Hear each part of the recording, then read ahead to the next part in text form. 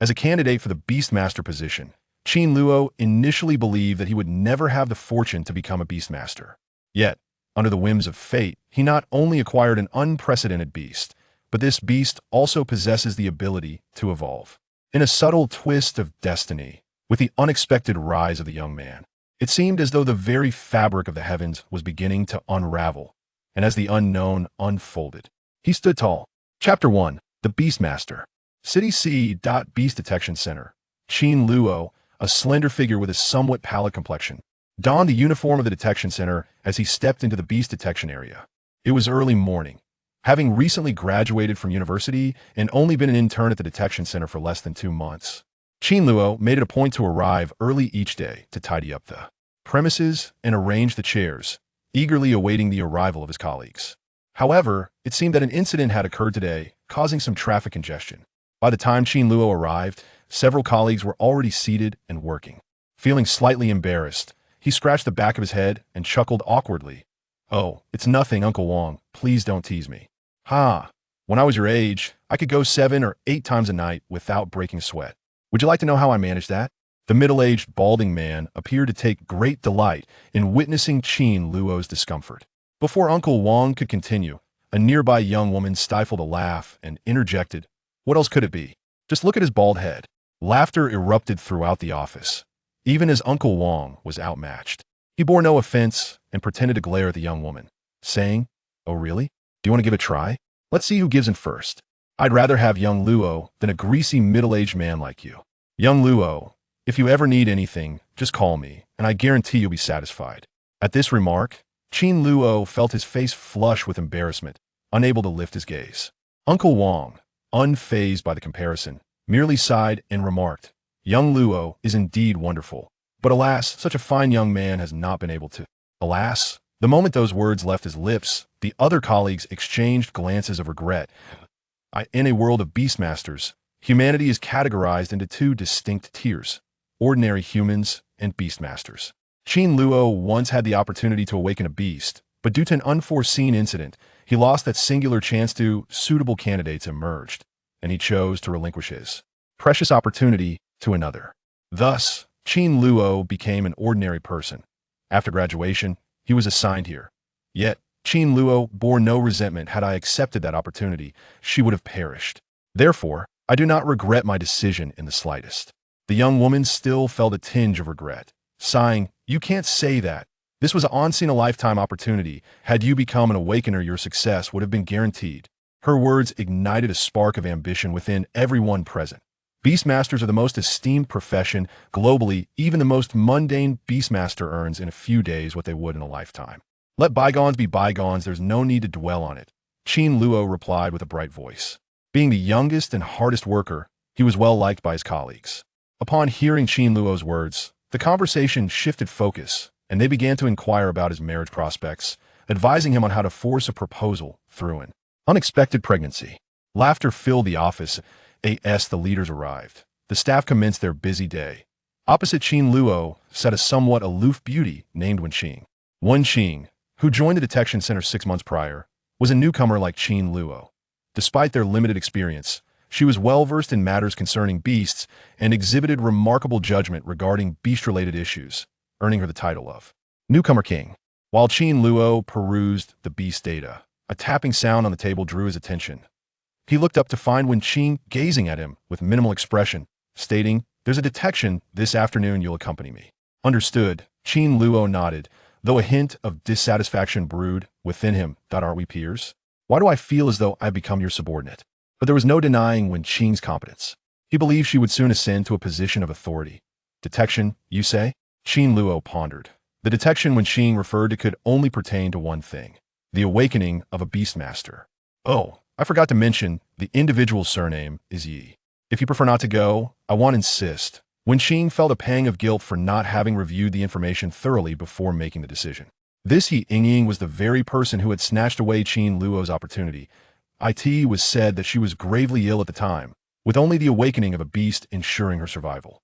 Yet, Qin Luo had been the priority candidate. Had he declined at that moment, Yi Ying would have had no chance to awaken. "It's all right," Qin Luo smiled, saying nothing further. Did he wish to avoid going? Not by any means. The world whispered that had he awakened, the beast he would have summoned would undoubtedly be powerful. Yet, the reality was less grandiose. At that time, Qin Luo sensed that the beast within him was reluctant to emerge, and fortuitously, he encountered someone who desperately needed the opportunity, so he simply chose to facilitate her awakening. Of course, there were regrets. Yet, regardless of how one viewed it, the past was immutable. Ying. It has been over half a year. She should have summoned her beast by now. I wonder what level it is. Qin Luo mused, a twinge of curiosity stirring within him. Though his expression remained inscrutable, the level was unlikely to be low. Recent research had revealed troubling signs on Earth. The requirements for awakening beasts had diminished, and the success rates had soared. Earth appeared to be in turmoil. However, this was a concern that only the Beastmasters would grapple with. All he needed to do was bide his time. Await the awakening of the beast and the arrival of his second chance at 1 p.m. Typically, the hours between 12 p.m. and 2 p.m. were designated as break time. But with the detection to conduct, Qin Luo was obliged to work overtime after all. The time of a Beastmaster was invaluable. When Qin awaited him at the entrance, driving a vehicle from the detection center. You're somewhat acquainted with her. There are a few things I need to inform you in advance. Ying has been injured. She was attacked 3 days ago, and our visit today is primarily to assess her injuries. Qin Luo was momentarily taken aback. Only Beastmasters could inflict harm upon one another. We'll only be investigating the type of beast responsible for the attack, but I suspect the process will not be entirely smooth. When Qin's expression shifted slightly, growing serious. Ying was a headstrong individual. After sustaining her injuries, the first thing she would want to do upon regaining consciousness would be to seek vengeance, yet she had refrained from speaking about her assailant. Thus, they had to deploy detection personnel to analyze her injuries and identify the perpetrator. This marks the 7th attack this month. Qin Luo's gaze flickered.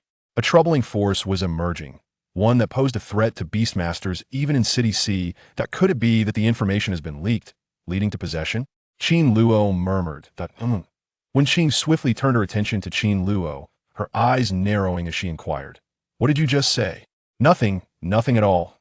Qin Luo swiftly shook his head. The affairs of Beast Tamers were beyond the realm of ordinary individuals, and at present, these were merely his conjectures. Then let us set off. When Qin preferred to refrain from elaborating further, the journey was enveloped in an eerie silence. When Qin possessed undeniable beauty, with porcelain skin and a star-like oval face. It was rumored that she hailed from a well-to-do family, undoubtedly embodying the archetype of a privileged socialite. Yet, she exuded an aura of coldness. Her demeanor remained frosty towards everyone without exception. Overwhelmed by the almost palpable chill in the air, Qin Luo decided to close his eyes and take a brief respite. Chapter 2. Breaking the Limits. Currently, Ying is recuperating at home. The local authorities have thoughtfully arranged for bodyguards. As she walks towards the villa, she is flanked by armed guards, and Qin Luo even observes a guard at the entrance clutching a deep black rifle, exuding an aura of cold metal. 7 guards brandishing B-43 rifles and 2 snipers lurking in the shadows. If I were to launch an attack on Ying at this moment, the thought flickers in Qin Luo's mind. He recalls that although Ying is injured, she is, after all, a Beastmaster, even in a surprise attack. She should have enough time to delay until help arrives. If he himself might struggle to accomplish such a feat, it is reasonable to assume that an ordinary Beastmaster would fare no better. Thus, Ying should be safe in this place. However, the ability to injure a Beastmaster is certainly not possessed by an ordinary individual. Qin Luo finds himself at an impasse, lacking information about the assailant. "Come in." The guard ushers Qin to the entrance. Qin Luo follows closely behind. Upon entering the villa, he is greeted by an ambience of opulence. The decor is bright and luxurious, yet conveys a chilling emptiness. The furnishings are sparse, a dining table, a solitary stool, and the rest is merely a vast expanse, with lavish tiles reflecting the enormous ceiling above. Qin Luo's own home spans over 130 square meters, but in comparison to this place, the disparity is staggering, especially considering its prime location in the city center. It is no wonder that many aspire to become Beastmasters. The wealth is indeed substantial, Qin Luo muses. As usual, he follows Qin, carrying various instruments towards the examination room. However, upon reaching the staircase, a fleeting glance reveals a figure across the window, someone clad in a black uniform, wielding a deep black rifle. His appearance is unremarkable, indistinguishable from any passerby on the street. The 10th person. Qin Luo's heart races. Something is amiss. Upon arriving at the villa, he had discerned the number of occupants through his dormant Beastmaster senses. There were only 9 guards. This could not be mistaken. An assailant. Qin Luo harbors a suspicion, yet maintains a calm demeanor, concealing his thoughts. The assailant must undoubtedly be a Beastmaster. This is beyond question. Should a confrontation ensue, what will happen to Wen Qing? What can be done? If time permitted, Qin Luo would have wished to contact the police department to dispatch reinforcements. Yet time is of the essence. The intruder has evidently infiltrated among the guards with the intent to breach the villa. They are merely a floor away from confrontation. With a silent sigh, Qin Luo follows Wen Qing up the stairs, his footsteps measured and unhurried. He discreetly opens his phone and sends out an alert. Once this task is accomplished, he maintains an unruffled expression as he gazes towards a room down the corridor, where 4 guards stand. The door adorned with 2 green talismans. These are Beastmaster talismans capable of offering some protection. They should hold for a moment. Soon, he notices the seemingly ordinary guard ascending the stairs step by step. As the light gradually illuminates his face, a sinister grin begins to emerge. Beep beep. The police department's phone line buzzes with a busy signal. The man hangs up, his composed voice tinged with gravity as he states, "The guards responsible for D-37 Beastmasters have lost contact." Though his voice is low, it resonates throughout the entire department. "I have reached the nearest Beastmaster. C-49 is on their way." The young customer service representative replies, "For the sake of management, Beastmasters are categorized from G to S based on their levels. D-37 represents the 37th ranked D-Class Beastmaster. With a C-Class Beastmaster, the situation should be manageable. Let us hope they arrive in time." The man's tone carries a chill. Each registered Beastmaster is a treasure, yet now, these treasures face imminent peril. In the villa, Yi Yingying, slender and adorned with dark, slightly curled hair cascading to her legs, has blood trickling from the corner of her mouth. Behind her, in the shadow she casts, looms a creature with the head of a goat and the body of a serpent, menacingly eyeing the individuals before her. It is evident that Yi Yingying's shadow is intertwined with that of the monstrous being. The corridor, marred by destruction, bears the scattered bodies of several guards. Opposite them stands a man dressed in guard attire, his gaze sharp. Under his scrutiny, Yi Yingying feels as if she is being watched by a viper. And extending from the man's shadow is a minotaur-like creature brandishing a trident. "If you weren't injured, I might have had to exert some effort to subdue you. Alas, in your current state, you can hardly muster even 30% of your strength, can you? So what?" Yi Yingying retorts, and in the next moment, she channels all her strength to hurl a stone towards the man. The stone strikes the corridor wall, leaving a deep gouge, spinning at an extraordinary speed as it hurtles forth. Despite the corridor being adorned with luxurious tiles, they are of high quality, and the impact could hardly be attributed to a delicate woman. This is the essence of a Beastmaster. Not only do they possess ancient beasts that resonate with their shadows, but they also receive enhancements upon awakening, elevating their physical capabilities across the board. "Huh, you can utilize such tactics?" The man scoffs. Despite his unremarkable appearance, he was once a mercenary feared by many, until an injury in a battle led him to believe he would be rendered a cripple for life. Yet, he refused to succumb to despair. He poured decades of savings into a bid for awakening as a Beastmaster and succeeded. After becoming a Beastmaster, he amassed considerable wealth, but he gradually discovered that money held little meaning for him. He became enamored with the thrill of slaughter, especially when battling fellow Beastmasters. The adrenaline of life and death is undeniably captivating. "Can you not provide me with a morsel of entertainment?" The minotaur-like creature raises its trident. The man observes silently. He is wholly unsatisfied with his current prey, a D-Class Beastmaster, no less, and a wounded woman at that. "You are far too weak." The man disdainfully watches as his Beastmaster effortlessly shatters the stone, then darts towards Yi Yingying at an alarming speed. Yi Yingying's eyes flicker with uncertainty, yet she quickly steels her resolve. Death is not to be feared. She has matters far more significant than mere survival to attend to. If she cannot overcome this hurdle, she will never be able to face that person. So be it. With unwavering determination, Yi Yingying resolves to either perish here or transcend her limits. The fingers of the serpent-headed creature behind her elongate into claw-like talons. "Break through the limits." The man shakes his head, sneering, "If it were anyone else, perhaps you could give it a try. Unfortunately, your opponent is me." With a thunderous crash, sharp fragments hurtle through the air, carving bloody lines across Yi Yingying's beautiful visage. Simultaneously, due to the backlash from her injured beast, she coughs up blood. Already wounded, Yi Yingying collapses to the ground. The minotaur-like creature speeds towards her along the wall. "Dad, Mom, little brother, I'm coming to join you." In despair, Yi Yingying feels her consciousness slipping into darkness. And in that moment, sigh. A heavy sigh escaped the lips of a young, frail figure, who stepped protectively in front of the unconscious Yi Yingying. June 13th, 2059. The battle that erupted in the city center yesterday felt like a distant dream. The city had returned to its former splendor, and no one seemed to care about the events that transpired at that villa. After attending to her hygiene at the hospital, Wen Qing returned to the ward and poured herself a glass of water. She waited for a moment. Chapter 3. Investigation. A woman, entirely enveloped in a gray trench coat, entered the room. Are you here to investigate the incident from yesterday? Wen Qing pondered thoughtfully. Just the day before, she had been attacked by a beastmaster at Yi Yingying's villa. Fortunately, Qin Luo had been there to embrace her, and they had crashed through the window, plummeting from the second floor. In her half-conscious state, she vaguely remembered Qin Luo guiding her to hide among the flowers. When she awoke, she found the woman in the trench coat facing away from her, while the villa lay in ruins, ravaged by some form of combat. If Yi Yingying were dead, it might not pose a significant issue, but the problem was that she had survived. This was the matter of concern for Lu Yan. Upon regaining consciousness, Yi Yingying recalled that she was no match for her assailant. She had already been in a dire situation before losing consciousness. Given the scene she encountered upon her arrival, it was evident that someone had intervened in a timely manner. The remnants of the battle indicated that the assailant possessed D-class strength. However, a more pressing issue emerged. There were only 2 traces of beastmasters present at the scene, one belonging to Yi Yingying's sheepsnake and the other to the attacker's trident-headed beast. This level of power clearly exceeded jurisdictional boundaries. Consequently, the burden of investigating this matter fell upon her shoulders. Considering the precarious situation Yi Yingying was in, it seemed highly probable that the attacker had been present on the scene. Thus, there were indeed leads to pursue. Please recount the events of that day in detail, she requested. Qin Luo had not reported to work today.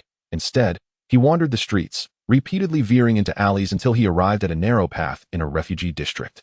He walked through the passage and stood before an iron gate that led to an area inaccessible to others. As he stepped inside, the space opened up before him. At the entrance lay numerous models of beasts, and the walls were adorned with an array of bizarre cold weapons. Qin Luo navigated the space with ease. Moments later, a figure clad in protective gear emerged, a petite woman. Luo, she greeted, her tone teasing. Qin Luo lowered his head awkwardly. You were quite daring, disregarding my warnings and engaging in battle with a beastmaster before awakening your own powers. So, did you manage to charm the lady? Her voice appeared congratulatory, but only Qin Luo could detect the underlying chill. Noticing his silence, she continued playfully. Oh my, has my hero lost his tongue? Surely, after all that effort, you must have shared the bed at least 7 or 8 times. I had no choice but to intervene, Qin Luo replied, glancing at Qin Luo. She gazed deeply into his eyes, her tone grave. Qin Luo, do you know why I am hiding here? It is because I have my own mission. Qin Luo's voice was cold, imbued with an icy timbre as she declared, I chose you that day because I saw justice in your heart. I believed you to be trustworthy. Our agreement was fair. I grant you the chance to awaken your beast once more, while you provide me with the necessary information for my investigation, all contingent upon your not revealing your strength prematurely. Yet, you have contravened our principles. Upon entering into their agreement, Qin Luo had insisted that Qin Luo swear never to expose his true capabilities. In other words, he must not reveal that he possessed the strength to rival that of a beastmaster before awakening his own.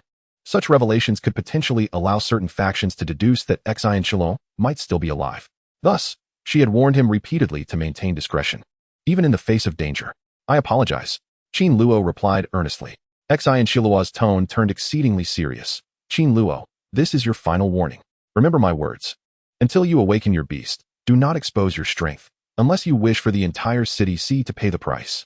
A shiver coursed through Qin Luo. He realized that Qin Luo's predicament was far more severe than he had imagined. She was a formidable being, hiding from pursuers due to her injuries and sensitive identity.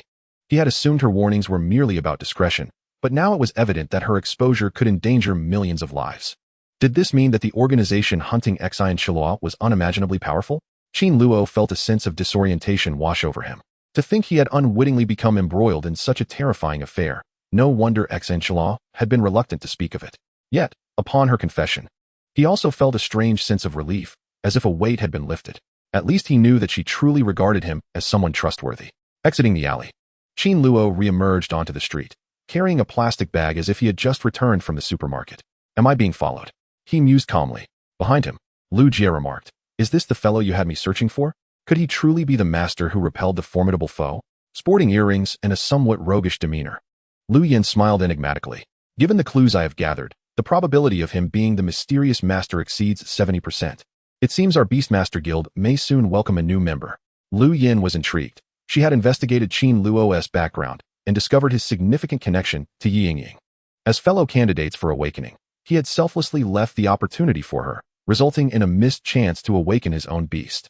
Consequently, this aligned with the evidence found at the scene, as it appeared the assailant had not utilized the powers of a beast. This did not imply that he had not used them at all. Rather, his beast had yet to fully awaken. Naturally, all of this was conjecture. Yet Qin Luo had no reason to deny it, for becoming a beastmaster was a dream cherished by many. With that thought, Lu Yin approached Qin Luo. Mr. Qin, I am Lu Yin from the Beastmaster Guild, code C49. I wish to discuss some matters with you. Would that be convenient? It seemed he had been discovered. Qin Luo remained silent, nodding in agreement as he followed Lu Yin. Were you not the mysterious figure? Had you already concealed yourself?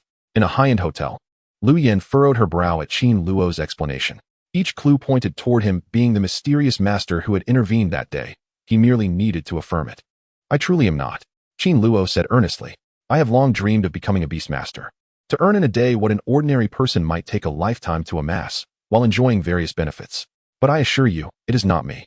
Yet, you were the only one capable of rescuing Ying at that moment. Lu Yin's brow knitted slightly. You are the only one who might conceal strength rivaling that of a beastmaster, and you are the only one with a valid reason for not utilizing your beast's powers.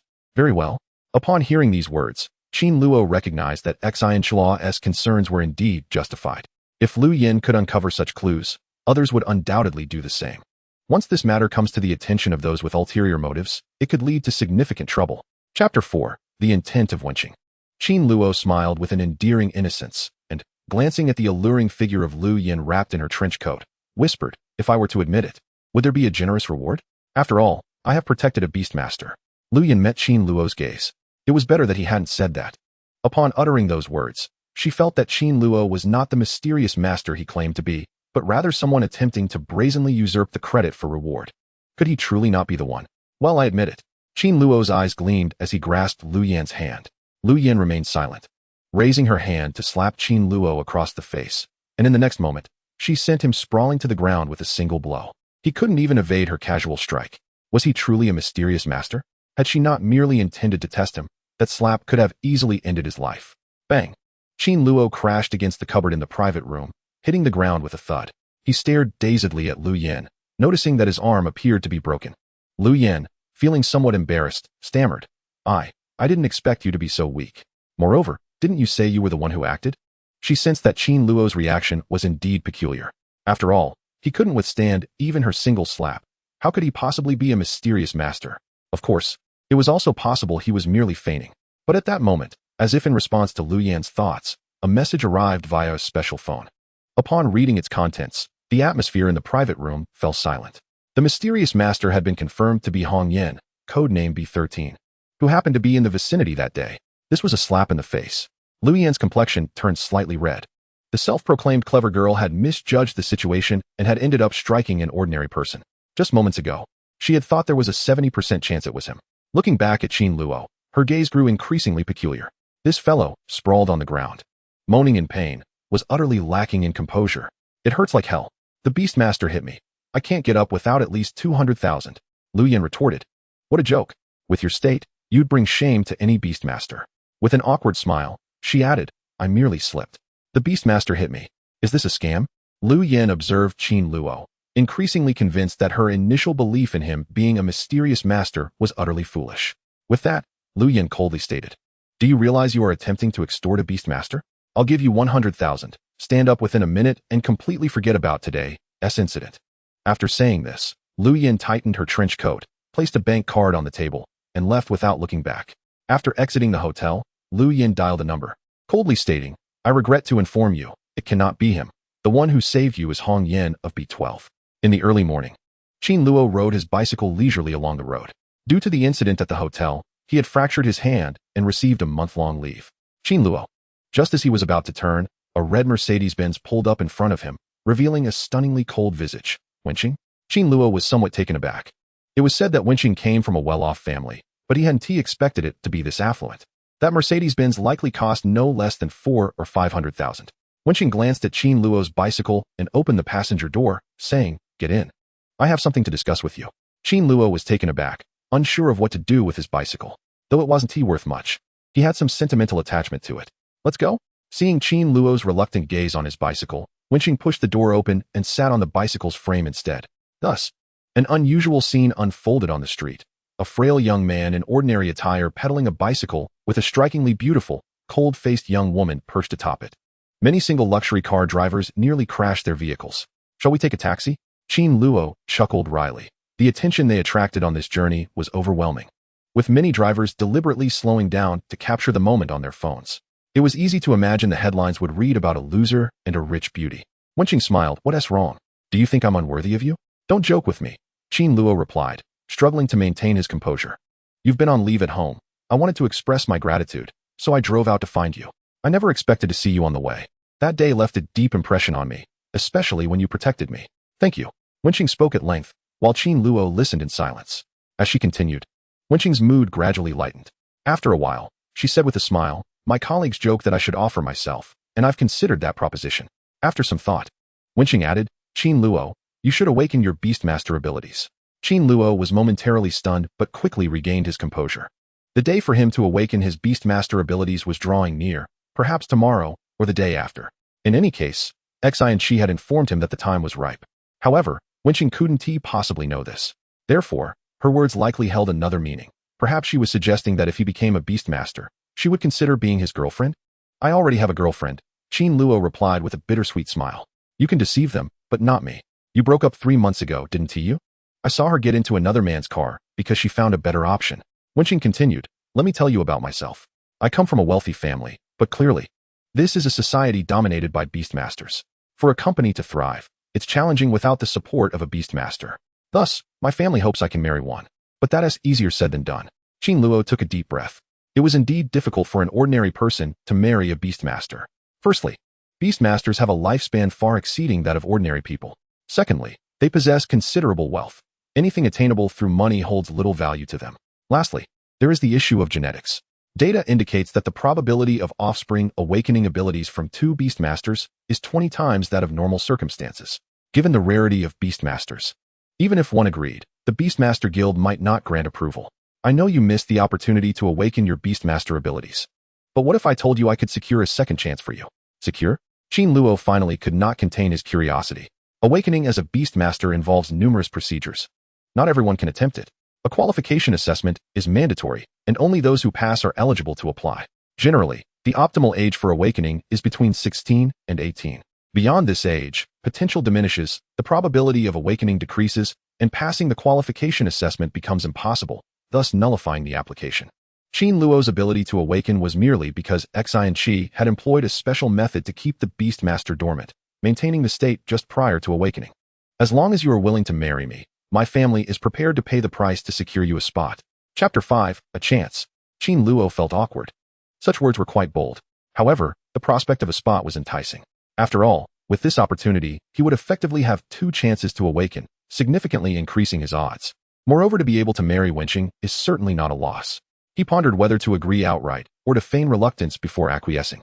Wenqing granted Qin Luo 3 days to contemplate his decision. When the time came, he would also have to face the scrutiny of his family. After all, the opportunity to awaken a beast companion comes at a significant cost, necessitating a thorough examination by the family. Concurrently, there were other obstacles to consider. Qin Luo was somewhat perplexed by these impediments, but upon witnessing Wenqing's enigmatic smile, the realization dawned upon him. It was indeed implausible for a distinguished heiress like her to lack suitors. Moreover, he was not the sole candidate vying for her affection. Simultaneously, others around them felt a flush of embarrassment. "According to the information you provided, this should be the bone plains of the Little Yellow Spring." Qin Luo blinked. There were not many formidable monsters on the bone plains, and the resources for evolution were scarce. Observing his surroundings, Qin Luo remarked, "There's no need to linger here. If anyone possesses a flying beast, summon it. If you lack a flying beast of your own, consider sharing one with another." With that, he turned back and realized that soon, the next university would likely arrive. The entries in the mysteries of the Little Yellow Spring were arranged according to university rankings. Jiangzhou University held the top position, followed by Wanshan University. How splendid! As soon as he finished speaking, Lin Ji-bai and the others immediately summoned their flying beasts, following Qin Luo as they soared into the distance.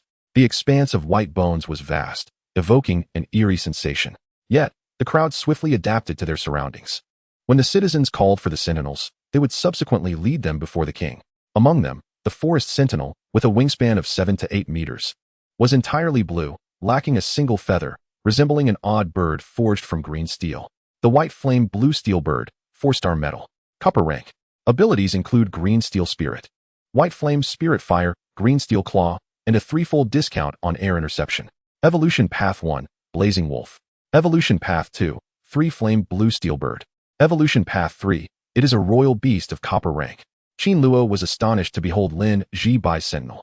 He was aware that Lin Zhibai was merely a second-year student. In just a few days, he would ascend further. With his current prowess, within a year, upon entering his senior year, he could very well become a copper medalist without difficulty. It was even plausible that he might achieve a silver medal before entering university. Akin to the character in Nocturne, Qin Luo then cast a glance at the sentinels of the others.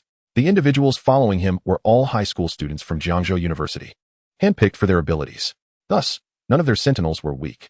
The lowest quality among them was black iron, rated at 3 stars, with some boasting 4-star black iron sentinels, and even a few possessing 5-star black iron beast companions.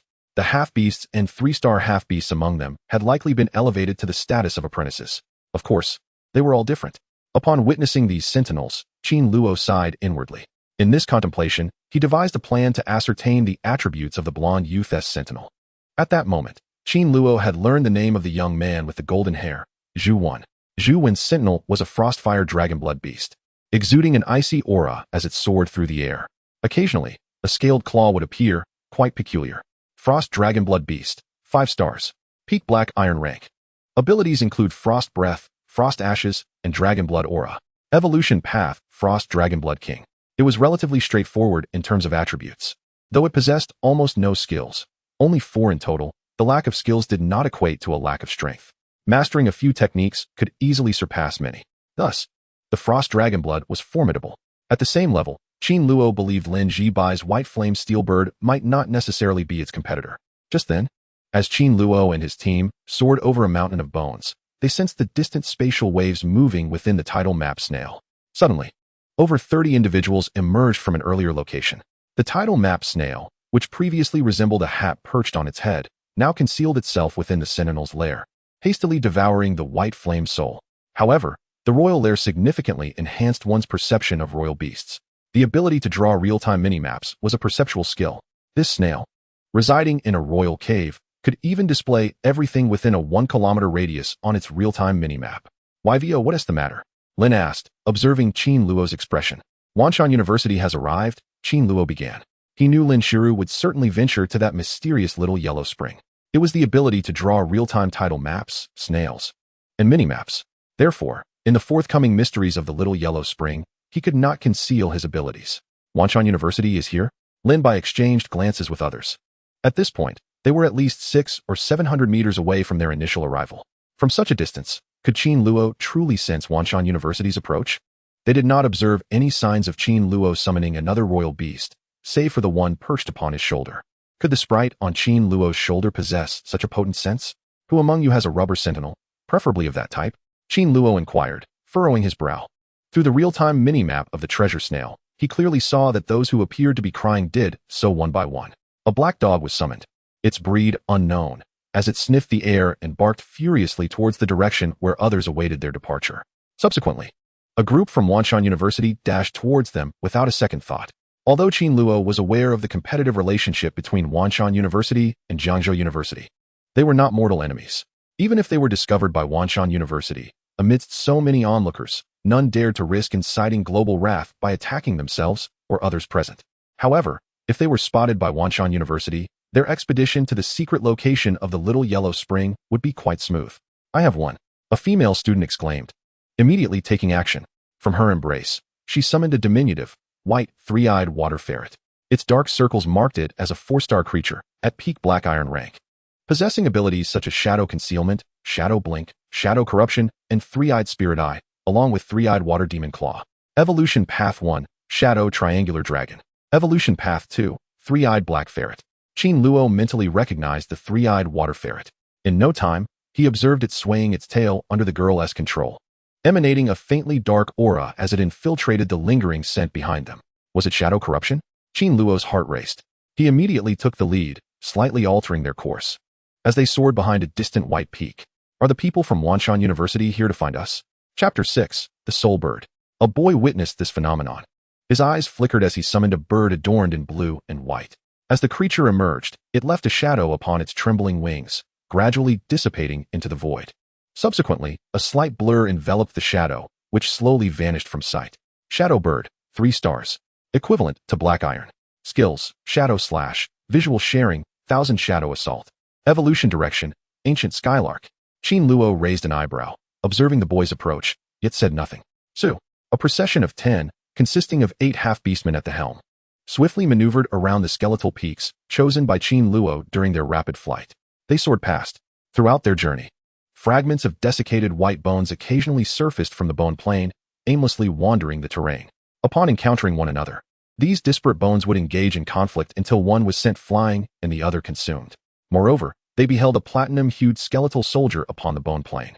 This gaunt warrior exhibited swifter movement and greater strength, yet posed no threat to them. Woof! Just 700 or 800 meters away, over 30 individuals from Wanshan University hastened towards the location they had previously visited. As the black dog arrived, it barked and sniffed. However, this time, there was no trace of Qin Luo and his companions. These little creatures, they are remarkable.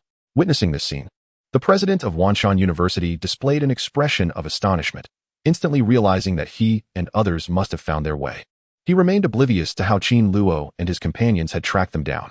Meow. At that moment, a student from Wanshan Academy, cradling a peculiar black cat, seemed to notice something. Suddenly, a green light flickered in his eyes as he gazed into the distant void. With a swift motion, he shouted, and the green light illuminated the concealed shadows of 1,000 soul birds hidden in the emptiness. In the blink of an eye, they melted away. Why is it this little thing? Gazing upon the myriad of shadowy birds, the students of Wanshan University were taken aback, feeling as though they had gained control over the situation. Let us depart. We cannot locate the Jiangzhou lad for now, so we shall not pursue him. In response, a rather pale figure spoke up. I believe our plans may need to be altered. If we unite our efforts over the course of 3 days, how much evolution resources might we acquire? Kangzhou no longer poses a threat to us, thus I suggest we divide our forces. Part ways? The young Su Feng raised an eyebrow at the suggestion. Very well, since Luo Qing wishes to collaborate with me tonight, let us do so. Xiaoyu, what is the matter? From a distance of 700 or 800 meters, the Wanshan Academy members detected the shadow left by the 1,000 shadow birds, swiftly dissolving it. Upon witnessing this, Xiaoyu's expression shifted. Manshan, they are right behind us. Xiao Wendong inhaled deeply, then glanced at Qin Luo, ultimately directing a meaningful look towards him. At such a distance, every action from Wanshan University could be discerned. Even those affiliated with Wanshan University had not noticed anything amiss. Even those paying attention to Qin Luo remained unaware of his methods, shrouded in an air of mystery. Is Wanshan University truly here? Upon hearing Xiao Wendong's words, the others turned their gaze towards Qin Luo. At this proximity, the Evenki could also sense the pursuit of Wanshan University, filling his heart with admiration. Lin Shuhua finally understood that her decision to have them follow Qin Luo was indeed well-founded. Not to mention Qin Luo's other abilities, merely his formidable perception was sufficient. In such a secretive locale, one's acute perceptual capabilities surpassed all else, especially considering their team was evidently weaker than those from other universities. Evo, where shall we venture next? Lin Shuhua inquired of Qin Luo. Based on the information you provided me yesterday, we shall commence our search at the site where shadows congregate. For it is typically the dwelling of potent shadows. Qin Luo began, several years ago, the platinum-grade Millennium Souls discarded by various universities can also be found there. I must acquire one of them first. Upon hearing Qin Luo's words, the group remained unfazed, swiftly trailing behind him as they soared towards the bone plain. Acquiring a Millennium-grade battle orb was Qin Luo's primary objective for entering the Little Yellow Spring. Aside from that, all other matters were set aside. According to Lin Jibai, the Millennium-grade Platinum battle orbs were a closely guarded secret among the major universities, specifically cast into the Little Yellow Spring years ago. The aim was to draw in more pure Yin energy from the spatial rifts of the Little Yellow Spring, thereby freeing up space for additional evolution resources and more underworld creatures. However, only a limited number of 3,000-year Platinum orbs had been cast into the Little Yellow Spring by the universities. The Bone region ranked lowest in the entirety of the Little Yellow Spring, serving as a gathering place for Yin energy. Nevertheless, its quantity was scarce and its scale modest. As they continued their ascent, the view stretched infinitely, revealing several such locations. At the intersection of bone clouds, a mere thin veil of mist lingered. Within the haze, The active bones were those of soldiers still warm from battle, as well as the remains of formidable warriors. Both were markedly more pronounced than others. The title chart snail possessed the ability to seek treasure. From a distance, it could sense that such locations concealed a plethora of talents and riches. Yet, Qin Luo chose not to engage in such pursuits, opting instead to remain amidst the crowd. Along the way, Qin Luo contemplated whether the title chart snail had absorbed the experience following its consumption of the first white flame spirit. Its speed in devouring the second white flame spirit was markedly swifter than that of the first. Under these circumstances, it was likely that within 3 days, the title chart snail would evolve into bronze. Bringing a bronze statue into the secret world was not beyond the realm of possibility. Was this endeavor too simplistic? As Qin Luo ascended higher, Yi Ji-bai and the others grew increasingly tense, exchanging glances. Prior to entering the secret world of the Little Yellow Spring, their teacher had repeatedly cautioned them about the potential dangers they might encounter. Yet, here they were, following Qin Luo, turning east, then south. Surprisingly, it was not until they had distanced themselves from the white-finned porpoise that they found themselves in peril. This was evidently improbable. When they flew independently, they caught sight of 2 squads of gaunt soldiers wandering the area. The army of desiccated bones was surely led by skeletal commanders. Approximately 20 minutes later, they finally soared beyond the bone plain, entering the undulating heart of the mountains. From somewhere within the mountain range, a murky yellow river surged from afar, flowing directly into the bone plain, where it was ultimately consumed by the vast expanse of the bone plain. Beneath this emaciated plain lies a concealed, dark river, or perhaps a peculiar lake hidden beneath the expanse of bones. Suddenly, an explosion. Qin Luo and his companions have just emerged from the bone-strewn plain, and behind them, a gaunt creature, formed from countless skeletal remains, staggers into view. Chapter 7. A chaotic heap of bones. It rises, immediately fixating its hollow, fiery gaze upon the departing Qin Luo and his companions. Yet, it does not emerge from the bones themselves. Rather, it simply stares. Could these bones have come into existence so swiftly? Qin Luo, beside the yellow-haired figure, observes as its eyes pierce through the skeletal remains, frost-like ashes swirling around it, exuding a faint chill reminiscent of the dragon blood martial art. In an instant, the bones within it become rigid with frost, causing its skeletal form to crack into countless fissures. It is obliterated in an instant, accompanied by the dim winds of the underworld. A mysterious crystalline realm drifts through the air.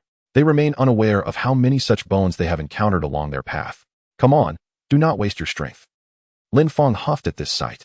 Zhu Ma, beaming with a smile, quickly caught up with Qin Luo and the others.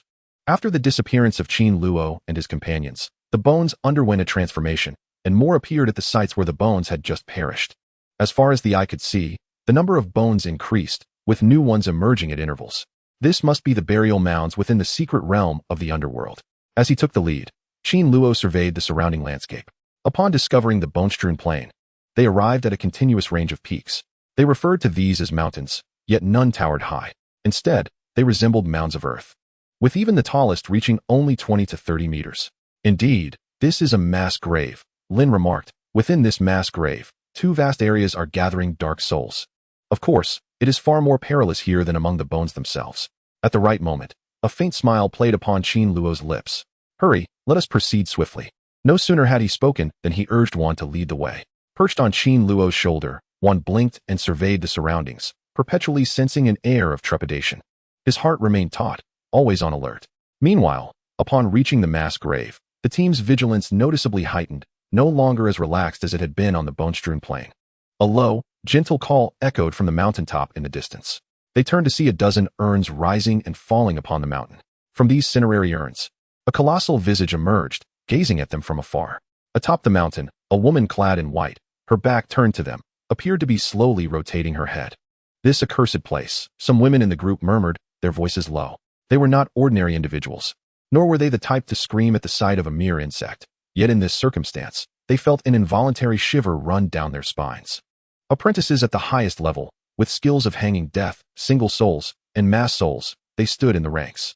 Qin Luo spent considerable time observing the urns, discerning their attributes.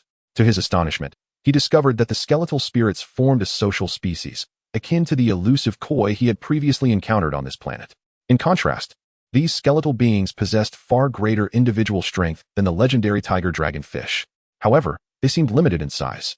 Typically, a group of several skeletal sprites would assemble as a team. Let us delve deeper and not disturb them. Curiosity piqued, Qin Luo turned his attention away from these entities and, alongside Lin Fong and the others, ventured deeper into the mountains.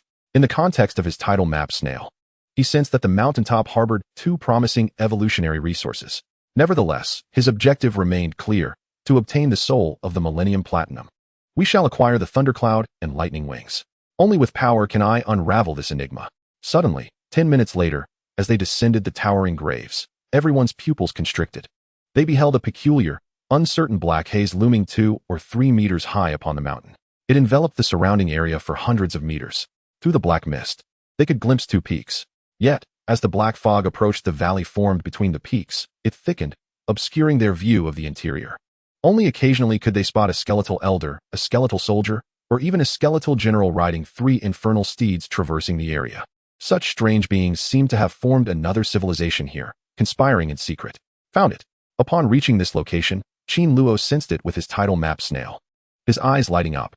The others could not discern what lay within the dense fog, but for him, aided by his tidal map snail, he glimpsed the unfolding events. Qin Luo felt both astonished and delighted. This was one of the places he had been searching for, where shadows converged. In his perception, at the valley's end, flanked by the 2 small peaks, stood an unusually dark tree, towering at over 10 meters high. Presently, the essence of the ancient altar gathered below. A gaunt white soldier, even a skeletal general, congregated there, seemingly worshipping this tree in various strange manners. Within the twisted form of the tree, the visage of an elderly man faintly emerged. Qin Luo, studying it through a small real-time map, soon shifted his gaze to the black orb within the tree's mouth. What a coincidence, Qin Luo mused. He immediately recognized the black orb on the tree as the soul of the Millennium Platinum War Pearl. Within the entire underworld mystery, there existed only 3,000-year-old Platinum War Pearls. Yet, within the secret realm of the underworld, no fewer than 20 locations gathered substantial dark energy. He had traveled great distances to arrive here, fortuitously finding this treasure, akin to the property of an emperor of Europe, truly invincible luck. Where did this tree originate? Qin Luo stood outside the valley, his gaze focused ahead. Soon, beneath the thick black mist, a colossal, indistinct silhouette came into view. Upon seeing the immense shadow, Qin Luo made a mental note and consulted the Sentry editor to confirm its attributes. Tomb Raider, 4 stars. Equivalent to medium brass. Abilities, 1 Yin Tomb. Capable of condensing pure Yin and accelerating the life cycle of the Yin Tomb, absorbing substantial Yin life, slightly enhancing its own quality. 2. Soul Sacrifice. Allowing the Tomb Raider to absorb the power of other beings that worship it, hastening the process. Long-term worship of the ancient tomb tree can transform into followers of the ancient tomb. The entourage accompanying the ancient tomb is entirely under the control of its members. When one of them is injured, they may sacrifice another to facilitate recovery. Skill 3. Tomb Raider. The Tomb Raider possesses the ability to snap branches and summon lesser Tomb Raiders of a lower tier.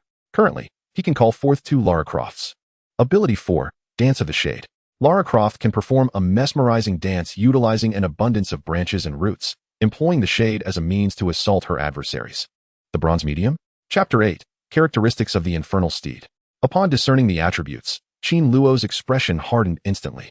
According to the information relayed by Lin Fong yesterday, only 2 years remain until the final seal of the Little Yellow Springs. Within a span of no more than 2 years, the monstrous entities of the Black Race have ascended to a lower bronze tier. However, in the tomb he previously encountered, the tree god has evidently reached the mid-tier of bronze. Its quality is commendable, boasting a 4-star rating. Coupled with the multitude of other shadow creatures congregating in the valley, seizing the Millennium Platinum War Pearl from it would prove to be no trifling task.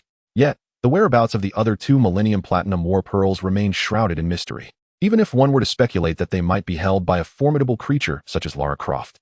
Qin Luo is acutely aware that confronting her within the ranks of his team would not be a simple endeavor. He must devise a strategy to surmount this challenge. Evo, can you sense what transpires here? Lin Jibai inquired from the side. Throughout their journey, he and the others have developed a profound admiration for Qin Luo. I can. Qin Luo nodded. My Millennium Platinum soul resides here, but this place is occupied by a mid-tier bronze tomb corpse, along with numerous other netherworld creatures. If we are to claim this territory, we must employ a strategy of division and conquest. Is there any other bronze-tier soul in this valley aside from the mid-tier tomb corpse? Upon hearing this, Lin Fong and the others immediately adopted a respectful demeanor. Indeed, Qin Luo surveyed the red dots on the real-time map of the tidal gem snail, noting that aside from the tomb, which tree, 2 lesser bronze shadows also inhabit this valley. As for the spirits of Black Iron Peak, There are 7. Hiss. Upon hearing Qin Luo's words, Lin Fong and the others inhaled sharply. If they, like other academies, dispatch second-year students to school, that might be acceptable. However, merely due to their presence, it would be exceedingly arduous to vanquish the thoughts of the valley and the tomb corpse. Under these circumstances, they would be utterly incapable of forcing their way through the valley. Evo, what can you do? Lin Fong turned to Qin Luo. We have no alternative means to seize this valley other than luring out and eliminating the other spirits within, severing the wings of the tomb corpse. Qin Luo fixed his gaze on the path ahead. Let us proceed. Lara Croft is a tree spirit. Typically, tree spirits are hindered by their sluggish movements. Sooner or later, we shall engage. Lin Fong took a deep breath, gesturing with his hand to release the second beast. Simultaneously, the others prepared to summon their respective sentinels. Qin Luo cast a glance at the second royal beast with white eyes. The second royal beast that found Lin Fong was an enormous bear, standing 5 meters tall, a 4-star creature of the Black Iron tier. Abilities: Bear, Celestial Guardian, Earth Spirit. Evolution Path 1, Earth Bear. Evolution Path 2, Earth Spirit Bear. Qin Luo felt a twinge of apprehension regarding the nature of this Earth creature bear. This 4-star Black Iron Sentinel, possessing only 3 skills, was the first of its kind he had encountered. Nevertheless, it was foreseeable that the capabilities of the Earth variant, or any of the 3 abilities, could be formidable. Meanwhile, he glanced at the second royal beast summoned by Zhu Min. This second royal beast was a colossal black serpent, coiled upon the ground, stretching over a dozen meters in length. Its entire body was adorned with gleaming scales, exuding an air of majesty rather than malevolence. The black water serpent was a 4-star creature of the Black Iron tier. Skills: Serpent, Serpent, Black Water Elemental, Black Water Serpent Array. Evolution Path 1, Black Water Demon Serpent King. Evolution Path 2, Black Water Serpent Affliction. I hope these creatures are sufficiently powerful. Qin Luo surveyed the surroundings, and in the blink of an eye, the 9 individuals present had observed all the characteristics of their sentinels. Deep in thought, he turned to a girl not far away and said, Yang Ling, utilize your sentinel to shield everyone. With our numbers, the ancient tomb may hesitate to deploy its forces. Yang Ling was taken aback by this statement. She was uncertain how Qin Luo knew that her sentinel possessed such capabilities. Yet she did not hesitate. She promptly commanded her royal beast, the illusory fox, to swiftly create an illusion centered around the populace. This illusion bore no impact on Qin Luo and his companions. However, from an external perspective, those lacking strong perceptions or spiritual vision would see nothing but boundless emptiness. Small local network. Qin Luo glanced back at Xiao Wan, catching Yang Ling's eye. All right. Xiao Wan immediately grasped Qin Luo's intent. With a flick of her petite hand, 3 seeds fell to the ground, blinking before rapidly transforming into 3 5-meter-tall Goldwood Guardians. This diminutive sprite possessed such capabilities? Witnessing this scene, Lin Fong and the others were momentarily stunned, especially when they observed that all 3 summoned guardians were of the same caliber as Huan Gong. They became increasingly emotional. They were left wondering where Qin Luo had acquired the ability to contract with such a superlative sprite. In an instant, both men and women gazed enviously at Qin Luo. Mother! In the next moment, before the crowd's eyes, one of the spears wielded by the Goldwood Guardians soared out of sight. It was drawn from the Guardian's back, and with a vigorous throw, it was hurled toward the gaunt soldier barely visible at the valley's end. In an instant, the sentinel's spear traversed over 200 to 300 meters, striking the emaciated soldier with pinpoint accuracy. In a heartbeat, the skeletal figure shivered, and the entire entity crumbled into a heap of bones scattered across the ground. Roar! Just as these skeletal soldiers were on the verge of collapse, a sudden roar erupted from the other end of the valley. A gaunt general mounted on 3 infernal steeds charged forth, accompanied by a throng of skeletal soldiers, intent on slaughtering the Goldwood Guardians. Su! The silent sentinels, witnessing the general's advance, tightened their grips and launched 3 spears in quick succession. In the blink of an eye, the 3 spears felled 3 of the dying soldiers under the general's command. These skeletal soldiers were predominantly of apprentice level, with only a few achieving the Black Iron tier, and their quality was exceedingly poor. Slaying these skeletal soldiers was akin to a Goldwood Guardian dispatching chicks of the same caliber as Xiao Wan. Each shot was guaranteed to find its mark. After the Goldwood Guardians felled 3 lifeless soldiers, upon seeing the gaunt general charging toward them atop his infernal steeds, they turned to flee. Fantasy unfurls within the realm of imagination, as each individual witnesses the extraordinary scene, their eyes wide with astonishment. They marvel at the singular might of Qin Luo, the summoner of monsters, whose power is reminiscent of that possessed by an ordinary 3-star royal beast. The skeletal general boasts a 2-star rating, categorized as a copper tier. His skills include bone manipulation, soul devour, damage reduction, firearm mastery, and spiritual energy. The hellish 3 horses are rated 3 stars, classified as Black Iron tier, with abilities such as Charge, Fire Breath, and Hellfire. In an instant, Qin Luo discerns the features of the emaciated general and the 3 hellish horses beneath him. Chapter 9. The Demon Bear. As for the 2 or 3 dozen soldiers who followed the withered general out of the valley, he paid them no mind. Given the tense situation, his focus lay on the prominent figures and their abilities rather than their destination. Lin Feng Zhuma, will you unleash your respective earth spirits and Blackwater Serpent in battle, potentially sealing the fate of the withered general? After identifying the skeletal general, Qin Luo turned and dashed into the forest, consulting Bai and Zhu.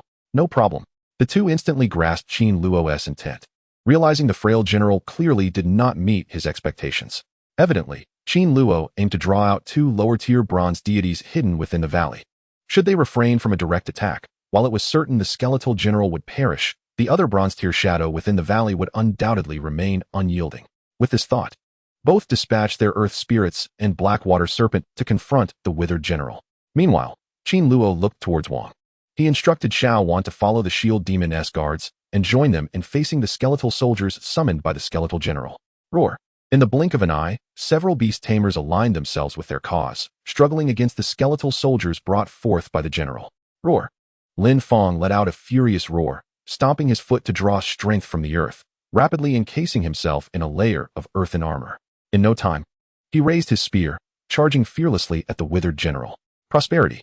In an instant, the skeletal general commanded his 3 hellish horses to charge at the earth demon bear. A single spear pierced the throat of the earth demon bear.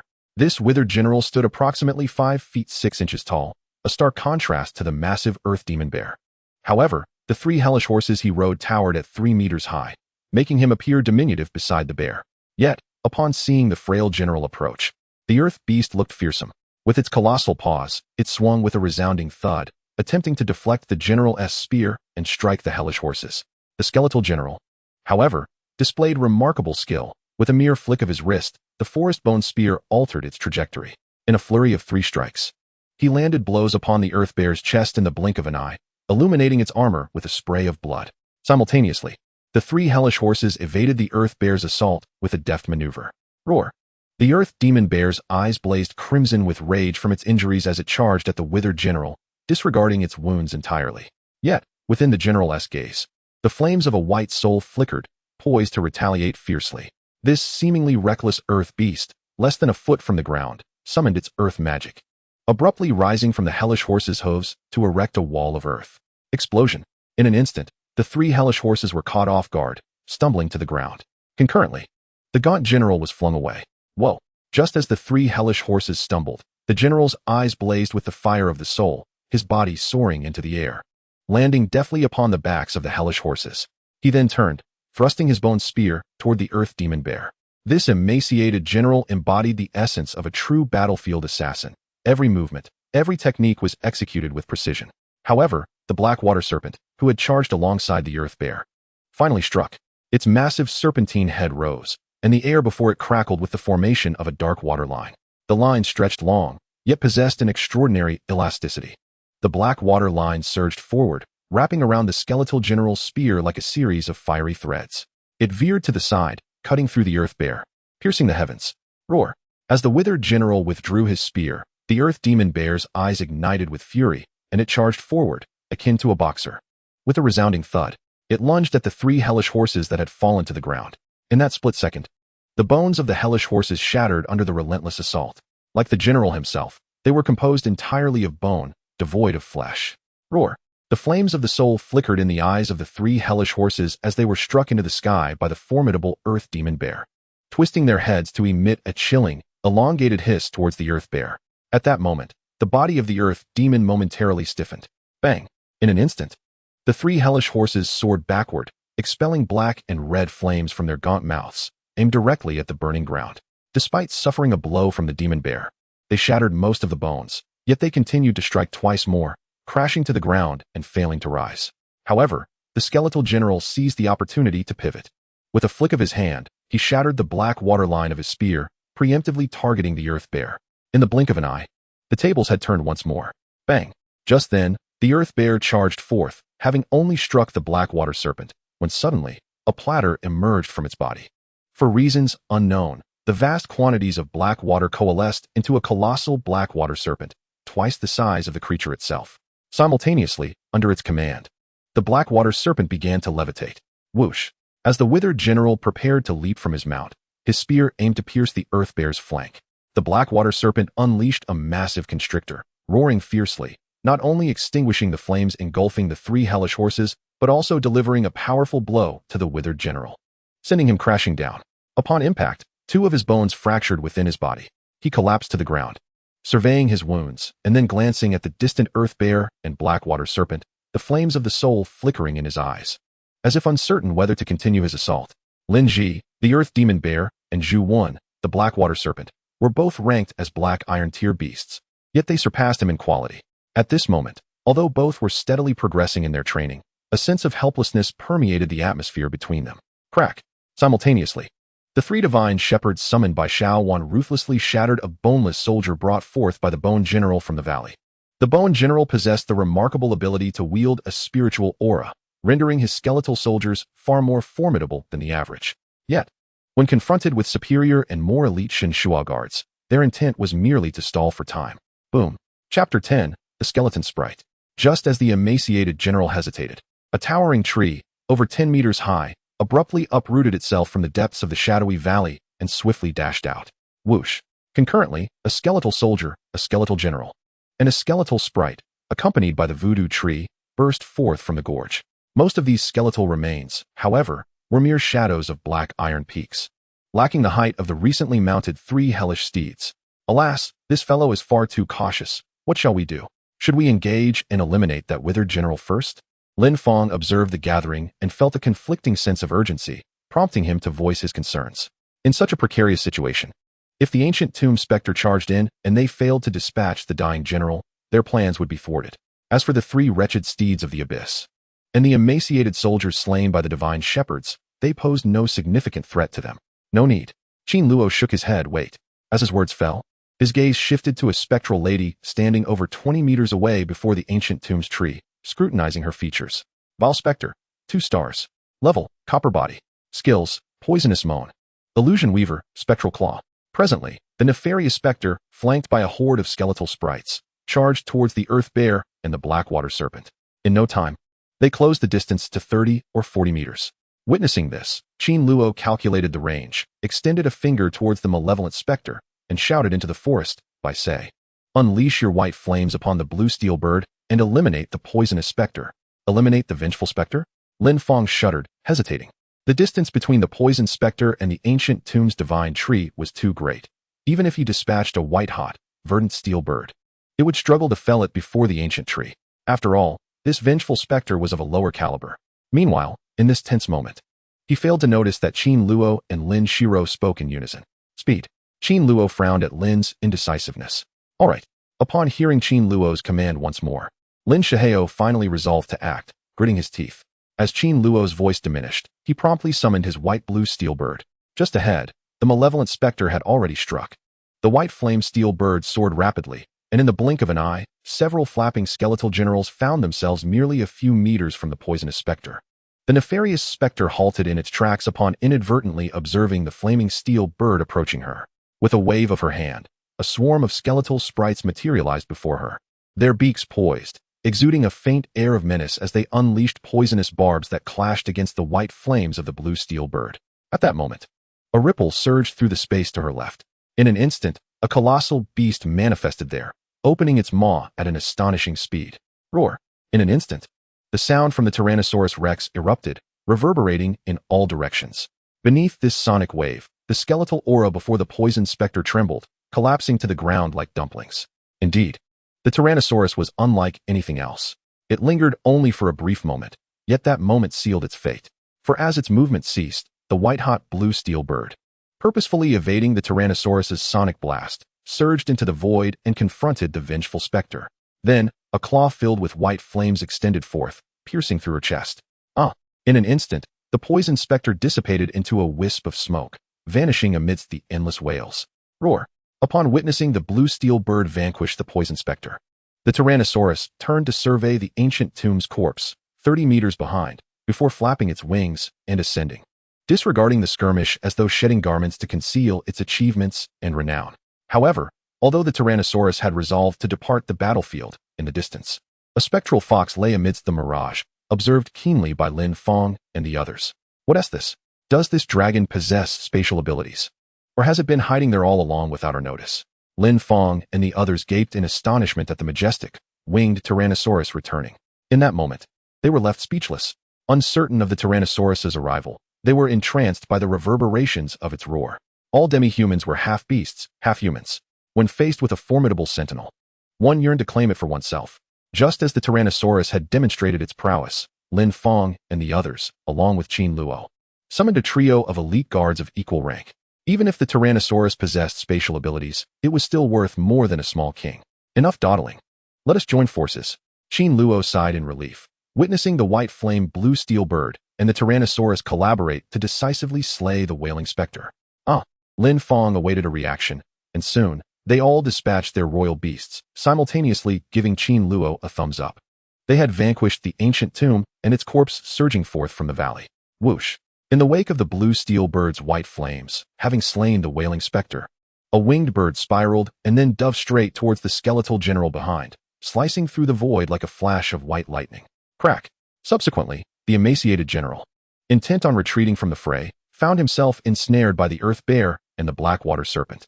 He beheld the white flames of the blue steel bird descending, the flames of the soul flickering in his eyes. Only the earth bear and the black water serpent offered him no chance of escape. It was a battle of equals, with a horde of massive black water serpents launching an assault from afar. Together, even a good shot remained a dead one. Whoosh, whoosh. At that moment, as the adversaries eliminated all skeletal soldier guards, they beheld the plight of the skeletal general and immediately hurled 2 javelins. This is getting worse, he exclaimed. Yongxiang. High in the air, the blue steel bird, infused with the energy of the recently slain wailing specter, materialized above the aging general in an instant. A green claw extended, white flames igniting atop it. Flourish! The withered general attempted a comprehensive counterattack, deflecting the strike from the white-hot blue steel bird. However, the force of the white flame blue steel bird far exceeded expectations. The spear in his hand met the claw of the incandescent bird, only to be cast aside instantly. Subsequently, the flames engulfing the green steel bird's claw rapidly spread, even extending along the sharp cannon in his grip. In an instant, it ignited, setting its very bones ablaze. Ku! In a commanding tone, exclaimed, Magnificent. Chapter 11. The white flame blue steel bird. However, prior to this, it had stirred the spirit within her, extinguishing the fire that burned inside her. The earth beast and the black water serpent launched a simultaneous assault against him. Prosperity. This time, no matter how resilient this skeletal general might be, he could not withstand the onslaught. After being struck aside by the earth demon bear, he was immediately struck by the black water serpent. This time, too, as it struggled to disperse its strength to prevent the white flames from spreading. A bone was instantaneously shattered into 2 halves. It then clattered to the ground, landing 20 to 30 meters away. Coincidentally, the spot where it fell was precisely where the 3 divine guardians of Shaowan were stationed. Diminish. The withered general toppled right atop the 3 divine shepherds, who were the swiftest thinkers among the armed guardians. At that moment, a gunshot rang out. Whoosh. A spear pierced the withered general's eye socket, and with a sharp wrench, it reduced the flame of his soul to ashes. Excellent. In the distance, witnessing this scene through the illusions conjured by Hu Jiahu Wei and Bai Yi, they all wore expressions of elation. Having vanquished 2 generals beneath the ancient tomb, it signified the tomb's inaccessibility. What lay ahead was to focus their attention on the ancient sepulchre. Never underestimate the situation. Qin Luo spotted several faces, a heavy voice reminding him. Those who could perceive the attributes of the ancient tomb raider were well aware of its formidable power. They understood that even though the fallen general and the wailing banshee had perished, the ancient tomb's cadaver could still sever its own branches, summoning 2 bronze low-tier ancient corpses. Whoosh! Just as Qin Luo pondered this, he beheld the figure of the ancient tomb's cadaver rushing towards them, propelled by the demise of the wailing banshee and the withered general, prompting him to halt. Yet, in the next moment, it erupted in a complete frenzy. The leafless branches and the mound of roots below twisted and danced wildly. Diminish! Diminish! Then, in a blurred motion, 2 10-meter-long branches detached from its body, crashing to the ground, transforming in an instant into 2 dark treants. These 2 dark treants were the ancient tomb trees. Their size was comparable to the ninja guardians summoned by Wan En, each standing 5 to 6 meters tall. However, They were both crafted from low-grade bronze. Oh heavens! Lin Fong and the others, upon seeing the voodoo tree summon these two voodoo tree soldiers, were taken aback by the transformation. Not to mention the ancient tomb monsters themselves. These two ancient tomb creatures posed a significant challenge. This fellow. Yet, upon witnessing the tree of the tomb which had its own branches, it summoned two ewes of the tomb witch. He watched from a distance as the branches of the witch's tomb thinned, his eyes instantly brightening. Frankly, would you let your white fire red blue steel bird shield this witch's tomb for a while, then attempt to maneuver its other branches around behind it? Contemplating this, Qin Luo turned to Lin Fong. Shall we wait a moment longer? Lin furrowed his brow. I can give it a try. The wailing banshee of the ancient tomb was of mid-tier bronze. It was only a step above his burning blue steel white bird. Simultaneously, although the monsters within the ancient woodland predominantly countered avian foes, his white flame blue steel bird possessed a system to consume flames and suppressed ancient structures.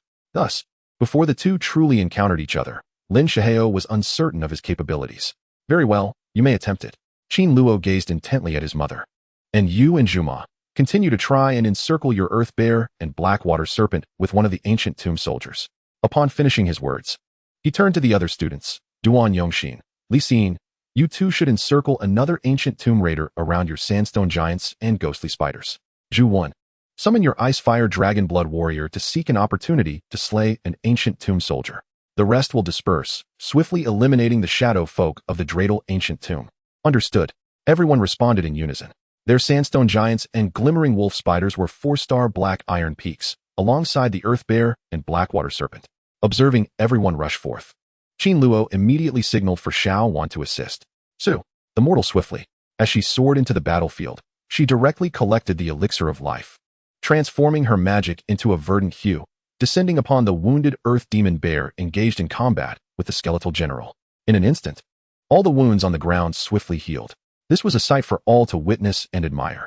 Of course, having just achieved a significant feat, she soared back halfway, then rejoined the fray, confronting the ancient tomb's soldier monsters alongside his subordinates against the Tyrannosaurus, leaving onlookers utterly astonished. It could be said that these two regal beasts inspired profound envy. Su, under Qin Luo's direction, Lin Fong promptly transformed his white flame blue steel bird into a streak of light, charging directly towards the ancient tomb cadaver. Whoosh! The ancient tomb raider did not dispatch anyone to obstruct him, for it perceived the white flames of the green steel bird rushing towards it. Instead, the branches whipped like empty whips, 1,500 of them converging to meet the white flames of the blue steel bird. Whoosh! The white flame blue steel bird dared not boldly assault the ancient tomb raider. As a bird king, entangling itself within the branches would pose a lethal threat to the tomb. Very well. At that moment, standing behind the tumultuous battlefield, Qin Luo suddenly furrowed his brow. Through the tidal map snail, he discerned that approximately a kilometer behind him, 7 or 8 individuals were galloping towards this direction upon their sentinels. Eternal. Qin Luo recognized these individuals at a glance. Simultaneously, he realized that these 7 or 8 figures were likely from Wanshan. He had taken note of them upon their arrival. Now, he recognized the presence of the Yongguang family within the ranks of Wanshan. Were they here to capture us, or were they after me? Upon seeing them, he immediately understood. One of the eternal beings was cradling a peculiar worm in his arms. The worm was extending its neck toward them. Witnessing this scene, Qin Luo inhaled deeply.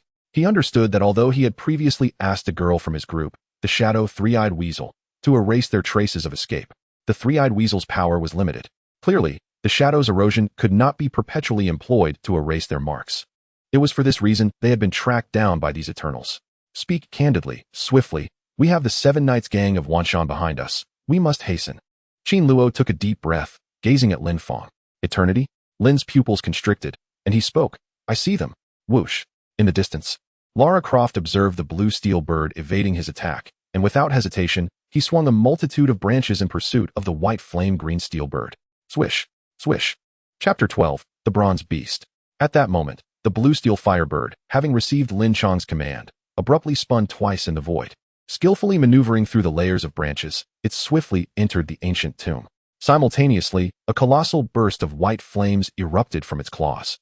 Witnessing this scene, Lara Croft was momentarily frozen in astonishment. Oh no! In the next instant, the ancient tomb's cadaver, in a grotesque contortion, rapidly mobilized the rest of its form. Like a maniac, it soared towards the white flame blue steel bird. Discounted by 30. Lin Ji stood beside Qin Luo, gazing intently at the ancient tomb in the distance. Observing its branches in disarray, he immediately extinguished the blue steel bird's white flames, the culmination of its skill. Swish! In an instant, the white flames of the blue steel bird erupted like a bolt of white lightning from the branches of the tomb. Excellent! In the distance, Qin Luo's eyes lit up upon seeing the white burning blue steel bird leading a multitude of the tomb's desiccated branches away. He quickly directed his gaze toward a spot in front of the twisted visage of the tomb demon. As the blue flame bird attracted all the branches of the ancient tomb to one side, Qin Luo's gaze became fixed. The next moment, just a meter in front of the dry mausoleum, the entire space rippled. A brilliant golden light flashed. Just as the golden lightning was perceived, a thick bolt struck the rugged face of the ancient tree spirit before him. Utilize. This lightning struck its body, causing the entire dryad's ancient tomb to tremble violently. Concurrently, more thunderbolts flickered amidst the branches, darting about. Wood is an insulator. However, trees containing moisture are not. Not to mention the ancient tomb, which was desiccated, a mere specter. Specters are creatures that are largely repelled by lightning. Nevertheless, Qin Luo did not avert his gaze. Instead, he stared intently at the black orb in the mouth of the mausoleum's withered tree. Even as Qin Luo fixed his eyes upon the orb, he witnessed the ancient tomb tremble, ultimately unable to contain itself. It clattered and fell from its mouth, plummeting from midair. As the millennia-old platinum war soul descended from the entrance of the ancient tomb, the dryad readied itself to gaze upon its lightning wings. Then, seizing an opportunity, it swiftly retreated back to Qin Luo, just as the ancient tomb's cadaver reacted. Well done. The wings of lightning soared rapidly, soon flashing past and landing on Qin Luo's shoulder. Qin Luo praised. He turned to see Lin Feng beside him, waiting for humanity, providing mutual cover, ready to retreat. The next life was approaching. Excellent. Lin Feng and the others responded excitedly. Their exhilaration stemmed not merely from Qin Luo's success, but also from a fleeting moment where the power of emotional intelligence manifested, allowing them to vaguely surmise something profound. 3 royal beasts? A royal beast with spatial attributes? The mere thought of such possibilities ignited their excitement. Or perhaps they even hoped to be represented by Qin Luo. What a nefarious gift. Move swiftly. Yet, contemplating this, they dared not delay, hastily controlling their beasts while retreating. Boom. In the distance, the dryad's ancient tomb, besieged by the lightning wings of the storm clouds, lost its millennia-old platinum-like soul and descended into madness. Countless branches flailed about wildly. Simultaneously, enormous tree roots beneath began to uproot one after another, resembling a monstrous creature with innumerable legs, charging towards Qin Luo and the others. Swoosh! In the skies, the blazing white, blue steel bird beheld the rushing cadaver of the ancient tomb and swiftly dispatched it, its talons ablaze with white flames. Upon witnessing the firelight, the dryad's tomb became alert. The furious brush of white flames caused the blue steel bird to unleash a torrent of whips. Roar! As the ancient tomb was hindered by the white flame blue steel bird, those above the battlefield, including the Evenks, mostly beast sentinels, fought while retreating, hastily vacating the scene. The ancient tomb had numerous teams, yet most lacked speed. If Qin Luo and the others wished to withdraw from this battle, it would be an impossible feat. Let us depart. Let us avoid war. Zhu Sha, return your frost dragon blood to slay the soldiers of the ancient tomb. It would be of greater benefit to utilize cheaper silver blood, and so forth. Qin Luo stood at a distance. A lightning wing of the storm clouds perched upon his shoulder, transformed into a thunderbird, while another small bird that had just returned from the battlefield rested on the other. Understood. Zhu Wen promptly agreed, controlling the frost dragon blood mist to evade an attack from an ancient tomb soldier before swiftly returning. However, as the frost amber dragon blood came back, he turned, harboring a deep-seated resentment towards the eternal beings and their minions appearing in the distance. Were it not for the arrival of the eternal light people, they might not have succeeded in dismantling the ancient tomb witch tree after their prolonged struggle. Were they to fell this witch tomb tree and bring it back to their academy, it would earn them immense honor. The capabilities of the ancient tomb's relics were formidable, and their quality was indisputable. Countless talented bronze-class half-beasts dreamt of such entities. However, the arrival of the eternal ship directly disrupted their plans. Should they remain here, caught in the crossfire between the eternal and the ancient tomb's cadaver, they would find no favorable outcome. Haha, found it. Meanwhile, upon a distant hill, 7 eternal sentinels opened their eyes, observing the others ahead. These individuals dared to attempt such a venture, yet they merely exploited us. Indeed, let us advance. Let us charge forth, attempting to separate Qin Luo from them. A glint of cold light flickered in one person's eyes. Swoosh, swoosh. With that, they commanded their half-beasts, charging towards Qin Luo and the others. Unlike Qin Luo and his companions, Each of their sentinels was of the lowest rank, a black iron peak. Additionally, there were 3 royal beasts that had reached the lower bronze tier. These fellows, upon witnessing the rumored return of the Frost Ember Dragon Blood, Qin Luo and his companions glanced back at the relentless beasts, urging their flying beasts and others to hasten their flight. Boom! Behind him, the dryad within the ancient tomb saw Qin Luo and the others fleeing. Then, the blazing, white, azure-green bird entangled with it for a moment before departing. Rage surged forth, charging towards the crowd. Yet, when it managed to uproot its roots from the earth, it could run as swiftly as a human. However, speed remained its weakness. But as it turned, its fury erupted once more as the Night Stalker surged into view from afar. Black branches soared into the sky, piercing it like spears. It frantically waved its limbs, charging towards the sentinels of the eternal beasts. Enough, let us first deal with Evo. Upon witnessing this scene, a young member of the Yongya faction let out a cold snort and promptly activated his sentinel, leading the others away from the Gonde tomb. Chapter 13, Millennium Platinum Soul. Only the foolish ancient tomb remained, as they observed the people departing in anger, brandishing branches. Xiaoyao, ensure that your shadowy water marten knows we have left our mark. At that moment, with the assistance of the tide chart and the real-time map provided by the snail, Qin Luo spotted the individuals traversing the long night. Oblivious even to the tree spirits within the tomb, and he immediately pursued them, his expression darkening. Excellent. Xiaoyao agreed, summoning her dark, 3-eyed water marten, which wagged its tail and released a shroud of shadows behind it. It purified all the breaths they had left in the air. Just as the hazy 3-eyed water marten erased any trace of them, Qin Luo and the others, riding on their half-beasts, flapped their wings and leaped over a small hill, vanishing into the night forever. Yongling, let us hide here. Apart from the white flame blue steel birds in the forest, most of them were no match for the speed of the eternal birds. If he continued to run, he would inevitably be surpassed by the eternal. So he had to strive towards safety. Understood, Yongling replied solemnly. Evo, shall we stealthily infiltrate the eternal? Beside him, Lin Fong, awestruck, inquired about Qin Luo's plan. Having heard his arrangements time and again, although the eternal faction consisted of only 7 members, their overall strength was significantly superior. Even if they did launch a surprise attack on us, they might not necessarily be the Eternal's adversaries. Do not speak. Let me see if I can divert their attention. If not, prepare for battle. Qin Luo responded. Then, in an instant, he summoned the figure of a Tyrannosaurus from over 100 meters away on another small hill. He uttered not a single word, focusing intently on the small map's position and the real-time map. Upon witnessing this, Lin Fong and the others suddenly understood. They anxiously gazed at the distant Tyrannosaurus. Beautiful. As the group awaited, the Eternal quickly crested the small hill. They are coming. They rushed over the hill and immediately spotted the massive form of the Tyrannosaurus, with only its tail visible from 100 meters away.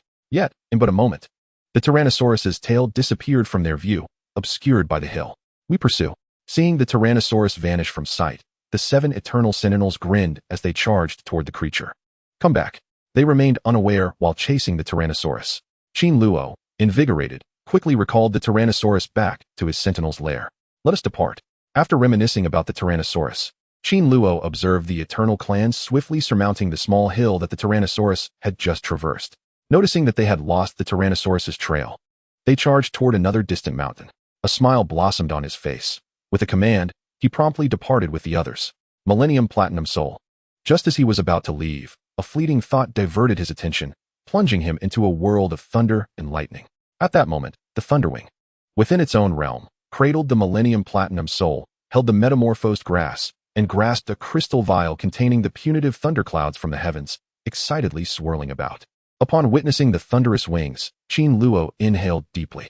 Then, it split from his consciousness, landing atop the Sentinel Editor. Besides being able to encompass the Sentinel itself at this stage, Qin Luo had established a Sentinel's lair. He could also place within it entities devoid of self-awareness. For instance, the Tyrannosaurus had consumed the seed of the Little King's celestial tree before entering its royal palace lair. When the Goldwood Guardian existed in its seed state, it was merely an object without consciousness. Simultaneously, several of his royal beasts brought the evolutionary resources that Qin Luo had provided into their Sentinel lair. At this moment, the wings of the thundercloud would merge with the punitive thunderclouds from the sky, the metamorphosed grass, and the newly acquired Millennium Platinum Soul, blending into its thunderous world. Qin Luo observed the Beast Sentinel Editor in his mind, opting to directly edit the thundercloud lightning wing within the beast lair. The next moment, accompanied by his consciousness, a peculiar wave swept through the thunderous realm. In that instant, The dark clouds and lightning wings were obscured, accompanied by the heavenly punishment, the dark clouds, the metamorphosed grass, and the millennium's platinum war deity. Then, in a heartbeat, all three of Qin Luo's highly esteemed evolutionary resources melted into flowing light, surging into the thundercloud lightning wing. The lightning wing flapped, and in an instant, transformed from the appearance of a thunder tiger back to its original form. In a flash, a black thunderstorm cloud approximately 10 meters in size emerged in the void. On either side of the thunderstorm cloud, two pairs of golden wings unfurled like blades. Upon these golden wings, ancient patterns flickered with lightning, accompanied by a mysterious silken aura, imparting an invisible pressure upon those who gazed upon them. The heavenly punishment thundercloud wing could summon divine retribution, possessing an attack power stronger than that of lightning strikes, and exhibiting a formidable restraint against dark elf monsters. Skill 2. 2 Thunderbolt Star Level. Advanced lightning protection technology allows for swift punishment akin to lightning upon the thundercloud wings in the sky. Skill 3. 2 Thunder Transformation Star Level. The lightning wing retains the ability to alter its form, allowing for transformation into more species, becoming stronger in the process. Ability 4. 2 Heavenly Punishment Sorcerer Star Level. The Heavenly Punishment Thundercloud Wing itself can transform into a punishment warrior. It can also unite to summon a deity of punishment. The punishment warrior wields a spear of divine retribution, sharing the same level as the Heavenly Punishment Thundercloud Wing, and possesses the ability to fly. Each attack is accompanied by a thunderous boom of divine retribution and is proficient with firearms. When this skill reaches its maximum intensity, you can summon up to 2 instances of divine punishment. Evolutionary Direction. Unique Advanced Route. Star Level Ancient Thunderwing. It requires waiting for the class to reach a golden level and necessitates materials such as the Eternal Rime and stones. I hope this proves helpful to everyone. As the Thundercloud Electric Wing ascended to become the Point Ball Thundercloud Wing, Qin Luo utilized the Beast Editor, quickly identifying its attributes. Compared to the pre-ascension star level, the original Lightning Wing had its abilities of lightning, lightning transformation, and 3 enhancements. It also possessed an additional ability called Disaster. This ability not only allows one to transform into a punishment soldier, but can also summon up to 2 days of punishment, akin to summoning 2 distinct forms. This prospect excited Qin Luo regarding its combat prowess. However, merely by examining its features, one could not truly grasp the extent of its improvements. A definitive assessment could only be made on site. Chapter 14. The Shadow of 1,000 Blackbirds. Nevertheless, I shall soon put it to the test. With such thoughts, Qin Luo's consciousness gradually blurred, settling upon a real-time map drawn by the tide chart snail. Under the display of the small real-time map, the courageous bull team, which had just trailed behind them, was quite incensed. It directly targeted the Deliad tomb, where they had recently engaged in battle. Damn it, it slipped away like a mouse. In the distance, an eternal orc master swore. Come, right within this yellow little secret, they ran and ran and ran. Wen Yin and Su Feng, the former president of Wanshan Academy, each proposed a course of action. Luo Qingya turned his head towards Yi Yun and instructed him to unleash more supernatural eyes from his dark three-eyed cat. Once we have filled the entire Yellow Spring secret with our clairvoyant eyes, let us see where they can escape. Upon hearing this, Ying smiled faintly. Understood. The nightingale beside him nodded, allowing the black cat he held to emit a deep green glow from its third eye. The emerald light shot forth like a seed of verdant hue landing upon a nearby hill, vanishing without a trace. Observing this scene, Ying nodded in satisfaction. The dark cloud of the three-eyed cat was precisely what had discovered Qin Luo's trail, while Xieyu unleashed 1,000 shadows of blackbirds. Yet, this cat possessed more than just that. It could also concentrate the clairvoyant eyes together, sustaining them for 4 or 5 days. These spiritual eyes were akin to its own. Even when distanced from the spiritual eyes, it could clearly perceive what they beheld. When unleashed, it could coalesce hundreds or even more spiritual eyes in a brief span. Of course, such terrifying abilities were matched by its exceedingly feeble combat prowess.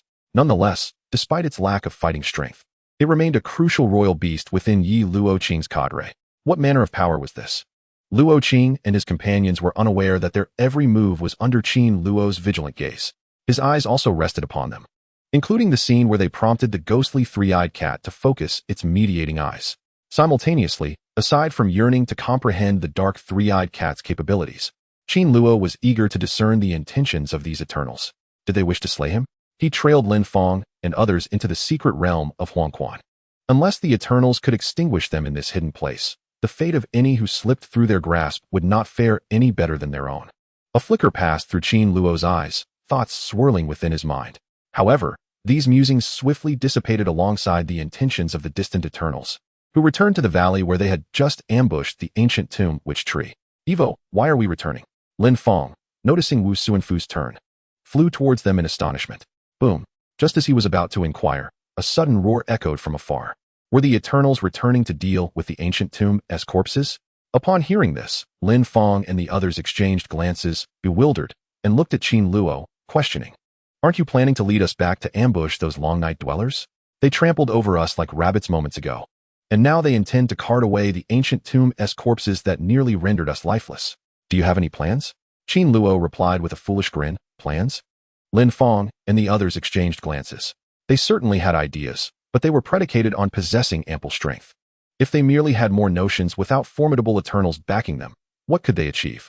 Observing the expressions of Lin Fong and the others, Qin Luo chuckled. Are you not aware that my Orc Sentinel Kingdom has undergone a transformation?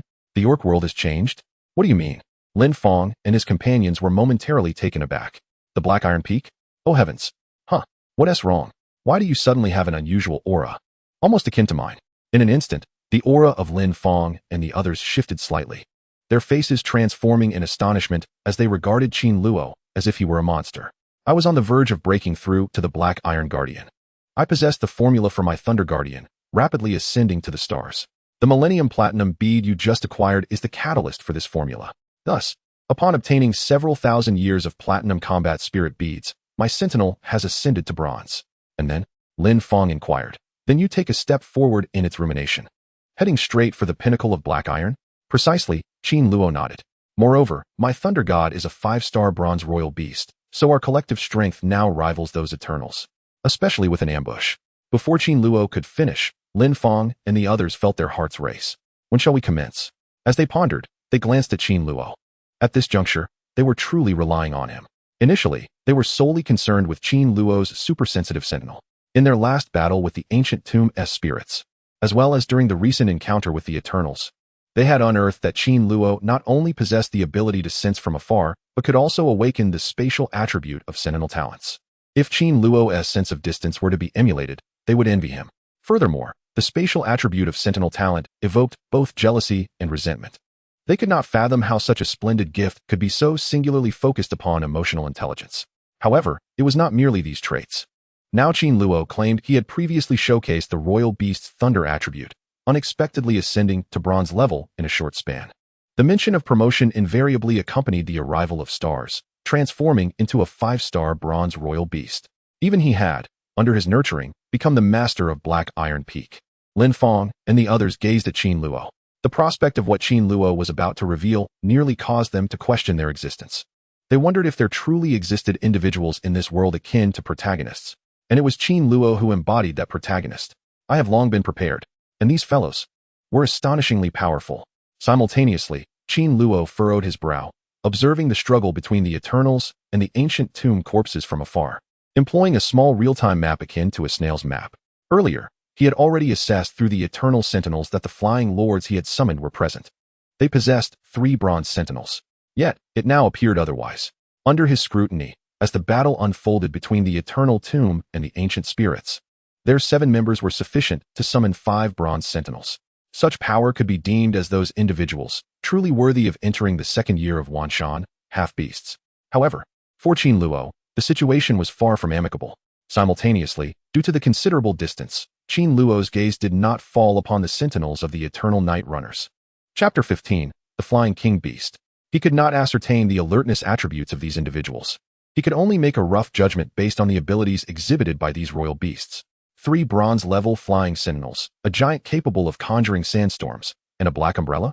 On this real-time miniature map, Qin Luo could distinctly observe that on the side of the Eternal Night Clan, 3 bronze-level sentinels and 6 Black Iron Peak sentinels were engaged in combat against the ancient tomb spirits.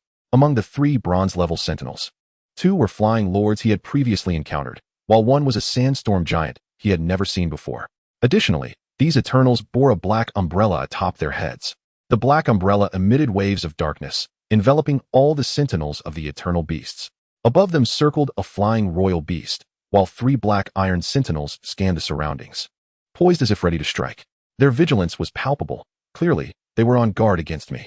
Qin Luo inhaled deeply, contemplating the real-time miniature map before him. He would later discover that he had been captured and exposed in a battle against the eternal orc sentinels on the ancient planet. However, the video had been released for over 2 hours and seemed to have been mysteriously stalled. No matter how one scoured the internet, it was nowhere to be found. Thus, he had paid little mind to it. But now it appeared that certain abilities of his had become known to others. Before them, the Night Beast Master was evidently preparing to deploy orc nests and dispatch orc executions. 300 meters. With this thought, Qin Luo felt a distinct shift. With the comprehensive upgrade of the Thunder Wing and Star Ascension Wing, the world transformed under the punishment of the Thunder Wing. The realm of thunder was now conspicuously vaster than before. Simultaneously, when summoning the Thunder Wing, Qin Luo was no longer confined to a range of 150 meters. Instead, it had doubled to a full 300 meters. It seemed they would have to try and incapacitate these royal beasts. Qin Luo's eyes gleamed with determination. Thunderous roars echoed as he pondered the endless possibilities. 7 members of the Night Clan dispatched their own sentinels into the valley where the Deleth tomb resided, scattering all shadow creatures beneath the ancient tomb's desiccated remains. Ultimately, only one ancient tomb lay exposed, confronting 3 bronze-level sentinels, 6 black iron tower sentinels, and a formidable 9 strong troops. In the valley, the ancient tomb summoned 2 bronze-level guardians, their obsidian branches casting a shadow over the land as they engaged in a wild skirmish with the orc sentinels. This time, he was no longer the sovereign of the valley. He seethed with rage at the enemy's audacity to invade his territory and slay his people. It was a fight for survival. No, we must flee. Upon witnessing this scene, Qin Luo instantly grasped the gravity of the situation. The guardians could not hold out much longer. If they waited too long for assistance, their power would undoubtedly falter against the eternal foes. Thus, he commanded swiftly, beckoning Lin Sai and the others to hasten into the distant valley. Presently, they found themselves in a highly advantageous position. Just behind one of the 2 small peaks in the valley lay the Deleth tomb. They rushed past, remaining unnoticed by the Eternals, despite being in close proximity to the ancient tomb. Make your move. Upon reaching the base of the peak, Qin Luo issued another command. Summoning a blood-red eagle engaged in a fierce battle with the Deleth tomb on the opposite side. The Crimson Eagle was one of 3 bronze-level flying royal members. Prosperity. As the wings of the thunder punishment cloud unfurled, they rapidly transformed into a formidable entity brimming with countless bolts of lightning, wielding a thunder punishment spear, reminiscent of a soldier born of thunderous wrath. He then gazed down at the eagle, flapping his golden lightning wings and wielding the celestial lightning spear, which struck with a resounding impact, obliterating the eagle. The red eagle sensed an impending threat, immediately unleashing a torrent of scarlet energy in a desperate attempt to withstand the onslaught of the thundering cloud wings. Only when the celestial punishment cloud wings descended did the dark blood flow surge, extinguished swiftly like boiling oil. With a tremendous explosion, everything erupted. Subsequently, the thunder punishment spear in the hands of the cloud wings lunged forth, delivering a crushing blow that pierced the body of the blood-red eagle, sending it plummeting from the sky. This is bad. It must be Ivor. Damn, how could this guy possess royal bronze lightning attributes? What good is intelligence? Observing this, the expressions of the 7 youths in the distance shifted dramatically. Don't move, don't move. Night Shadow warned, gazing at the crimson eagle plummeting from the heights with a grave demeanor. You must retrieve the sentinels quickly. Do not concern yourselves with the tree spirits. They had only struck down one of Qin Luo's sentinels, yet their own bronze sentinel lay grievously wounded. Instantly, their earlier bravado transformed into cautious trepidation. Understood? Meanwhile, in the distance, Qin Luo, having summoned the wings of the sky to unleash the punishment thunder cloud, beheld its fleeting triumph, and his eyes sparkled with realization. I am a fool. He then pinched his magical visage. After the upgrade of the thunder flying wing, it was merely a 5-star beast. Earlier, when contemplating the power dynamics, he had nearly overlooked this. These eternal sentinels were not like gifted university scholars such as him and Lin Fong.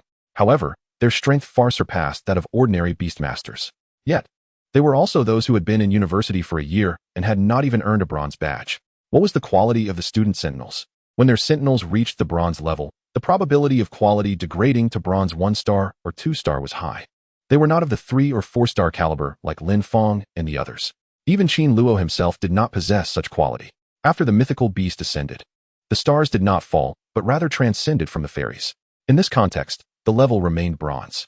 Just as Qin Luo pondered this, the wings of the punishment thunder cloud, having delivered a blow to the blood-red eagle, flickered as it darted towards the life of another avian combatant engaged with the ancient tomb guardians. The Sky King beast was a colossal bear towering over 2 meters. It was that bear, a great black bear with ebony wings on either side. Roar! Upon witnessing the thunder punishment Cloudwing strike, the great black bear immediately roared, flapping its massive wings. Between its wings, a fierce tempest surged forth, directing a murderous aura towards the sky to confront the punishment thundercloud wings. Suddenly, like that great black bear, in a distant location not far from the mountaintop, Owen appeared with the assistance of Xiao Wan, a gleaming shadow materializing. In an instant, his gaze fell upon the great black bear and assessed its nature.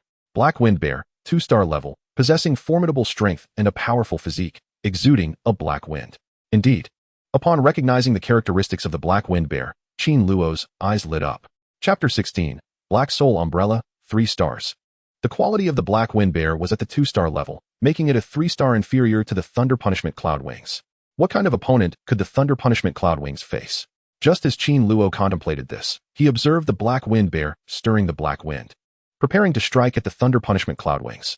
The Thunder Cloudwings shimmered and swiftly transformed into 2 identical punishment divine soldiers. Each soldier, vibrating their golden wings, darted to the sides before converging again, simultaneously evading the Black Wind Bear's swirling tempest. They then brandished their long spears, launching their celestial thunder punishment against the Black Wind Bear's flank. Thud, thud. Almost simultaneously, the 2 thunder spears pierced the body of the Black Wind Bear.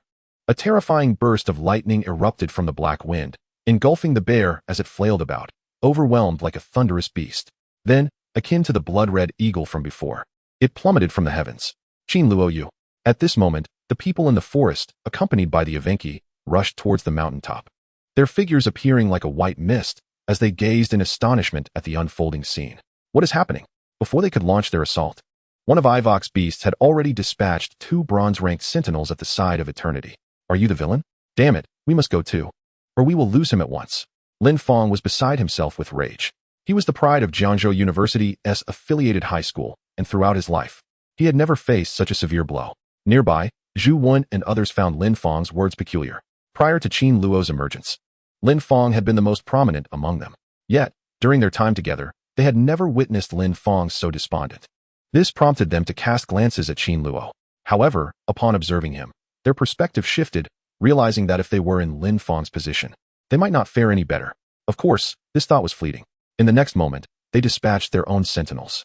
Lin Fong darted forward, lunging at the bronze flying beast swirling above Eternity, slaying it. The royal flying bronze statue resembled a white leopard, a starry flow cloud leopard of bronze rank, endowed with skills such as Storm, Flowing Cloud Dash, and Black Panther Assault. Qin Luo merely observed the white leopard from a distance, identifying its attributes while disregarding them. The white flames in the forest were utterly devastating to the attributes of the white steel bird, a royal beast of such caliber. Thus, his attention became more focused on the sandstorm giant, ensnared within the Delete tomb, unable to escape. In the distance, several black umbrellas hung above a group of Wing Knight clan members. The sandstorm giant was of 3-star quality, bronze rank, endowed with abilities such as Sandstorm, Sand Dragon capacity, and damage mitigation. Although this sandstorm giant had relatively simple attributes, its quality was 3 stars, surpassing the 2-star status of other bronze sentinels. This revelation took Qin Luo by surprise. In the midst of fierce combat with the Tomb Raider, the might of this creature was terrifyingly evident. It bore a vaguely humanoid form, yet resembled a colossal sand tornado, unleashing 1,000 sandstorms upon the arid tomb in an instant. The power of the ancient tomb seemed to be constrained by it. Thus, even with a higher rank and quality, it was challenging to bring it down suddenly when confronting the sandstorm giant. As he cast a glance at the sandstorm giant, Qin Luo felt a tremor in his heart, deciding to temporarily overlook it. Allowing this creature to occupy the ancient tomb's undead was a double-edged sword for them. The Black Umbrella, was it truly a creature of control? In an instant, Qin Luo's gaze settled on the distant Black Umbrella. The Black Soul Umbrella was of 3-star quality, bronze rank, with the ability to transform into the most significant figure in the enemy's mind and cast spells upon them. Skill 2. Soul Mark. After slaying a life, the Soul Umbrella could capture its soul, creating a puppet. Under the Soul Umbrella's seal, it could assist in battle when needed. Ability 3. The Mental Umbrella could generate a halo covering a 50-meter radius and could instantly traverse its own created halo. Soon, Qin Luo confirmed the attributes of the Black Umbrella. His pupils constricted as he grasped its nature. He had never anticipated such a royal beast to be in the hands of an Eternal. In this scenario, should he inadvertently overlook it, a Tyrannosaurus or another royal beast could directly enter the ranks of Eternity. With the power of this parasol, one might even confuse and distract their heartbeats. Yet, Should this bizarre entity also be restrained by the thundercloud wings? Qin Luo lifted his head and immediately struck at the two lower bronze beasts with the wings of heavenly punishment thundercloud. Damn it! Witnessing this scene, the 7 members of the Eternal Night clan appeared somewhat apprehensive. What were they thinking, and how were they feeling? They had come for Qin Luo. Before they had the chance to truly engage in combat, they found themselves ensnared by him, especially when they beheld the thunderous bolts descending upon them from the sky. The recent memory of Qin Luo dispatching 2 bronze-ranked half-beasts with his thundercloud wings still lingered vividly, instilling fear within them. With such a royal beast around, terror was an inevitable companion. Night Shadow, are you foolish enough not to recall your sandstorm giant? With a wave of his hand, the black umbrella hovering above them fell into Night Shadow's grasp. He then turned his gaze towards a young Eternal, his eyes ablaze with fury. Keenly, the youthful members of the Long Night clan cursed inwardly under the scrutiny of the night. Yet, he knew he must utilize the self-destructive capability of the sandstorm giant to have it return to his side as swiftly as possible. Thus, he gazed at the sandstorm giant from afar, harboring the intent to have it whirl in a sandstorm. Whoosh! In an instant, the sandstorm giant engaged in a fierce battle with the ancient tomb's guardian, transforming the entire scene into an unending whirlwind of sand, forming a massive sand vortex. It showed no signs of retreat in its assault on the Delhi tomb, soaring straight into the sky. Qin Luo. Lin Feng glanced at Qin Luo beside him, immediately shifting his focus. All right, just make sure you don't let your blue steel white bird fly into the black halo of the black umbrella. Qin Luo fixed his gaze on the distant battlefield. He understood that the sandstorm giant would fly back to the Wing Knight team, immediately allowing them to execute a pincer attack with the black umbrella while he aimed for the sky with his thundercloud wings. However, after unleashing 2 days of heavenly punishment thunder, killing 2 bronze-ranked sentinels, he had already gauged their strength. Thus, at this moment, he felt no fear whatsoever. Whoosh! Just as Qin Luo was lost in thought, the sky in the distance erupted with thunderous wings, soaring above a group of Eternal Night members. Compared to before, its speed was astonishingly rapid, akin to a bolt from the blue. Lin Feng's white flame blue steel bird, a 4-star bronze-ranked beast, was also swift. But in comparison to the thundercloud wings, it paled in insignificance. At that moment, Qin Luo yearned to experience the exhilarating sensation of soaring through the skies. Chapter 17, Ascending to Bronze Together. At this juncture, accompanied by the heavenly punishment thundercloud wings, he flew towards the Long Night clan, immediately brandishing his heavenly punishment thunder spear. Unleashing a resounding thunderclap from the heavens, aimed directly at the black umbrella in Luo Qing's hand. Qin Luo knew that the black soul umbrella was within his range and capable of instantaneous movement. So he refrained from targeting the Eternals and instead set his sights directly on the black soul umbrella. Prosperity. Even the air erupted in an explosion. With a terrifying sonic boom, it instantly soared above the heads of the Eternal 7 beasts. Upon hearing this, Night Shadow's expression darkened. Prior to this, he had devised countless plans to ensnare Qin Luo like a cat playing with a mouse. However, now, witnessing Qin Luo's power, he only wished to flee from this troublesome little wellspring. He sought out those who had given him the mission, those who had informed him about Qin Luo, and intended to render them all fools. A thunderous roar resounded, yet the raindrops fell lightly. He could only beckon beneath his dark umbrella, and with a swift motion, unleashed dozens of specters. These phantoms congregated, soaring towards the heavens to greet the tempestuous thunderclouds. However, 7 individuals stood by his side, and close by, 3 iron-clad Orcish beasts loomed. Yet, it was solely his dark umbrella that could withstand the cataclysmic thunder. Prosperity. As these thoughts coursed through his mind, the punishing thunderclap echoed, and the throng he had summoned met their doom, akin to snowflakes confronting a searing sun. In an instant, they were obliterated into a wisp of azure smoke, vanishing swiftly from existence. Prosperity. In that fleeting moment, the terrifying thunder of divine retribution pierced through the protective veil of the dark umbrella. Subsequently, the remnants of the lightning cascaded upon him like a torrential downpour. Night Luo let out a howl, collapsing onto the ground. Even amidst the harrowing onslaught of thunder and lightning, his body was rendered utterly uncontrollable. As he fell, moisture surged forth from his trousers. The dark soul umbrella he had clutched fell to the ground, emitting a thin wisp of blue smoke from its shattered surface. The remaining 6 among the Eternal Ones beheld this scene, their faces contorted in horror.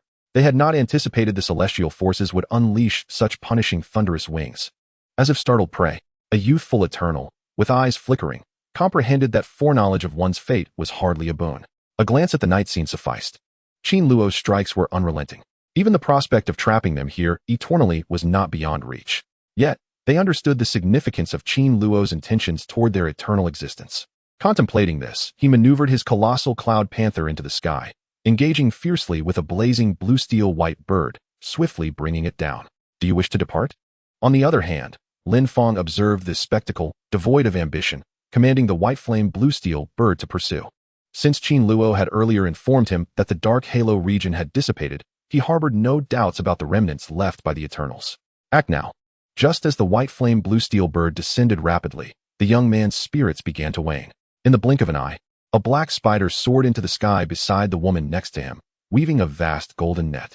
A spider's web? Upon witnessing this, Lin Feng's heart stirred. He merely sought to drive away those blue birds. Yet, soon his expression altered dramatically. As the golden net unfurled, it astonishingly expanded dozens of times, moving with incredible swiftness. And in the blink of an eye, it ensnared the white, blazing blue steel bird. Even his incandescent blue steel bird, invoking its brilliant magic, could inflict no harm upon this colossal golden net. No, this is not merely a spider's web. It is a hidden treasure. Lin Ji's face turned pale with rage. He had never anticipated missing this opportunity. A misstep would prove fatal for them. Qin Luo, stop it. After the white flame blue steel bird became ensnared within the forest, the young one of the Eternal Light clan immediately partook of his drink.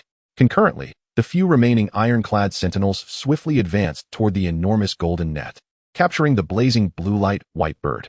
It appeared that, upon the next assault from the Evenki clan, they would slay the white flame blue steel bird within the forest. A hidden treasure? From a distance atop a mountain, Qin Luo observed, a cold smirk gracing his lips. 2 hours hence, the great fish has been swept away. In that moment, the entire battlefield fell into a standstill, as the forest's white flame ensnared the blue steel bird. Only the distant ancient tomb comprehended that this was his singular chance. Upon realizing that no one continued to assault him, it rooted itself to the ground and, with a resounding thud, bolted into the distance. Qin Luo. The earlier youth who called to Ephesian gazed longingly at Ephesian, declaring, "Let us depart. As long as we are 10 miles away, we shall release Lin Feng, this sentinel. If you desire our demise, we shall first slay Lin Feng's blue steel bird."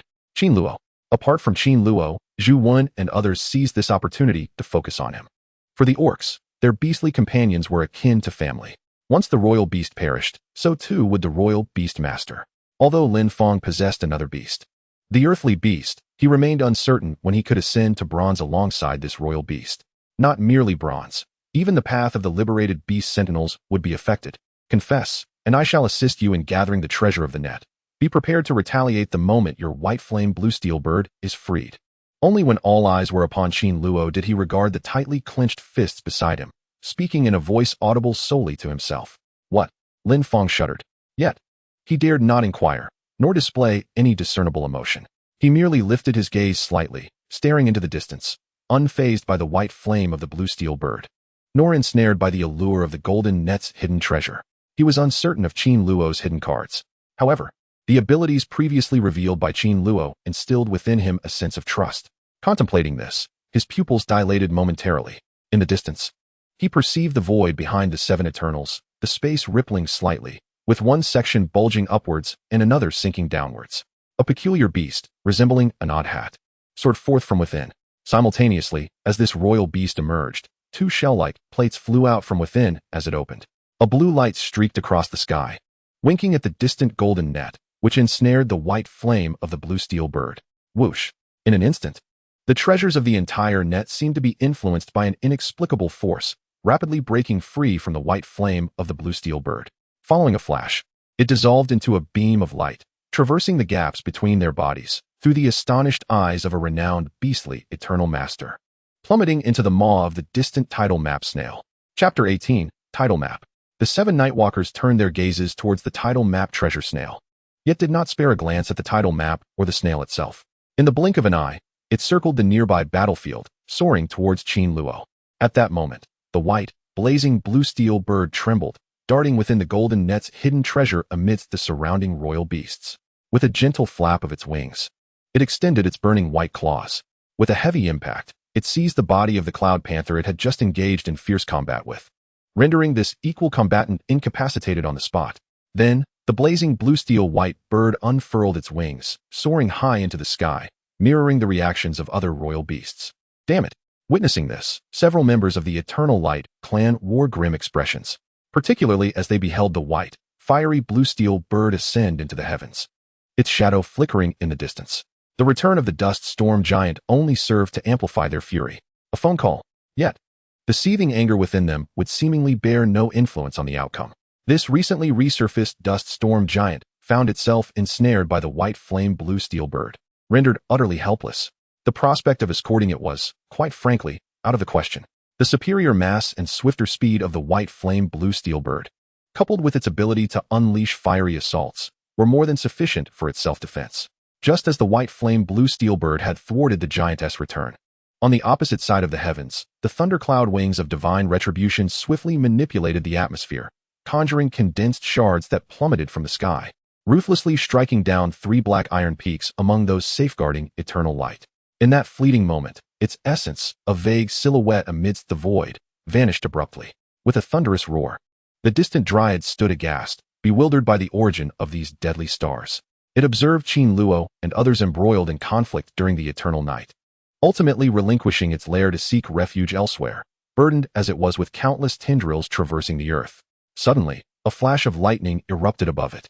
With a flourish, Qin Luo summoned the lightning wings from the Sentinel's nest, unleashing a torrent of colossal purple and black lightning, akin to the wrath of the divine descending upon the mortal realm. A deafening crack reverberated as the heavy dragon thunder of divine punishment struck the grave of the dryad. Sensing impending doom, the ancient tomb released a dark aura. Branches ascended like spears from the depths of hell, surging toward the thunderous retribution. Yet, upon contact with the vengeful thunder, all the dark essence erupted like smoke, dissipating into a mist of white and blue, melting away in its wake. At that moment, the divine retribution's lightning bolt struck its critical point, sending shivers throughout its entire being. As the thundercloud wings of divine retribution continued their relentless motion, the reverberations of punishment thundered one after another, completely submerging the ancient tomb. Earlier, the ancient tomb had been aggressive, leading a battalion against Qin Luo, with 10 daring to pursue him. However, as the thunderous clouds and lightning-laden wings ascended the celestial staircase, it was evident that only one could speak the truth. The dryad's ancient tomb was swiftly engulfed by the relentless assaults of the thundercloud wings. Branches turned black and fell from the treetops one after another, and in the blink of an eye, its colossal form was reduced to a mere bulb. Only a darkened main stem remained, still clinging to a faint breath of life. Signs indicated it was still attempting to reach the heavens. Simultaneously, countless tendrils lay scattered, with only a few remaining. After its transformation, facing the thunderous wings of divine retribution, it dared not resist any longer, standing there in utter submission, resembling not a fearsome demon, but rather an obedient child. Witnessing this scene, the thundercloud wings of divine retribution soared toward the divine weapon of punishment, nodding in satisfaction. Quite artistic indeed. Meanwhile, on the other side, the thundercloud wings accelerated, echoing the powerful rumblings of the 3 remaining black iron peaks. In truth, the remnants of the Long Night clan's combatants extended beyond just these 3 beasts. Further afield, they possessed even more black iron-level sentinels. Yet those beasts were held at bay by Zhu Wan and his companions, leaving them with no path of retreat. The lightning wings summoned the concentrated form of the Calamity Legion, which, after merging with millennia-old platinum orbs, had mastered formidable levels and combat experience, rendering its close-quarters combat ability nearly equal to its own. Its only drawback was its reliance on chaotic melee. Unlike the thunderous summons of punitive thunder, it did not call forth lightning with the same ferocity. Nevertheless, it moved with remarkable speed, using the punishment spear to repeatedly strike, creating a defensive barrier akin to a turtle's shell. Following its fleeting shadow, the other 2 black iron royal beasts ascended alongside it. After dealing with 3 black iron-level sentinels, only 7 eternal night beasts remained, now nearly reduced to mere commanders of light staffs. One of the fallen was assisted by others. They gazed at the unfolding scene with blank expressions, unable to believe they had been pursuing Qin Luo only moments ago. The stark contrast was staggering, and the rapidity of events was overwhelming. Just as their eyes glazed over, a figure manipulating the ancient tomb's remains, now under divine punishment, was summoned and unleashed by Qin Luo. With a swift motion, this figure arrived atop the dust storm giant, engaging with the white flame blue steel bird, one emitting flames while the other discharged lightning. In mere moments, a tempest of winds encircled the dust storm giant, leading to its complete disintegration. Ultimately, it was reduced to the size of a fist, resembling hundreds of minuscule pebbles swirling in midair, forming the core of the dust storm. It remained alive, yet required an immense reservoir of vitality and aura to rejuvenate. As the dust storm giant succumbed, some of the eternal light warriors on the battlefield, alongside the few remaining royal beasts capable of combat, ceased their hostilities. They allowed Qin Luo and his companions to push their adversaries to the brink of death. What shall we do with them, Ivor? Lin Feng inquired, glancing at Qin Luo. What to do indeed? Qin Luo smirked, then proceeded with Lin Feng and others toward the 7 beasts of eternal light. What do you think my intentions are with you? He queried, gazing up at the anxious eternal master. Chapter 19, New Royal Beast, Bronze 5-star Shadow. Ivor, what do you desire? As Qin Luo approached him and the others. Yi Luo inhaled deeply. Do you still seek to kill us? We find ourselves here due to the normal competitive dynamics between our 2 universities. We do not wish for you to gain too much from this hidden place, since you have struck us so fiercely, leaving our sentinels in such dire straits. Do you not intend to relent? Upon hearing this, Lin Feng and the others turned their gazes toward Qin Luo. They were not Qin Luo and remained unclear about the lingering animosity between him and Ivor. When you sought me out, were you not intent on my demise? Qin Luo chuckled. Do you have any idea how many of your eternal beings were slaughtered on ancient planets before my very eyes? I can scarcely keep count. The implication of killing members of the Eternal Night clan resonated with Lin Feng and the others. They recalled Lin Shiru's words, stating that the number of those slain by the Evenki far surpassed any monster they had encountered up close. Could it be that Qin Luo's victims were indeed the Eternal Night clan? And these individuals had not come seeking them out due to the rivalry between Wanshan and Jiangzhou universities, but rather to exact vengeance on Qin Luo? Upon this realization, Lin's pupils constricted, turning his gaze toward the 7 members of the Winged Knight clan, who had now transformed into formidable adversaries. Qin Luo.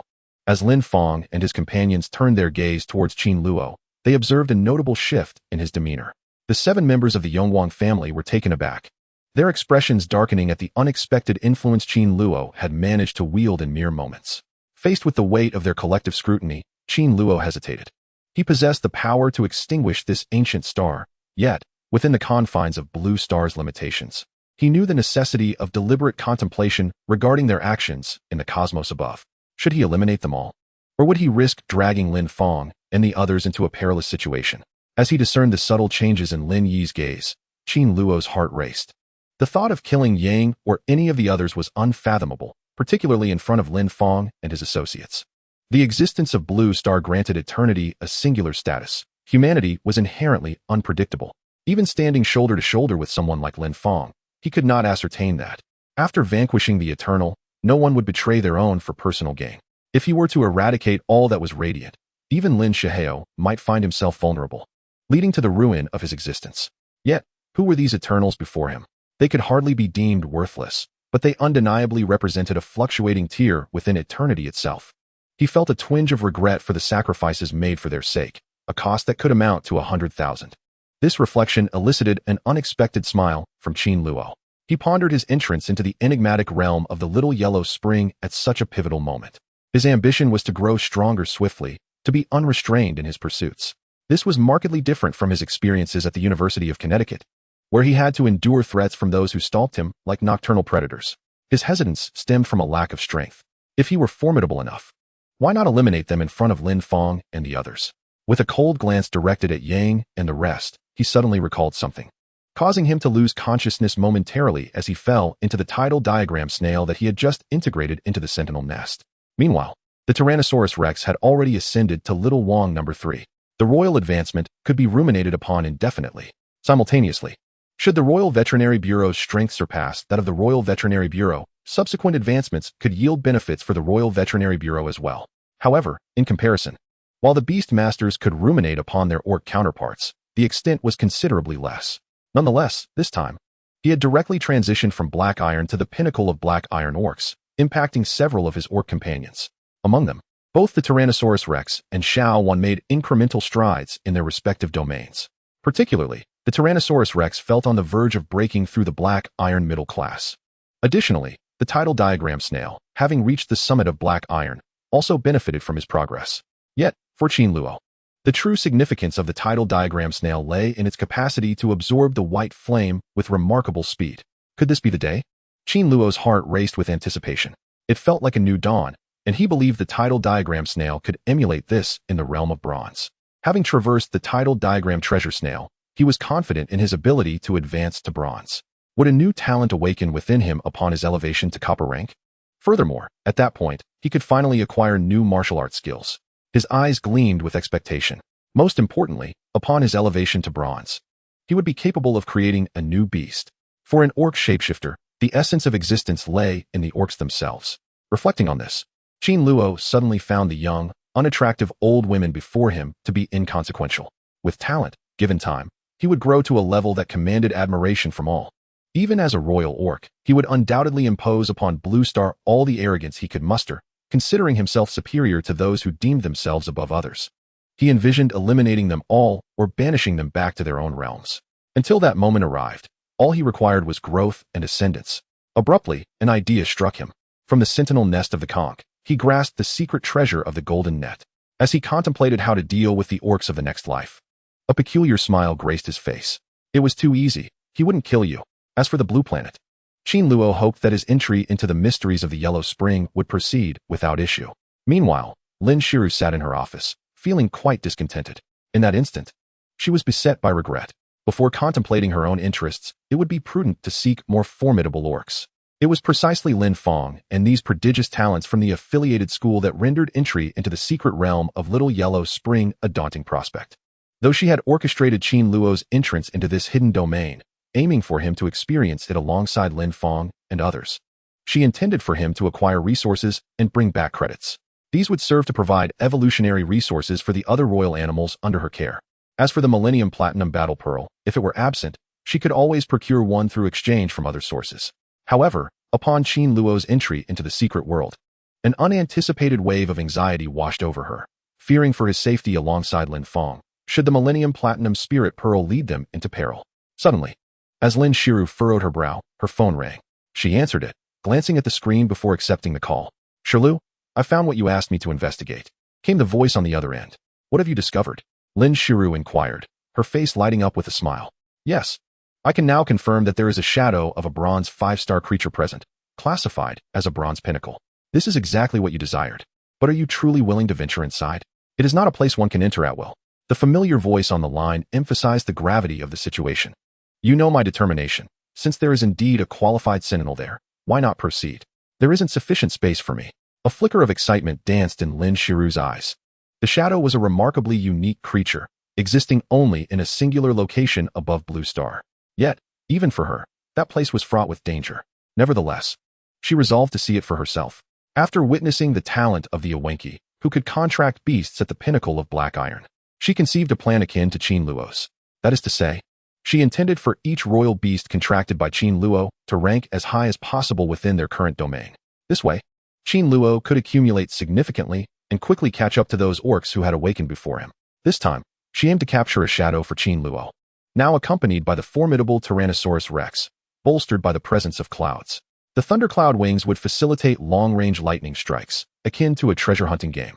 Much like the royal title diagram treasure hunt, the configuration of the personal orc team is rather commendable. However, there remains the absence of a scout or assassin-type sentinel. The shadow she endeavored to capture for Qin Luo belongs to this very category, the most advanced of them all. Concurrently, Qin Luo has enrolled in Jiangzhou University. Her contract with Qin Luo stipulates that Jiangzhou University is obliged to assist him in acquiring every royal beast possible. Keep an eye on things.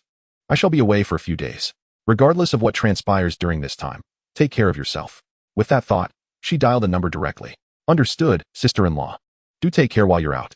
As soon as the words left his lips, a faint smile of bitterness appeared on Lin Shiheo's face. For him, it was a particularly busy period. He genuinely wished for someone to share in his burdens. Lin Shiru was one such individual. Yet, with Lin Shixiang just having returned, he was to depart once more, leaving him with no alternative. Although he held the position of dean at Jiang University, she remained his sister-in-law.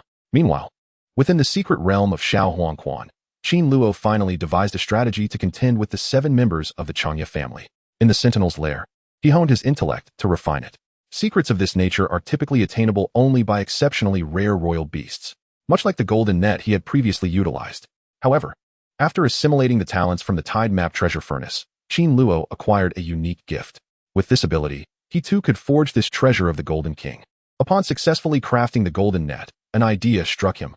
All 7 members of the Eternal Night clan, irrespective of gender, would be ensnared by the Golden King. He executed a grand slam. The royal orcs were formidable warriors, representing the 7 eternal beings. They were not inherently weak. If one is not feeble, one is indeed strong. Even if he ensnared all 7, facing them directly, leaving no room for escape, he could draw upon their vitality. Should he wish to survive for a few more days, that would pose no challenge. After managing the 7, he entrusted the golden net to Lin Shihao and others, instructing them to dispose of the 7 eternal members as if they were refuse. Under his guidance, the secret world of Xiao Huangquan embarked on a new journey. You won't die. How dare you threaten us?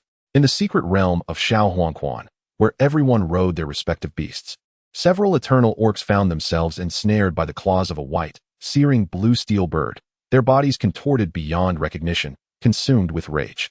I advise you all to behave. Otherwise, Ivok will have his sentinels electrocute you.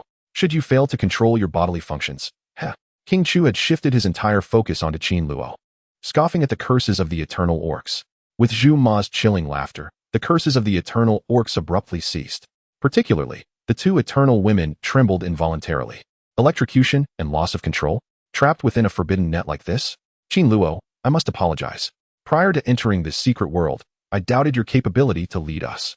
Now, I realize there are indeed formidable individuals outside. The air crackled with the fiery essence of determination as she turned solemnly towards Qin Luo. It need not be so. It is only natural that you did not recognize me initially and found it reasonable to defy me. Qin Luo chuckled. If someone were to summon you to serve him, and you complied, I would regard you with disdain. Haha, indeed. Upon hearing Qin Luo's words, Zhu Ma instantly felt a wave of relief wash over her. Simultaneously, smiles blossomed on the faces of others. Let us be honest. Do you have any idea how many credits we can reclaim this time? At this juncture, Qin Luo appeared to ponder something before abruptly turning to Lin Fang and inquiring. Of course, before departing the battlefield, he had not forgotten to bring the ancient tomb defeated by the Thundercloud Wings into his demonic realm. Concurrently, he exploited the treasure-hunting ability of the Tide Map Snail to conduct a thorough search of the tree spirit's lair within the ancient tomb. Ultimately, he unearthed 5 gravestones and a memorial tablet from within. These items represented excellent resources for evolution. Upon the students' return to school, they could be converted into credits. The bronze 4-star royal beasts possessed the potential to evolve into platinum-level royals. Coupled with the unique abilities of the Tomb Raider, we could bring these back and perhaps exchange them for thousands of credits. Excitement flickered on Lin Fang's face as he remarked. The ancient Tomb Raider we are set to confront, along with those from the Eternal Night Clan, are primarily your doing, Qin Luo. Chu and I will manage to sniff out a fraction of them. You can claim the remainder of the credits, which will surely save you a significant amount. Will you not have to worry about credits for a long while? Qin Luo shook his head and smiled. Others may have garnered such accolades. Perhaps that is true. Yet for me, a few thousand credits may not suffice within mere days. For not only do I require evolution resources, but I must also sustain my sentinels. A vast amount of resources is necessary to elevate the half-orcs. Qin Luo. At this point, Lin Fang suddenly unleashed his mental energy. Restraining his words to a measured extent, you mentioned that these eternal beings are pursuing you. Could it be true? It cannot possibly be erroneous. Qin Luo nodded. Not long ago, I eliminated numerous eternal beings from ancient planets, and videos of such have been circulating. If you think about it closely, doesn't it seem as though their sentinels were arranged in anticipation of a potential ambush by sentinels appearing around them? Well, upon hearing Qin Luo's words, Lin Fang's heart raced. As he contemplated this, it was precisely as Qin Luo had articulated. These individuals. With this thought, Lin Fang cast his gaze downwards at the 7 members of the Eternal Light faction ensnared by the incandescent blue steel bird within the golden net. A glimmer of cold light flashing in his eyes. Had I known earlier, we would have long since dispatched some of their royal beasts and rendered them incapacitated. Lin Chong gritted his teeth. There was no need to take such measures. It was merely a disciple causing trouble. Chapter 21, Black Iron Peak. A trivial dispute? Yili looked at Qin Luo in confusion. He never anticipated that Qin Luo would regard it as a jest.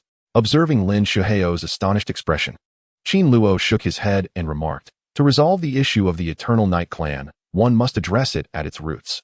Toying with a couple of cats and dogs is merely a waste of time, Qin Luo asserted. Simultaneously, he harbored the same sentiment. What he presently required was time. When he became powerful, if the affairs of the Eternal Night Star went unnoticed, he would seize control of everything, regardless of his personal inclinations.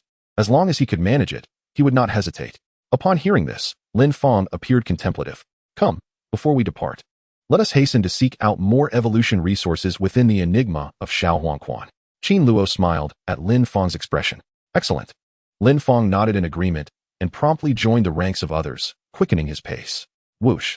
In the realm of thunder, under Qin Luo's command, the Thunder Punishment Cloud Wings entered the state of the Thunder Punishment Divine Weapon, splitting into a corporeal form that swam through the punishment.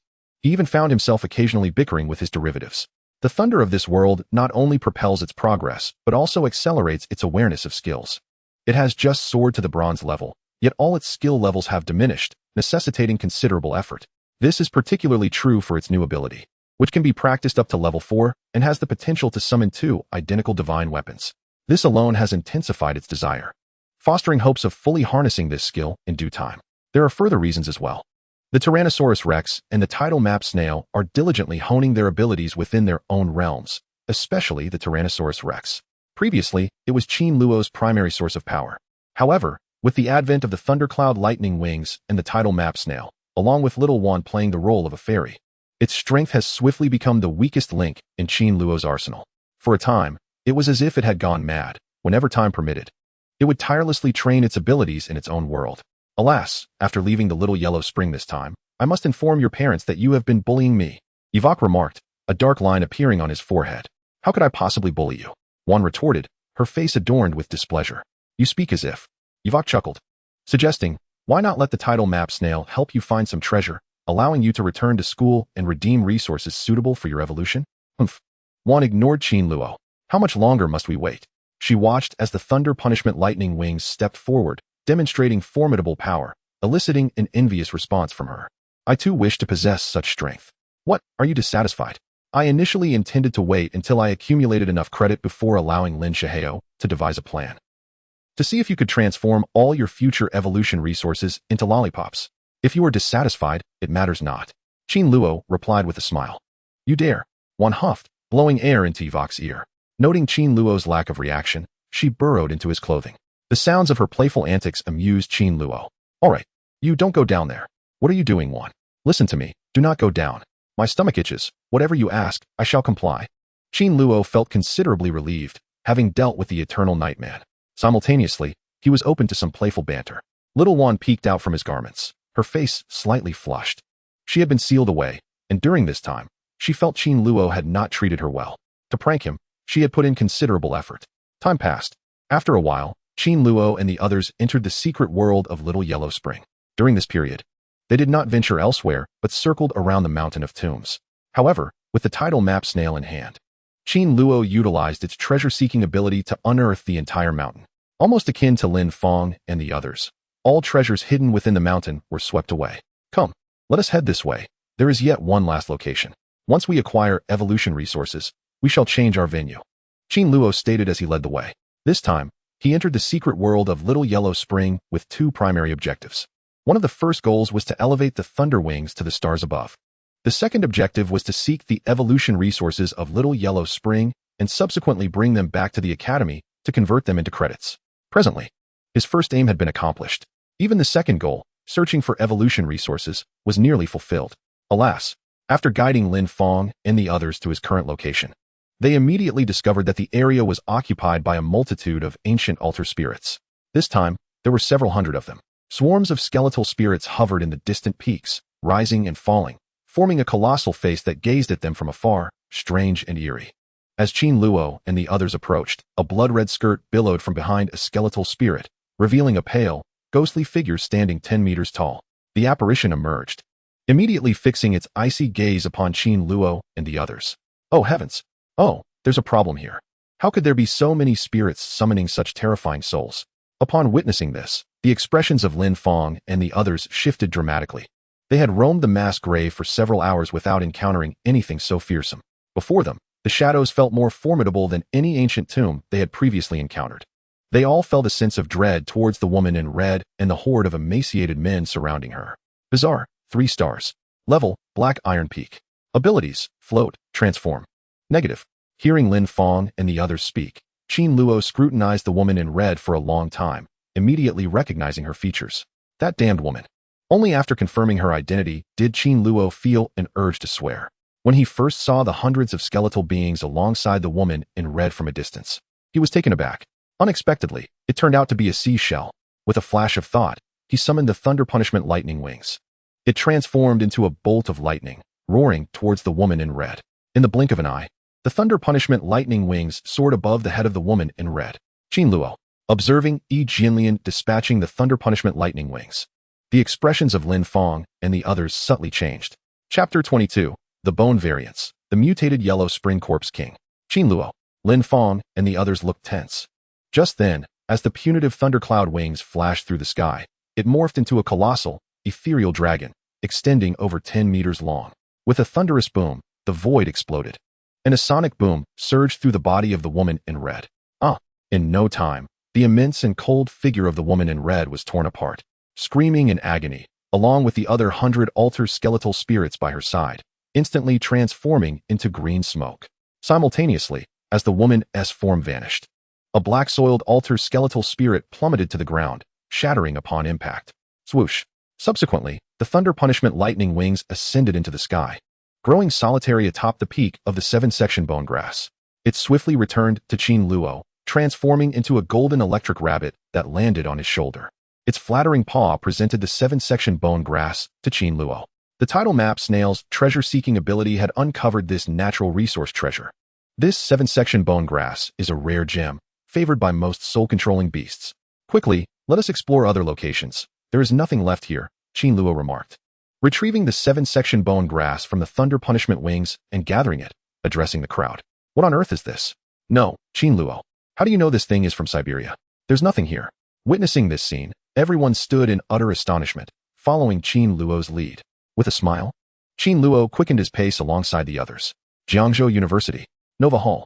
As Qin Luo searched for evolutionary resources in the small underworld, Qi Liangkai, Wei Shan, and Lu Jing emerged from Nova Hall. Heavens, I thought breaking into Nova Hall would be a daunting task, yet it proved rather effortless. Once Qi Liangkai exited the new conference hall, a mischievous grin appeared on his face. Beside him, Wei Shan and Lu Jing glared at him.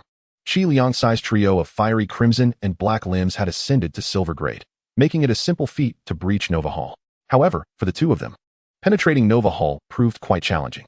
What a pity Qin Luo isn't here. Or if he were, we could observe what he might achieve. Yet, Qi Liangkai disregarded their remarks, continuing to grit his teeth. You can do it.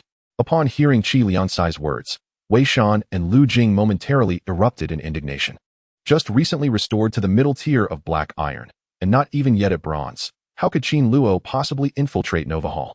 Qi Liangkai was merely someone eager to flaunt his prowess in emotional intelligence.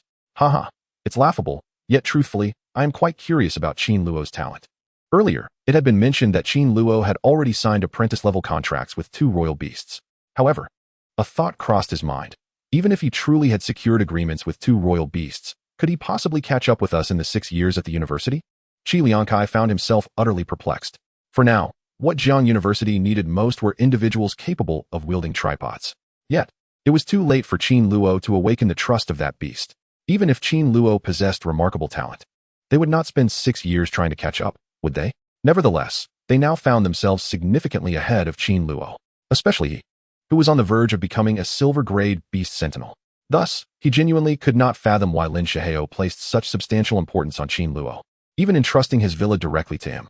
Qin Luo was even prepared to part with a golden 5-star divine wood that had the potential to become a royal beast. Frankly, even with his good rapport with Qin Luo, he felt a twinge of envy. Impossible, that is a golden 5-star spatial attribute. Don't you want to know when he will return from the Shadowlands to inquire of me? Lu Jing scoffed. In truth, it wasn't merely Qi Liangkai. Both he and Wei Shan were equally intrigued by Qin Luo. Their jealousy mirrored their emotional intelligence. Lacking such intelligence, they felt nothing.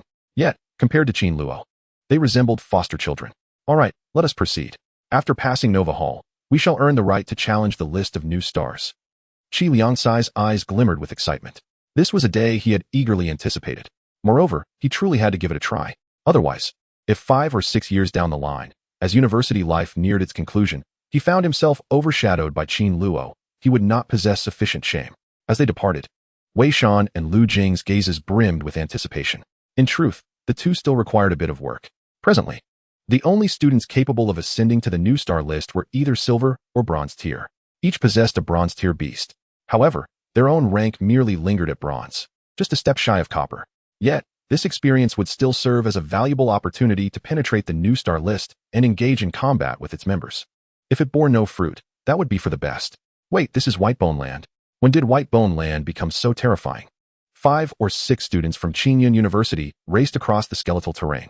Behind them, a colossal, emaciated dragon flapped its wings, pursuing them, occasionally exhaling a frigid breath. Meanwhile, throughout the white bone plain, several skeletal fragments suddenly emerged from the ground. Initially, the emergence of these bones was relatively slow. However, gradually, it felt as though the entirety of the white bones had come to life. In the blink of an eye, 10 or even dozens of white, desiccated bones became visible. At that moment, the entire white bone plain seemed to transform into a sea of bones. Amidst the massive bones, occasional glimpses of white ice and white skeletal figures could be seen. They even suspected that the pursuing skeletal dragon had suddenly appeared amidst this upheaval. We cannot linger here. Something is amiss. Several Qin students cried out, hastening their escape towards the white bone plain. Some among them were not sufficiently strong. Since entering the mysterious world, she had no intention of venturing anywhere else. Instead, she remained on the white bone plain, searching for evolutionary resources. They were unaware that the very place they deemed safest had now become the most perilous. Boom. Is this the Lake of Death? At this moment, Qin Luo remained oblivious to the mutation of the white blood cells. Accompanied by Lin Fong and others, he descended the mountain. Shortly thereafter, a vast lake appeared before them. The surface of the lake was pitch black. In the distance, waves surged within it. Occasionally, pale bones or enormous tentacles emerged from the depths, as if something strange lurked within. Yet, upon their arrival, Qin Luo and the others were captivated by a colossal creature in the distance. Engaged in a fierce battle with a group of individuals. This creature emerged from the lake, towering above the water's surface by several meters. Its overall height was approximately 20 meters. However, what drew attention was not its stature but rather its grotesque form, a chaotic mass of flesh. Only after hybridization could a massive, corpulent humanoid be vaguely discerned. Boom. What manner of monster is this? Each step it took sent ripples through the lake. With a single punch, it hurled a body into the air, transforming it into a human carcass, which then lunged at a dozen students with teeth and claws. Simultaneously, as they soared through the air, their bodies displayed swollen surfaces covered in thick blisters. The viscous blisters burst under their vigorous exertion, releasing a thick, yellow liquid. The moment the surrounding air came into contact with this peculiar liquid, it immediately emitted yellow smoke. What kind of creature is this? Yavoki stood at a distance, astonished. Then, as his gaze flickered downward, he noticed a peculiar little yellow flower floating atop the lake's surface beside the monster. This little flower, if one did not scrutinize closely, could easily be mistaken for growing in the void rather than in soil or water, bearing little resemblance to an ordinary flower. However, upon closer inspection of its stamens, one would discover a peculiar skeletal structure enveloping them, microscopic bones, smaller than a grain of sand. What sort of flower is this? Qin Luo studied the bloom through a real-time map, his heart trembling slightly. Simultaneously, in the context of the tidal chart snail, the flower exuded an aura of treasure, far richer than any trove he had encountered previously. However, after a brief moment, Qin Luo's gaze was drawn once again to the menacing, indomitable figure beside the yellow flower. The mutated zombie king, 4 stars, equivalent to a high school bronze level. Abilities include melting, sorting, raw material, bombardment, zombie king infection, and zombie king strike. In an instant, the attributes of this colossal creature materialized within Qin Luo's editor. This creature, upon seeing the characteristics of the mutated yellow spring corpse, Qin Luo's pupils constricted in shock. He never anticipated that this monster would possess a quality exceeding 4 stars, achieving a high score equivalent to bronze. It surpassed even the graveyard treant he had encountered previously. Look, the Yellow Spring Mystery has only been published for 2 years. According to the information at his disposal, it previously took over 5 years to seal the lesser Yellow Spring Mystery. The individuals from Jian University? Meanwhile, from a distance, a dozen or so individuals engaged in a fierce battle with the mutated Yellow Spring Zombie King, squinting as they observed Qin Luo and his companions. Qin Luo immediately recognized them. Oh, it's them from last night. Concurrently, Lin Fong and the others recognized these individuals by their uniforms from afar.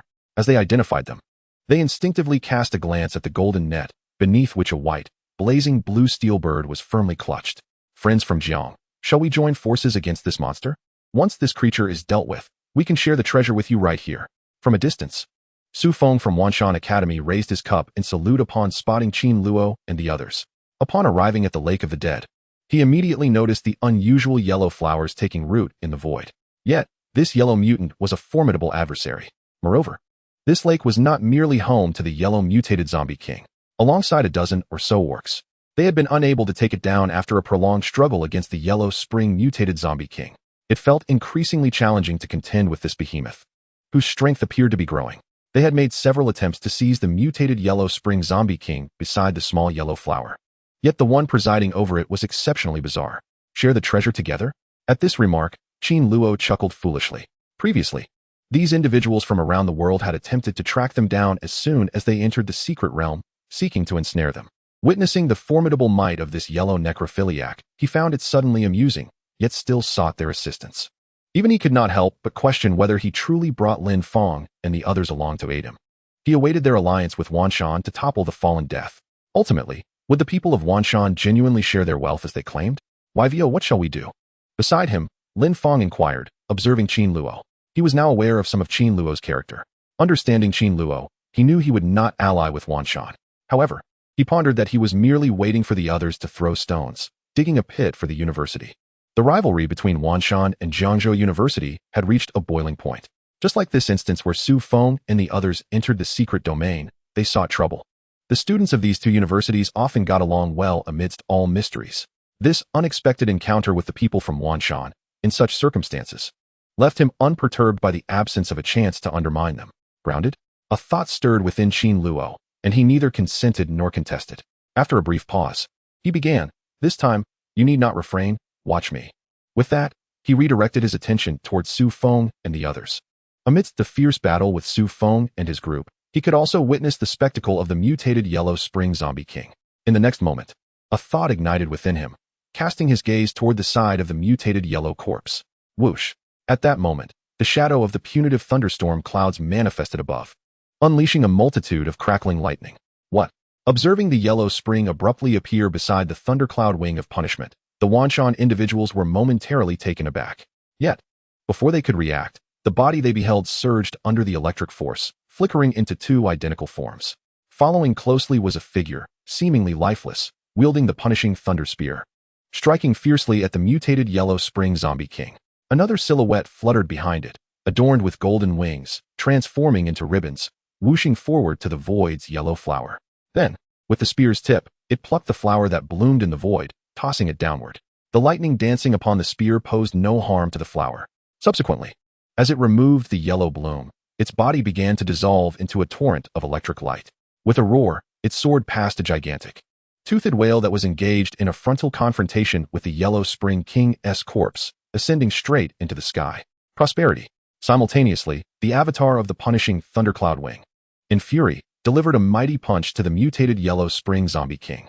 With a tremendous crash, the thundercloud wing of punishment was forcibly pushed back several meters. However, the mutated Yellow Spring zombie king also quivered from the electric impact. Even so, it remained 2 steps above the punishment of thunder. Yet, the scent of burning and the stench of rotting flesh swiftly pervaded the air above its body. Roar! The mutated zombie bellowed in fury. Raising its head, it howled. Concurrently, as it opened its mouth, a tongue composed of a multitude of corpses shot forth, coiling together, soaring into the sky towards the thunderous wings of punishment. Striking out with a lash. Chapter 24, Cold Wing Hand Dragon, 1 star. Only the punishing thundercloud wing in the debris managed to lift the impact of the mutated Yellow Spring Lord, directly controlling the fragments, and took flight. It did not entangle with the mutated Yellow Spring King at all. The mutated Yellow Spring Zombie King, eager to find someone to engage, also sought to play with the individuals from Wanshan. Keenly, witnessing this scene, seeing the thunderous wings in the sky rush forth, the small yellow flower, which they had long awaited to pluck, seemed to be within reach.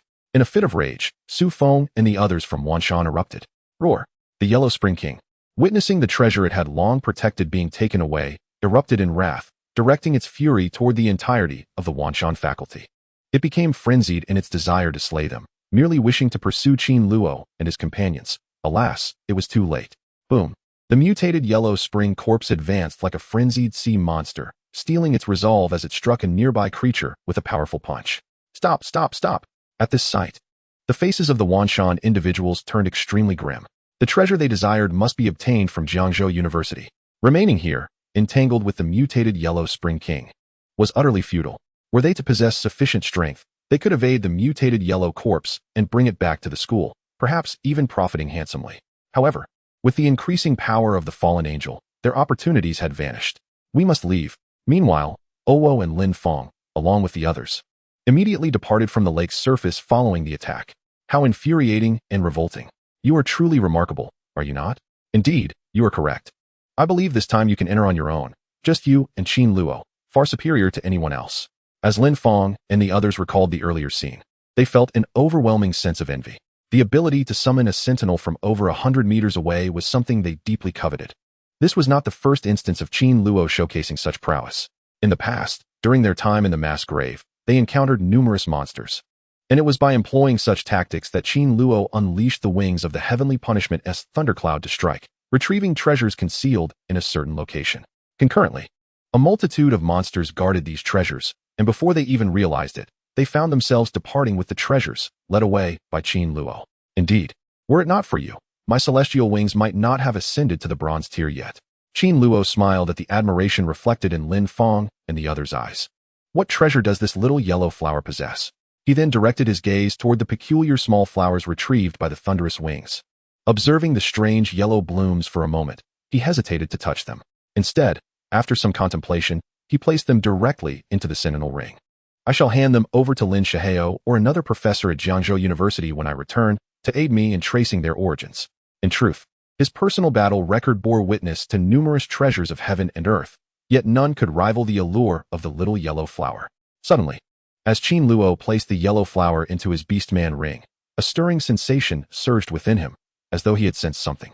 He abruptly raised his head, gazing into the distance. Simultaneously, Lin Feng and the others stood transfixed, looking up at the land afar. Thunderous roars echoed, as they beheld the distant sight of a sea of bones approaching them, transforming into a veritable ocean of skeletal remains. They gasped in horror. Oh my heavens! Is it not the bone plain that spreads here? Witnessing the congregation of bones, a chill swept through Qin Luo and his companions. Just near Wanakili, there lay a considerable distance from the lake to the sea of bones. What of the hours they had just spent in the mass grave? Was it all a landscape of bones? In an instant, terror engulfed them. If they were to be affected by this change that was sweeping across the secret world, would they be able to retaliate? In an instant, panic ensued among them as they raised their hands high. Quickly, quickly! This anomaly within the mystery of the little yellow spring must be a consequence of the widening rift in that world. We must swiftly transport the students back. Professor Renya from Jiang University and the instructors from various universities urgently summoned their spiritual energies, connecting their chi and mysterious gateways to the enigmatic realm of the little yellow spring. Though they were outside the secret domain, they could perceive the movements within it through the entrance at any moment. Even within the realms of mysticism, students could bring forth a tamer not belonging to them. And if they summoned that tamer from the demon realm, they could establish a connection. Utilizing the Black Gate, they could directly capture it from the secret world. It was through this dark portal that they sensed the monumental shifts occurring throughout the secret kingdom of the little yellow spring. The crowd felt the changes and began to mobilize. What has transpired? Instantaneously, under the actions of Renya and others, the little yellow spring transformed within the chamber into a hub of activity.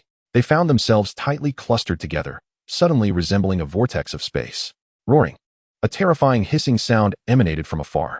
As the sea of bones spread across the horizon, a colossal bone dragon leaped forth from the multitude of skeletal remains, its wingspan reaching 30 to 40 meters. Upon spotting Qin Luo, it immediately flapped its wings and charged toward them. Concurrently, as the ocean of bones expanded, they could scarcely comprehend how many more bones erupted from the earth. Looking around, they saw a dense throng of skeletal figures. Among these bones were the remains of warriors, their corpses unmistakably evident. Even the towering skeletal king, standing 5 or 6 feet high, surveyed the surroundings, its gaze bewildered as it peered through the multitude of bones. They seemed utterly confounded as to why they had suddenly arrived here. Zhu Wan, riding atop the frost amber dragonblood beast, followed Qin Luo, his heart racing. He was merely a lowly black iron sentinel, and this was his first foray into such a mysterious world. Initially, he had no words to express his feelings. For him, this deviation was akin to a natural disaster. Simultaneously, Lin Feng and the others bore similar expressions. Coldwing Wyvern, a star of equivalent golden status, possessed the skill of chilling breath, warming the air and reducing damage, Dragoness Path.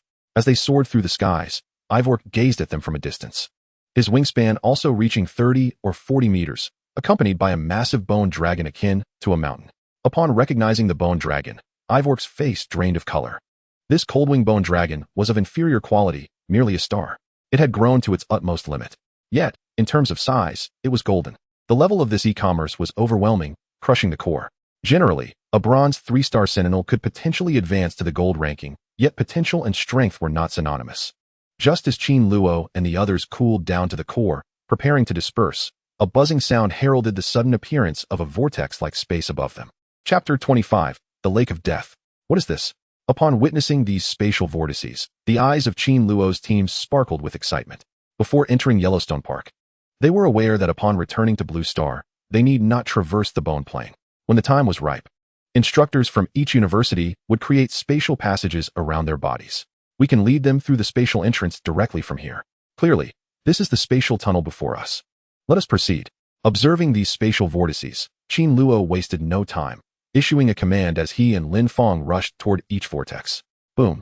In the distance, the cold-wing wyvern soared swiftly, its wings beating rapidly at low altitude, a gust sweeping away countless bones in an instant.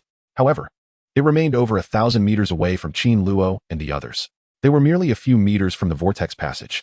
Just as the dragon's powerful wings approached Qin Luo and his team, they had already traversed the spatial vortex tunnel, leaving the yellow circle behind and returning to Blue Star. Roaring, the cold-wing wyvern raised its head, emitting a hissing sound as it flapped its wings, summoning the might of the great dragon. In an instant, countless bones within 100 meters were swept away by the wind, creating a scene of sheer terror. The half-beastmen, having reached the golden tier and below, were completely on different levels. What in the world is happening? What transpired on the bone plains? And how did it suddenly expand into the ancient burial grounds?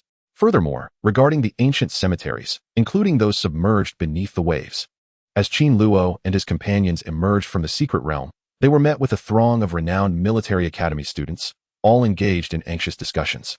Clearly, their plight mirrored that of Qin Luo and his group. Conduct a head count.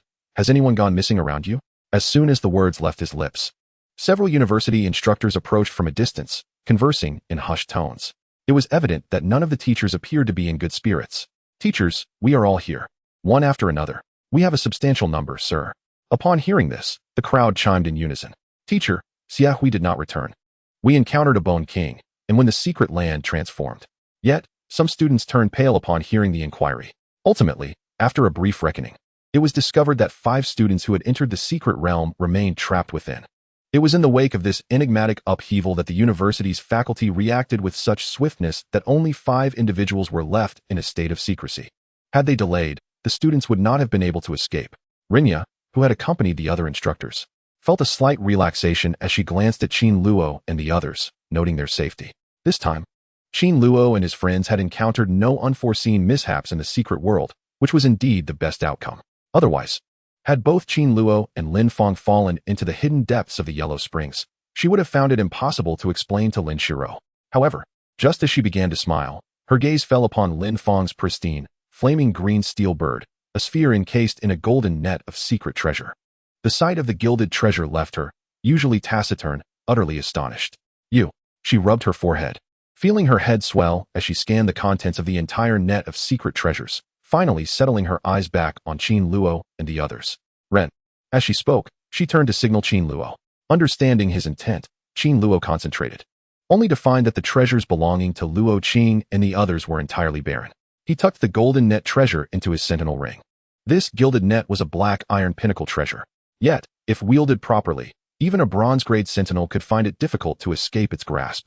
Qin Luo possessed the innate ability to bestow treasures. Had the members of Wanshan not assisted him in acquiring the golden net, he had intended to keep it for himself. Just as Qin Luo reclaimed the golden treasure, Yi Luo Qing and her entourage began collapsing one by one to the ground. Then, under the watchful eyes of countless onlookers, they stood with flushed faces, heads bowed, utterly unable to meet the surrounding gazes. What on earth was happening? Witnessing this, the head teacher of Wanshan Academy changed countenance and promptly approached. The leading instructor was the same resident elder who had flown in with the Shanying students. He could not recall how many times he had led his university students through various esoteric trainings, becoming a teacher in the process. Yet, such an occurrence had never transpired before. This teacher, noticing the Wanshan instructor approaching with inquiries, Qin Luo lifted his head and smiled. We just informed the teacher. I am this year's special student. Upon entering the secret realm, all the students are from Jiangda affiliated high school. We are all aware of our limited abilities. When we entered this secret world, we did not wish to cause trouble. We only sought to find treasures. However, you, the senior from Wanshan Academy, have been following us ever since you entered the secret domain. After we left you behind, your companions from Wanshan came after us in droves, threatening to kill us and the like. I hope you don't take offense. We had no choice but to fight them off and pack up. You. Upon hearing Qin Luo's explanation, the eyes of Wanshan's leading instructor widened in disbelief. Do you dare to tell me who took the treasure we have been eyeing for so long, child, at the Lake of Death? Meanwhile, Su Feng and others from Wanshan were also making their way over.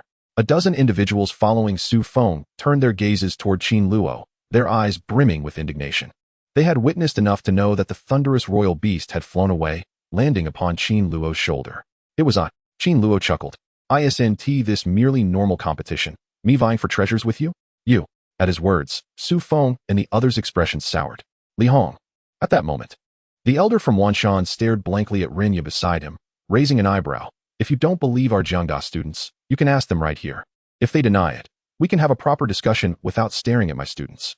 Upon hearing this, Rinya called out to Li Hong, took a deep breath, and turned to glance at the Beastmen sentinels of the Eternal Night faction. In the face of Li Hong's gaze, the 7 Beastmen lowered their heads even further. Trash, let us go. Observing this scene, Li Hong was bewildered by the turn of events. With a cold snort, he summoned the Shannying and captured his thoughts, then walked away. Chapter 26. The Soul of a Millennium of Platinum. This time, they had been humiliated. Especially when conversing with Qin Luo, a senior, he felt a pang of resentment, unable to maintain his composure. You all did splendidly. As the elder from Wanshan led everyone away, Rinya's gaze fell upon Qin Luo, a hint of a smile gracing her lips. She immediately waved her hand, summoning her iron war chariot. White clouds drift. An ancient, rusted war chariot traversed the skies. It has arrived. Qin Luo stood at the edge of the iron-walled war chariot, gazing at the white clouds above, reminiscent of the oppression he felt in the secret world of the Yellow Springs. Yet, he shook his head, reflecting on how he had only spent a few hours in the secret realm before departing. He had intended to remain there for 3 days. He had even prepared to carve out his own destiny in the secret world of the Yellow Springs, aspiring to become a bronze Beastman sentinel. Nevertheless, it mattered not. He would return to rest, and by morning, the snail on the tide map should be en route. As he sensed the progress of the tide map, Qin Luo couldn't help but chuckle, envisioning the snail devouring the white fireball in the royal nest. Qin Luo, Wanshan and Jiangzhou University had been rivals for an extended period. This time, Qin Luo had managed to pluck several students from Jiangzhou's high school, resulting in a considerable waste, which only served to exacerbate her irritation. Thus, throughout the journey, her mood remained buoyant. Indeed, hearing Ren Jingfei's question, Wu Suanfu's heart raced as he waved his hand, plucking a small yellow flower from a white crystal bottle. This diminutive yellow flower was a treasure he had seized from the hands of the Wanshan dignitary and the mutated yellow corpse. Teacher Ren, look. This is what the people from Wanshan Academy spoke of. Qin Luo handed Ren Jingfei a white crystal vial. He held in his hand the crystal vial received earlier from the cemetery, filled with the tempestuous clouds of thunder from the heavens. Now, empowered by the divine thundercloud, he gathered the delicate yellow flowers he had recently acquired. Oh, Ren Jingfei raised an eyebrow at the yellow blooms nestled within the white crystal bottle held by Evo. You are indeed fortunate. This is a yellow bone flower, a splendid resource for platinum evolution. You may hold it in your hand and use it to exchange for the advanced evolution resources you require. Or you could present it to the Academy in exchange for credits. Platinum evolution resources? Qin Luo's eyes gleamed with curiosity. Sir, do you have any idea how much this could be worth? You must return to the Academy and inquire at the Marlborough building. But I am certain it could yield 10,000 credits. Ren Jingfei chuckled. 10,000 credits? Qin Luo's heart raced. Previously, he had been informed by Lin that he could exchange the treasures acquired from the ancient tomb for thousands of credits at the Academy. Altogether, it would amount to a substantial sum, likely sufficient for his needs. Of course, one should not be greedy. This time, had it not been for Lin Fang, he would not have possessed the soul of a millennium-old platinum. Thus, when his credits were redeemed, he intended to share some with Lin Shihao. With this thought in mind, it was not long before the armored vehicle soared through the sky, returning to Jiangzhou University. However, this time, Rinyu did not allow the vehicle to land at the university's gates. Instead, he directly alighted it in front of the Marlborough building of the Academy. Come, I shall take you to Marlborough to assist you in harvesting your bounty. Once Qin Luo disembarked, he drove the vehicle away, leading them directly into the building. The Marlborough building, also known as the Marlborough Tower, was where all evolution resources obtained by students during their time outside could be sold for credits. The Marlborough building also offered a diverse array of evolution resources for sale. Students of Jiangzhou University could utilize these credits to purchase various evolution resources. When Qin Luo first arrived at Jiangzhou University, he was filled with curiosity about the institution. Yet, lacking a credit card in time, he had never ventured here. It was said that only those who passed through the campus could access such educational edifices. In contrast, Lin Fong and his companions fared much better. Although they were all high school students from Jiangsu University, they also had a credit system in place, along with their affiliated middle school located by the riverside, establishing interconnectivity with Jiangzhou University. Thus, they had all been here before. Soon, Qin Luo and his companions entered the Marlborough building, arriving at the ground floor lobby. At that moment, students were bustling in and out of the entire Marlborough building, either selling treasures like them or acquiring them. However, Ren Jingfei did not linger on the first floor, but rather led Qin Luo's party directly to the underground hall of the Marlborough building.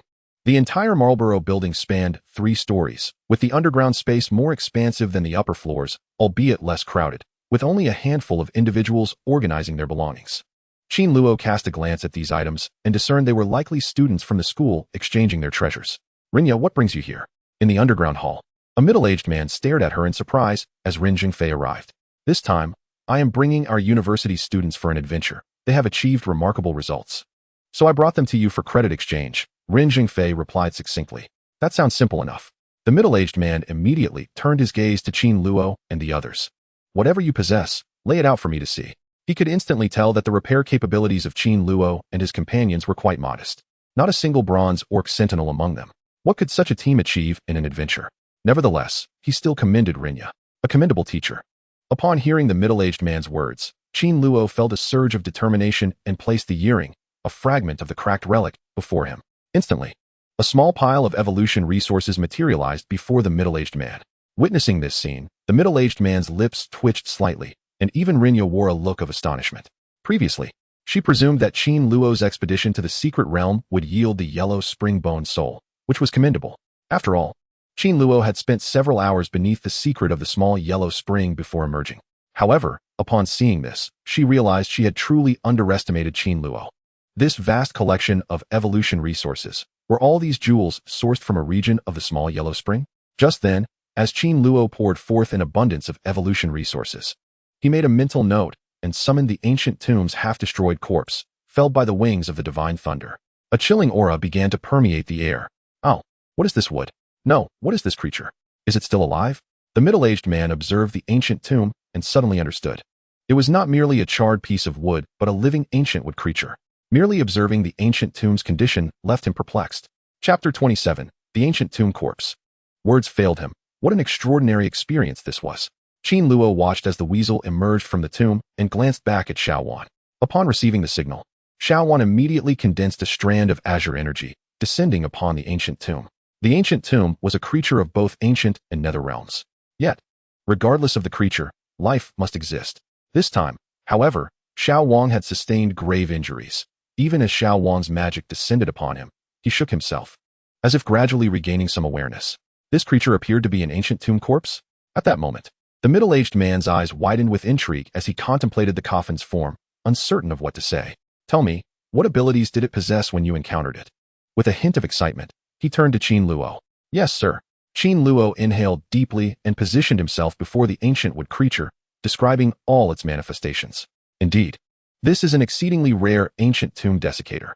Based on your description, it may be a 4-star bronze, a mid-tier ancient tomb desiccator. He looked at Qin Luo with eager anticipation. What? Do you intend to convert this into credits? A 4-star bronze royal beast holds the potential to ascend to platinum level. For certain promising students, this royal creature is particularly valuable. Typically, platinum evolution resources range from several thousand to 10,000 credits. However, a 4-star bronze royal beast can yield thousands of credits. The value of royal beasts differs from that of evolution resources. Correct indeed. Qin Luo nodded, gazing at the middle-aged teacher. All that I have brought this time is intended for credit conversion, and I hope the teacher can assist everyone. Not a problem. Upon hearing this, the middle-aged teacher promptly began to examine the pile of evolution resources that Qin Luo had just poured onto the ground. This is merely a gravestone, not worth much. I shall offer you 30 points for it. As for these 7 bones, I will grant you 70 points. During a leisurely discourse with the middle-aged instructor, Qin Luo discovered that the majority of the evolutionary resources he unearthed in the mass grave held little value. Most of the black iron-grade evolutionary resources manifested as mere scores. Even the bronze evolutionary resources exceeded 100 credits. Ah, is this a yellow bone flower? Suddenly, the middle-aged teacher flipped through his findings, gazing at a diminutive yellow blossom, his expression betraying a hint of astonishment.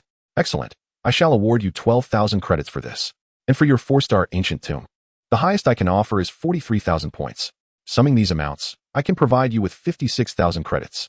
56,000 credits? What if it were multiplied by 5? Upon hearing the middle-aged teacher's words, Qin Luo's heart raced. 56,000 credits? Qin Luo inhaled deeply, turning to Lin Shihao, and spoke. Bai and Zhu 1. I shall take 50,000 of these credits, and the remaining 6,000 shall be divided among the 9 of you.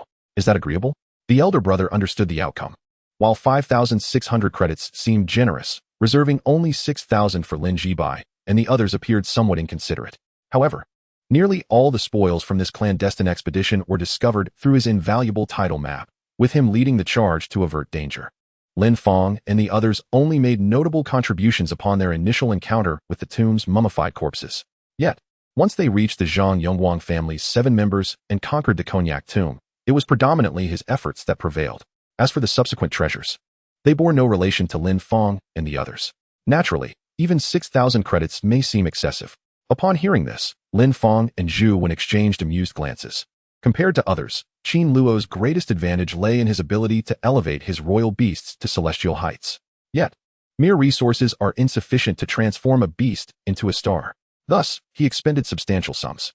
Otherwise, like his fellow students, his role would have entailed merely providing his sentinel with the appropriate evolutionary resources to hasten their advancement. Given his current prowess, he need not fret excessively over evolutionary resources. As they spoke, Lin Fong and Zhu Wen deliberated on how many credits each could claim.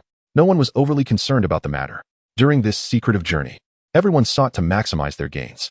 After all, if one were to forcefully desire more, who would willingly collaborate with them? Teacher, once the lessons are concluded, please credit our accounts, Qin Luo remarked, glancing at the middle-aged instructor. Very well, I shall now allocate the accolades to you, the middle-aged teacher replied, nodding in agreement. 250,000 credits. Upon receiving the credit, Qin Luo glanced at his profile. In the blink of an eye, he realized the 50,000 credits he had just received had multiplied to 250,000, a 5-fold increase. 250,000 credits. How many evolutionary resources could one procure with such wealth? In an instant, Qin Luo felt a flush of exhilaration. Truly prosperous. You see, the average resource for platinum evolution hovers around 10,000 credits, some even less. Of course, credits are not all-encompassing. Certain resources can only be redeemed through credit. However, with credit in hand, some resources remain irredeemable. For instance, the Heavenly Punishment Thundercloud, Metamorphosis Grass, and Millennium Platinum War God Pearl cannot be exchanged for credits. Otherwise, Lin Shihao would not have found himself in such an awkward predicament. Resources of this nature must be traded for or discovered amongst other evolutionary resources. Moreover, the usage of e-commerce credit is stringently regulated according to contractual obligations. For example, just moments ago, he could only advance 6,000 credits and then have his middle-aged teacher contact Lin Fong and the others. One cannot allow a middle-aged instructor to transfer 6,000 credits into his account and subsequently convert them into 530,000 credits before submission. Simultaneously, he cannot utilize his own credit for sales. Qin Luo, with such an abundance of credits, what are your next plans? Ren Jingfei inquired after the middle-aged teacher distributed all the credits. I need to procure some evolutionary resources to expedite the advancement of my 2 royal beasts, Qin Luo replied. Even back in the Yellow Springs mystery, Xiaowan had expressed her dissatisfaction towards him.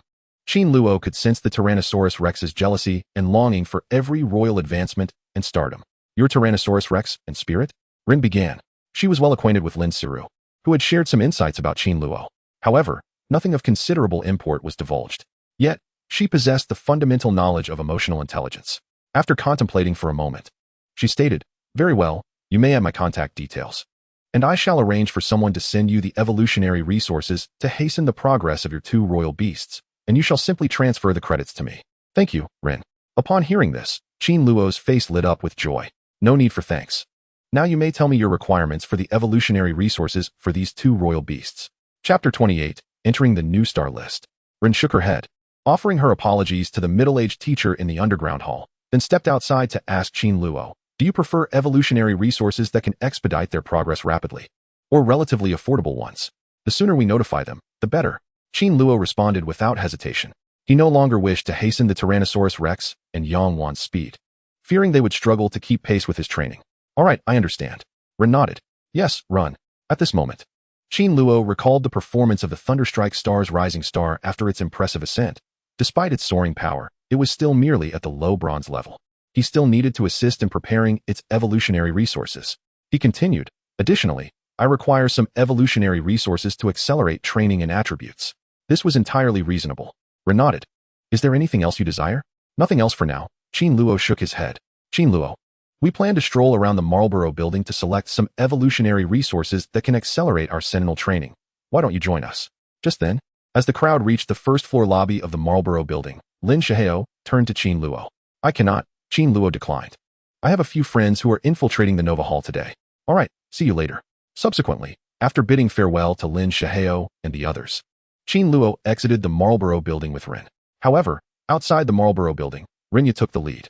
The recent drastic changes in the secret world of the Little Yellow Springs compelled her to report to the school. After Rinya departed, Qin Luo returned to his apartment and retrieved his phone, dialing Qi Liangkai. Hello, is this Qin Luo? After a moment, the perplexed Qi Liangkai answered. Didn't you say you were going to explore the Yellow Springs mystery? I did visit the Yellow Springs mystery, but an unexpected turn of events compelled me to return early. Ivok inquired over the phone. How is the Qi Gong progressing? Have you and Wei Shan arrived at the Qixing Hall?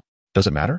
Qi Liangkai slightly raised his voice, stating, if we venture out, your brother and I shall undoubtedly succeed.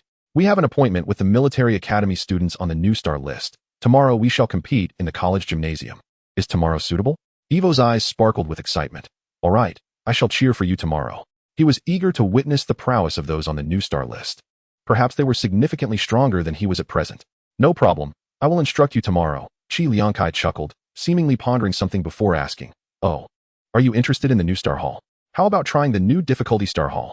I am indeed interested, Qin Luo affirmed, but not today, in a few days. I shall endeavor to breach the New Star Hall, striving to join the ranks of the New Star list like my brother and sister. How ambitious. Qi Liangkai's voice rose with enthusiasm. However, scarcely had he finished speaking when he began to falter. No, Evo, what did you just say?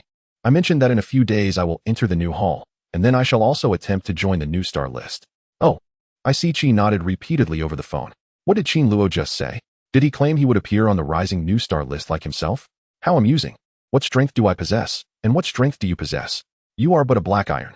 Buddy, are you in the secret world of the Little Yellow Spring? Snap. Following this, Qi Liangkai exchanged a few more words with Qin Luo before he inadvertently ended the call. What do you mean? Are you joking? After hanging up, he glanced at Wei Shan and Lu Jing in the distance. Not necessarily. Perhaps Qin Luo has ventured into a secret of the Little Yellow Spring. Has Shuai caught up with him? Lu Jing scoffed. Certainly. Her thoughts aligned with Qi Liangkai's. That is where the humor in Qin Luo lies. Otherwise, taking the Black Iron Intermediate would be madness. Only the majority of beastmen could ascend to the peak of Bronze Mountain. Upon returning home, he cast a glance and saw Yi Guotao and Su Yunming engrossed in a television show. Yesterday, the two had informed him that it would be opening in a few days. Didn't you say it would take several days to emerge? Upon seeing Qin Luo, both Yi Guotao and Su Yunming were taken aback. I wonder how Qin Luo returned so early. I encountered a minor mishap and returned ahead of schedule. Qin Luo replied mischievously. Now that you're back, return to your room and keep your distance from your mother and me. Yi Jiangwo waved his hand, looking at Qin Luo with disdain.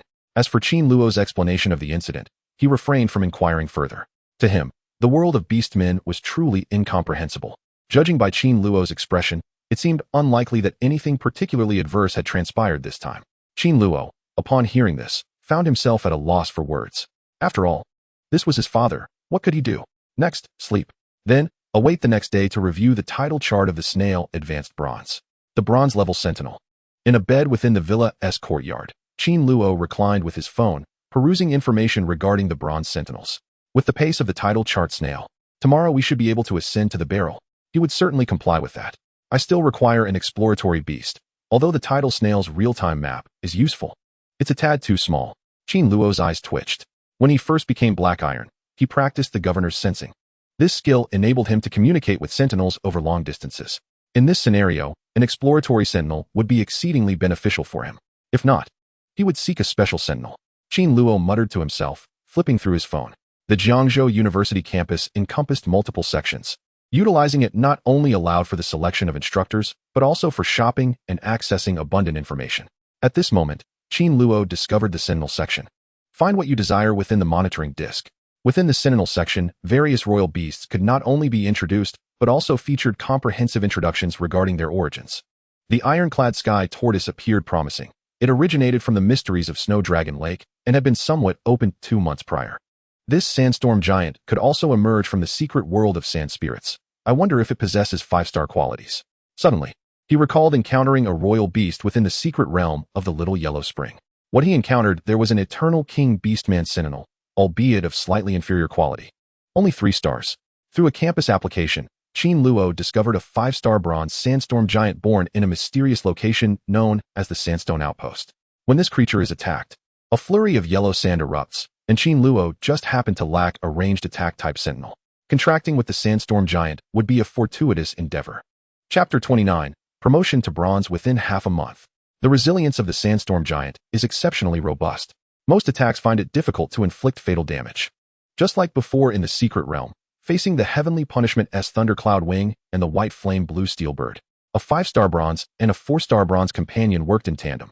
The Long Night's Beastman Master S sandstorm persisted for so long that in the end, he was left with merely a fist-sized box composed of countless fine sand whirlpools. Meanwhile, Qin Luo's company had previously confirmed the characteristics of this sandstorm giant. Understanding how it would grow was entirely normal. Its subsequent evolution directions included Sandstorm Monarch, Sandstorm Lord, Sandstorm Spirit, and ultimately, Sandstorm Master. He noted it down, intending to inquire with Lin tomorrow. Qin Luo's heart raced as he mentally marked this sandstorm giant. Then, he began rummaging through various compartments in search of the next promising sentinel. Ding ding ding. Just as Qin Luo immersed himself in exploring various royal epitaphs, his phone rang for the first time. He hesitated before pressing the answer button. A voice immediately resonated from the phone. Hello, I am Qin Luo's classmate. The delivery person from Jiangdao Wanbao building, delivering the evolution resources ordered for you by teacher Rinya. Is this your residence? Yes, I am Qin Luo, he replied, sitting up hurriedly. Wonderful. Since you're here, I will arrive in 3 minutes to deliver your items. Upon hearing this, the delivery person from Wanbao building promptly hung up. Soon, he would arrive. The moment he ended the call, Qin Luo sprang from his bed, slipped on his shoes, and stepped outside. Ren had previously contacted him to discuss his 3 Beastman evolution resources. However, Qin Luo hadn't anticipated that everything he needed would be ordered so swiftly. The Wanbao building, on the other hand, was directly delivering these evolution resources to him. Disgusting. Has my delicacy arrived? As Qin Luo emerged, Xiaowan appeared more spirited, stepping out from her sentinel nest. She perched upon Qin Luo's shoulder, chattering away. Indeed, Qin Luo replied, a hint of resignation in his voice. Just as he stepped out of the villa, a swift alpaca, carrying a middle-aged man, galloped towards him from the distance. Your item is here. The middle-aged man dismounted from the wind-whipped alpaca, verified Qin Luo's identity, and handed him a royal ring. Thank you, uncle.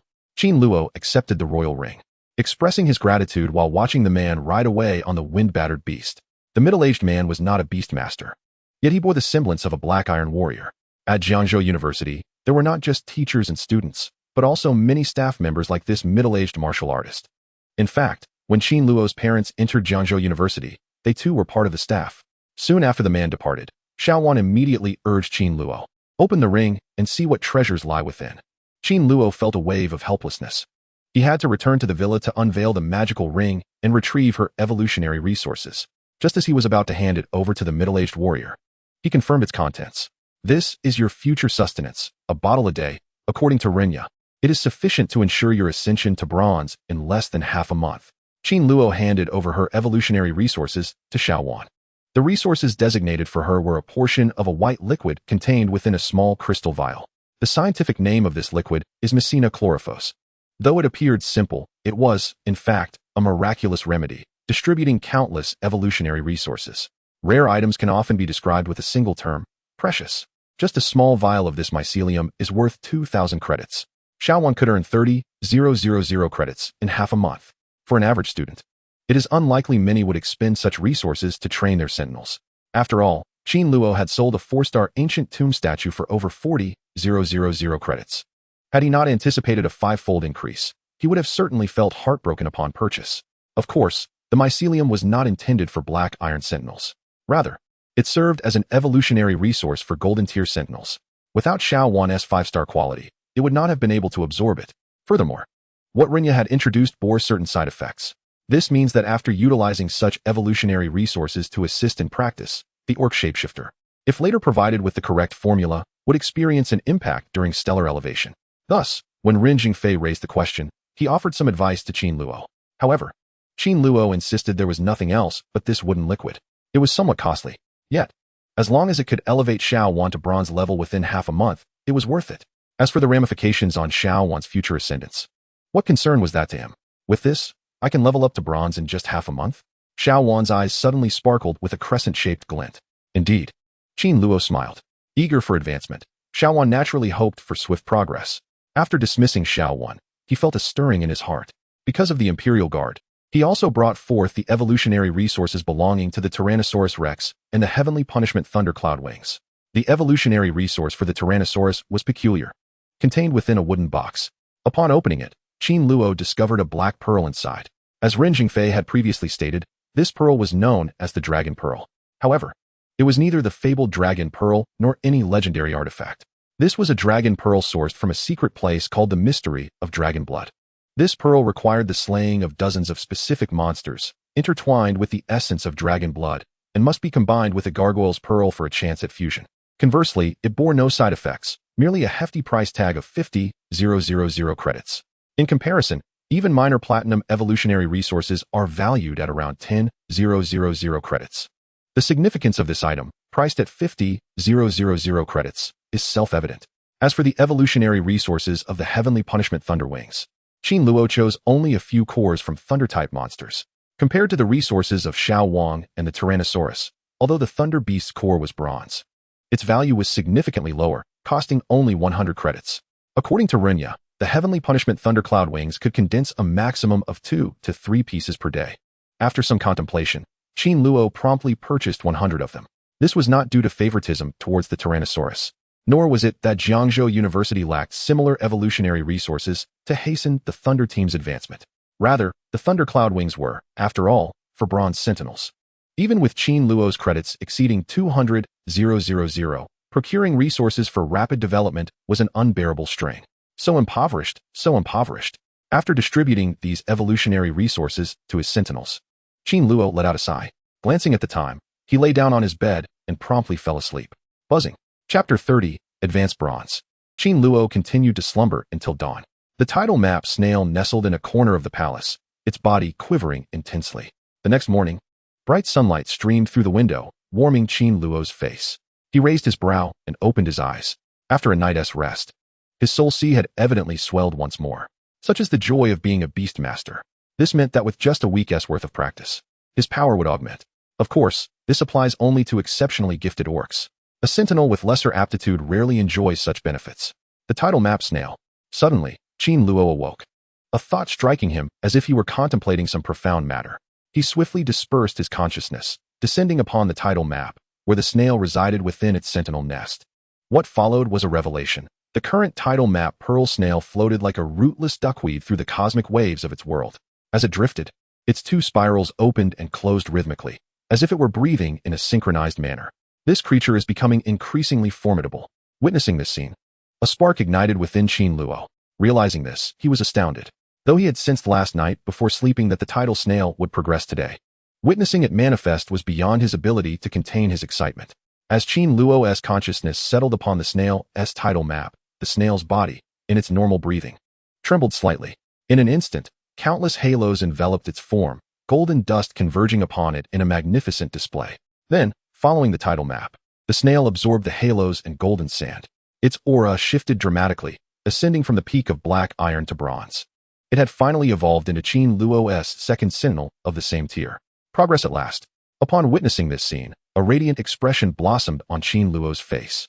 Simultaneously, the tidal map snail, having progressed from the sentinel's lair, promptly sent him a message, indicating its desire to depart from the confines of the sentinel's nest. Sensing the brainwaves of the tidal map snail, Qin Luo mentally summoned it forth from the sentinel's lair. As soon as it exited, the creature excitedly flitted about in Ivor's chamber. After a brief interlude, it alighted upon Qin Luo's head, seemingly reluctant to descend. "You are quite the nuisance," he mused. As the little creature, appearing rather helpless, bumped against his head, showing no inclination to venture anywhere else. Qin Luo speculated that if given the choice between spending its days on his head or within the confines of the Sentinel's lair, the decision it would make might astonish everyone. With this thought in mind, he employed the Royal Beast Editor to inspect the current attributes of the title map snail. The outcome did not surprise him. Following its advancement, its quality had plummeted to 4 stars. While most of its skills remained unchanged, the quality of some had also diminished, with all tiers now being of bronze quality.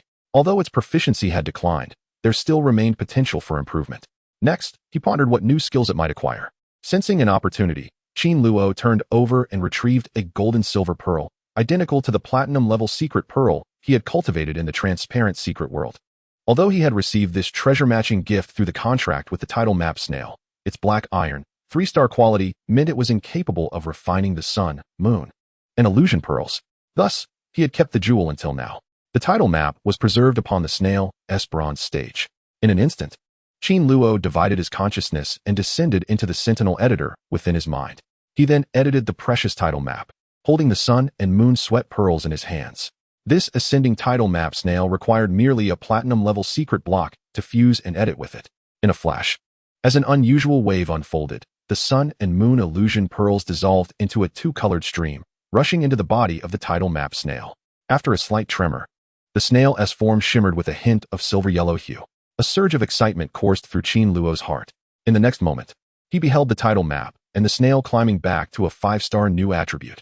The spatial treasure snail now boasted a mysterious system of 5 stars, equivalent to a high bronze level. Its abilities included 1. Tidal Spiral, Level 2, 2. Tidal Vortex, Level 2, 3. Real-Time Map, Level 2, 4. Treasure Hunting, Looting, Bacteriophage, Level 3, and 5.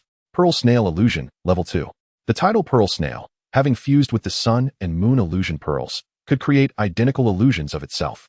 It generated a golden snail apparition using its own power, but if attacked, the damage inflicted would be doubled. After the snail illusion dissipated, it would require a day to recreate the next one. For a moment, Qin Luo confirmed the 5-star attributes of the title map snail by combining it with the sun and moon illusion pearls. Is high bronze indeed the case? Upon realizing the title map snail's attributes, Qin Luo was taken aback. He had not anticipated that after merging with a platinum-level secret gem, this creature's level would leap to bronze. Although he had initially contemplated the possibility of elevating the title map to the next level post-spiral enhancement, his mind was solely preoccupied with the prospect of this creature potentially advancing to a mid-level bronze. He had truly not expected it to directly surpass to high bronze. With the illusion of the treasure snail, Qin Luo shifted his gaze to the newly formed capabilities of the title map snail. These abilities bore a certain resemblance to the Heavenly Punitive Defense Squad following a thunderstorm, yet unlike the title map, its condensates were distinct. Unlike the Divine Punishment, which could only summon temporary separations known as Divine Wrath, this comparison did not delineate superiority between the two. After all, the Divine Punishment meted out by deities to their holy soldiers wielded formidable power, capable of rapidly summoning the next even after the current had perished. Meanwhile, as the title map emerged, the snail ascended to the pinnacle of bronze, and the ascending stars flourished. Qin Luo discovered he could summon it within a radius of 400 meters from his sentinel's lair, surpassing the range of the Heavenly Punitive Cloud Wings by 100 meters. Very well, Qin Luo exclaimed, removing the title map snail from his head, turning it over in his hands with great affection. Simultaneously, he noted that since his elevation to a new star, his brilliance had sharpened significantly. Suddenly, while Qin Luo adeptly manipulated the title map snail's form, it unexpectedly split, resulting in 2 identical title map snails. Astonished, Qin Luo gazed at the 2 replicas before him. If he did not employ the power of the royal editor but relied solely on his mental perception, he could not discern their authenticity. They appeared indistinguishable. In this scenario, did he now possess what equated to 2 high-ranking officers of bronze? Furthermore, while the title map snail was a 5-star bronze-level royal beast, its predominant abilities were auxiliary and should not be compared to an ordinary bronze-level royal beast, correct? At that moment, an epiphany struck Qin Luo, stirring profound emotions within him. Given this revelation, resolving the issue of the Jiangzhou Lottery's double color ball was of utmost importance. I shall give it a try? Contemplating this, Qin Luo felt a surge of inspiration, retrieving his phone and dialing Lin Siru. The new star list was significant, but more crucial was his ability to contract with a new beast following his breakthrough to a bronze badge. As he handed the phone to Lin Siru, Qin Luo sensed the ocean of his soul. In this intuition, it appeared as though the sketch of his soul had ascended to the bronze level. subsequently followed by the rising new star reaching the same height. Under his nurturing, his ocean of souls swiftly transformed. In a brief span, it expanded and opened, achieving the curvature level of the Bronze Beast Man. Moreover, after a minor slowdown, its expansion continued unabated. His cultivation persisted until the bronze badge surged significantly. Indeed, even as the bronze sentinel ruminated extensively, the demand for ruminating intensified once it reached its bronze level. Qin Luo inhaled deeply, somewhat regretting his inability to leap directly to mid-level bronze. But that was merely a fleeting thought. The title map Snail's repercussions would not cease until he decisively became a master of the bronze beast. Conversely, it would remain capable of ruminating at every moment. It is precisely this rumination, akin to a gentle stream, that should thicken one's hair and gradually manifest its effects. However, aside from Qin Luo, most of the other Beastmasters primarily rely on this steady flow of feedback, advancing step by step, slowly pushing against the boundaries. At this thought, Qin Luo's heart quivered, and he became acutely aware of his own sea of souls. In this regard, his sea of souls was steadily expanding. Yet, within it, a monumental transformation was underway. A new sentinel gift? Anticipation stirred within Qin Luo's heart. Just as he sensed the shift in his sea of souls, he connected the call he had made. Lin Siru's melodious voice graced his ears. I have uncovered the secret of the little yellow spring. But I did not expect you to obtain the Millennium Platinum Battle Soul under such circumstances. How marvelous. The Xia Jiuzhou Wilderness, an expanse shrouded in darkness, was referred to by the people as the Dark Forbidden Valley. Lin Siru stood at the edge of a cliff, phone in hand, a faint smile gracing her features. But you haven't called me just to share that you've transcended yourself to become a bronze sentinel, have you? The blue star had undergone centuries of evolution.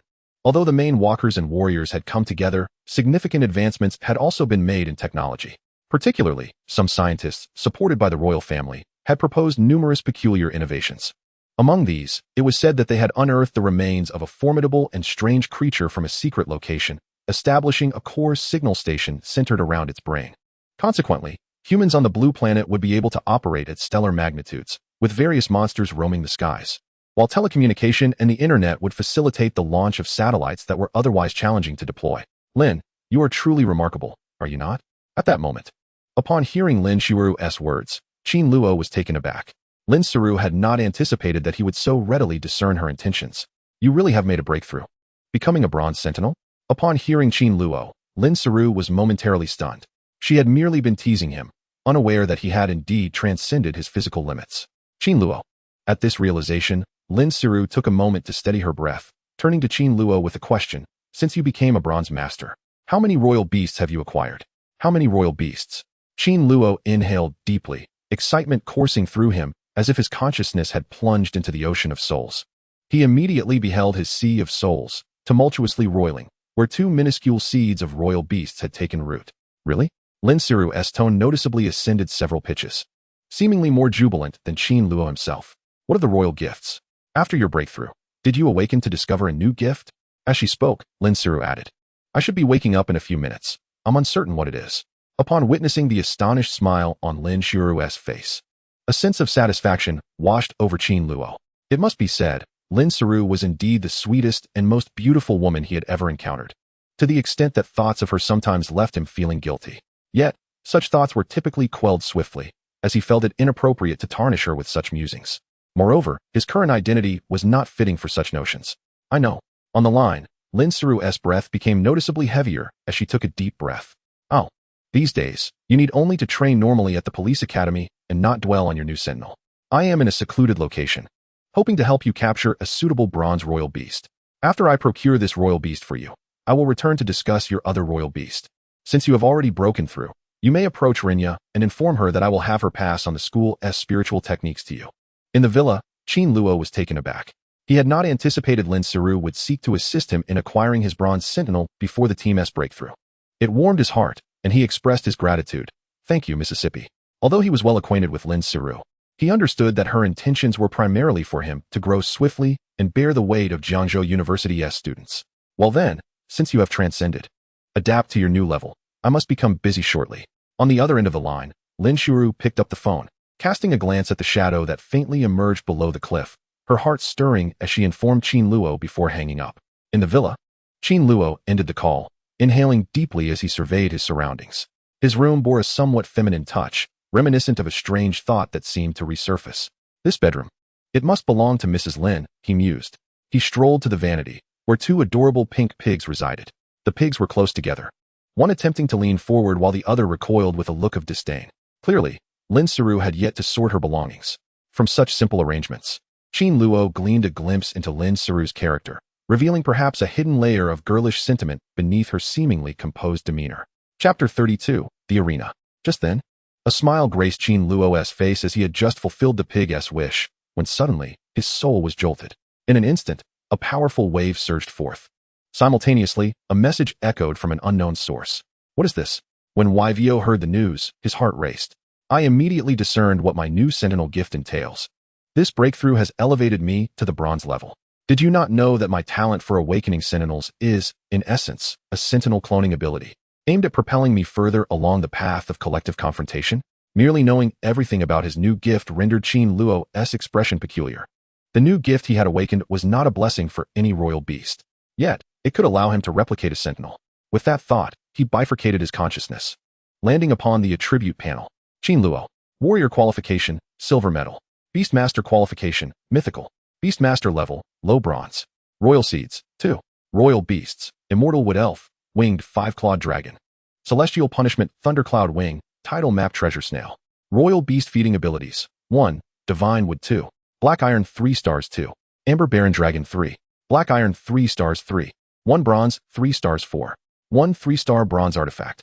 Gift 1, King's Nest. Gift 2, Royal Clone. The Beastmaster can replicate his beasts in a short time using this ability. A replica of a royal beast possesses all the powers of the royal beast. The lifespan of the royal replica is indefinitely long. After this skill is used once, the Beastmaster must wait a 10-second interval before employing it again.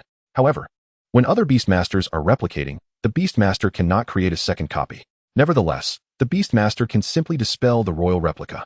Then, after the cooldown of this skill concludes, he may replicate the skill once more. The spiritual prowess felt excessively corporeal. Tips for refining martial techniques were at hand. In the blink of an eye, Qin Luo employed the Royal Beast Editor to unveil all his attributes. Through the Orc Editor, Qin Luo's status became crystal clear. Following the stellar promotion of the Thunderwing and the Tidal Gem Snail, his condition saw remarkable enhancement. However, what astonished him most was his newly awakened talent. Merely perusing these descriptions was daunting. It lacked the comprehensiveness of the royal nest, but allowed Qin Luo to become increasingly versatile and unpredictable in future battles. Particularly notable was his ability to separate himself, whether using the Thundercloud wings or the Tidal Gem. If he could replicate both, wouldn't one become 4? Or perhaps more? If he could duplicate them, wouldn't he then possess 2? Simultaneously, could 2 small wands summon an additional 6 demon guardians? Clan battles. Clan battles. Qin Luo earnestly wished to emblazon these words above his head. Considering his burgeoning fame, he still faced some orc experts who dared to challenge him. Defeat was not an option. At that moment, Qin Luo's heart raced. He was uncertain whether he could ascend the Rising Star list. Yet, he felt a newfound confidence. Furthermore, achieving a place on the list would grant him credits. At the end of the new star rankings, one could earn 1,000 credits monthly. While not a substantial sum, if multiplied 5-fold, it would amount to 5,000. How could Qin Luo let the Bai family slip through his fingers? Moreover, he would inevitably be listed among the rising stars. If he could climb to the top later, that would yield 10,000 credits a month. Multiplying by 5 results in 50,000. Such accolades, even for him, were undeniably worthwhile. Contemplating this, Qin Luo composed a message to Ren Jingfei. Conversely, it was crucial to note that he had just broken through, becoming a bronze orc sentinel, and needed to practice another mental skill as soon as possible. Although he possessed a dragon's meditation he had yet to practice, this skill could be honed at any time before reaching the emperor level. Jiangzhou University acknowledged the wisdom of Fenghua, as Lin Shihao had previously stated. This martial art possessed dual meanings and could only be practiced below the golden level. Dingling. At this juncture, Qin Luo pondered and realized Qi Liang had called him. I'm at the buffet with Wei Shan and Jing. Would you like to join us? Qin Luo pressed the answer button, and Qi's voice resonated through the phone. Chick, I have something to attend to, but rest assured, I will arrive at the arena as soon as possible. Qin Luo inhaled deeply and responded. He intended to breach the Nova Hall later. Entering the Nova Hall, he would access the arena. He wondered if he could ascend the Rising Star list like Qi Liang. Otherwise, it would be a shame if he, among the few who journeyed together, failed to make the list. You have no idea what you're doing every day. Qi huffed, seemingly unconcerned. The arena would remain closed for quite some time. After all, the 70th Shadow Power, Wind Fire Calamity, re-evaluating the 3rd. Evo, you're a bronze orc sentinel? Shortly after Qin Luo messaged him, he received a call back. Yes, run, I just broke through as well. Qin Luo replied, well, since this is your plan, I will provide you with the martial art you requested. Just wait a few minutes. Once Ren Jingfei confirmed the ram had indeed reached its breaking point, he added, I'm a bit swift with this. Qin Luo took a deep breath and ended the call. Rapid cultivation was a boon. However, in the current environment, his swift advancement might attract unwanted attention. Within the human race, everything was acceptable. Yet, the relentless pursuers, particularly Qin Luo, had to be cautious. For his aspirations, such a realm was challenging to conceal. He couldn't deliberately slow his progression, but needed to discover a faster cultivation method. For those who pursue me, always underestimating my potential. Furthermore, Lin Shihao must have an inkling of his thoughts. This time, assisting him in locating the Beast Sentinel would not be a setback. Thus, even as merely a bronze sentinel, he would not take long to acquire a silver medal. The stronger he became, the more those who targeted him would pursue him, especially here on Blue Star. Qin Luo blinked, dismissing some concerns. Just then, an idea sparked, and he departed consciousness, plunging into the ocean of his soul. He immediately perceived within his soul sea, besides the two newly formed royal beasts, for royal nests, and the translucent, enigmatic black vortex of the test mark. Simultaneously, at the vortex's center, hung a silver bead the size of a mung bean. This black vortex and silver bead represented the core of his newly awakened gift, the royal beast replica. Observing the silver bead within the black vortex, Qin Luo mentally stirred it, selecting the tidal gem snail. Chapter 33, Bronze Sentinel. In an instant, the body of the tidal gem snail transformed, appearing as an identical replica. In addition, 3 tidal gem snails now manifested before Qin Luo, as this was a singular snail illusion. Separate. Witnessing this, Qin Luo aimed to control one tidal gem snail and projected the illusion of the snail. For tidal snails whirled perilously around him. Power. At this juncture, Qin Luo's mind raced, and in a fleeting moment, various future strategies crystallized in his thoughts. Just then, Qin Luo split his consciousness and descended into his soul sea.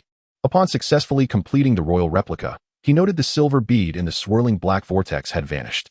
However, merely 10 seconds later, another silver bead, the size of a mung bean, formed from the black vortex.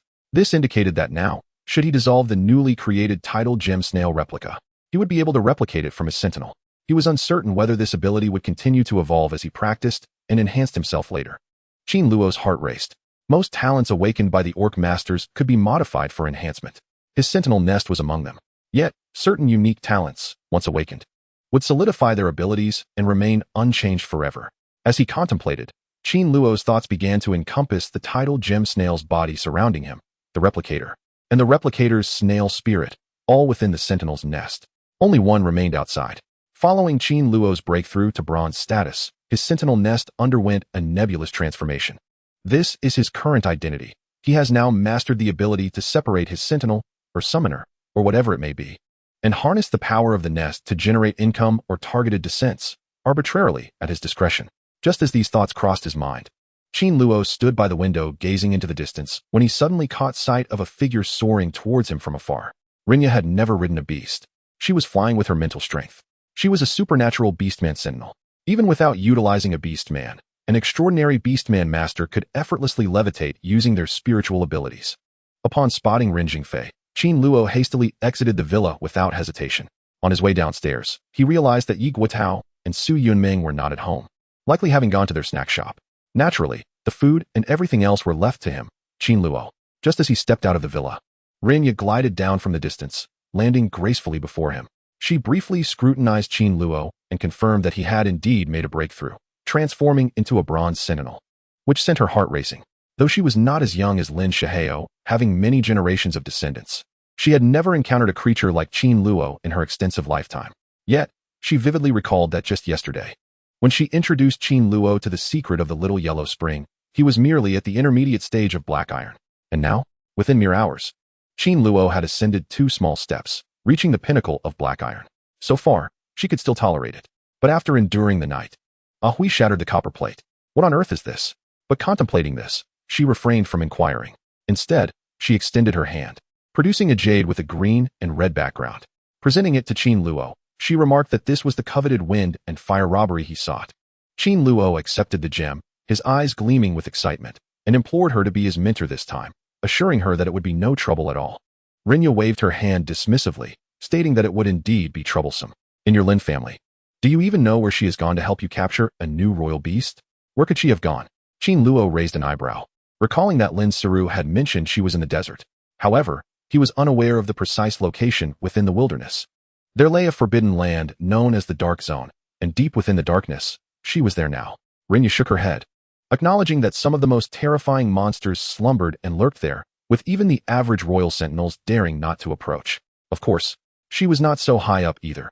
If she ventured there without making a sound, it would be safer and less likely to attract the attention of the beasts. Though danger still lurked. The depths of darkness? Qin Luo mused, furrowing his brow. He had not anticipated that Lin Shizu would venture to such a place to assist him in locating a bronze-level sentinel. In this world, a bronze 5-star sentinel was a rarity, but considering the depths of the river, it shouldn't be so perilous to acquire it.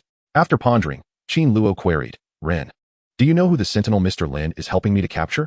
The shadow, Rinya replied, gazing at Qin Luo.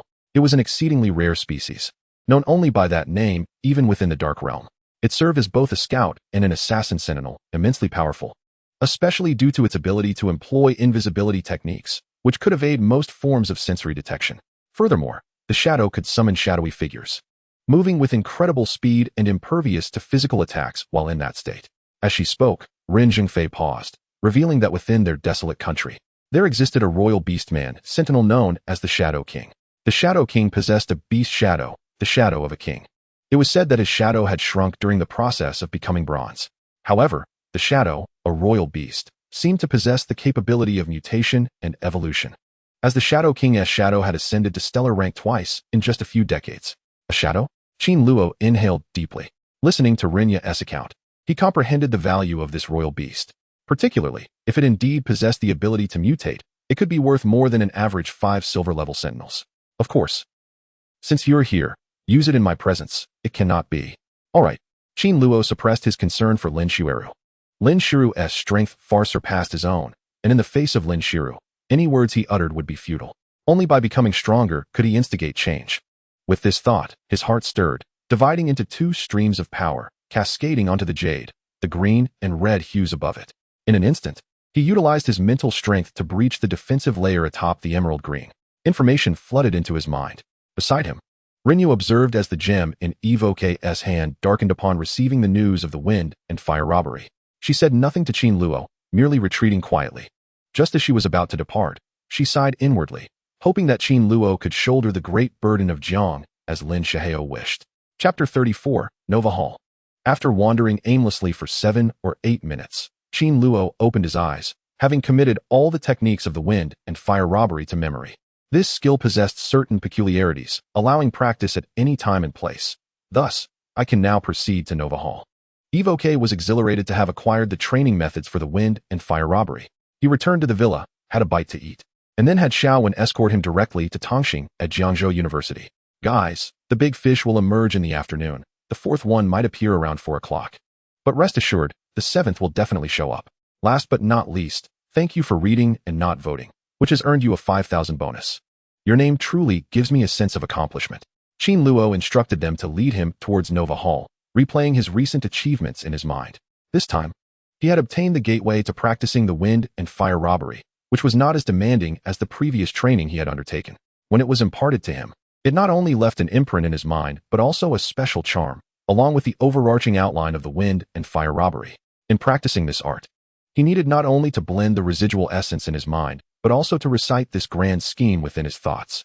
The purpose of this technique was to construct a complete cycle using a strand of the wind of misfortune and the fire of calamity. This would enable the sentinel to undergo transformation upon thoroughly mastering this skill. According to the wind and fire robbery, before cultivating it, I needed to first practice the wind and fire robbery. Once the wind robbery was complete, I would gain the ability to bestow the wind blessing upon all my royal beasts. When the wind robbery was finished and I ascended to silver rank, I could initiate the fire robbery. If successful, I would then be able to incorporate all my royal beasts into the fire robbery. Once both robberies were perfected, they could merge to form a technique known as wind, fire, and wings. Through the utilization of this magic, I shall be able to elevate all my royal beasts, including the summoner and myself, into the skies. Even if they are already capable of flight, I can still enable them to soar with greater swiftness amidst the tempest of wind and fire. Simultaneously, I am able to enhance the strength of the sentinels. as well as my own, during the assault by infusing it with the tumult of wind and fire. Despite having encountered the tempest of wind and fire, Ivok remains in high spirits, though the bond with his newly awakened talents is far from harmonious.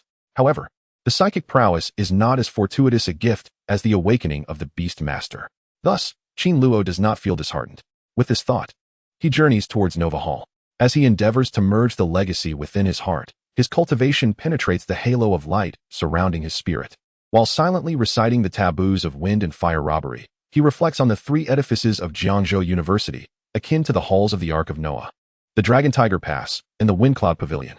Notably, the classroom of Jiangzhou University is situated not far from the school's entrance. This locale is accessible not only to Jiangzhou students, but also to those from other institutions, should they apply. However, apart from the commencement of each academic year, Nova Hall tends to be relatively desolate. Is this indeed Nova Hall? Soon after, under the guidance of Xiao Wan, Qin Luo approaches the grand entrance of Nova Hall. Behind this modest building lies an enclosed plaza, where an animal-controlled demonstration arranged by the school takes place. To breach the Hall of Fame is tantamount to confronting the institution itself. Upon his arrival, Qin Luo surveys his surroundings and notices three women ahead of him. Having entered Nova Hall before him, these three women strike a chord of familiarity within him. They are among the three students who were admitted to Jiangzhou University alongside him. Simultaneously, he can distinctly name two of them: Yang Yusin, resembling a tower amidst a mountain, cold as ice and snow, and Li Yanting, the cunning temptress with long legs, along with the scoundrel Qi Liangkai. This last name had been added to his mental roster following a playful rhyme composed by Qi Liangkai just the previous day. At this moment, the two individuals before him are indeed Yang Yusin and Li Yanhong. I did not anticipate encountering others. Qin Luo raised an eyebrow, but soon felt a sense of relief. In these past 2 days, they have merely commenced their studies. The cadet students admitted to Jiangzhou University, apart from himself, are predominantly of the bronze tier among beastmen. Such beastmen sentinels, in their former schools, were the pride of the gods. Upon their arrival at university, it is only natural that they share his enthusiasm for the Hall of Fame. Even Qin Luo is somewhat taken aback that the three of them have only just arrived at Nova Hall today.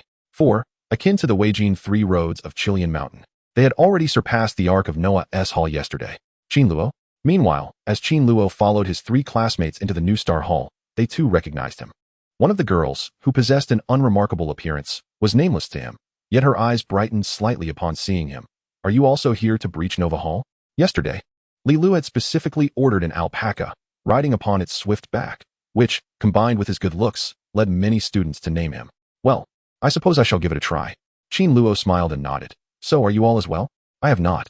For I possess considerable strength without breaching the Ark of Noah. This time, I am here to accompany Yang Yusin and Li Yanhong to take a look. The girl sniffed, shook her head, and sighed. Qin Luo could discern that the girl, despite her ordinary appearance, who dared to stand alongside Yang Yusin and Li Yanting, must possess a very extroverted personality. However, the disappointment etched on her face when she expressed her lack of strength was genuine. In truth, students who gain admission to Jiangzhou University are generally commendable. Yet, in comparison to the specialized admissions of Jiangzhou University, the overall quality of applicants is average. The envy of countless individuals arises from the fact that each university's specialized admissions are stratified. Much like a nocturne, before you enter, you don the garb of silver. It can be said that within the entirety of the Jiang region, it is the sole gear. Next comes Qi Liangkai, followed by Wei Shan and El Jing. At the bottom lies Lu Jing, who has now become the name of this unremarkable girl, whose emotional intelligence cannot even be called into question. Such is the cruelty of the beastman world. Without comparison, there can be no harm. Upon hearing the girl's words, Qin Luo felt a surge of excitement. Had he not activated his external assistance, let alone now being a bronze-tier beastman enchanter, perhaps even his warrior rank would merely be at the apprentice level, unable to access the magnificent world he now inhabits. Xiaowan, do you recall her name? Qin Luo mentally inquired, given their unique bond. It's Wan Yu, you fool. Huan murmured the name of the ordinary-looking girl. The elven memory is so remarkably sharp that she can recall many details that Qin Luo cannot. Chapter 35, From Black Iron to Bronze. For instance, last Wednesday, Qin Luo had fallen short in providing her a stick, and she still remembers it. Wang Yu, you are merely a bronze-tier beastman, yet you can enter Jiang University as a special admit. Who knows how many envy you, and how many are disheartened? A gentle smile graced Qin Luo's face. I cannot breach Nova Hall now. I shall attempt it later. He felt as if he was about to assume the role of a passionate individual, without any unfortunate brain hemorrhage incidents. when Wang Yu heard Qin Luo call her name. A hint of surprise crossed her face, followed by a smile. Of course, I will not lag behind you prodigies. Meanwhile, standing beside Wang Yu, both Yang Yusin and Li Yanhong gazed at Qin Luo in astonishment. However, like Qin Luo, they too had come to breach Nova Hall. So after a brief exchange with him, they proceeded directly to register with the instructors at Nova Hall. Qin Luo lingered behind, chatting with Wang Yu as he awaited their completion of the forms. It was only after they had filled out their paperwork that he stepped forward. At the office window of Nova Hall, he scanned his personal information into his combat journal and then picked up a form to fill in the necessary details. If one wishes to breach Nova Hall, one should not simply walk in. Otherwise, the freshmen of Jiang University would come running in without a care, rendering the endeavor futile. Therefore, the fundamental requirement for aspiring Beast Masters is to be of the bronze tier. Furthermore, every Beast Man has the opportunity to breach Nova Hall once a month. What? Your name is Qin Luo. That cannot be right. Just as Qin Luo finalized his information and completed the form, the office instructor looked up at him in shock. We, at Tang Nova, require a bronze tier to break through. You cannot resolve this issue. Are you not aware of our rules? Upon hearing the instructor's words, Wang Yu, Yang Yusin, and Li Yanhong all stared at Qin Luo in astonishment. What do you mean? Fix it. They were perplexed. If you wish to enter Nova Hall, do you not need a bronze decoration? They are special admits of Jiangzhou University. Yet they are unfamiliar with the electronic commerce system and even unaware of the bronze tier requirement. Meanwhile, with the remarkable breakthrough of the Awenki Beastmaster, Luonya could instantly discern the transformation, yet not everyone else shared this perceptiveness. Sir, I am at the bronze level, having just made my breakthrough. Qin Luo sighed, understanding the gravity of the situation. He realized that the personal information on his combat registration board mirrored the details Lin Shizu had altered at the time of his enrollment. His penance was a manifestation of black iron. Naturally, the intermediate order of black iron was not permitted entry into the Nova Hall. How dare you jest with me? Just a few days ago, you were merely a black iron middle-class individual. Is this what constitutes middle class? The office instructor shot him a glare. Though he was not truly angered, he often engaged in light-hearted banter here, finding it rather amusing. Yes, a few days ago I was a black iron middle guard. But I did not anticipate a breakthrough here. Qin Luo replied, somewhat helplessly. Simultaneously, he recognized that if he did not exhibit his abilities, the office instructor before him might be skeptical. Upon hearing Qin Luo's words, Wang Yu, Yang Yusin, and Li Yanhong exchanged bewildered glances, confusion evident on their faces. A few days ago you were at the black iron intermediate level, and now you claim to have surpassed it? Such a statement sounded coarse, yet what is deemed normal? You are aware that you are the special admissions officer for Jiang University. Is the president of the River Association intending to elevate a black iron intermediate beastmaster to recruit special talents for your institution? Furthermore, your assertion of having made a breakthrough raises questions. Can one simultaneously ascend through multiple tiers, from black iron to bronze? Is this merely a dream? As they pondered this, their expressions towards Qin Luo grew increasingly peculiar. I am uncertain about Qin Luo's circumstances. However, at that moment, Qin Luo unleashed his mental energy through a psychic maneuver. Nonsense. Utter nonsense. In an instant, his mental energy erupted, reverberating through the artworks adorning the walls of the main office, resembling a tempest. It felt as though a demon had returned to wreak havoc. Tell me, teacher, does this hold any significance? After the display, Evo inquired, gazing upwards at the instructor in the office. He then proceeded to the arena, eager to see if he could apply for interaction with the students listed in the Nova directory. Nature did not wish to squander time here. You. The office instructor was taken aback. Who registered your information? It appears so chaotic. What sort of individual are you to be so audacious? Yet, after expressing his astonishment, he did not linger. He took the personal information form that Qin Luo had just provided and proceeded with the registration. Nearby, Qin Luo, having overheard the instructor's remarks, wore an expression of intrigue. Naturally, he refrained from speaking. His personal details had been registered by Lin Shihao a few days prior. Simultaneously, witnessing Qin Luo's display of mental prowess, Wang Yu and Yang Yusin were elated yet left speechless. Bronze level? Had Qin Luo not released his mental energy, none of them would have perceived his true status. However, upon the release, they immediately recognized that his strength was merely at the bronze level or below.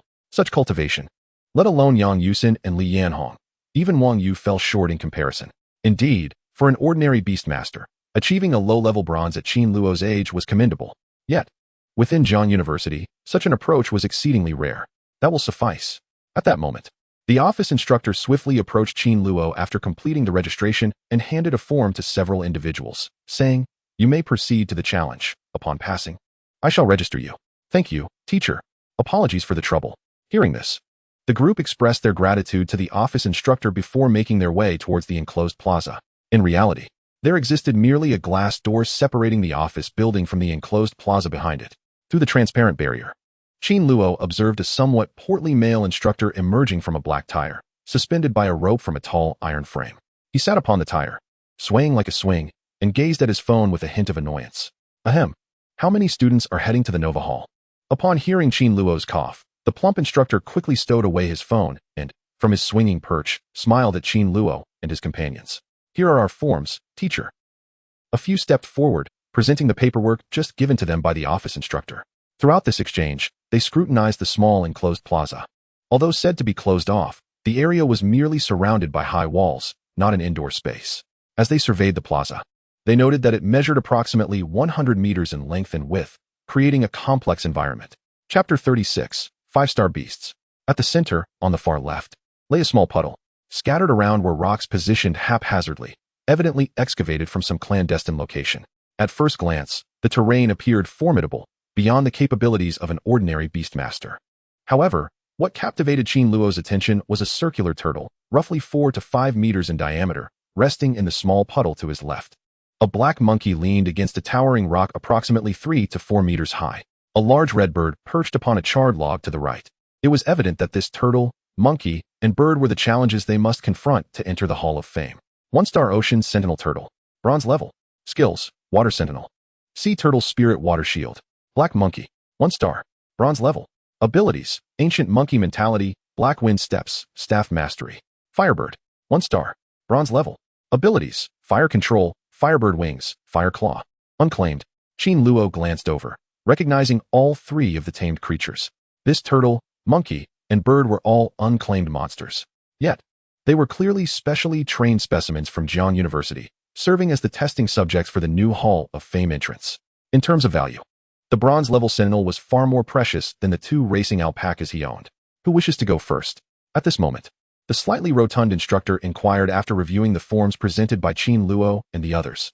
As he posed the question, a winged hand emerged before him, and a sentinel appeared on his forehead, gleaming white like a majestic steed. Upon the arrival of this royal beast, astonishment filled the eyes of Qin Luo and the others, prompting them to rise in surprise. The creature placed a hoof on the shoulder of the somewhat plump instructor and spat. Tell me, did you just sneak a peek at an animated film? Don't be foolish. The plump instructor's face flushed. This is the admission status for Jiang University this year. We are about to enter the freshman enrollment hall, so stay tuned. Do not be anxious. Leave it to me, for I am confident all will be well. However, you must hasten to procure a new phone for me, said the peculiar royal beast, gently tapping its chest with a hoof. Witnessing this spectacle, Qin Luo and his companions were left utterly bewildered, their expressions contorting with disbelief. Consequently, during his inaugural encounter with these 3 girls, Qin Luo found that the peculiarities dissipated as they exchanged glances, fostering a sense of intimacy. Certainly, amidst the amusement, he did not neglect to employ the royal editor to ascertain the attributes of this strange creature. The creature was identified as a brilliant Kirin, rated 2 stars. Age: golden. Abilities included healing pronouncement, calamitous pronouncement, instructional pronouncement, and soaring pronouncement. Step 1, brightening beast. Step 2, spirit-eyed beast. It was indeed a radiant creature, yet its expertise was rather overwhelming. Upon confirming the beast's attributes, Qin Luo's mind brimmed with curiosities. He pondered the nature of a light attribute sentinel, one that would typically emanate warmth at first glance. However, the light unicorn shattered his preconceived notions of the royal beast's luminous attributes, leaving him to wonder how the rather diminutive and portly teacher managed to rear such a creature. Did she expose it to cartoons daily? What animated characters did it favor? Teacher, I shall take my leave now. Yang Yusin exchanged glances with her companions before decisively stepping away. Not only did she appear tall and capable, but she also exuded an impressive vigor, displaying no timidity in this scenario. Upon reaching the square, she made a bold decision to summon all 3 of her royal beasts. Yang Yusin's 3 summoned beasts included a silver bird with a wingspan of 2 to 3 meters, a white tiger standing 3 to 4 meters tall, and in her grasp, she held a bouquet of blue flames, resembling a blossoming lotus, flickering yet harmless to her. The ancient moon silver bird was rated 3 stars, equivalent to a bronze high school level, with abilities such as ancient moon mark, ancient moon silver blade, ancient moon silver wings, ancient moon silver claws, and ancient moon silver eyes. The dismembering mountain white tiger was rated 4 stars, classified as a bronze mountain level, with skills including tiger strike, Tiger Roar, Tiger Claw, and White Tiger Wind Surprise. The Green Lotus Flame was rated 5 stars, also at a Bronze Mountain level, with abilities such as Green Lotus Protection, Green Lotus Fairy, and Green Lotus Fire. Evolution Path 1, Sky Fire of Burning Green Lotus. Evolution Path 2, to be determined. Standing beside Wang Yu and Li Yanting, Qin Luo felt his heart race as he observed Yang Yusin summoning her 3 royal beasts. He marveled at her prowess, recognizing her as a standout among the elite of Jiangzhou University's admission process. Faced with such formidable strength, Yang Yusin, unless she utilized her natural resources to target the royal nest for a surprise attack, would engage in a direct confrontation, the outcome of which he was uncertain. Do you think Yusin's beastly nature is quite formidable? Wang Yu inquired, as he observed Yang Yusin summon her beasts, leaning closer to Qin Luo. Let me tell you, Sister Yusin in the apprentice class, the black iron class, and the bronze metal class can contract 5-star beasts. That is indeed powerful. Qin Luo nodded, acutely aware that Yang Yusin's family background must be impressive, given her ability to contract 5-star royal beasts across various domains, an accomplishment not easily attained. Moreover, once the battle with the rain god concluded, one could witness the combat prowess of Yanjing's sentinels, albeit none surpassed that of the rain god. As she spoke, a subtle sensation washed over her. Among the sentinels, she and Yang Yusin, along with Li Yanting, formed an equal partnership. Had it not been for her awakening to the caliber of exceptional sentinels, this special admission at Jiang University would not have materialized. At the same time, she glanced at the nearby ram, noting its resemblance to her own. Foolish girl. Not far away, the notorious villain, Li Yanting, caught Wang Yu's words and cast her a sidelong glance. The girl was rather foolish indeed. She quickly realized that while Wang Yu might possess a keen sense of emotional intelligence, his conversational skills left much to be desired. How can Qin Luo even see you when you speak to us in such a manner? At that moment, as the group pondered this idea, the long-legged Yang Yusin anxiously commanded her ancient silver bird, which transformed into a flash of silver light. Before them, the enraged bird, perched atop a charred black stump, emitted a roar that silenced its surroundings. In the fields, the wings of the ancient moon's silver bird flapped like a silver lightning bolt, striking the fiery bird. Although it ranked lower than the fiery bird, its quality surpassed it by 2 stars, allowing it not only to maintain its strength in battle, but to appear quite formidable. Qin Luo's gaze was drawn to the ancient moon's silver bird. He recognized that this creature, akin to a Tyrannosaurus rex, had originally been a 5-star royal beast apprentice. After merely 2 steps, its quality had diminished to 3 stars. If they were to await the Tyrannosaurus rex's ascendance to the bronze level as usual, the situation would be similar. Of course, he had already chosen a future evolutionary path for it. Chapter 37. The dismembering mountain white tiger was contained. Once it was elevated to bronze within a fortnight, he would assist in procuring evolution resources to elevate it to the greater heavenly tyrant. By then, this creature should be capable of serving as a powerful and commanding flying sentinel. Roar. As Qin Luo contemplated this, Yang Yusin's dismembering mountain white tiger engaged in battle with an ancient black-winged monkey in the fields. The ancient monkey possessed a long green staff, displaying remarkable agility. One of them darted aside, running alongside the dismembering mountain white tiger, discarding the staff. However, the dismembering mountain white tiger merely turned its head once, letting out a colossal roar from its throat that momentarily halted the monkey's actions. Following this, the dismembering mountain white tiger's paw struck the ground, its massive claw landing before the ancient monkey, sending it flying. It was of the same bronze peak tier as the Black Wind, yet its quality, rated at 4 stars, was significantly superior, thereby amplifying its strength. On another front, the water sentinel, the sea turtle, had just unleashed a water sword that sliced through the sky towards the dismembering mountain white tiger. Only upon facing this water sword did the mountain's white tiger spring into action, evading the strike. The turtle, now before the water-resistant creature, lowered its claws. Witnessing this scene, the water sentinel turtle grew alarmed, retreating to merge into a gigantic water shield, seeking to contain the dismembering mountain white tiger. But just at that moment, the distant blue flames morphed into a lotus, shimmering above the water surface where the sentinel turtle stood.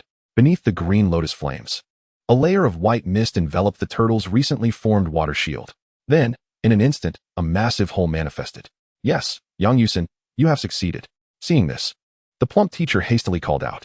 Such power, even if it did succeed. Certainly, this battle, although in Yang Yusin's hands, had become remarkably straightforward, owing to her tremendous strength. When considering other beastmasters, most would have to wait until reaching the bronze peak to break through. Some might even surpass the higher echelons of bronze, which was already commendable, like Wei Shan and Lu Jing.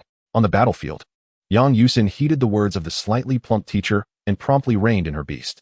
A flicker of joy illuminated her expression as she returned. Nonetheless, the skirmish did not induce any trepidation within her. Passing through customs signified her qualification for the roster. Almost every freshman at Jiangzhou University harbors dreams of becoming a rising star, and even a celestial being like Yang Yusin is no exception. The next contender. It is your turn now.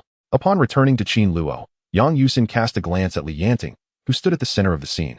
Her upper body adorned in a white, tattooed cartoon top, while her lower half was clad in denim shorts. This was a flawless match that showcased her finest attributes, rendering her appearance youthful. In truth, she often exuded a somewhat frosty demeanor. However, following a recent battle, the calm she had felt was fleeting. "All right," Li Rue said succinctly, nodding before turning to Qin Luo, stating, "I shall go first." Her tone was courteous yet dismissive, contrasting with the coolness of Yang Yusin, making her more approachable. "Very well," Qin Luo replied. "Even if you do not fight, I shall proceed as well." Li Yanting nodded slightly and made her way to the field. She wore a white short-sleeved top, which was tailored to perfection. Her artistic signature was tattooed on her elevated arm, its lines delicate. Qin Luo's gaze lingered on the signature. Momentarily captivated, she also donned a light blue garment on her lower back, complemented by a pair of light white sandals, creating an irresistible allure. The attire evoked a comparison in Qin Luo's mind to Lin Siru.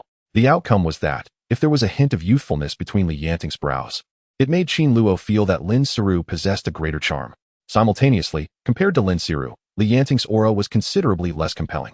Her only advantage lay in her youth. After all, Lin Shihao was genuinely 27 years old. Yes, merely 27. Upon arriving at Jiangzhou University, Qin Luo had known of Lin Siru awakening the Beastmen many years before most others. Thus, she entered university at the age of 16 and had only graduated 5 years ago. She was indeed a lady of grace. In the realm of Beastmasters, Yang Yusin or Li Yanting were far less formidable than Lin Siru. What was I thinking? Yet, as those thoughts crossed his mind, Qin Luo found himself becoming somewhat dazed. He had come to breach the Nova Hall, not to indulge in idle musings. Just as Qin Luo pondered this, Li Yanting stepped into the arena. At that moment, he summoned a green bamboo from 5 or 6 meters above his body, alongside a large white bear standing 3 to 4 meters tall and a red-crowned crane. Among them, the green bamboo, just called forth by Li Yanting, brought a sense of surprise to Qin Luo, as he had last encountered such a bamboo guardian in the era of ancient deities. This bamboo beast of Li Yanting resembled the one he had previously seen, though it had a slight advantage in height. Qingling Pearl, 4 stars. Level, Bronze Mountain. Abilities, Enchantment. Bewitchment, Entrapment. Qin Luo blinked, recognizing the bamboo guardian within Li Yanting's arsenal. The assessment results were as favorable as he had anticipated. Her bamboo guardian mirrored the ancient divine star he had once observed at Zhongzhou University, the sole difference being that her creation topped the bronze tier. The quality had diminished by 1 star. Ice and Snow Great Bear Clan, 5 stars. Level, Bronze Mountain. Abilities, Bear Transformation, Ice Sculpture Master, Bear's Fury. Subsequently, Qin Luo's attention shifted to the 3 to 4 meter tall white bear beside Li Yanting. Only when he recognized the bear's features did he shrink back, for he had not anticipated that this unassuming white bear was, in fact, a 5-star bronze sentinel. In terms of attributes, it possessed merely 3 skills. Yet, Qin Luo was certain that one of its abilities must be extraordinarily powerful. Red Crown Crane, 3 stars. Level, Bronze High School. Abilities, Deep Red Crane Claw. Triple Wings. After assessing the bear's attributes, Qin Luo scanned the red-crowned crane beside Li Yanting. In comparison, the crane's attributes were rather mediocre. At that moment, with the sound of Li Yanting's bamboo, a profound piano melody resonated across the field. Just as the music filled the air, the large bear, previously innocent, suddenly rose to its feet. As it lunged forward, its body propelled 7 to 8 meters into the air. It took 2 steps before reaching the reptile by the small pond. While the turtle was enraptured by the harp's melody, the bear struck with its paw, hurling it forcefully towards the distant black-winged monkey. The black-winged monkey, too, was lost in the sound. By the time it reacted, the sentinel's body collided with it, sending it crashing down. Stop! Upon witnessing this scene, the slightly plump teacher gasped and exclaimed, "Cease at once. Li Yanting, you have passed." Chapter 38, Breakthrough, Astonishment. Following Li Yanting's command to return the white bear to its original size, he hastily directed his unicorn pie to observe the outcome of the water master turtle and the downed black-winged monkey. "The power of light is boundless," he proclaimed. Only the luminous text unicorn heeded his command, and with a low hum, It coalesced into a massive white light that enveloped the sentinel turtle and black winged monkey in the distance, reviving them in an instant, half alive. So, Yanting is quite formidable, isn't she? On Qin Luo's side, Wang Yu observed Li Yanting's performance and couldn't help but smile at Qin Luo. Her strength is remarkable. Qin Luo nodded in agreement. Meanwhile, through the exhibition of Yang Yusin and Li Yanting, he gained insight into the prowess of their freshman elite. Naturally, this excluded the possibility of Night Song. They still needed to eliminate those who were to be promoted to silver-level talent. Well, he mused, why are you all so aggressive? Is it merely to pass, regardless of the mess you make? At that moment, as Li Yanting returned from the square, the slightly plump teacher couldn't resist muttering to herself. My apologies, Commander. Ever since we began fighting, my sentinel has been like this. Upon hearing this, Li Yanting couldn't help but blush slightly. Well, you must be more lenient with him in the future. The plump teacher waved her hand and turned to Qin Luo. Oh. Qin Luo shivered, yet could only murmur vaguely, I will strive to do my best. It was impossible. He lacked the strength of Yang Yusin and Li Yanting, especially now that he possessed the mightiest tidal map snail. However, each time the tidal map snail desired blood, Qin Luo now stood amidst the scene. The gazes of Wang Yu, Yang Yusin, and Li Yanting fell upon him. It was evident that these three ladies were also quite intrigued by Qin Luo's sentinel. Jiangzhou University enrollment. A group of young men and women donned in university uniforms affixed notices at the entrance before being ushered into Jiangzhou University by a teacher, making their way directly to the sports hall of Connecticut University. Upon entering Jiangzhou University, a handsome young man surveyed his surroundings and could not help but exclaim, Jiang University, after all these years, still possesses its foundation. A young man adorned with a silver earring chuckled, yet I wonder, Jiang University still harbors strength. There is still some vigor. Don't you think we'll find out if we give it a try? The group laughed in response. As the laughter subsided, it seemed as though some from Jiangzhou University regarded them with disdain. In the distance, Connecticut glanced at them, and everyone recognized those two as having descended from the mountain. Back to the arena, the sight of these individuals, accompanied by the bald teacher leading them, sent the hearts of the seasoned students racing. It was presumed that these unfamiliar students were part of this year's unique admission criteria for the senior students of Jiangzhou University. The influx of millions of new students from Shanda seemed to be met with indifference. It was akin to never having regarded Mr. Jiang with any esteem. I wonder what the caliber of the new students at Jiang University is like. An older student expressed his concern upon witnessing the scene. I heard that the grandson of our night school director is among this class's new entrants, and prior to enrollment, he must study the course on musical scales. A fellow student interjected. What did you just say? The person frowned slightly. I have heard of him, but eternity. He paused mid-sentence. The topic of eternity was exceedingly sensitive, especially in their river. During this period, even rumors had surfaced. That evening, the board members of Jiang University and several teachers had defected, joining Wanshan. Though some students and even teachers might view this as a positive development, rendering Jiangzhou University pure, it bore a stark contrast to the current atmosphere, which felt shrouded in fog. However, if the deputy director and a cadre of teachers had departed, Jiangzhou University would likely lose not only some talented students, but also a multitude of resources and enigmas that those teachers had once resolved. In such circumstances, the river's water would gradually recede, transforming into an uncertain state that no one could predict. Is no one holding the tripod, aside from that nocturne? A student reluctantly inquired. Although Jiangzhou University was no longer as resplendent as it once was, it remained a bastion of faith for many, particularly the students who had joined Jiang University. I heard there's a person named Qi Liangkai from Yinchuan who seems rather impressive, but I'm uncertain about the details. The student shook his head. Qin Luo, do your best. Wang Yu stood beside Yang Yusin and Li Yanting when Qin Luo arrived on the scene. He couldn't resist giving a small fist pump towards Yang Yusin. At that moment, Wang Yu still regarded himself and Qin Luo as mere ordinary vocational recruits, believing that Qin Luo was merely going through the motions. Or perhaps he intended to bring these trainers out of the Hall of Fame to hone their strength. However, as she watched Qin Luo step onto the field, she couldn't help but offer him encouragement. Qin Luo. Hearing Wang's cheers, Qin Luo smiled back at her. After that, he strode confidently into the arena. Upon entering, Qin Luo furrowed his brow at the three trainers who stood motionless in the distance. He then turned to a slightly portly teacher and asked, Sir, may I take a break? Of course you may. The plump teacher was taken aback, then jested. To burst into Nova Hall for you first-timers, I must say, take good care of them. In other words, the three trainers in Nova Hall will not engage you until you summon your own sentinel. If it were an old student, you would dread fighting in the square. Of course, if you desire no extra rewards, I can have them act now. In that case, Qin Luo nodded, saying, Then I shall take action, teacher. With a swift motion, suddenly, before the sea turtle, the black winged monkey, and the distant fiery red bird, he summoned 3 title diagram snails. Impressive. Once the 3 sketches were unveiled, Baolong transformed into 3 beams of light, and in the blink of an eye, he appeared before the sea turtle, black winged monkey, and fiery red bird. Then, with lightning speed, he pierced through the flesh of these 3 trained beasts with his own sharp edge. Gah! Before the 3 instructors could react, they found themselves drenched in blood, their bodies ablaze with heat. Roar! Upon witnessing this scene, the black dragon reacted instantly. He gazed at his wounds, watching blood gushing forth, and immediately roared in fury. Raising his staff, he attempted to pursue the title diagram snail that had already slipped behind him. However, at this moment, under Qin Luo's command, the title diagram snail had been swept away more than 20 meters. The other 2 title diagram snails followed suit. Stop it! The slightly portly teacher who had been conversing with Qin Luo finally responded. Chapter 39, The Arena. He took a deep gulp, halting the 3 fuming trainers. After restraining them, he turned his attention to Qin Luo's 3 title diagram snails. What are these? Upon their sudden appearance, they did not utilize spatial abilities, did they?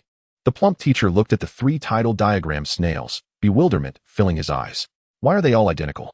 This student named Qin Luo, is he one of the contract holders for all ranks of these royal beasts? The plump teacher felt as though his entire worldview had been shaken. His thoughts soared. Never having anticipated the truth, he had seen numerous peculiar sentinels since assuming control of this place, but the title diagram snails conjured by Qin Luo truly astonished him. Just as he pondered this, the 3 trainers halted in the distance, while Qin Luo mentally noted crossing the royal cave, envisioning the replicas of the title diagrams and snails, all nestled within the sentinel's lair. Is this spatial ability? Could this truly be spatial ability? And as the young prodigy from Jiangxi vanished, Wang Yu, Yang Yusin, and Li Yanhong suddenly fixed their gazes upon the fast-paced scene. This time, they observed with greater clarity. Yet, as they comprehended the spectacle unfolding before them, they were left in sheer astonishment. Teacher, have I finished? At that moment, Qin Luo returned from the square and approached the slightly portly teacher, inquiring. Of course. The plump teacher nodded. He then gazed deeply at Qin Luo and said, Very well, you are the first student I have encountered to pass through Nova Hall. Saying this, he produced a pen, signed his name, and stamped the list presented by Qin Luo and the others. All right. Upon completing this task, the plump teacher spoke again. Now, you simply need to hand this over to the personnel in the hall, the same teacher who provided you with the list earlier. Understood. Thank you, teacher. Upon hearing these words, Qin Luo promptly seized the list handed to her by the slightly portly teacher. She offered her apologies, and together they entered the Nova Hall. Get to work, my friend. Why are you still standing here? Can't you see those fellows are still bleeding? After Qin Luo departed, the corpulent teacher glanced at the luminous Qilin beside him, then shifted his gaze towards the distant trio of monstrous gargoyles, the black winged monkey, and the fiery red bird, exclaiming in astonishment. Well done, Jiang. You are absolutely correct. These individuals are injured. The radiant oracle Qilin was in a daze. As he spoke, he rested one of his hooves on the shoulder of the plump teacher and asked, Old buddy, do you see what that is? Are you asking me who will go? The chubby teacher extended his hand, spreading the hoof of the radiant unicorn. Let me tell you, don't act so small, especially in the presence of others. Is that so? The unicorn's expression shifted, and he gazed seriously at the portly teacher. You have changed. You never treated me this way when you were younger. Upon hearing this, the round teacher's countenance darkened. What misdeed did you commit in your past life? How did you manage to raise such a splendid beast? Every day, you take cartoons from me and race with me. Teacher Yu, we've cleared customs. This is the list the instructor just asked us to hand to you. After a few individuals entered the Nova Hall, he directly submitted the list to Mr. Yu in the office. However, during this process, the trio of women, Wang Yu, Yang Yusin, and Li Yanting, often displayed emotional expressions. Even at this moment, they had yet to fully recover from the recent battle in Iraq.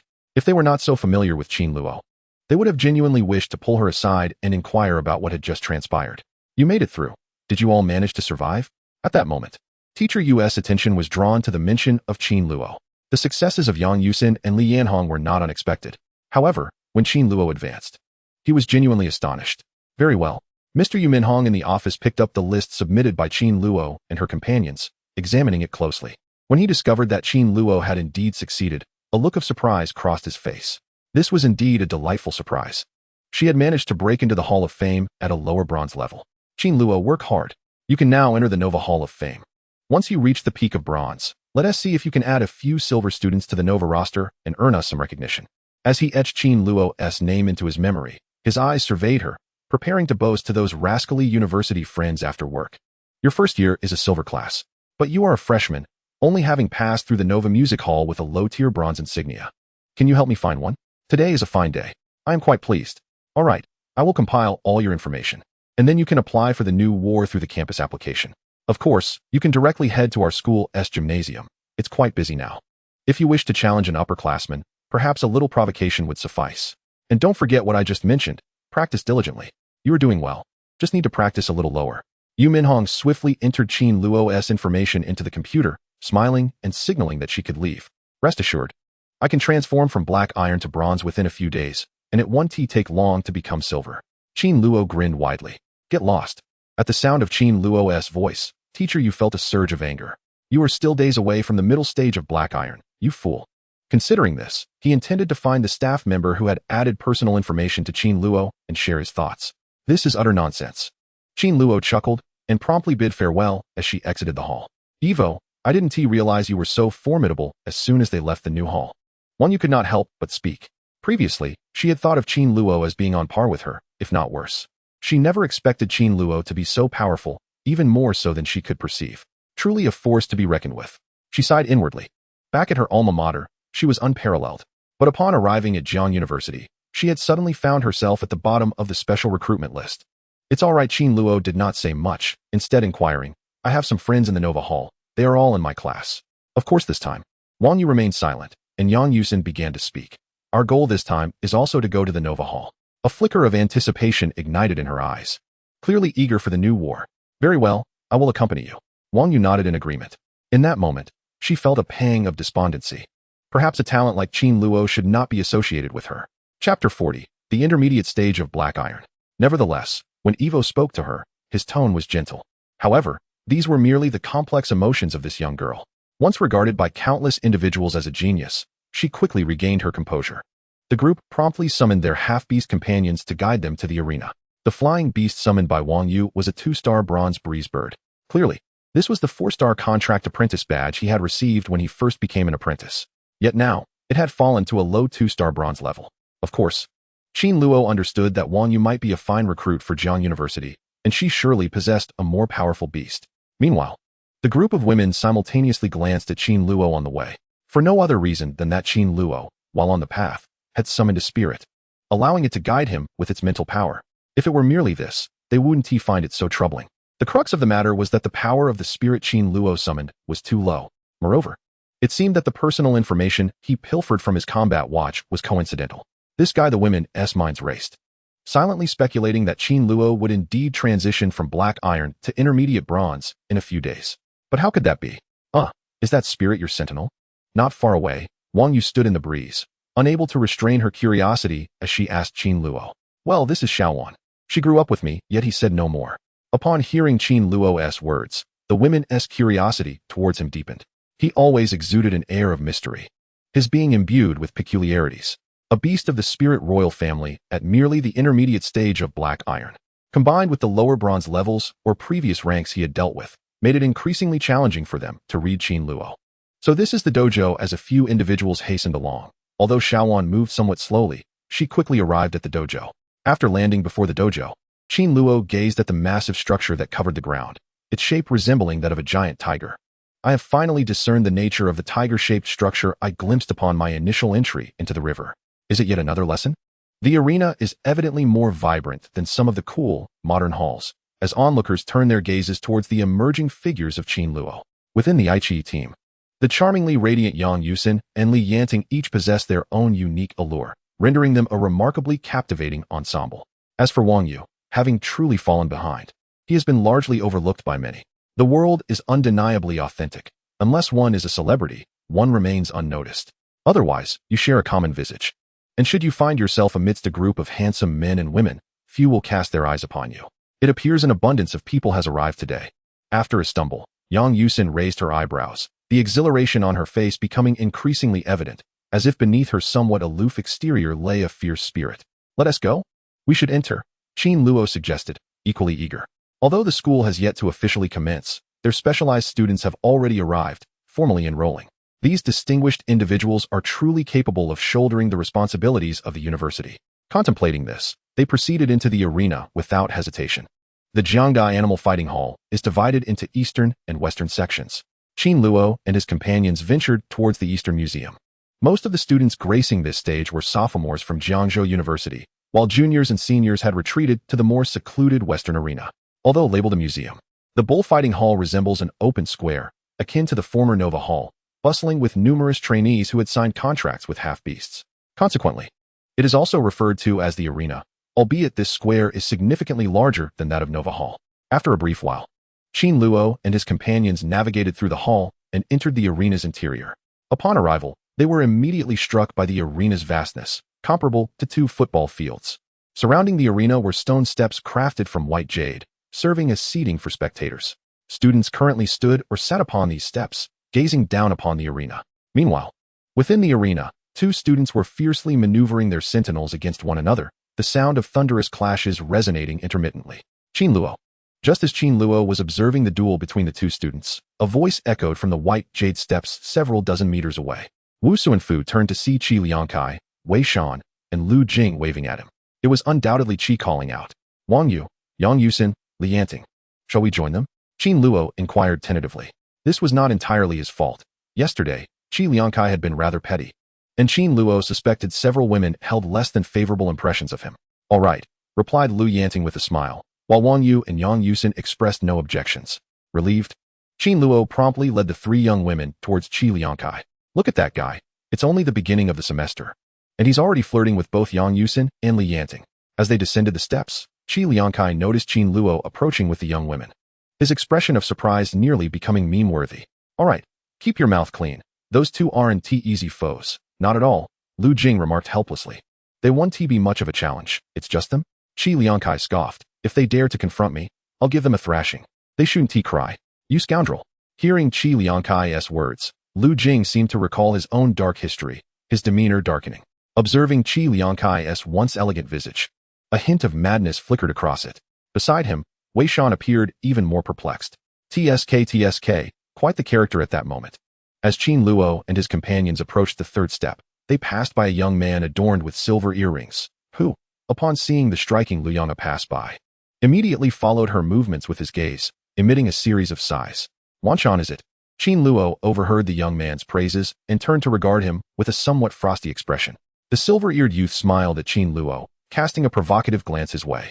He and his companions had come to provoke the freshmen of Jiangzhou University. Simultaneously, Lu Yanting and her friends halted, glaring at the young man with the silver earrings, their eyes ablaze with indignation. What is the matter? Chapter 41, Accepting the Challenge.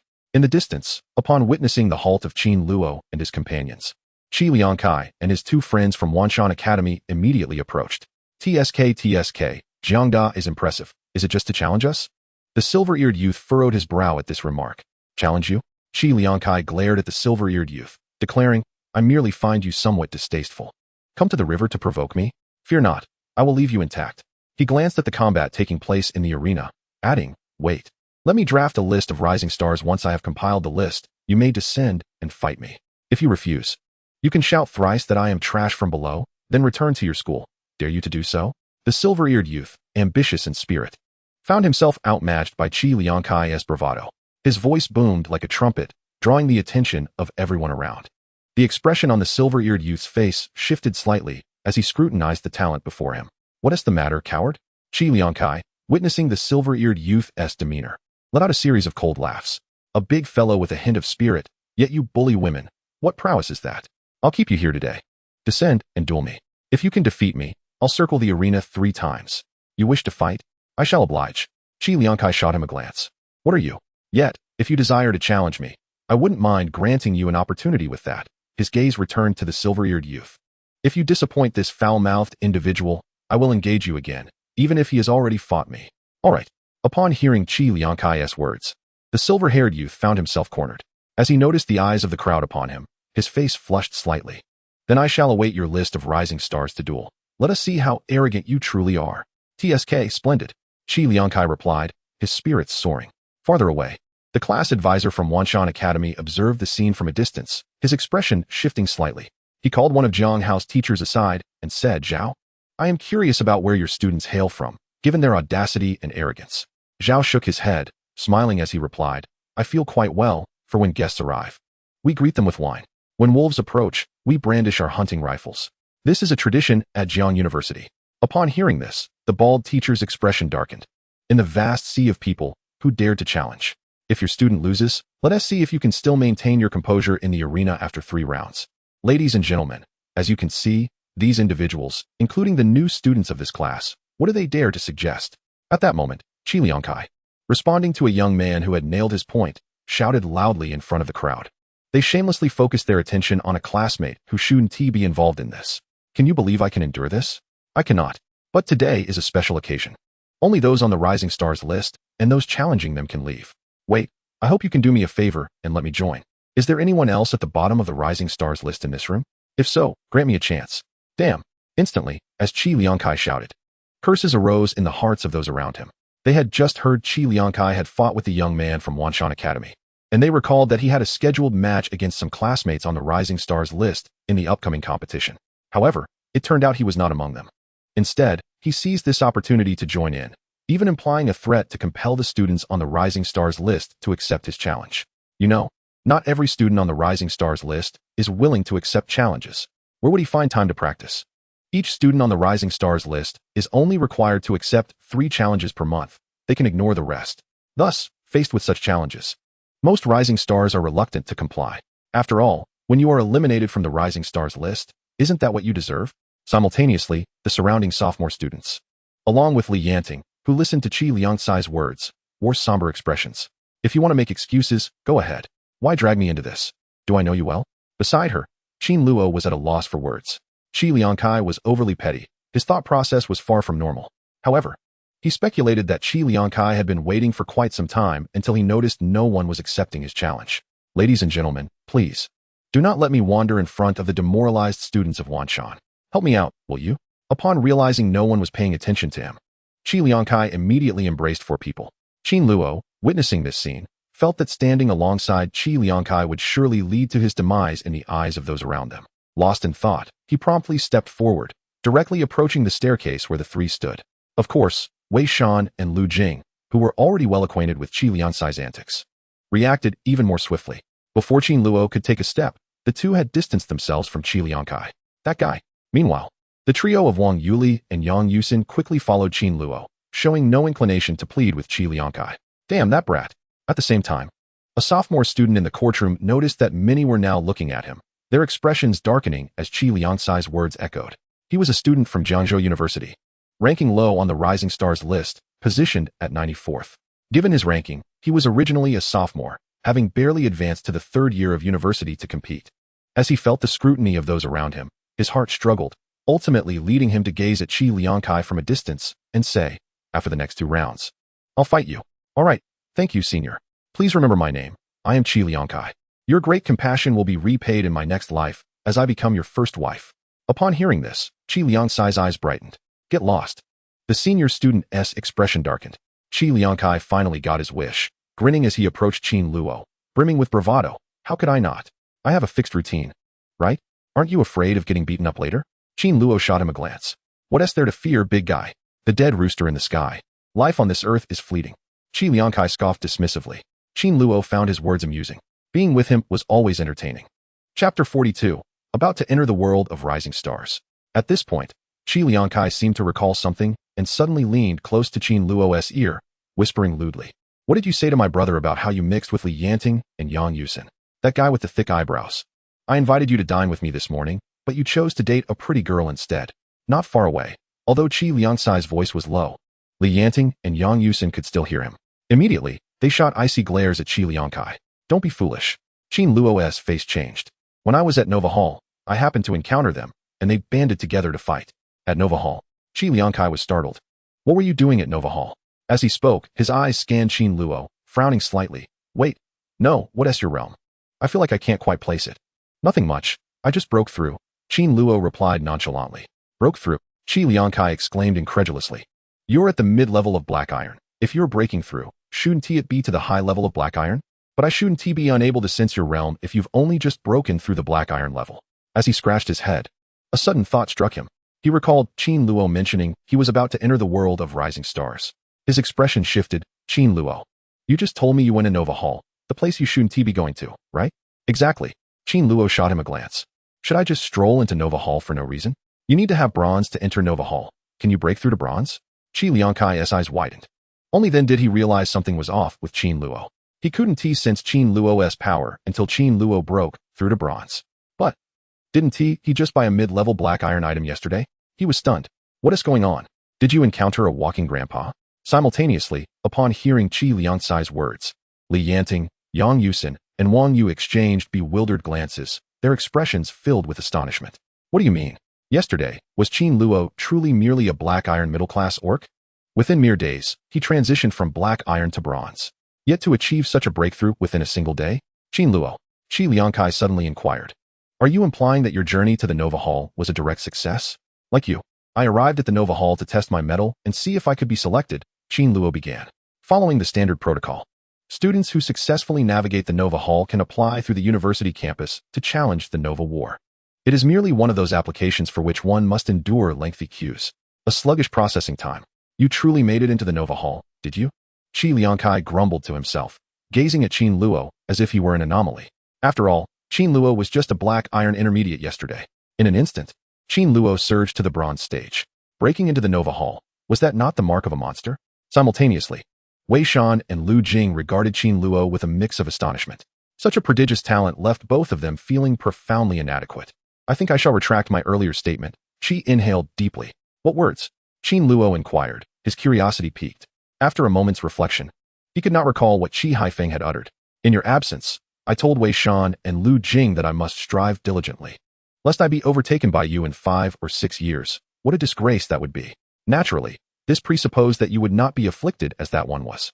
Qi Liankai believed that Qin Luo's current prowess was indeed extraordinary, his training speed alarmingly rapid. There was a high likelihood he had utilized a copious amount of evolution resources, perhaps overcoming challenges alongside one or more royal beasts. Elevating his beasts to such heights was not beyond the realm of possibility. Otherwise, he would never have believed that Qin Luo could attain such a swift training pace. However, nurturing royal beasts in this manner consumed vast resources. Even if Qin Luo were to gain renewed attention, could this university still provide him with such evolution resources? Especially after Qin Luo acquired the bronze badge.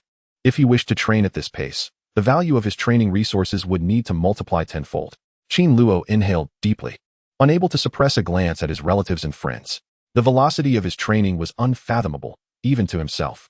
Nonetheless, it was certain that it had far surpassed Qi's expectations. I merely hope he does not strain his heart. This is the conclusion. Just as Qin Luo pondered this, Qi Liankai caught a glimpse of the battles occurring in the arena below. In the ongoing skirmish, one of the two combatants was engaging a sentinel, wielding his sword against his opponent. Suddenly, the sentinel deftly maneuvered, evading the adversary's strikes before lunging forward to confront another orc master. The tactic of evading the opponent's sentinel while commanding one's own to strike and eliminate the enemy has always been regarded as the pinnacle of strategy. Well, are you certain? Qin Luo inquired, observing the conclusion of the duel between the two second-year students. It was not merely their freshmen competing for positions on the leaderboard. The previous second-year students had all advanced to the third year, creating a significant void on the list. Even the current sophomore students were equally vibrant. Whatever. After 3 rounds at most, I shall be prosperous, Qi Liankai chuckled. Qin Luo inhaled sharply, momentarily at a loss for words. This fellow, so astute. Qi Liankai then summoned the student who had previously agreed to duel him, and together they descended to the arena below. Witnessing this scene, Qin Luo felt a slight stir within him. He was not genuinely concerned for Qi Liankai. Entering the roster with such talent was not a daunting task. However, whether Qi Liankai could secure a silver ear student at Wanshan Academy after this bout remained uncertain, especially since he was unaware of who his opponent was. Nighttime. Just as Qin Luo entertained this thought, he caught sight of several figures approaching the arena from the direction of the hall. Among the shadows was a familiar figure, Yi Chu. Not long ago, the Night King had covertly threatened him. Upon seeing them, Qin Luo's eyes narrowed. At that moment, he noticed an elderly man beside Yi Gu, a pale, ageless figure. Was this the director of the night class at Jiang University? Upon seeing this individual, Qin Luo's heart raced. Some discussions had centered around the formidable director of Jiang University's Waterlight faction. It was said that this university was established a century ago, and during this time, the powerful principal had been exceptionally active. Moreover, he seemed intent on taking several faculty members to a comprehensive university. The amalgamation of a powerful university principal with a handful of teachers and students into another institution would reverberate throughout the entire Summer Nation. Chapter 43, Silver Class. Not to mention that this occurrence took place at a prestigious institution like Jiangzhou University. At that time, Jiangzhou University was still grappling with its external perception. Was this veritable? Qin Luo observed from a distance, his mind in turmoil. Yet, even if this were true, it would not alter his circumstances. However, there was an undeniable truth. During the symposium, many students were clamoring, "I can hardly wait to leave Jiangzhou University tonight." Such sentiments could render Jiangzhou University even more exclusive. Some changes could be made. Currently, there were millions of dissatisfied individuals. For instance, Jiangzhou University regards the Eternal Light clan as a minority, a rather rare minority. All students from the Eternal Light clan applying to Jiangzhou University could avail themselves of preferential treatment. If the Eternal clan were indeed a minority on Blue Star, that would be splendid. Yet they were not. A century ago, Blue Star and the Eternal Night Star united to combat the Silver Blood clan. However, in today's era of eternity, it is they, the Eternals, who assist Blue Star against the Iron Blood. This singular fact has imbued the present-day citizens of Blue Star and the Night Folk with profound contradictions. Not to mention the audacity of seeking privileges on our territory. As Qin Luo contemplated these matters, the distant night and several nocturnal singers approached the dojo, while he, alone, made his way to the teachers of Riverbend University. Meanwhile, Yisong halted near the Jade White Steps. "Thank you once again, teacher." At that moment, Qi Liangkai stepped into the center of the arena, regarding the towering figure opposite him with newfound seriousness. "Humph." The second-year student scoffed, stating, "If you aspire to become a rising star, earn your victory through strength. If you can defeat me, I shall have no retort. However, should you fall short of my might, you shall not compel me to fetch water for you." "Very well." Qi Liangkai nodded, promptly assuming command of the match in the arena, signaling to teacher Jiang that the healing could commence, and instantly summoned his formidable three-legged hellfire. Call. As the immense three-legged hellfire materialized, it unfurled its wings, carrying the black flames towards the second-year student, who stood several meters away. "I am a silver-level sentinel." Witnessing this scene, the sophomore's face contorted with a frenzied expression. Yet, as he stood upon the stage, he discovered that his prowess paled in comparison to that of Qi Liangkai. Surrender was not an option. After all, under the scrutiny of such a multitude, he felt compelled to resist. Without hesitation, he summoned one of his four-armed apes, a bandaged zombie king, and a cowardly warlock. He only called forth a selection of his royal beasts. A three-legged blazing blackwood was struck by a torrent of black flames. Prosperity. In a mere moment, the flames spread, and a fiery river cascaded downwards. Under the onslaught of the tripod's fiery assault, the sophomore's three royal beasts were dispatched to soar. Just a single strike. Flames lingered long upon each of his royal beasts. Fortunately, following this attack, Qi Liangkai managed to immobilize the three-legged Wazishan with a swish. Simultaneously, a female instructor, while treating the injured military academy students, also commanded one of her white-winged angels. It cast a gentle beam of light upon several of the sophomore's royal beasts, swiftly extinguishing their flames. Concurrently, his body recoiled. "You have won." Upon witnessing this, the sophomore cast a profound gaze at his own talent, his expression tinged with complexity. Having been defeated by a fellow student more times than ever before, this experience was unprecedented for him. However, this time, some of the prodigies from his generation were inclined to exclude students older than him from the list of rising stars. "You step down." After the sophomore departed, Qi Liangkai stood at the center of the field, reaching out to touch the distant white jade steps, where the silver-eared youth of Wanshan Academy pointed at him. In an instant, the eyes of the entire audience fell upon the silver-eared youth. Silver class, under the gaze of so many. The countenance of this silver-eared youth momentarily contorted into something grotesque. Before arriving at Jiangzhou University, they had indeed investigated the students of Kongzhou. Yet the result was that Jiangzhou University had no second silver-tier beast sentinel, aside from a nocturne. Considering all factors, it appeared that Qi Liangkai was not a beast master. However, one of his royal beasts had already ascended to the silver tier. This signified that he too had reached the critical point of breaking through the silver line. "Why do you press me so, Qi?" Just then, the Nightwalker who had just entered the arena burst into laughter. "I have already scheduled to challenge the new star list today, and now that you have completed your battle, come up and do not waste everyone's time. What I do is none of your business." In the arena, Qi Liangkai regarded the knight's song on the stage with a cold sneer, saying, "What? Do you wish to become a dog on the stage, and then come down to bite me?" Sharp-witted. In the stands, the knight's song was directly berated by Qi Liangkai word for word. "I want to rush to the gymnasium now." Meanwhile, a whirlwind of thoughts swirled within my mind. What is the current situation? Yet, Amidst this, many continued to call for our expulsion throughout the day. Are you foolish? Blue Star is not merely a kingdom of summer. Summer firmly asserted. Yet above Blue Star, there exist a handful of nations whose strength rivals that of the Xia dynasty. Besides Blue Star, there are also several smaller nations. Within these smaller nations, ancient interstellar passages exist. Currently, the Xia dynasty has sealed all routes leading to the ancient divine star, forbidding foreigners from entry. However, the smaller nations, along with some larger ones, have been attempting to engage with races from other stars within the galaxy.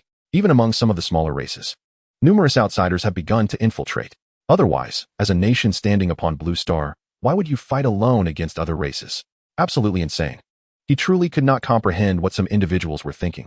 They were here, indeed enjoying certain privileges, and they genuinely wished to compete for even more privileges. Yet this was because of being more powerful than kings had emerged upon their eternal planet. In such a context, should they not demand greater privileges? Even for them. In Blue Star, in the Xia Kingdom, is it not the case that the stronger one is, the more privileges one possesses? And their descendants? Cannot they be compared to the offspring of ordinary families?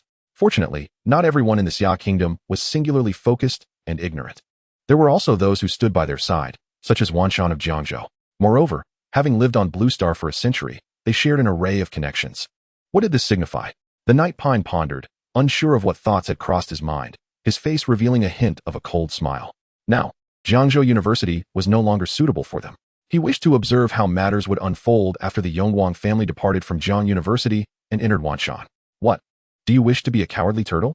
At this moment, Qi Liangkai noticed the Night Song's complexion turn pale from his words, and falling silent, he immediately scoffed, directing the silver ear pin at the freshly emerged youth. Chapter 44. Iron-Walled Rhinoceros, 3 stars. A shy turtle dares to be so audacious at our river university.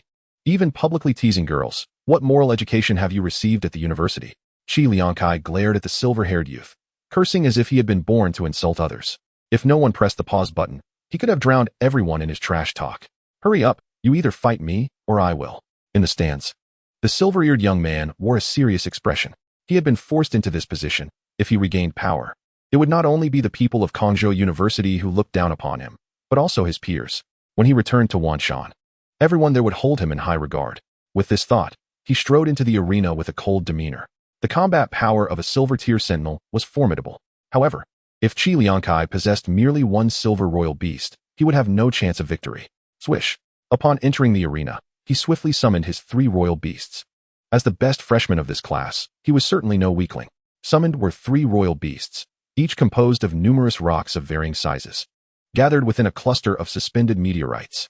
One of them just appeared, landing upon the ground and digging alongside the Diamond King rat. Another clad in dark-scaled armor was the Iron-Walled Rhinoceros. As the Iron-Walled Rhinoceros emerged, it towered like a small mountain of 6 to 7 meters, standing before the silver-eared youth. The nature of the meteorite pile was 5-star, classified as a bronze mountain. Its abilities included meteor suspension liquid, and meteor ejection.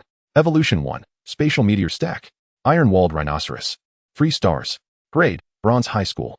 Skills, Iron-Walled Shield, Rhinoceros Roar, Iron-Walled Rhinoceros Fist. In the stands, Qin Luo, upon hearing the sharp youth summon his sentinel, recognized its attributes. Among them, the pile of meteorites affixed to the silver-eared youth piqued his interest. I did not expect this world to possess such a sentinel. However, he could only identify 2 of the royal beasts belonging to the silver-eared youth. The moment its other royal beast emerged, it burrowed underground. He was a step too late. A traitorous orc? In the arena, Qi Liang raised his brow and a peculiar smile graced his face as he beheld the scene before him. He then extended a hand, summoning another of his royal beasts from the air before him, with millions of eyes watching in anticipation. Prosperity. In no time, a colossal creature materialized in front of Qi Liang. The sentinel was a barbaric giant adorned with sharp fangs and rippling muscles. Its immense form towered twice the height of the young man across from it, who bore silver ears and wielded a steel lance. Standing at a staggering 15 to 16 meters tall, it was nothing short of a mountain. Silver class. Yet another silver class. Upon Qi Liang summoning the beast, all gazes in the stands converged, astonished to discover that Qi Liang possessed not one, but 2 royal beasts, both having ascended to the silver tier. Although higher levels of beasts required more ruminating, Qi Liang was now in possession of 2 royal beasts, both promoted to silver class, making his own ascension to silver seem just around the corner. Perhaps in 2 days. The barbaric giant, 3 stars, an equivalent low-level beast, with the physique of a titan. It trampled the earth with a thunderous roar, exuding an innate divinity and a totemic desire for possession. From a distance, Qin Luo observed the wild giant summoned by Qi Liang, stirred by a realization of the attributes of this towering figure. The sight of this behemoth quickened his heart, igniting his curiosity about how immense it would be when a Tyrannosaurus advanced and became a star. In this arena, he could scarcely conceive of a creature more formidable than this one. Prosperity. Just as Qin Luo pondered this, in the arena below, as Qi Liang summoned the beast, it raised its massive foot, unleashing a roar that channeled all its might into a ground-shaking stomp, causing the very earth to tremble. A chilling screech echoed instantly. In the distance, the young man with silver ear studs witnessed this spectacle, his expression shifting dramatically. He hastily maneuvered his meteorite pillar, directing it to unleash a massive meteorite aimed directly at Qi Liang. Yet at that moment, Qi Liang, having just conjured a three-legged flame, flickered along with the black fire in the sky, incinerating all meteors aimed at him. Subsequently, he resembled a bolt of black lightning, soaring with unparalleled speed, darting towards the silver-eared youth atop the mountain, pouncing fiercely. Silver and bronze. There were but two tiers. The iron lance rhinoceros standing before the silver-eared youth observed this scene, lifting its foreleg like a human fist, striking at the black tripod in the sky. It seemed as though it truly grasped the art of boxing, as the force of its blow rippled through the surrounding air like waves upon the sea. However, its star level was too low, merely 3 stars. This caliber had yet to reach the pinnacle of bronze, and was no match for the three-legged blazing black opponent. The claws of black and red flames struck and extinguished it, then with a resounding thud, collided with its chest, sending it tumbling away. Even the silver-eared youth standing behind him was swept away by the impact. In midair, he spat out a mouthful of blood. Had he not been a black iron warrior himself, and if not for the iron lance rhinoceros king standing before him, such a blow would have certainly claimed his life. Remember, next time, keep your mouth shut, especially when you lack the strength. Qi Liang, having vanquished the youth with silver ear studs, stood in the center of the arena, his stature modest yet imposing against the backdrop of the three-legged, fiery black giant king. Not a bad performance for a newcomer this semester. Quite commendable. In the stands, the veteran students were taken aback. Though Qi Liang had spoken little, his strength was undeniable. For a newcomer to achieve this is truly impressive. At that moment, the young man who had just landed on the ground in the distance, hearing Qi Baishi's words, darkened in countenance. This time, he said nothing, returning directly to his sentinel, his brow furrowed. His 3 royal beasts, the Iron Lance Rhinoceros King, had not sustained severe injuries. However, hearing the Mouse King's drill, even if it was just a slight reprimand from the teacher at Jiangda, he would likely need several days of recuperation upon returning. How vexing. Then, in the stands, Yasha began to speak again after the silver-eared youth from Wanshan had departed, saying, "You may cease wasting time now." He chuckled. "Very well. If you wish to take the stage, I shall grant it to you. Let us see what you intend to do." Upon hearing this, Qi Liang felt a stirring within and, without further hesitation, exited the arena, returning to the side of the Awenki. "Your Highness, please." Qi Liang ascended to the stands, and Ye Gao, without delay, entered the arena. As he stepped into the competition grounds, he cast his gaze towards the sophomore students in the stands. "You are truly shameless." The sophomore student Wang Bing, upon noticing Ye Gao's stare, felt a flicker of anger surge within him. Each student on the Rising Stars list is allowed 3 challenges per month. Chapter 45 lifted the golden bolt. You may choose your own timings, and the Academy will arrange your opponents. This month, he had selected to accept today's challenge. However, according to his estimations, his original opponent was not Ye Gao at all. Behind him stood another sophomore student. Clearly, it was Ye Gao's current status that had disrupted certain rules. He had to seize this opportunity. "Let us see what you can do, if you dare." Wang Bing scoffed, striding directly into the arena. With a flick of his hand, he summoned his 4 royal beasts to the scene. In a short while, 4 enormous extraterrestrial beasts appeared before him. In the stands, as the king's soldiers called forth their beasts, Qin Luo immediately recognized Wang Bing's 4 royal beasts. Earth Battle Police, 4 stars. Mid-level Silver Class. Powers, Earth Warfare, Earth Spirit. Natural Divine Star, Ape King Scepter. Golden Cyclops Thunder Lion, 4 stars. Low Silver Class. Abilities, Golden Lion Roar, Autumn Thunder, Golden Thunder, Thunder Lion Claw, Thunder Lion Man. Marsh Serpent, 3 stars. Low Silver Class. Abilities, Serpentine, Marsh Spirit, Venom Spit. Leopard-Eyed Tiger King, 3 stars. Bronze level. Upon witnessing the 4 royal beasts summoned by Wang Bing, Qin Luo instinctively recoiled. Thus, 4 royal beasts, particularly one of 4 stars silver mid-level, clearly indicated Wang Bing's prowess had reached the silver rank. Most of them had lingered in the silver class for some time. Observing this scene, Qin Luo was genuinely astonished. Recognizing Wang as a sophomore student did not diminish his strength. However, daring to challenge Wang's subordinates exhibited a remarkable level of self-assurance. Wang being ranked 32nd on the Rising Stars list. At this moment, Qi Liang, standing beside Yi Huachuan, wore a serious expression, entirely different from his earlier nonchalant demeanor. Clearly, witnessing Ye Gao's audacity to challenge Wang's subordinates placed considerable pressure on him. Qin Luo's eyes twitched. He was aware that more than half of the students on the Rising Stars list were, in fact, distinguished talents, with only a handful being of the bronze rank. Wang Jianmin's abilities were truly remarkable, placing him at 32nd among all the emerging stars. After all, he was merely a sophomore. With just 1 year left before ascending to his senior year. Qi Liangkai, you've long wished to witness my prowess. Today, I shall demonstrate it for you. At that moment, in the arena, Nijia observed as the king's minion summoned his sentinels, only to suddenly turn his gaze toward the stands. After a brief pause, he waved his hand, summoning his 4 royal beasts. All 4 of his majestic beasts were enveloped by a substantial, ghostly presence. Among them was an 8-armed Nightwalker, naturally endowed with 8 arms, each wielding a peculiar weapon. The royal beast was a blood-red, desiccated figure, scorching with fiery intensity. His remaining 2 royal beasts included a strange black pin that circled around him and a white shroud adorned with silken black blood. Upon the Nightwalker's invocation, the shroud ensnared his body, rendering him astonishingly bizarre. In the stands, Qin Luo raised an eyebrow upon seeing the 4 royal beasts summoned by Night Song. In an instant, he recognized all 4 of them. The Shroud of Destiny, 5 stars, equivalent to silver grade. Abilities included corpse derivation, corpse prohibition, transformation into death, and necromancy. The Red Fire Basgankin, 4 stars, equivalent to low silver. The 8-armed Nightwalker, 3 stars, low silver level.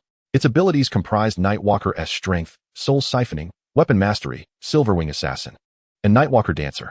The Magical Pen Fantasy Series, 3 stars, bronze level. Abilities included Malevolent Spirit Summoning, Malevolent Spirit Descent, and Malevolent Spirit Rituals. As Night Song summoned his 4 royal beasts, Yaiwok furrowed his brow upon witnessing them. Understanding Night Song's talent was indeed formidable, newly ascended to silver rank. The 5-star silver screen had already been contracted. At that moment, having summoned all 4 of his royal beasts, Nijia promptly commanded them to engage the king's soldiers and eliminate them. With a thunderous roar, his 8-armed fork and the blazing cold fur towered 7 to 8 meters high. Both surged forward, closing the distance to the king's 4 royal beasts in mere strides. Simultaneously, the shrouded Nightwalker soared into the air, while the ghoul's pen hovered above him. Steadfastly following the 8-armed Nightwalker and the crimson flame desiccated ghoul, relentless in their pursuit. Upon witnessing this spectacle, the king's golden unicorn Thunder Lion immediately summoned a colossal bolt of lightning, aiming to strike Night Song. However, the Nightwalker's arms and the shroud enveloping him radiated an overwhelming stench, transforming into a white halo that obstructed the lightning. Typically, lightning strikes are gentle. However, the Shroud of Night not only boasted a higher rank, but also superior quality, undeterred by the fierce assault of the Golden Qilin Thunder Lion. Even so, it continued to pull the Golden Unicorn Thunder Lion back, having already disengaged the Golden Bolt. The Golden Horned Lion, caught off guard, was swiftly struck by the shroud, its body convulsing violently as if a corpse were reaching out towards it, causing a part of its being to undergo a transformation from life to death, becoming rigid and powerless. Following this strike, the Nightwalker continued to maneuver the shroud deftly, sweeping through both the venom of the 3-headed serpent in the king's swamp and the earthen walls conjured by Titan's earth magic to obstruct him. Each time the Shroud of Night Song made contact, it disintegrated instantaneously, without exception. This individual. In the stands, Qi Liangcai's expression grew increasingly grave. To defeat Night Song, he would need to wait several days to break through and become a Silverwing Sentinel before he could contract as such. Otherwise, he was currently no match for the Nightwalker. Simultaneously, with his keen gaze, he immediately observed the battle between Night Song and the king's soldiers, a contest that Qi Liangcai could not hope to rival. Beside him, Qin Luo also directed his attention towards Night Song. Although they were adversaries, he could not deny that, given Night Song's strength, even his ambush might not suffice to best him. He would likely have to wait until he reached the peak of bronze before he could confront Night Song, especially with the Silver Sentinel in hand. Otherwise, relying on bronze beasts against the Silver Rank King's hand would be an insurmountable challenge. As the battle intensified, mere minutes later, Night Song cornered the king's soldiers into a perilous dead end. With a fierce tug of the shroud, Nijia drove the half-stiff earth war god away. Suddenly, a beam of white light descended, landing upon the king's men and some of his royal beasts. It was none other than a female teacher from Jiangzhou University intervening to halt the conflict. The king acknowledged. After Night Song triumphed over the king's subordinates, he gathered his shroud, slowly discarding it onto the ground. The other royal beasts surrounding him did the same. He then raised his gaze towards Qi Liangkai and Qin Luo on the stage, gradually approaching the edge of the platform. Master Qin Luo. Just as Nightwalker reached the edge of the arena, a young Eternalist, who had previously followed Nightwalker, entered the arena. Upon entering, he summoned his 3 royal beasts, scanning the stands for any sophomore students. Chapter 46, Golden 5-Star Celestial Dome. The sophomore in question was none other than Qin Luo. When he noticed the young Eternalist looking his way, his expression darkened. Yet he had to enter the arena, just as the king had done moments ago. What was going on? What were these Eternalists up to? Witnessing this scene, those who had yet to react immediately sprang into action. First it was Night Song. Now it was the young Eternalist. The members of the Winged Knight Brigade evidently aimed to complicate matters. Otherwise, how could such a challenge arise? Was this a blatant insult to us, the Blue Star Beastmasters? Instantly, the countenance of Jiangzhou University students brightened.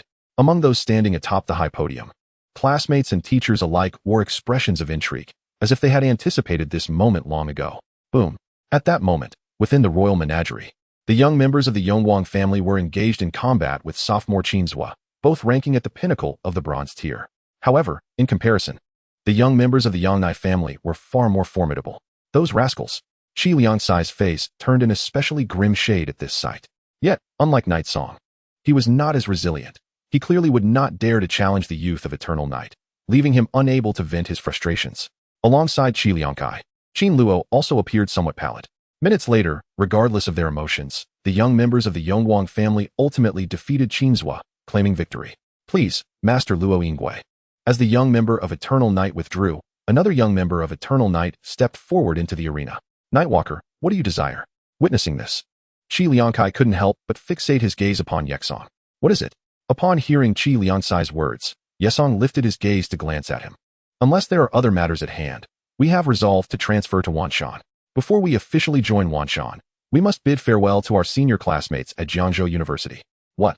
The knight fell silent, a wave of astonishment sweeping through the crowd. No one had anticipated that Yegon would utter such words in this context. Clearly, this suggested that Jiangzhou University was on the brink of dissolution. Such a schism, it appeared, was irrevocable. What do you mean by knight? At the same time, on the elevated platform, a teacher from Jiang University, Yi Yuanqing, questioned him. I mean, are you not aware? Since Jiangzhou University no longer has a place for us, we shall seek our fortunes elsewhere. Yesong replied with a foolish grin. What? You won't allow me to remain at Jiangzhou University or transfer elsewhere? Upon hearing this, the Jiang University teacher, irate, retorted. However, he was merely an ordinary instructor, ill-equipped to handle such matters. In exasperation, he could only hastily report this situation to Jiang University's president, Lin Shuqing. Jiang University was truly on the verge of collapse. Simultaneously, as Nightga spoke, news of this incident spread rapidly. Xiaoqi, there's no need to be so upset. At that moment, from the audience, Yegong remarked. Observing Qi Liangsai's expression with a smile, you are no longer my rival. Even your anger is futile. However, I can grant you 10 days. How about it? After 10 days, you can break through to the silver rank and contract your own 4th royal beast. If you prefer, you can challenge me in Wanshan within those 10 days. I am prepared. 10 days? Qi Liangsai's eyes flickered. Indeed, in 10 days. I shall go to Wanshan and assess your strength. Qin Luo. As soon as Qi Liangsai's words fell, a voice resonated through the night sky. Having just triumphed over the young Qin Shihuang of the Yongye clan, suddenly turning its gaze toward Qin Luo. I am curious, are you truly as splendid as they say? While Lin's deputy has offered you her storm villa, she is also prepared to bestow upon you her golden 5-star sky forest. To be honest, I am quite envious. Alas, your cultivation is too low, too feeble. I only wish to contest with you, yet I find no opportunity. Very well, I shall grant you 3 years. How does that sound? After 3 years, will you have the confidence to catch up with me? If you do, you are welcome to come to Wanshan. Let me see how far you can advance under the immense pressure from Deputy Lin within that span. In the stands, Qin Luo was incensed by the young man's words. A young man who had once threatened him. Just moments ago, this young Yongwang had battled against sophomore Qin Luo, and he had witnessed the power of this young Yongwang. 3 years. As he pondered, he lifted his head, his gaze falling upon the young Eternal standing at the edge of the arena. You and I could engage in combat well before that 3-year mark. Fight me now? Upon hearing Qin Luo's declaration in the arena, The young Eternal was momentarily taken aback. What nonsense is this? Did I hear you correctly? Qin Luo. Beside Qin Luo, Qi Liangkai handed him a lowly beverage. What is Qin Luo practicing? Merely shattering bronze. Although he did not witness Qin Luo's entrance into the Nova Hall, he could surmise. It must be akin to Wei Shan and Lu Jing. They should have just crossed into the Hall of Fame. However, this level of power qualifies one to instigate a new war.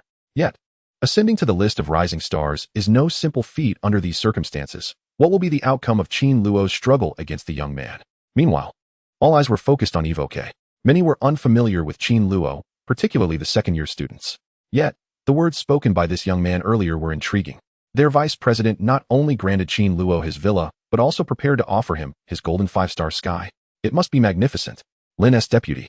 Aside from Lin Shiro, who else could it be? Who among Jiangzhou University was unaware of Lin Shiru's discerning eye? In her 5 years since graduation, countless suitors had coveted her romantic villa. Now it was in the hands of this newcomer. At this point, nearly everyone felt a surge of curiosity towards Qin Luo. What else did this young man from the Eternal Night have to say? Granting Qin Luo 3 years. What could this possibly mean? In an instant, the crowd began to whisper, inquiring about Qin Luo.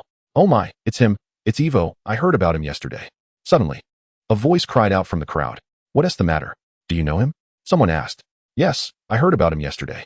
He took a group of our Jiang University middle school students to explore the Yellow Springs mystery, competing with sophomores like us in the mysterious world of the Little Yellow Springs. Yet, upon entering the secret realm, he was only at the Black Iron mid-level. In that secret world, he managed to elevate one of his beasts to the Bronze Star badge. He also ascended to the peak of Black Iron. Even after emerging from the secret world, he was worth 7 Black Iron crowns. Black Iron Peak? What nonsense. Even if he were at Black Iron Peak, he cannot compare to those below. Suddenly, many began to discuss Qin Luo. It was precisely because the legend of esports was so extraordinary that their interest in esports far surpassed their intrigue in Qi Liangkai, who had just demonstrated formidable strength. Chapter 47, Flying into the Beast Arena. Never mind. At this juncture, Qin Luo met his gaze, choosing not to say more. He merely nodded at Qi, making his way towards the arena. This was an opportunity for him as well. It was this young Wang who had successfully challenged sophomore Qin Luo, continuously rising as a newcomer. Thus, if he could defeat the youth, he would shine like a star. Will you truly be able to accomplish this? Seeing Qin Luo stride before him, Qi Liangkai appeared dazed. Oh dear, is the price genuinely about to rise? How? Evoke stepped into the arena. As he approached the young man, he raised an eyebrow. If I were to fight you now, would you dare to refuse? Are you merely attempting to intimidate me? Observing Qin Luo from several meters away, the young dragon maiden scoffed. But in a setting such as today, do you believe you hold the qualifications to challenge me? I just recently gained that qualification, perfectly timed to coincide with the initiation of a new war, Qin Luo retorted dismissively. Qualifying for a new war? How could that be? Yen Nate's pupils constricted immediately upon hearing this. They had all investigated what Qin Luo was, what royal beasts he possessed, and what gifts he might have. Just yesterday, it was Qin Luo who had summoned a formidable lightning attribute bronze-level sentinel within the secret world of the Little Yellow Springs. He was aware of it all. But when did Qin Luo break through to the so-called Bronze Beast Man? When did he enter the Nova Hall? In an instant, he was startled by Qin Luo. Yet, this apprehension did not stem from Qin Luo's current prowess. Rather, it emanated from a profound fear of his latent potential. Such a prodigy from Blue Star, ascending through realms at an astonishing pace, who could remain unperturbed? As far as they knew, Qin Luo was in the apprentice class, within the Black Iron class, possessing 2 royal beasts under contract. Thus, how many royal beasts could Qin Luo potentially surpass to ascend to bronze? He lifted his gaze, locking eyes with Qin Luo, imbued with a hint of murderous intent. What would it feel like to eliminate Qin Luo on the spot during this transaction? Undoubtedly, he would harbor a deep-seated hatred towards him. However, they would certainly train him in the future. Not a bad prospect. With this thought, the young man from Eternal Night cast a glance at Qin Luo, astonished by how swiftly he had qualified to ignite a new war. Don't be like that. If you wish to challenge me, I can oblige, he remarked, trailing behind Qin Luo as they entered the arena. At that moment, he resolved to find a way to defeat Qin Luo. Director Lin, as Qin Luo and the young man from Eternal Night approached the arena. A dapper middle-aged man in his 30s, accompanied by a dozen professors from Jiangzhou University, entered the Judgment Hall. This elegant figure was none other than Lin Shouqing, the current president of Jiangzhou University. Upon entering the arena, he swiftly ascended to the high platform alongside several others, where they conversed until deep into the night. Nightlight, have you truly made up your mind? Lin spoke coldly, gazing at the night sky. No, if your nephew doesn't let me live. I'll have to find a way to move. Nightshade replied with a foolish grin. After hearing Nightingale's words, Lin Xiaoqing scrutinized him for a moment before finally saying, however, the methods differ. If you wish to leave, then go ahead. I hope you won't regret it. Huh. Nightingale chuckled, refraining from disputing with Lin. Once Lin Xiaoqing finished speaking, he turned his attention to Qin Luo and the young man of Eternal Night. What is happening with them? Lin noticed Qin Luo, his eyebrows dancing with excitement. Elker was handpicked by Lin Xiaoqing as the future successor of Jiang University. Even though he hadn't yet met Elker, he was well aware of what he was like. Director. The teachers who have been here before recounted the tale of Qin Luo and that young man. Oh. Lin Xiaoqing listened intently to the teacher's narrative, particularly intrigued when he learned that Qin Luo had already qualified to initiate a new planetary war. His brows arched in surprise. He then stood atop the high platform, gazing at Qin Luo from afar, his eyes twitching as though deep in contemplation. In an instant, an inexplicable wave surged between Qin Luo and him, unnoticed by anyone else. I am Lin Xiaoqing from Jiangzhou University. How confident are you about this battle? Just then, as he arrived at the center of the arena with the young man, Lin Xiaoqing's voice resonated in Qin Luo's mind. This startled Qin Luo, who looked up to see Lin Xiaoqing standing high in the stands. It was his first encounter with Lin Xiaoqing, although he had seen his photo on the Jiangzhou University campus. Thus, he immediately recognized him. He remained still, attempting to convey in his heart, there's a high probability that it's feasible. Indeed, if I were to instruct you to kill him. How certain are you? Lin's voice was resolute. However, his next words made Qin Luo's heart race. Kill. To slay this young man of Eternal Night? It seemed he had not considered that. He was not a bloodthirsty individual, especially when confronting the Eternal. Yet, in such a contest, if he desired, it was not beyond his capability to take a life. He need not ponder the ramifications of slaying a young Eternal, nor the consequences of such an act. However, if it was Lin Xiaoqing who commanded him to do so, that would be an entirely different matter. Qin Luo lowered his gaze, stealing a glance at the young Eternal. It was highly likely that he could fulfill this task. High on the platform, Lin Xiaoqing received Qin Luo's response, a look of astonishment crossing his face. He had not anticipated that Qin Luo, merely newly minted, would dare to speak thus. Simultaneously, this revelation clarified why his sister-in-law was so loyal to Qin Luo. Qin Luo's talents might very well make him a pillar of Jiangzhou University in the future. Director Cheng Chuan. It has been quite some time since we've been here, and you are rather spry. Go down and officiate this match. With this thought, he turned his gaze to an elder beside him. All right. The elder, upon hearing the summons, shivered slightly but immediately perked up as if he had heard Lin Xiaoqing's voice, promptly responding with a smile. No problem. It's truly been a long time since I've been active. He soared into the sky, descending into the arena. From the high platform, Nightshade observed this scene, his eyes momentarily fixated, uncertain of Lin Xiaoqing's intentions. Haha, in that case, I shall also officiate. With this thought, he burst into laughter, following the elder who had just flown into the arena. Witnessing this, Lin Xian's mouth twitched. If the referee was indeed a Jiang University person, it would undoubtedly shield them from significant repercussions, especially given that he was one of their own. However, as the principal of a school, while his demeanor was benevolent, his heart must be shrouded in darkness, particularly when it came to calculations. Under such circumstances, one could attempt to eliminate an assassin without worry, as he would manage it seamlessly. Chapter 48. The Heavenly Punishment, Thundercloud Wing. Considering this, Lin Xiaoqing summoned forth the power of one of his royal beasts, sending a mental wave to Qin Luo, indicating that Nightingale might intervene later. Thus, whether or not he ultimately killed him would depend on how he orchestrated the situation. Furthermore, if he succeeded, a reward of 50,000 points would await him. Would the elder interfere? Qin Luo listened to Lin Xiaoqing's words, glancing at the night sky alongside one of Jiang University's mentors. Nightingale, being a master beast man of the highest caliber, was a formidable opponent, capable of unleashing the power of his spirit even without employing his beastly nature. Or, he could harness his royal beast to amplify his abilities. Qin Luo was far from a match. Under the intense scrutiny of the night, he found it exceedingly difficult to slay the young man before him.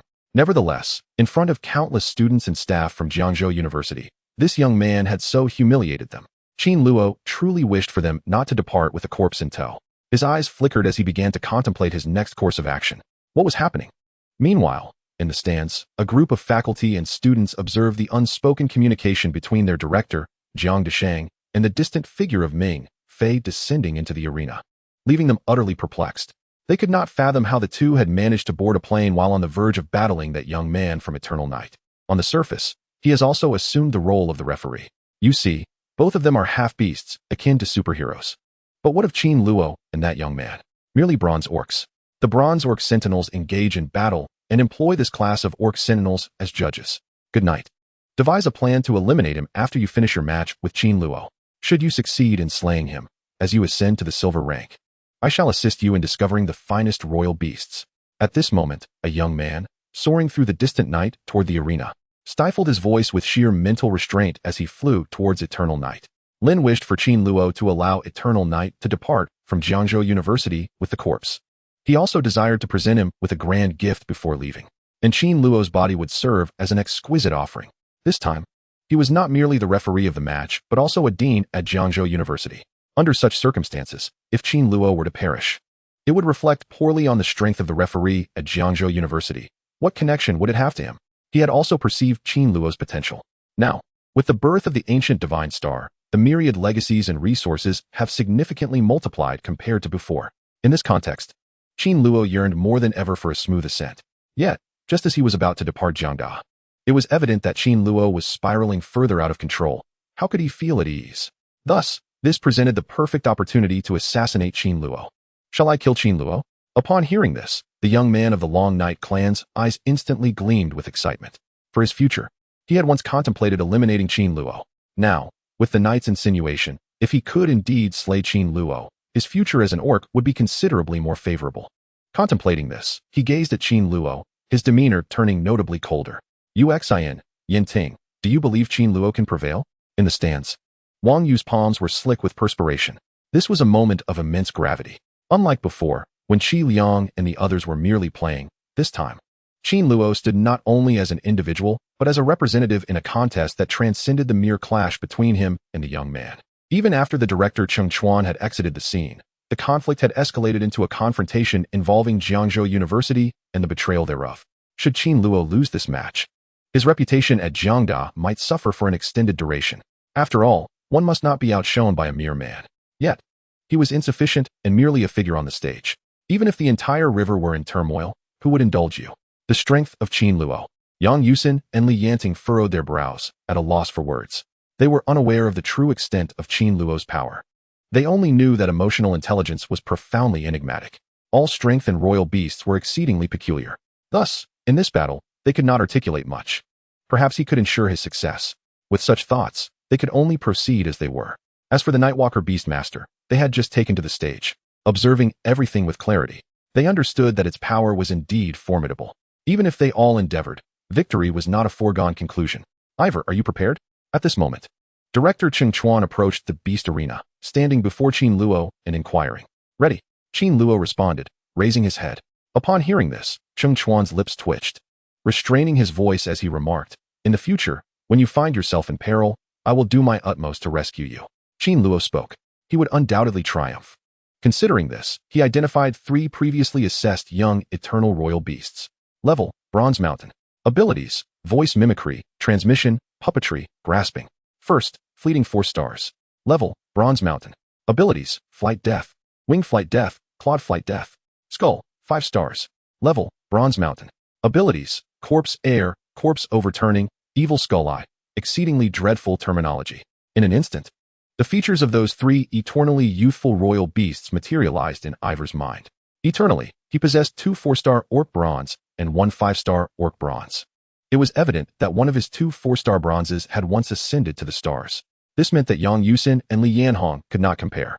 Should the 2 of them engage in combat with the young Eternal, the outcome remained uncertain. With a swift motion, Ivor positioned himself on his stance, his mind racing.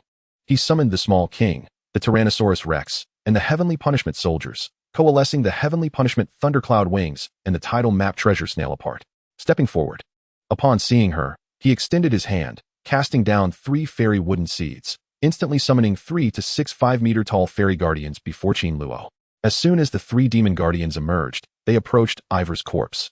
Is this truly effective? Observing this scene, the officiating judge Cheng Chuan slightly furrowed his brow. Some of Qin Luo's royal beasts appeared to possess commendable quality. Yet, they all seemed somewhat lacking. The only one of higher caliber was the tidal map snail. However, the snail's tidal map was merely a bronze highland, rendering it incomparable to any of the young royal beasts across the way. Is this all you can muster? On the other side, Nightingale raised an eyebrow upon witnessing Ivor summon several of his royal beasts, a hint of surprise evident. It was astonishing that Qin Luo was weaker than he had anticipated. Initially, when Lin was about to emerge, he believed Lin would possess alternative intentions. Yet, it now seemed that Lin Shiheo's objective was likely merely to safeguard Qin Luo. Protection? Contemplating this, Nightingale's brow furrowed slightly. If that were the case, it would be challenging for him to refrain from slaying Qin Luo under the cover of night. Nonetheless, as he contemplated this, he did not forget to exercise caution. Once more plunging into the silent darkness, he must remain wary of Qin Luo's thunderous royal beasts. This time, he had only summoned a fragment of the beasts. As the night fell, hearing the voice of the night sent a shiver down his spine. For royal beasts? Chapter 49, superior to the Tyrannosaurus Rex. Ultimately, I comprehend why Lin Xiru holds such high regard for Qin Luo. He even bestowed upon Qin Luo his own windsurfing villa. Yet, Qin Luo actually possesses 4 royal beasts. No, among Ivor's 4 royal beasts, 2 are black iron, 1 early-stage black iron, and the other mid-stage black iron. His other 2 royal beasts are merely a bronze starting point and a bronze peak. They are not eternal opponents. Suddenly, on the battlefield, some students appeared, endowed with a unique ability to regurgitate food from their royal beasts and perceive food at other levels, leaving them in awe. What, if that is the case? There can be no doubt.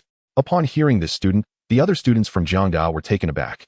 If Qin Luo wielded such limited power, how could he dare to step onto the stage? Are you mad? It has begun.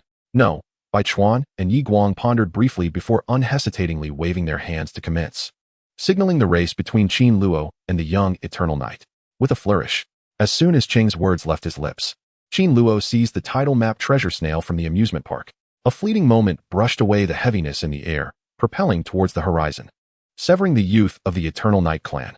Simultaneously, the divine retribution compelled the soldiers to part ways, their wings unfurling as they followed the head of the youth of Eternal Light. Raising the thunderous lance of heavenly punishment, it hurtled towards the youth of Eternal Night. In the face of the lightning-laden spear, the heart of the Eternal Light youth stirred, as formidable heads hung before him, shaking him to his core. A cascade of black hair erupted from its being, billowing skyward. A rift, the sacred thunder of divine punishment, bolstered by the fervor of the holy soldiers, struck the most ferocious skull. In an instant, the storm raged. Yang Guang furrowed his brow, astonished that Qin Luo, in a reconstituted royal beast form, could summon such formidable lightning, subduing its sentinel. Fortunately, the flight of the thunderous wings was too low, only brushing against bronze. Despite the depletion of vast amounts of black hair, it was as if the dark aquatic flora of the sea had, in a blink, drowned out the sound of divine retribution. With a swish, the tidal map, cherishing the speed of the snail, suspended its form mid-air, evading the carcasses of headless flies, racing towards the youth of Eternal Night, intent on decapitation. Humph. Observing this, the water-illuminated youth let out a cold snort, manipulating the exceedingly malevolent heads, causing their hair to sprout profusely within a radius of dozens of meters. Strands formed into whips, striking the tidal map snail. As for the headless corpse, it acted directly under his command, flapping its wings and charging towards the youth. This was not a matter of defense. On the contrary, it diminished Qin Luo. Qin Luo, you shall perish. You shall perish. You shall perish. As the headless corpse surged toward the Awenki to kill, the exceedingly ferocious skull hanging before the youth of Eternal Night suddenly parted its jaws and spoke. In an instant, Ivor opened the mouth of the most vicious head, a chill creeping into his heart. At that moment, all my consciousness slowed. A roar. The Tyrannosaurus standing beside Qin Luo suddenly let out a deafening roar. The furious bellow silenced the most savage words emanating from the most monstrous skull. Although the extreme malevolent cranium surpassed the Tyrannosaurus in both mass and rank, its power was curtailed by the presence of the Tyrannosaurus, which was why it was positioned beside him. Meanwhile, the snail on the tidal map, enveloped in the dark, coarse hairs of the sky, when the most vile skull uttered its most venomous words, suddenly split in two. They charged towards the youth of Eternal Light from 2 distinct directions. Well, witnessing this scene, the youth of Yangguang were taken aback. They finally understood whether Qin Luo dared to wield his Wolf-Fang mace. He had the audacity to disregard it, swiftly maneuvering the exceedingly malevolent heads, rallying all his hair to block the 2 tidal map snails. Swish. As the youthful knight raced, it obstructed the 2 precious intertidal zones. A spark of inspiration struck Qin Luo, and he suddenly summoned the lightning wings of the storm clouds from the sentinel's lair to the youth's side. Prosperity. Instantly, as the wings of heavenly punishment emerged, he raised the lance and thrust it forth, propelled by the cloud wings towards the slaughter of the youth of eternal night. Indeed. However, upon witnessing Qin Luo's celestial punishment against the youth of eternal night, he promptly opened his bright eyes. He had long known that Qin Luo's divine punishment, the lightning cloud wings, possessed the ability to sever, also known as Qin Luo, who had predominantly mastered the swift transportation of sentinels, not to mention calling him at midnight. Thus, he had prepared himself before engaging in battle with Qin Luo. Swish! With this thought, the most malevolent head above him suddenly opened its eyes, as if the sky was punishing him with wings of thunder. Death! The heart of the youth from the Eternal Night clan brimmed with a desire for slaughter. This time, even if he could not eliminate Qin Luo, he would ensure the demise of one of Qin Luo's royal beasts. With this in mind, he swiftly parted some of his hair, sweeping it away as the wings of heavenly punishment froze in midair. Only in his youth did a part of his body separate, blocking the tidal map of the conch and the conch's form. Simultaneously, he allocated a portion of his hair to the heavens to execute the punishment, aiming to eliminate the wings of the lightning clouds. Qin Luo stood at a distance, his gaze cast down. In the next moment, a tidal map snail appeared to the right of Yang Nai's corpse. As soon as the tidal map conch emerged, it zipped through the void with unparalleled speed, beheading the eternal youth. What? Yang Nai sensed this and immediately recoiled. A pallor washed over his face. Unexpectedly, Qin Luo had another tidal map snail.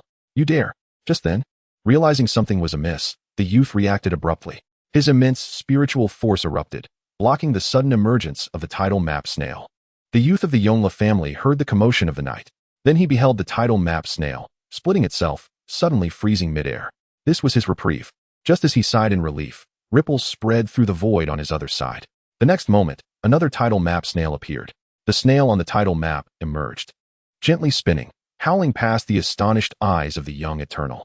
The head of the youth toppled to the ground. His eyes widened in disbelief. He could hardly fathom that he had perished at the hands of Qin Luo. Destruction! Destruction!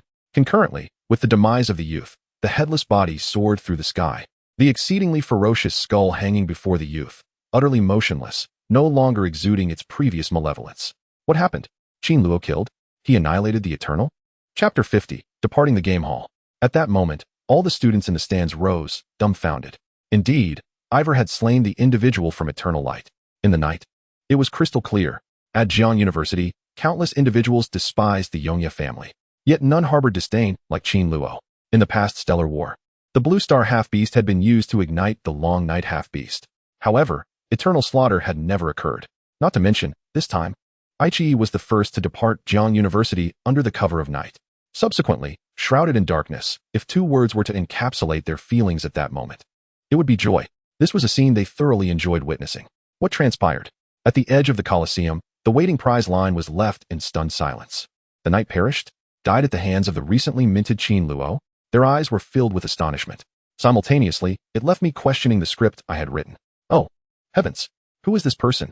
What are those things of his? Meanwhile, Qi Liangkai and others in the stands were equally dumbfounded. How could Qin Luo have killed that youth? What were those royal beasts he had just summoned? For identical, peculiar royal beasts adorned like hats.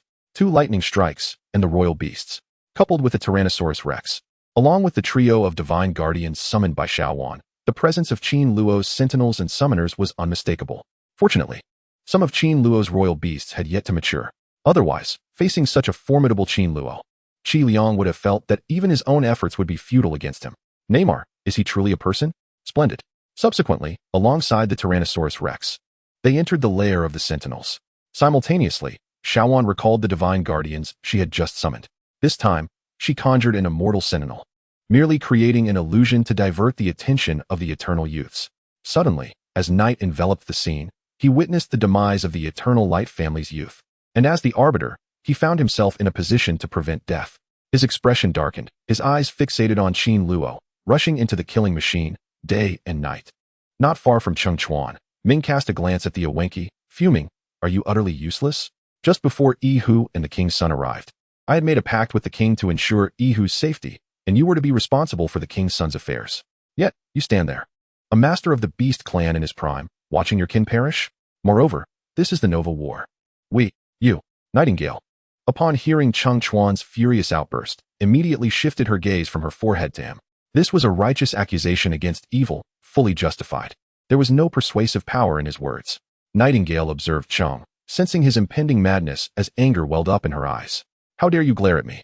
What is the matter with you, you worthless fool? Your own people have perished, and you dare to blame us? How shameless. Cheng did not flinch from her piercing gaze. The fury in his eyes seemed to overshadow the brilliance of the night. His glare was as if he sought to engulf the darkness. Damn it. Night Shadow clenched his fists in rage. At that moment, he felt a jab from an unknown source. Lin Shuqing. Instantly, Lin Shuqing, overlooking from the stands, regarded him with a calm, condescending demeanor. Do you recall what I said? Now that you've left Jiang University, do not harbor regrets. In the blink of an eye, Lin Shuqing's lips twitched. At that moment, a voice echoed in his head. Knight shuddered at the sound. It wasn't until halftime that he took a deep breath, lifting the corpse of the young Eternal before striding towards Knight Jie and the others. He prepared to take a few individuals away, not wishing to remain at Jiang University. He thought it was brazen. How could he stay in such circumstances? However, just as he intended to depart with Night Song and the others, Night Song was suddenly slain by Night Tune, and a fierce gaze fell upon the scene of Night Tune. Qin Luo, you can. I am unaware of your capacity to topple the master of the Bronze Peak Beast clan. I simply do not know if you possess the same courage as Qi Liang to confront him within 10 days at Wanshan. The Night Demon fixed his gaze upon Ivor, awaiting his response. Not 10 days. I desire 3 years. I believe it may take me 3 years to catch up to you. How does that sound? Qin Luo inhaled deeply, yet chuckled. He dismissed Night Tune's words entirely. You. Upon hearing Qin Luo's words, Night Song suddenly appeared incensed. Qin Luo, they are all significant figures. You lack the audacity, do you not? Following his furious outburst, Night Pot immediately resorted to stirring the pot. Courage? Qin Luo raised his gaze to Night Song. You are a silver sentinel. I am merely a bronze sentinel. You expect me to duel you in 10 days? Do you think you are clever? Or do I think so? With a cold smile, Qin Luo continued. Moreover, I believe I shall forego the 10-day engagement we arranged. If you genuinely wish to battle Qi Liang, come find us after 10 days. Regarding Wanshan, to be frank, we truly do not trust you. As he spoke, Qin Luo directed his gaze towards Qi Liang in the distant stands. Indeed, Qi Liang concurred with Qin Luo's sentiments. I also feel that venturing to Wanshan is inappropriate. Having said that, he promptly redirected his attention, suggesting, why not cancel our 10-day appointment, or, as Qin Luo proposed, return to Jiang University after 10 days? Good. Night Shadow's expression was grave, yet he showed no hesitation. Since he will not go to Wanshan, how about I return to Jiang University in 10 days? I do not believe you can keep me here when this great river transforms me into a dragon's lair. Night Song was seething with rage. I am not a dragon's den. I am quite benevolent towards my friends. Qin Luo remained unperturbed, listening to Night Song's lyrics. Regarding the recent battle, he could not offer assistance. After all, combat must be undertaken with full commitment, or it holds no significance. However, this time, your own arbiter reacted far too slowly. Jiang, do not force us. Humph. Night Sky Song's lips twitched as he discerned the words he wished to convey. But with a cold snort, he followed Night Shade into the distance. Meanwhile, at a higher elevation, the bald instructor from Wanshan Academy observed this scene, his expression slightly shifting. Thereafter, he hurried to greet his students, departing the gaming hall like a lost dog. Ah, damn it, that was splendid. As night fell and the faculty and students of Wanshan Academy departed, the animal fighting arena of Jiangzhou University erupted in waves of cheers. The fallen had perished. Yet, the Eternal had not. Chapter 51, The Welcome Gathering. As the Long Night clan departed the great river, the future of that river was undoubtedly far purer than before. This was the aspiration of many scholars. Good night, Dean. Amidst the jubilant cheers of Jiang University students, the instructor who had just left Wanshan Academy caught up with the night. He regarded Night Shadow with a hint of awkwardness. We are hosting a welcome gathering for you today. What do you think? A welcome gathering? Welcome to Neymar. Are you daft? Have you not seen our dead? Do you wish for us to bring corpses to the welcome gathering? Night Shadow's icy gaze fixated on the unfamiliar instructor. With a cold snort, he promptly led Song Night Shadow and several others away, swiftly departing. He exchanged a nod with Cheng Chuan, expressing gratitude, before striding directly to the stands where Qi Liang and the others were waiting.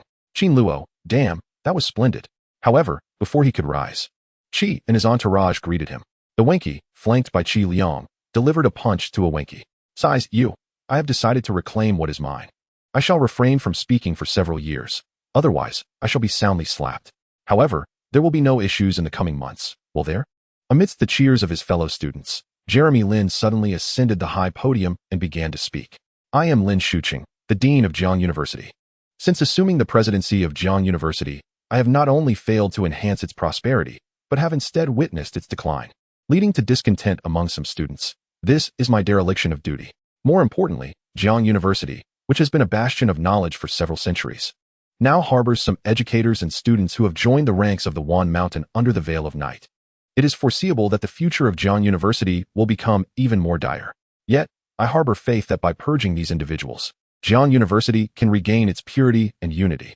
We shall strive to unveil new mysteries and provide resources for all students of Jiang University. One day, we shall accomplish this together.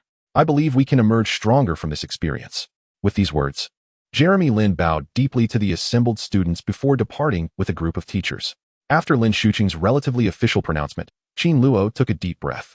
He did not know Jeremy Lin well, but he was fond of the way this man had previously instructed him to eliminate the young member of the Eternal Night faction. Otherwise, today would merely let the night drift away. Even as he led them away, the Night Song and his faction boasted of their consecutive victories. A disgrace to Jiang University. In his eyes, Jiang University was indeed pure, devoid of the Yang family. It was a mismatch. Compelling different individuals together naturally breeds contradiction. Nowadays, the Eternal Light faction's entry into Wan Mountain had ignited a fervor. After Lin Shuqing's departure, Qin Luo and his companions exited the arena. It turned out that Yang Yusin and Li Yanhong had also come with the intention of ascending the ranks of the Rising Stars. Thus, the two followed Qin Luo out of the venue. Qi Liangkai, do you think you can break through to silver level within 10 days? Qin Luo inquired after leaving the competition arena. Don't be anxious. If I say it's fine, then it's fine, Qi Liangkai replied confidently, seemingly oblivious to the challenge posed by the Night Song. 10 days. Qin Luo pondered this and then shook his head. He was concerned that he would not be able to assist in such a short time. After all, the Night Song had 3 silver-level sentinels. He was uncertain when he could step into the silver tower. Qin Luo mused inwardly. He was already proficient, but still not at the silver badge level. Encountering a silver-level Beastman sentinel, especially one like the Night Walker, with his current strength would be futile. Furthermore, despite being on the Rising Star list, he was currently ranked only 94th. Speaking of which, Qi Liangkai laughed and said, "You've earned a bronze medal. We should celebrate. However, I will be advancing to silver level in 2 days. So I must return here to discuss with my mentor what kind of Imperial Beast is best suited for my breakthrough. So, if you wish to celebrate, you can help me celebrate when I achieve silver level." Scram. Qin Luo punched Qi Liangkai.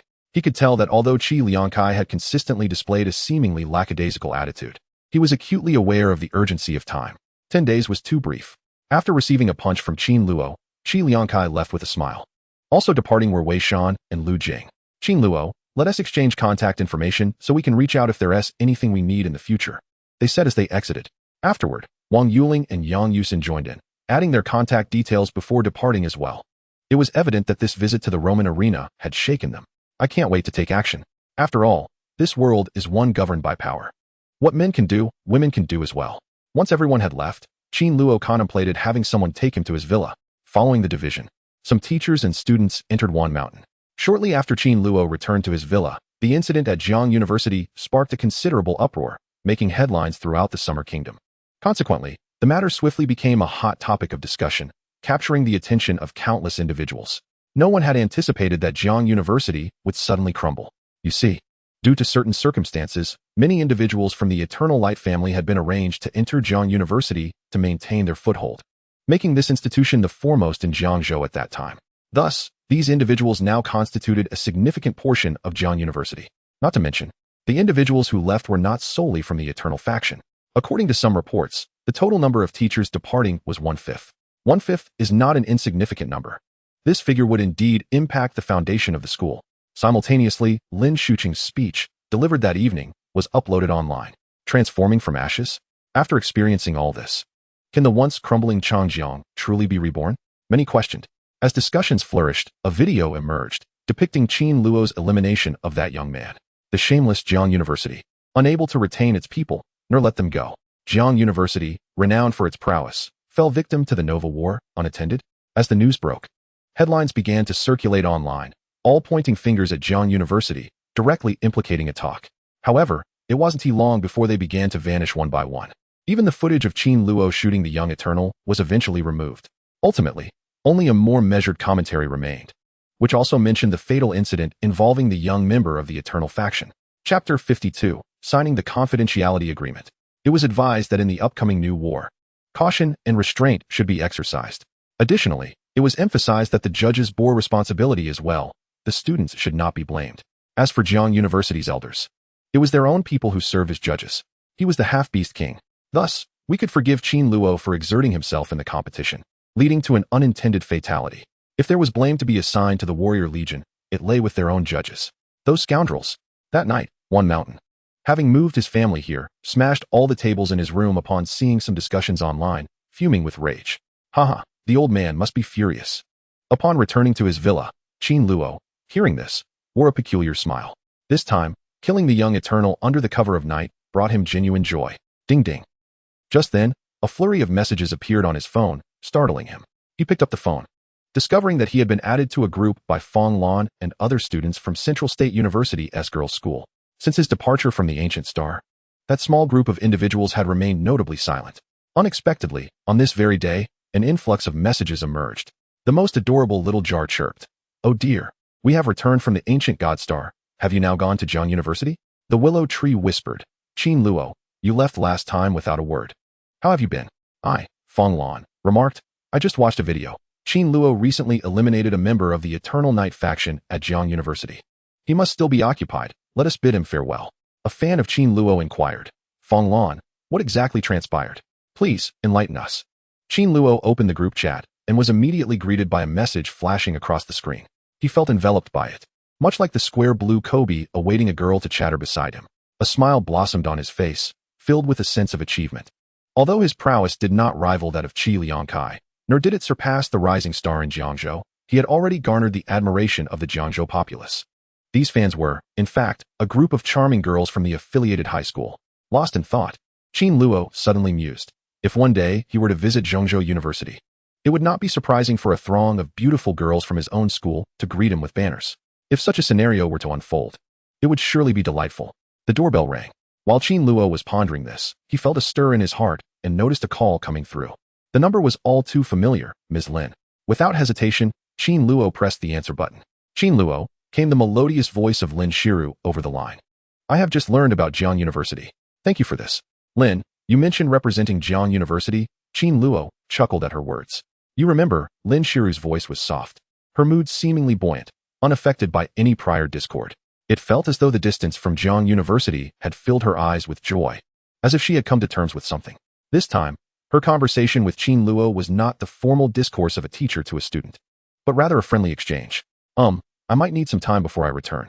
While you're busy, in a few days, when the opportunity arises, I will have Renya take you there to see if you can win and perhaps sign with a beautiful new royal beast. A chance at a new royal contract? What opportunity? Qin Luo inquired with intrigue. Of course, I cannot disclose it all. There are confidentiality regulations. If you obtain the non-disclosure agreement, you must sign it. Lin informed him. So mysterious? Qin Luo pondered. Due to the non-disclosure agreement, the location was largely outside Jiang University's jurisdiction, belonging instead to collective ownership. Qin Luo found himself perplexed, unable to grasp the enigma of its whereabouts, which piqued his interest immensely. In that case, Lin, you may return from the depths of darkness. I do not require you to shrink from that shadow. With this thought, Qin Luo felt a stir in his heart and spoke. Did Ren Jingfei inform you? Lin Shiru hesitated momentarily, but reassured him. Here, you need not worry. Unlike others, I possess a trump card for survival and shall not encounter danger in the depths of darkness. As for the shadow, I have seen it once before. I simply did not have the opportunity to seize it. I shall endeavor to find and capture it next time. I have also discovered that it appears to be in a mutation phase, which should conclude soon. I just asked the Shadow King. According to him, once it mutates successfully, it shall ascend to silver rank without losing a star. Such a royal beast, so rare, would be just what you need to transition to bronze. Lin Shiru's eyes sparkled with a surge of anger at encountering such a figure during the mutation and evolution process, seemingly igniting her excitement. Qin Luo inhaled deeply, moved by her candor. With no secrets unspoken, they conversed for a while longer before Lin Shiru ended the call rather abruptly, no longer adhering to the formalities of their previous exchanges. After hanging up with Lin Shiru, a thought struck Qin Luo, prompting him to input her number into a messaging app. He noticed Lin Shiru's username, likely derived from a profile picture taken years ago, with her resting her chin on her hands, gazing into the distance. Qin Luo paused momentarily before attempting to send a friend request, pondering what to write in the comment section. Your most handsome student. Earlier, he had just saved Lin Shiheo's number, but not to forge a friendship. As soon as he sent the request, a notification indicated that his friend request had been accepted. Qin Luo's face lit up with excitement as he opened Lin Shiru's moments. He soon came across a solitary post that mirrored the message he had shared not long ago. Unshackle your shackles. It is like a kite severed from its string, soaring. Vivid and warm, either shattering into pieces or flying thousands of miles away. Aside from this post, there were no others. It seemed Lin Shiru had not been very active for quite some time. Observing the developments, Qin Luo first liked the post, and then contemplated. Not long ago, Lin Shuqing had mentioned 2 words, sincerity, stone can be opened. He wrote little. After all, she was merely Lin Shuhua's closest friend. He decided to take his time. After concluding his thoughts, he set his phone aside and paced around his room a couple of times before gradually calming himself. As for Fong Lan and the group that had drawn him in, he remained silent within their midst. Chapter 53, Punishing the Thundercloud Wings. Iwinki did not linger at home for long. Su Yunming and Yi Guitao soon returned. This time, it was quite raucous, as the two were both at Jiang University, uncertain of their whereabouts. All right, Qin Luo nodded. Mom and Dad, you need not worry. An eternal life has perished, and I am unscathed. I know. Su Yunming nodded, not chiding Qin Luo as she had before, but instead reiterating, next time, do not act so impulsively. There are so many people at Jiang University, and there are higher powers above you. Where's your reasoning? She genuinely could not comprehend how Qin Luo, having only recently arrived at Jiang University, could become embroiled in such matters. Despite online claims of accidental homicide, he insisted it was an incident. But what a grave error it was. Even someone as petite as her could fathom that. Qin Luo felt a pang of shame in Su Yunming's presence, almost as if he were afraid of something. Yet he had already embarked on that path. His talents rendered it impossible for him to conquer others without engaging in battle. In such a fiercely competitive environment, if one wished to stand out, they would inevitably become a target. Thus, he found himself with no choice but to press forward. Whoever obstructed his path, he surrendered the blade to them, devoid of mercy. Father, mother, as Qin Luo contemplated, he realized that in just a few days, he would depart from this river to sign a contract with a new royal beast, although the duration of his stay remained uncertain. Is the contract for a new sentinel? Su Yunming nodded in affirmation, expressing her desire for him to focus solely on his training. At that moment, she genuinely wished for Qin Luo to improve. Nodding in response, Qin Luo then shifted the conversation to discuss their preparations for a snack shop with Su Yunming and Yi Guitao. I prefer to wait until Jiangzhou University has just commenced its new academic year, coinciding with the arrival of the freshmen. 2 days later, after reciting Yaiwoke's verses indoors, a moment of exhilaration surged through him. With a flick of his right pinky, he unleashed a beam of phoenix blue light. In an instant, the beam shot forth, landing before a grazing alpaca outside the villa, where the grass in its mouth was swiftly severed in half by the gusting wind. A glimmer flickered in Qin Luo's eyes. He had just harnessed the powers of wind and fire.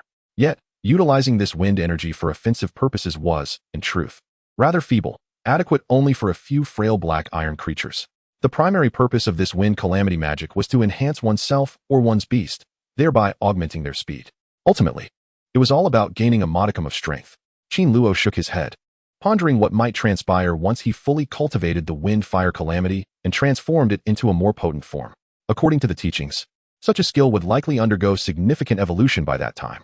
While Qin Luo was focused on royal beasts in combat, acquiring additional self-defense capabilities was certainly beneficial. Moreover, since this method was one of Jiangzhou University's most treasured spiritual energies, enhancing beasts post-cultivation would yield commendable results. Lost in thought, Qin Luo pulled out his phone and noticed a message he had sent to Qi Liangkai earlier, which had gone unanswered. This elicited a frown. He wondered if Qi Liangkai had arrived at the Silver Tower. Just then, his phone rang, and upon seeing the caller ID, he realized it was a call from Mr. Ren. Something stirred within him, and he felt invigorated. Qin Luo, came Ren Jingfei's voice as he answered the call. Ms. Lin should have informed you, allowing me to extend an opportunity to you. Indeed, Yaiwoke responded on the line. Ms. Lin mentioned, why not come to Jiangmen? Very well. I shall make my way there, Qin Luo replied, promptly messaging his parents to hastily leave the villa with him. Meanwhile, 2 days had passed, and Xiao Wan, clutching the precious evolution resources he had procured for her, was making her way from the Black Iron Station to another Black Iron Station.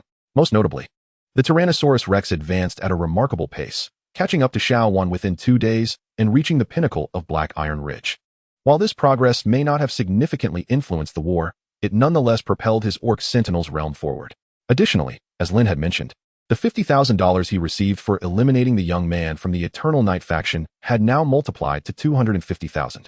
This marked another extravagant expenditure for Qin Luo, as he aided in the punishment of the Thundercloud Wing and acquired a form of evolution resource known as Thunder Soul. Each drop of Thunder liquid cost 100,000 points, and he purchased 3 drops. Once these 3 drops of divine liquid were consumed, the divine punishment upon the thundercloud wing would propel it toward the bronze pinnacle, a process expected to take approximately half a month. Did you see that sprite soaring through the skies, Qin Luo? As he traversed the path, numerous students from Jiang University paused to gaze at him. Following the events of 2 days prior, he had garnered fame as a freshman. Everyone knew that this class had 2 newcomers, one a prodigy, the other a scoundrel. Ignoring the crowd, Qin Luo allowed one to lead the way, quickening their pace. Before long, he arrived at the Jiang family residence, where he spotted Rinya waiting. As Xiao Wan ascended the higher tiers of the Black Iron, her spiritual power intensified, and her speed transformed. "Hurry, let us converse as we walk," Rinya called. Summoning her steel battle chariot upon noticing Qin Luo. Climbing aboard, they soared into the skies. "Rinya, where are we headed?" Yaiwok inquired curiously, still oblivious to Rinya's destination. "I am taking you to one of our bases in Jiangzhou. Once we arrive, I will make the arrangements," Rinya assured him. Her gaze fixed on Qin Luo. Indeed, upon hearing Mr. Ren's words, Qin Luo felt a subtle shift within him. He had suspected the moment Miss Lin asked him to sign a confidentiality agreement, and now it was merely a matter of formalities. There were matters on the other side that she could not disclose too much about at this time, but he would soon understand upon arrival. Rinya continued to converse with Qin Luo, who found her words increasingly intriguing. Suddenly, a message popped up on Qin Luo's phone. "I surmise that Rinya is taking you to that place. Should you go there, you will have the opportunity to become a contract beastman. However, while this is a chance, it also carries risks. Therefore, if you feel unqualified upon arrival, you may opt to withdraw.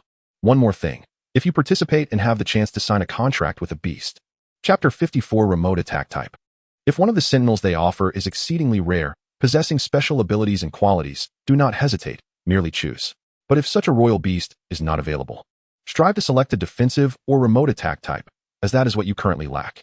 Upon opening the message, Qin Luo saw it was from Lin Shiru.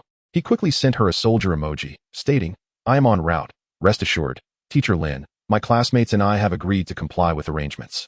Shortly after sending the message, Lin Shiru responded with a playful huff.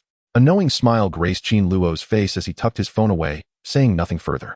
Over the past 2 days, he had sent several messages to Lin Shiru, and their relationship had undoubtedly progressed beyond its previous state, to the point where she would occasionally make faces during their exchanges. In Lin Shiru's eyes, Qin Luo was meant to be a talented and capable student. She nurtured him with the hope that he would become a successor of Jiangzhou University, concerned for his safety and deeply apprehensive that his dreams might shatter. Yet, this was only natural, as they had never met before, one residing in the clouds and the other in Jiangzhou. However, in the past few days, the relationship between them has gradually begun to evolve into one of friendship. Qin Luo naturally preferred this somewhat chilly exchange. So, the ironclad war chariot sped along the highway. And approximately 20 minutes later, Rinya arrived at a towering black mountain nestled deep within the forest, accompanied by Iwaku. This black mountain appeared strikingly different from the surrounding peaks. It stood about 70 to 80 meters high, resembling an inverted bowl, entirely devoid of any greenery. As far as the eye could see, there was nothing but black rock. It was peculiar, indeed. The moment Qin Luo laid eyes on this mountain, his heart raced with apprehension. The attributes of this mountain instantaneously materialized before him. Soul-eating mountain, class, 1 star. Performance king. Abilities, enigmatic mountain space, transmutation of enigmatic mountain. Soul devouring of enigmatic mountain. The realization that the grand edifice before him was, in fact, a royal beast startled him, along with the royal sentinel. If such a royal sentinel was present here, its master must also be nearby. This thought propelled Qin Luo's focus to unprecedented heights. Are there many royal beastmen on Blue Star? Indeed, there are numerous. Yet, they constitute less than 1%. In the summer, there are 9 provinces. Among them, the beastmen of Jiangzhou are the most formidable in the city. The other provinces comparatively fewer. Thus, the royal beastmen of Jiangzhou are, after all, exceedingly rare. Yet, here stood a royal sentinel of the beast clan, right before him, at this very base. How could he not be alarmed? Where's the entrance? As Rinya and Qin Luo stood together, he surveyed the surroundings and immediately realized that directly before him, at the foot of the devouring mountain, a massive black gate was shut tight. Crack! Just as Qin Luo gazed at the looming mountain, the sealed gate suddenly swung open. "Rin, you are here." At that moment, as the colossal gate opened, an elderly man along with several others emerged to greet Rinya. "Ah," Rinya nodded slightly, turning to Qin Luo to introduce him. "This is Qin Luo, a first-year student at our university, the sentinel recommended for the bronze class." "Qin Luo, is it?" The elder regarded him with a slight smile, saying, This cannot be introduced by your sister.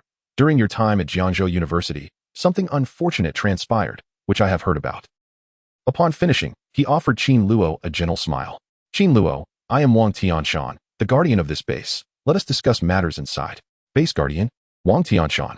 Qin Luo felt a jolt of shock as he heard the elder utter his name, realizing that the mayor of the base was undoubtedly the one in charge here. However, what astonished him most was the name of the elder before him. In the Xia kingdom, there were nearly 100 royal beastmen, many of whom were well known. Among them, there was a royal sentinel from Jiangzhou known as the King of Tianshan.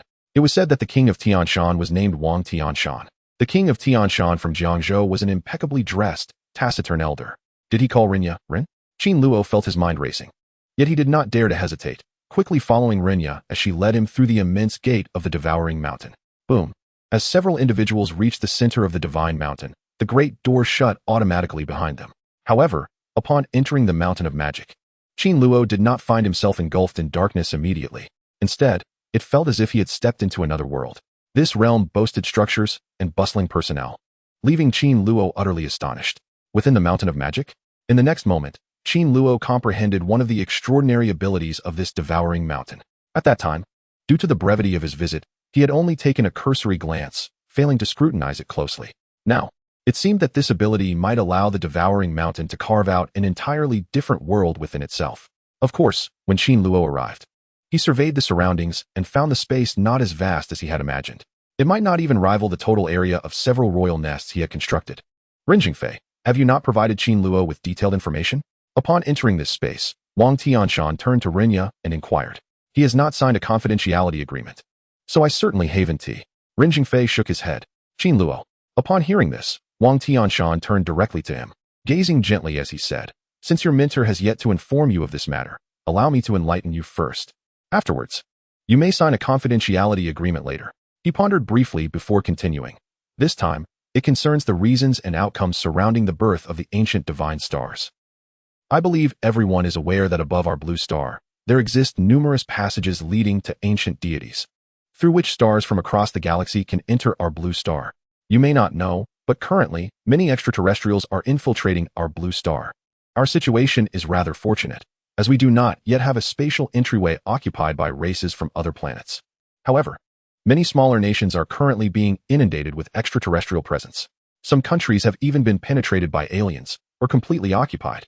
Our Xia kingdom is not insignificant on Blue Star, yet if you gaze upon the galaxy, we are somewhat diminutive.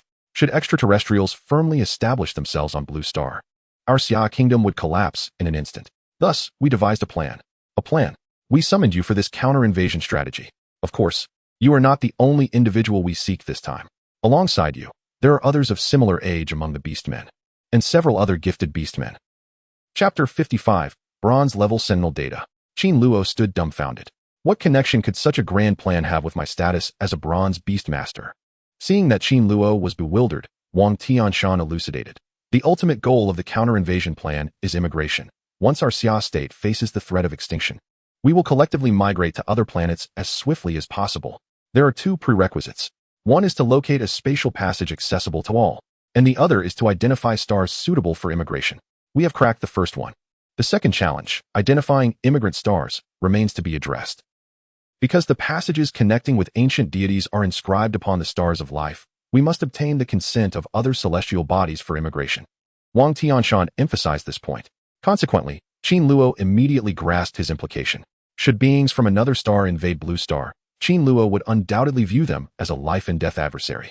However, when they invaded another living star in summer, a slight pang of discomfort surged in his heart. He felt that if possible, it truly would be a splendid means to depart from Xia and the rear. This matter pertains to the very survival of the nation, and at such a critical juncture, it is only natural to employ every available means. He still could not comprehend what was truly ailing him. After careful deliberation, our esteemed summer nation has ultimately resolved to designate Dragon Horn as the target of our anti-invasion strategy. Wang Tianshan gazed at Qin Luo and continued. Dragon Horn is not particularly formidable, consisting of merely 5 royal beastmen, yet their star is exceptionally large. Throughout the entire Silver Horn, there are only 13 spatial passages.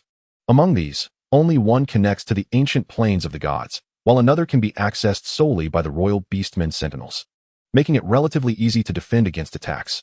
Pausing momentarily, Wang Tianshan added, "Not long ago, we utilized special methods to dispatch a dozen royal beastmen from the Summer Nation to Dragonhorn. After extensive discussions, we entered into an agreement with the people of Dragonhorn, granting them 7/7 of our territory above their celestial domain. However, we still find ourselves in contention over certain lands with the inhabitants of Dragonhorn. Thus, we summon you and several other prodigies from our Summer Nation to partake in a competition against the Sentinels of Dragonhorn to resolve the disputed territories." Qin Luo was momentarily taken aback by his words, genuinely astonished. He found himself lost in the azure expanse of the starry sky, occasionally contemplating the future, and sometimes even reveling in the triumph of having slain that young man aboard the Eternal just 2 days prior. The valiant men of Summer had accomplished such a monumental feat, the implications of this were not yet clear. Yet, once the truth emerged, one could only imagine the shock it would evoke. What did it mean to seize 70% of Dragonstar's territory? Even Qin Luo recognized that this might indeed be a rather merciful approach from the Summer Nation. Otherwise, with the might of the Summer Nation, annihilating Dragonhorn, which only had 5 royal sentinels, would not be beyond the realm of possibility. So, we can now migrate to Dragonstar? Qin Luo pondered aloud. Indeed, Wang Tianshan nodded. But at present, it is unnecessary. Dragonstar is vast, comparable in size to our Blue Star. However, in comparison to our Summer Kingdom, the resources they possess there are negligible. Hence, at this stage, we merely need to send a contingent to gather resources from the Dragonstar region. For that territory rightfully belongs to us. Unless absolutely necessary, we shall not abandon our homeland. Qin Luo nodded in agreement, yet a significant question lingered in his mind. What did it signify that, in times of crisis, the Summer Nation could swiftly relocate millions from their homeland to Dragonhorn? This likely constituted one of the Summer Nation's most closely guarded secrets, and thus, he refrained from voicing his concerns. Beyond that, his visit held another advantage. With this newfound knowledge, some of the misfortunes he previously harbored began to dissipate. He no longer had to fret daily about the potential arrival of countless extraterrestrial powers that could obliterate the Summer Nation in an instant. "Supervisor, I am curious whether we are to seek them out, or if they will come to us." Qin Luo inquired thoughtfully. "We shall seek them," Wang Tianshan replied. "But we will employ spatial transmission to reach them, so it will not take long." However, he cast a glance at Qin Luo, adding, "Your presence here does not guarantee your continuation there. It will depend on your strength. Do you see how formidable I am?" Qin Luo mused. He immediately grasped the implications. Understanding that he was not alone in being selected, there were likely other bronze sentinels brought here as well. I must seize this opportunity. But I fear I will have to contend with them.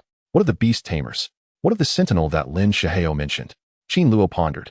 Wang Tianshan seemed to read his thoughts and continued, "In truth, upon arriving at Dragonhorn, your safety is not greatly compromised. After all, each exchange is guarded by formidable sentinels. While the dragon kin may harbor resentment towards us, few would dare to slay you in battle. However, any student who can successfully complete this task and establish themselves on Dragonstar will be deemed a genius and the future of the Summer Nation. Therefore, in the spirit of nurturing talent, we have established incentives for those ultimately selected. One such incentive is that any student entering Dragonstar will receive a royal beast upon advancing to the next tier. Should they defeat the Silverhorn students on Dragonstar, they will be entitled to additional rewards, such as rare evolutionary resources. Of course, Wang Tianshan remarked. Looking at Qin Luo, your current situation is quite unique. I have heard from my sister that, although you have reached a level comparable to that young man and possess considerable strength, you have yet to become a sentinel of your own bronze tier. Thus, should you succeed, you may select a sentinel from our base immediately. Is that correct?" Upon hearing this, Qin Luo's eyes sparkled with excitement. Initially, he had thought he would have to venture to Dragonstar, where he would face the Silverhorn Beastmen after contracting a beast. I cannot see the necessity in that. As long as I can pass and be selected, Wang Tianshan will reward me with my own beast. Brother Wang. At that moment, a middle-aged man adorned with ethnic attire approached, addressing Wang Tianshan. The vice president of Qingyun Academy is one of his disciples. I understand, Wang Tianshan nodded. You should go meet him. I will take Aaron inside first. Upon hearing Wang Yir's words, Qin Luo's heart quivered slightly. Previously, he had thought Wang Tianshan was merely facilitating introductions and conversations, employing his power to achieve so much. Yet, it now seemed that he might be assisting Rinya in her endeavors. This prompted him to glance at Rinya. Chapter 56 may prove challenging to satisfy you. I suddenly recalled that since encountering Rinya, it seemed that everyone who met her would call out to her, their expressions filled with reverence. Even before Rinya had taken him to see the teachers of Wanshan Academy, they had displayed distinctly different expressions upon seeing her. This made him question whether Rinya possessed other identities unknown to him. Xiao Zhang. Just then, as Qin Luo contemplated, Wang Tianshan suddenly raised his hand, signaling a young man standing at a distance, saying, "His name is Qin Luo. He is a genius from Jiangzhou University. Please escort him to an independent dormitory where he can find a place to stay, and have him sign a confidentiality agreement. By the way, if Qin Luo wishes, you may also bring him some materials for bronze-level sentinels from our base for his perusal." "Yes, Xiao Wang," the young man replied, immediately glancing at Qin Luo. Qin Luo. He had not anticipated that Wang Tianshan would make such arrangements for his introduction. "A dormitory? Should I stay here for another day or two?" However, he did not hesitate. He promptly followed Wang Tianshan and teacher Rinya, accompanied by brother Zhang, in the opposite direction. After Qin Luo departed, Wang Tianshan led him to a building ahead. "Oh, my name is Wang Jiandong. You may call me brother Zhang." As his younger brother guided him to the independent dormitory, he introduced himself to Qin Luo.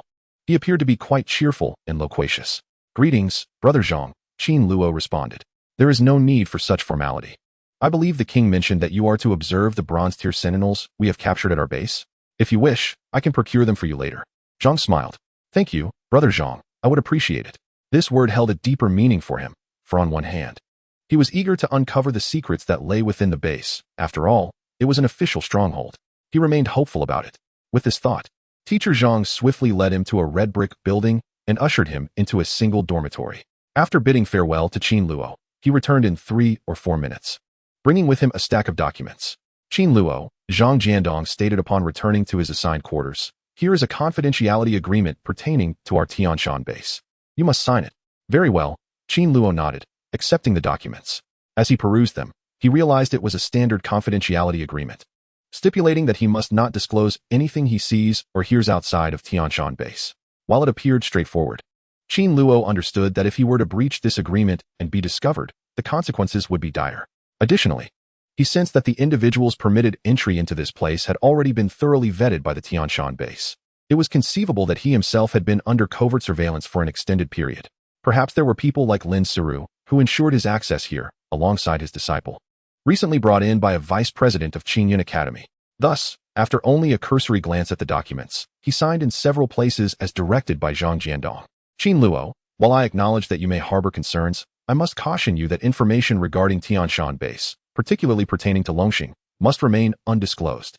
After Qin Luo had signed the confidentiality agreement, Zhang Jiandong lowered the documents and gazed earnestly at him. "Do not worry, Zhang. I understand," Qin Luo replied with a nod. He then turned his gaze toward Zhang Jiandong with an expectant look. "Brother Zhang, I am curious about the bronze-tier sentinels you mentioned earlier at Tianshan base." "Haha, I knew you would be eager," Zhang Jiandong chuckled, glancing at Qin Luo. "However, merely reviewing the documents may not suffice to satisfy your curiosity.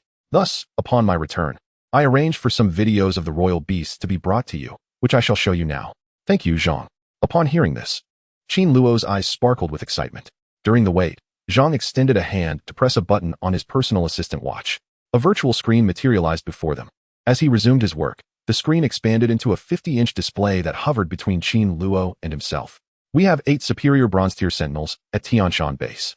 Among the 8 royal creatures, 3 are 5-star, and 5 are 4-star, Zhang Jiandong elucidated as he began playing a video of one of the imperial beasts. The first video showcased a 3-tailed ice fox. Accompanied by the fluttering of its 3 tails, an unceasing snowfall descended from the heavens. A colossal black bear, towering at 5 or 6 meters, found its speed drastically reduced as the snow enveloped it. The snowflakes fell with increasing velocity, ultimately freezing the massive bear in place. It was merely a matter of time. This ice 3-tailed fox is one of our 5-star bronze-tier sentinels at Tianshan base. It excels in ice magic and possesses the capability to summon a blizzard on a grand scale, rendering any foe it perceives immobilized. It can even accelerate the snowfall, encasing its enemies in frost. Upon finishing this introduction, Zhang Jiandong regarded Qin Luo and added, "Moreover, this ice 3-tailed fox can summon a gigantic ice fox that sweeps through everything, making it an exceptionally formidable and legitimate royal beast. If you do not possess such a royal beast, you might consider acquiring one. To be frank, even within our base, this royal beast garners significant attention. However, it is currently at the mid-bronze tier, on the brink of ascending to the high bronze tier, which has made it challenging for many new bronze sentinels to approach it. Hence their continued seclusion to nurture it." Qin Luo nodded thoughtfully. A 5-star bronze tier royal beast capable of reaching diamond level was no trivial matter. Simultaneously, he recognized his own lack of such prowess. The thundercloud wing of divine retribution, although a legitimate beast of dominion, did not possess the purity of this snow three-tailed fox. The latter's striking appearance stirred something within him, igniting a desire to acquire it. However, he also understood that the ice three-tailed fox was merely a mid-bronze tier creature, a level not entirely suitable for him. The royal beast of Qin Shan remained his favorite. Yet, even at the foot of Tian Shan, there were only 8 bronze tier 4 to 5-star sentinels. Thus, he might find it challenging to locate a bronze tier mountain sentinel here. With this contemplation, he continued to observe Zhang Jiandong, who was now showcasing the second royal beast in the video. This time, Zhang presented a black bear. The video depicted a massive black bear effortlessly hurling a boulder larger than a house with its shoulder, sending it tumbling dozens of meters away. This is the Li bear, the epitome of strength, Zhang Jiandong introduced. Its formidable might, akin to the thick meat of the king brown, can serve as a meat shield for a beast of dominion, leading the charge with unparalleled effectiveness. The Power Bear King is also a mid-bronze tier, albeit a novice, which is advantageous for some talented new bronze tier beings, he continued. After this remark, Zhang Jiandong could not help but clasp his hands, transitioning to the next royal beast in the video. This time, it was a colossal silver eagle. In the footage, the silver eagle shimmered momentarily before transforming into 3 fleeting shadows. The 3 silhouettes soared in different directions, each extending sharp talons that pierced through a pack of wolves traversing the fields. This is the Phantom Silver Eagle King. If you seek a flying beast, consider this one. Zhang Jiandong introduced it to Qin Luo. For each royal beast, he provided insights into their strengths and weaknesses, allowing Qin Luo to make an informed choice. Only after he had introduced all 8 royal beasts did Qin Luo's enthusiasm wane slightly. After a moment of contemplation, he could not resist inquiring, Brother Zhang, does Tianshan base possess only 8 bronze tier sentinels? Of course, there are more, Zhang Jiandong replied, shaking his head. However, the other bronze tier imperial beasts are predominantly of 2 or 3 stars. Such creatures are hardly worth extensive consideration. As for high-quality sentinels, these are all we have. After all, you know that retaining these creatures would be a waste. Typically, those who earn sufficient trust may be rewarded with them if suitable. Just yesterday, a 4-star orc was awarded the title of Beast Master as a commendation. However, at this juncture, Zhang Jiandong paused, shaking his head. In truth, within our Tianshan base, there exists a bronze 5-star royal beast. Yet, due to the peculiarities of the sentinel, no one is willing to forge a contract with it, resulting in it being confined for most of the year. A bronze 5-star royal beast? No one can claim it. Qin Luo exclaimed in astonishment. He hurriedly approached Zhang Jiandong and inquired, Brother Zhang, could you enlighten me on this matter?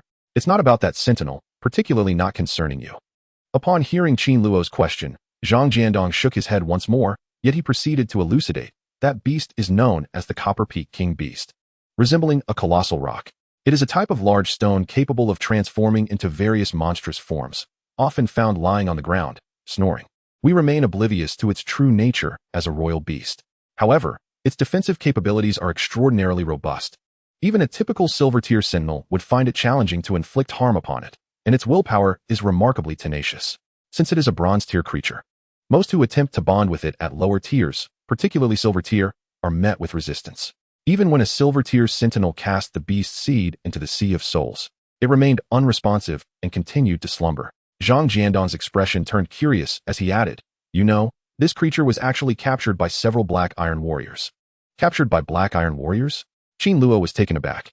The notion of a 5-star Copper Peak royal beast being ensnared by Black Iron Warriors seemed ludicrous. Observing Qin Luo's reaction, Zhang Jiandong chuckled. When I first heard of this, I shared your disbelief. We were all astonished. But upon reflection, it's not that this royal beast is weak. Rather, it was simply too drowsy. It was in a state of slumber when the Black Iron Warriors stumbled upon it and brought it to our base. Goodness! Qin Luo was rendered speechless. What manner of creature is this? As Zhang Jiandong spoke, a thought struck him. Ah, this beast, I just introduced you to another beast. I can show you this sentinel. Even if you wish to observe, do attempt to forge a contract. Of course, do not harbor excessive expectations. May I observe it up close? Qin Luo's eyes sparkled with interest. No one truly comprehended the nature of the sentinel, but he felt an instinctual recognition. Moreover, armed with his enigmatic sentinel qualifications, the possibility of forming a bond with this extraordinary creature was not entirely out of reach. Provided, of course, that the sentinel meets his criteria. That wouldn't be too much to ask, would it, Brother Zhang? Qin Luo inquired, addressing Zhao and Zhang Jiandong. Upon hearing this, stood up and remarked, I happen to be on my way to return some signed documents, and since you wish to see, I shall accompany you. Thank you, Zhang. Qin Luo's brow furrowed. Is this the sentinel you mentioned? A few minutes later, Qin Luo followed Zhang into a cage constructed of iron bars, where he beheld a black stone tiger lounging within. Even while resting, the black stone tiger stood 3 to 4 meters tall and measured 10 meters in length. Upon his first glimpse of the black stone tiger, Qin Luo utilized his royal editing to assess its attributes. Sleeping stone, 5 stars. Bronze tier. Ability 1, Great Dream. Time of 1,000 years, 5 stars. It is an exceedingly somnolent entity, capable of dreaming countless dreams and experiencing myriad events, thereby acquiring superhuman willpower. Simultaneously, its memory manipulation ability, capacity to commandeer dwellings, and most of its other espionage skills are ensnared within its dreams. Ability 2, Grand Aspirations, Future Form, 5 stars. This immense sleeping stone can summon the strength of the most formidable beings it has once envisioned during its slumber, transmuting that power into its own. It can also metamorphose into those beings. In its current state, the strength of its dreamed future form can reach the pinnacle of silver tier, albeit for a brief span of 3 seconds. Should the summoner's dreamed future form attain silver medium, it would persist for 10 seconds. If it merely conjures a dreamed future form with the power of a silver low-tier entity, it would last 30 seconds.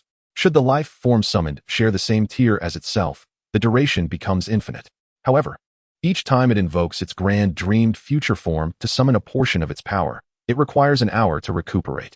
Ability 3, the Great Sleeping Stone, 5 stars. While in slumber, the Great Sleeping Stone cultivates its body. This constitution grants it formidable resistance against most attacks. Evolution direction. The Great Dream Stone has but one path of evolution. Each advancement retains the same name. For the next stage, one must attain gold rank. Required materials, 10 fragments of the dream world. It can also undergo gradual evolution through deep slumber. The Great Sleeping Stone, at bronze tier. Its combat potential surpasses that of silver tier. As Qin Luo discerned the attributes of this slumbering stone, his mind reverberated with astonishment, his eyes alight with wonder. He marveled at the extraordinary qualities of this creature. Furthermore, the title chart snail from his previous contract possessed the ability to devour the wealth of nature and self-evolve. Yet, this creature was no exception. It too evolved perpetually in its sleep. One could only imagine the monstrosity it might transform into after a millennium of slumber underground. Brother Zhang, may I sign a contract now? After a moment of contemplation, Qin Luo turned to Zhang Jiandong. Indeed, Zhang Jiandong responded with a smile. As the king himself stated, anyone who passes by may endeavor to forge a contract. If one can succeed, it shall be their future. Upon hearing this, Yaiwo's eyes sparkled with enthusiasm. This was precisely what he desired, nothing more. The great sleeping lion had captivated him at first glance. Though he understood that acquiring the dream fragments to assist its elevation might prove challenging, this being was formidable in its current state. Through a contract, he could immediately possess a silver war tier entity. As for the future, when he grew stronger, it would be easier to find what he sought. Moreover, this creature could ascend through slumber. Even if he could not procure the dream world fragments, its potential remained vast. What is this? Has someone sought out that denture fellow again? Zhang, where did you acquire this little one? At that moment, noticing Qin Luo and Zhang Jiandong pausing before the cage of the Great Dream Stone, a young man approached with a smile. Qin Luo, is it? In this Tianshan base. The youth uttered those words. Not far away, another young man, escorted by a staff member, raised an eyebrow upon spotting Qin Luo. He cast a fleeting glance at the stone within the cage and remarked, Qin Luo, if you wish to sign this contract, trust me. Do not squander your time. This contract is unattainable, and no one can sign it. I am a silver tier beastmaster, and yesterday, I spent the majority of my time attempting to forge a contract with it, yet to no avail. Upon hearing the young man call his name, Qin Luo hesitated. Then, he scrutinized the young man, instantly recognizing him as the Beast Tamer affiliated with the Giant Wood University. It is of no consequence. With this thought in mind, he smiled. As I find myself with nothing to do, thus, I shall attempt that method.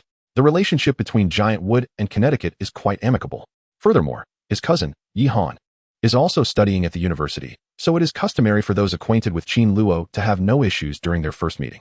Very well. You may give it a try, he conceded. The young man from the university inhaled deeply, offering no further suggestions. I have matters to attend to, so I shall not intrude here.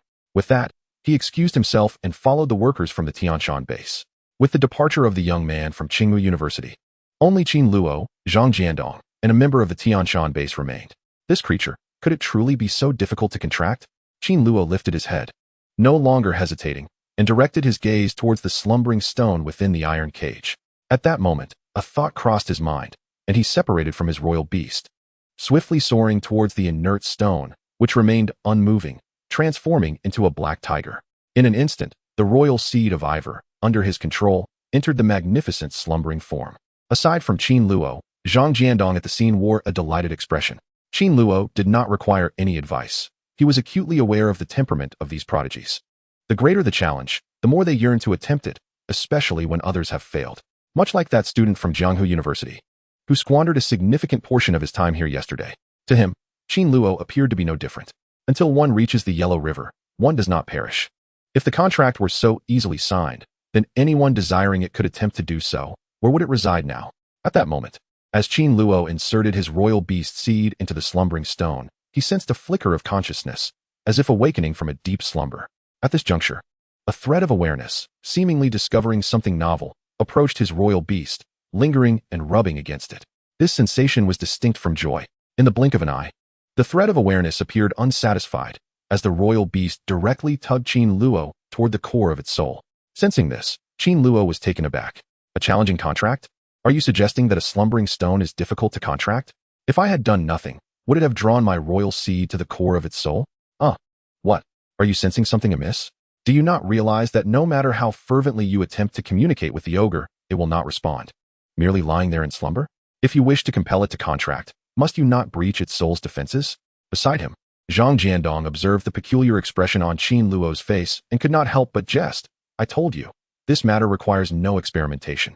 No one can forge a contract with it, at least not a bronze sentinel, nor a silver sentinel. The king mentioned days ago that if this creature remains uncontracted within a few days, we shall need to enlist a gold-tier beastmaster to attempt the endeavor. But it is impossible to continue like this. They cannot simply discard this creature. Can they, Tianshan base? After all, it is a 5-star bronze royal beast, anticipated to ascend to diamond status in the future. However, just as Zhang Jiandong uttered these words, Qin Luo's heart suddenly trembled. He felt an instantaneous, unique connection with the great sleeping lion within the cage. In that moment, a surge of spiritual energy flooded his mind. What is this sensation? It feels delightful to be slumbering within. I might as well leave it here as my lord. Do not mind me, as long as you acknowledge me as your master. It will spare me the trouble of incessant snoring. Outside the cage, Qin Luo received the brainwaves of the sleeping lion, astonished. Can I truly do this? No. Even with the minor 10,000, this is the simplest one. For even with the case of 10,000, one must still take action. This time, it was the slumbering stone that directly drew his royal seed into its soul. As Qin Luo pondered this, he realized. He found himself immersed in the ocean of souls. And after being infected by the great sleeping lion of Bronze Peak, he instantly received feedback.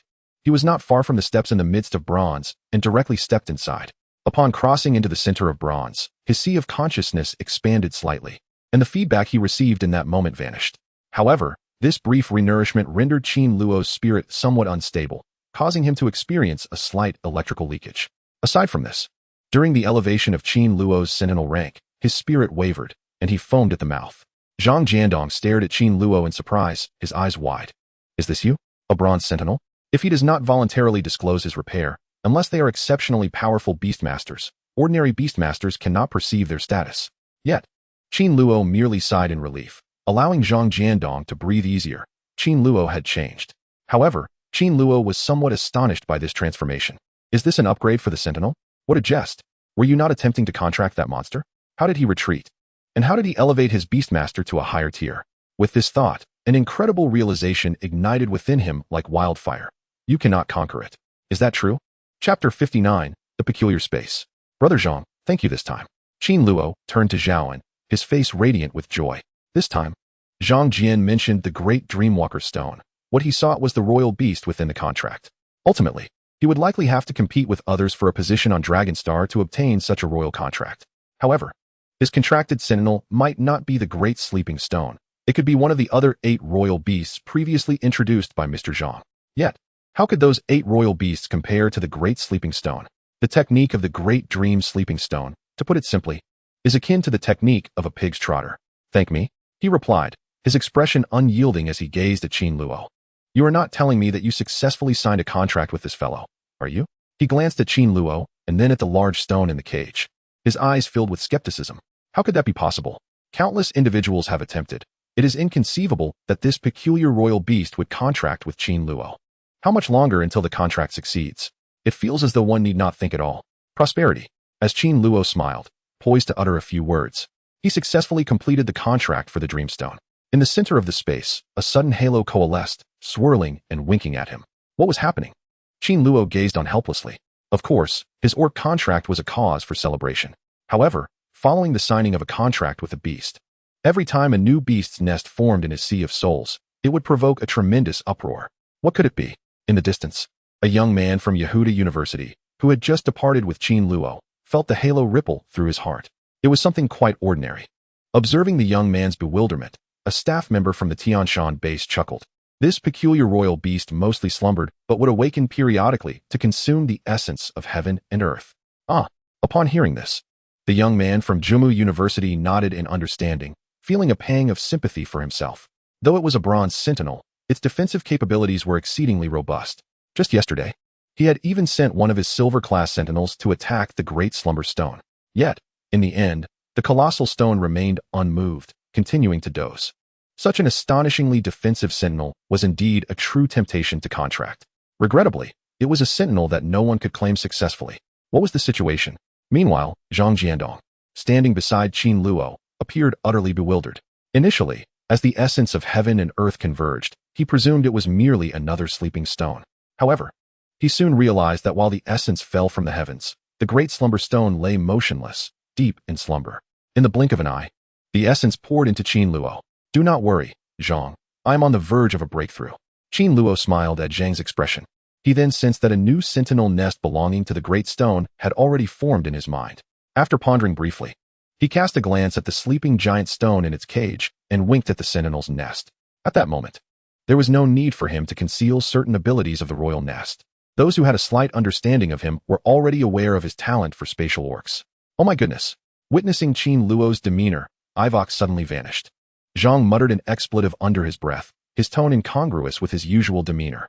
At this juncture, unless he was utterly foolish, he could not fathom where Qin Luo had truly succeeded in contracting this extraordinary royal beast, a feat no one had managed in an entire year.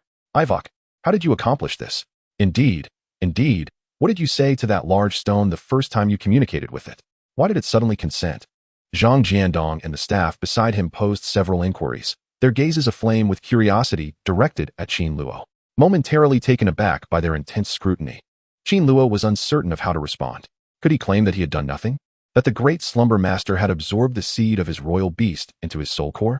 After contemplating for a moment, he resolved to tell a small fib to avoid being too harshly scrutinized. Brother Zhang, I did nothing but tell him that if he did not allow me to sign the contract, I would come here daily to disturb his slumber. Was that all? You must be jesting, right?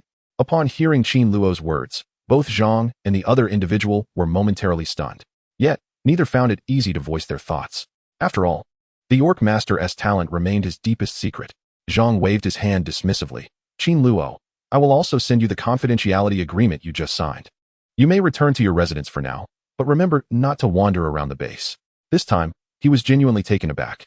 Qin Luo? He inscribed Qin Luo's name in his mind. After all, he was a member of the Tianshan base, not merely a student from Jumu University. Thus, he had yet to fully comprehend Qin Luo's capabilities. Zhang Jiandong pondered that he must report this matter to Elder Wang later. With that thought, he hurriedly departed. After Zhang left, Qin Luo did not linger for long. After bidding farewell to the staff, he made his way directly back to his dormitory. Where did this freak come from? After Qin Luo's departure, the staff member remained in a state of shock. He knew that when news spread, Qin Luo would undoubtedly rise to fame within their base. After all, this peculiar beast had been confined here for so long without anyone able to contract it. It was renowned at the base of Tianshan. Meanwhile, upon returning to his residence, as he settled into the newly established sentinel nest of the Great Slumber Stone, Qin Luo's consciousness began to split. Upon awakening, he realized the marvel of the sentinel nest he had opened. It housed countless illusions. These visions ranged from tempestuous storms, roars of colossal beasts, to fire extinguishers plummeting from the skies, interspersed with towering buildings and bustling traffic. All these phantoms flowed and shifted within the realm of the Great Slumber Stone. The immense stone lay at the heart of this world, as it slumbered with every breath. It drew the peculiar illusions of this space into its being. Each time his body inhaled one of these phenomena, Qin Luo could faintly perceive his breathing strengthening with each passing minute. What extraordinary talent did he possess?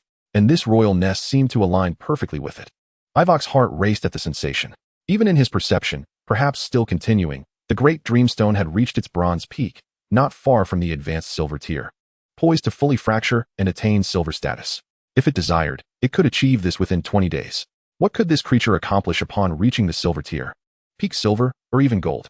Chapter 60, Unless You Need to Fight. Qin Luo felt a surge of excitement, an anticipatory thrill coursing through his heart. Undoubtedly, at this moment, the Great Slumber Stone was the most formidable card in his hand.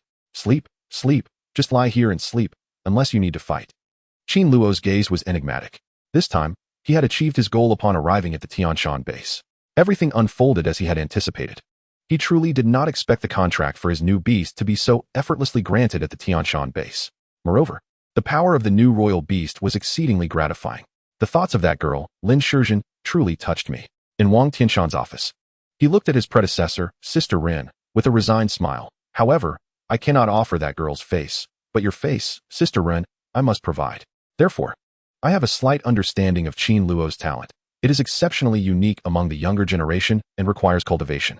In light of this, I have decided to strive for a 5-star bronze sentinel contract for him in the coming days.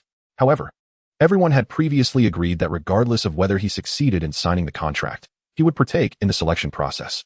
Only upon passing could I take him to the Dragon Star. I understand. Rinya nodded at her words, expressing her gratitude to her sister for this assistance. And what of Qin Luo from Jiang University? He cannot. Shortly after Rinya's departure, an elderly gentleman accompanied by a young man entered the office of the king. Upon reaching the king's office, the elder shook his head and mentioned Qin Luo during their casual conversation. I am aware of his prodigious talent, yet no matter how gifted he may be, he has only just begun to achieve a bronze medal. When I first arrived at the bronze level, my aspiration was to go to the Dragon Star, to take our place in Xia country and duel with the silver horn beings. Such madness. The people from Jiang University have truly lost their minds. After all, we have dispatched nearly all our orc sentinels who are on the cusp of ascending to silver rank.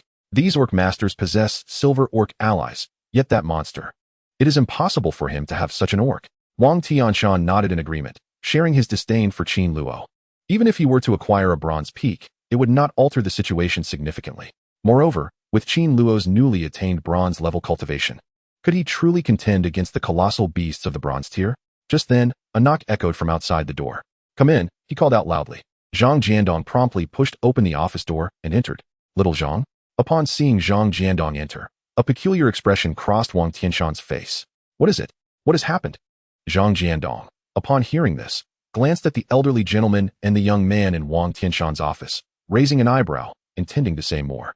However, he suddenly recalled that Qin Luo had been infected by that peculiar beast, and it was impossible for him to remain uninformed. After swiftly spreading through the Tianshan base, he said, Old Wang, I just brought Yaiwok to our base, to the sentinels that no one can approach. And then, Wang Tianshan inquired, raising an eyebrow. In an instant, he deduced something from the puzzled expression on Zhang Jiandong's face. This was merely his conjecture, yet it rendered his countenance quite peculiar. Just a bronze novice. Countless individuals at their base wish to lay claim, yet none can secure this successful beast. Is it possible that Qin Luo's contract cannot proceed? Then, Qin Luo took our beast apparatus to give it a try. Zhang Jiandong hurriedly stated, not daring to delay. Really? Wang Tianshan exclaimed, his eyes widening. His heart brimmed with astonishment.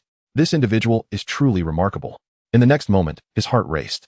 Contemplating that Qin Luo was worthy of breaking through to the bronze level, nurtured so diligently by Jiang University. Wang Tianshan, what beast are you referring to? The elder seated on the sofa inquired, his heart filled with curiosity. At the pinnacle of the bronze statue, there exists a wondrous beast. At this moment, he pondered the possibility of bringing Qin Luo to their Tianshan base. Although Qin Luo is currently enrolled at Jiang University, students from Jiang University inevitably graduate someday. With Qin Luo's talent, the prospect of genuine growth, possibly surpassing even him, is not beyond imagination. A bronze peak royal beast? The elder was moved by his own words. Qin Luo is indeed a prodigy. Such talent is immensely powerful. It is conceivable that upon signing a contract with such a royal beast, his training speed at the bronze tier would undoubtedly surpass that of other creatures. Not to mention, it is said that Qin Luo has already attracted 2 royal beasts. One as an apprentice and the other at the black iron level. Under such circumstances, it may not take months for Qin Luo to attain the bronze medal. Is this individual truly so formidable? Meanwhile, the young man seated beside the elder appeared somewhat agitated. He was a freshman at Qingyun University, having arrived slightly later than Qin Luo. Beside him sat the elder, his master, who was also the vice president of Qin University. When this young man learned that Qin Luo had attracted a bronze peak beast at the outset, he was immediately taken aback. Just like the students from the previous university, he was well acquainted with Qin Luo. That is to say, among all the universities in Jiangzhou, very few students are unfamiliar with the e-commerce system. Old Shun, this is impossible. The elder, brimming with confidence, responded to Wang Tianshan. My disciple has reached the threshold for promotion to silver rank. And both of his beasts have attained silver rank. That Qin Luo is far too clever. At this stage, it is improbable for him to surpass my disciple. Beside him, his disciples chuckled foolishly. For Qin Luo, he had heard more than just this. There was even a video of Qin Luo shooting a member of the Eternal Night clan and studying it during the day. Acknowledging Qin Luo's talent in spatial manipulation and his ability to simultaneously summon 4 identical orcs is undeniably impressive. Yet he remains undeterred, wielding 2 silver sentinels. Furthermore, Qin Luo is not the only individual in the world capable of awakening beastly talents. If one possesses a dragon upon their visage, how could they ever be defeated? As for Qin Luo acquiring a bronze royal beast, he was indifferent. It was merely a bronze royal beast, which would not significantly alter the situation. Upon the completion of this mission, the Tianshan base would reward him with the primordial liquid derived from life resources that had just evolved from the ancient divine star. He would be resolute. Upon hearing this, Wang Tianshan also smiled. What he had just said encapsulated this sentiment. He was not even a staunch admirer of Qin Luo. Chapter 61. The selection begins tomorrow. After engaging in further conversation with the elder, he accompanied him out of the office. Once the elder had departed, Wang Tianshan contemplated for a moment before seeking out Rinya to inform her about Qin Luo's situation. What? Rinya was taken aback by Wang Tianshan's words. Just moments earlier, she had confided in him her desire to assist Qin Luo in acquiring a bronze ferocious beast. Without such rapid consideration, Qin Luo had chosen a royal beast of his own, and this sentinel, or rather the Tianshan base, was not something anyone could claim. The mountain. Upon realizing this, Rinya appeared somewhat excited. In that case, I previously requested your help in transporting the bronze peak royal beast. Let it be so. There is still ample time. When Qin Luo breaks through to silver rank, attempt to provide him with a silver peak royal beast. Wang Tianshan, upon hearing this, revealed a puzzled expression. He sighed. Rin Jingfei, we do not bully people like this. Is that all right? Rinya, seated on the sofa, cast a sidelong glance at him. It is imperative. Wang Tianshan promptly directed a soft plea. Since you have spoken, when Qin Luo breaks through to silver rank, allow him to come to me, and I shall pave a path for him. That is all. Wang Tianshan paused before adding. Do you believe that when Qin Luo enters the silver tier, he will reach the pinnacle of that stage? If there is anything, it is that his talent is somewhat overwhelming. In this context, it is slightly excessive. Rinya underestimated Qin Luo. After leaving the dormitory prepared for her by Wang, Rinya soon arrived at Qin Luo's quarters. Upon seeing Rin Jingfei, Qin Luo immediately welcomed her in. Well, I have heard of your successful contract with a new royal beast. What are its attributes? Entering Qin Luo's room, Rin Jingfei gazed at Qin Luo. Powerful.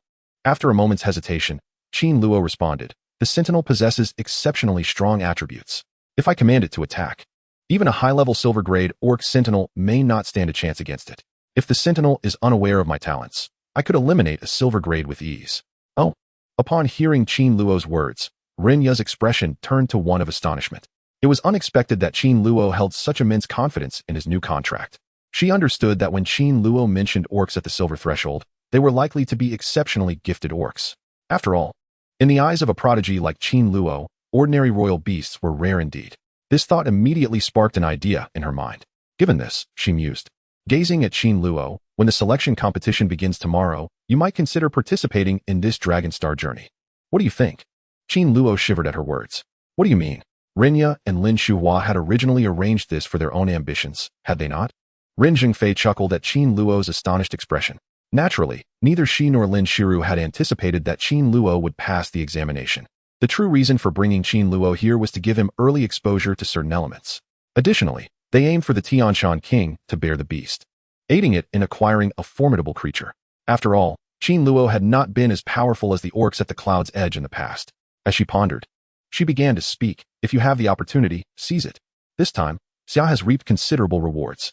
If you are chosen to enter Dragon Star and triumph in combat against the Dragon Star Orc Sentinel, you will have the chance to obtain a unique evolutionary resource known as the Primal Liquid. An important liquid? Qin Luo's heart raced with curiosity. I am unsure where this evolutionary resource originates, but I believe anyone could benefit from it. This life primordial substance is an evolutionary resource that allows most royal beasts to advance swiftly. Rinya glanced at Ivor and said, if you can acquire this vital liquid, then when you ascend to the bronze stage, feed it to your Tyrannosaurus Rex and Elven Spirit. They will quickly reach the peak of bronze. I mean swiftly, not in 10 days or a month, but in just a day or two. Is that so? Qin Luo inhaled sharply, his heart pounding. His Tyrannosaurus Rex and Yang Yun had become severely outpaced in terms of level. If he could obtain enough life liquid, it would indeed be beneficial, but it seemed almost too much. I understand. Qin Luo nodded at Rinya, contemplating the necessity of contending for this vital liquid. Just a heads up, he said with a smile. Then, he and Qin Luo briefly discussed the selections for the next day and the potential adversaries he might face before he departed. After Rinya left, Ivor quickly fell silent, reflecting on what Rinya had just said. The selections begin tomorrow? Qin Luo contemplated. Warrior Qualifying Competition, Gold Medal. Orc Master Bronze Intermediate. King S. Seed Eye, Royal Beast Sleeping Monolith, Wood Elf, Rex. Royal Beast Feeding Ability. Qin Luo examined his current attributes, particularly focusing on the ability granted by the Sleeping Monolith. Sleeping Monolith 1, Bronze Grade 3-star. The immense rumination ability of the Sleeping Monolith fortifies both the body and spirit of the Sentinel, enhancing them through stealth. It boasts formidable resistance, especially against spiritual forces. Simultaneously, this ability can enhance recognition of Orc Masters to a certain extent. In an instant, Qin Luo perceived the intricate details of this attribute. Clearly, the rumination ability of the Great Sleeping Monolith differed from the monolith itself. Conversely, certain aspects had changed. For instance, the enhancement of awareness was not something the monolith inherently provided. This was also reflected in the previous title map. After he contracted the BOLO title map, he received a treasure match, but not the Beyond the Lookout title map. Furthermore, he had not truly transformed his body, akin to the Tyrannosaurus Rex, into an amber physique upon acquiring it. And the Golden Warrior certificate? At this moment, Qin Luo felt a surge of excitement. This time, after contracting with the Great Nightmare Stone, his status as a warrior had ascended from silver to gold. A golden level martial qualification is remarkably powerful, especially on Blue Star. Warriors cannot compete with Orc Sentinels on Blue Star. Most martial arts can be honed to the level of bronze or silver, which is commendable. Very few can attain the level of gold. As for royalty, even fewer still. Now, there was nothing to practice but martial arts. Qin Luo stirred, slowly throwing punches in the center of the room. For him, every fraction of strength counted. It was the same as before. This martial art is widely favored, lacking any extraordinary effects. However, when used to enhance physique, strength, and blood, it could elevate one to royal standards, if one possessed talent. Phone. After the first punch, Ivor exhaled, realizing his training was still too slow. He no longer faced the scarcity he once did. Money was not as tight as it had been. Chapter 62, Admission Levels. This time upon returning, I will find a way to purchase some training resources that can assist in martial arts. Martial combat, to strengthen his self-protection. Moreover, he would certainly be able to extract benefits from the royal beasts in the future, deepening his martial foundation. Under these circumstances, he could still try and work a little harder. As for the path of the Orc Masters, he felt he could afford to postpone that. The next day, I'll take you to see the Martial Arts Academy. As Qin Luo rose, beginning his morning exercises, Zhang Jiandong approached him. Has the selection started? Upon seeing Zhang Yimou, Qin Luo's heart raced. After tidying up, he followed Zhang Jiandong to a martial arts academy in Tongling Lingshan. When Qin Luo arrived at the arena, he saw not only Wang Tianshan and Rinya, but also others present. A dozen young men and women, around his age, awaited there in advance. As he approached, the gazes of several individuals suddenly converged on him. When their eyes swept over him, most displayed expressions of astonishment. They had evidently recognized him. It seems we are almost there. Qin Luo arrived, his heart fluttering as he surveyed the men and women awaiting him.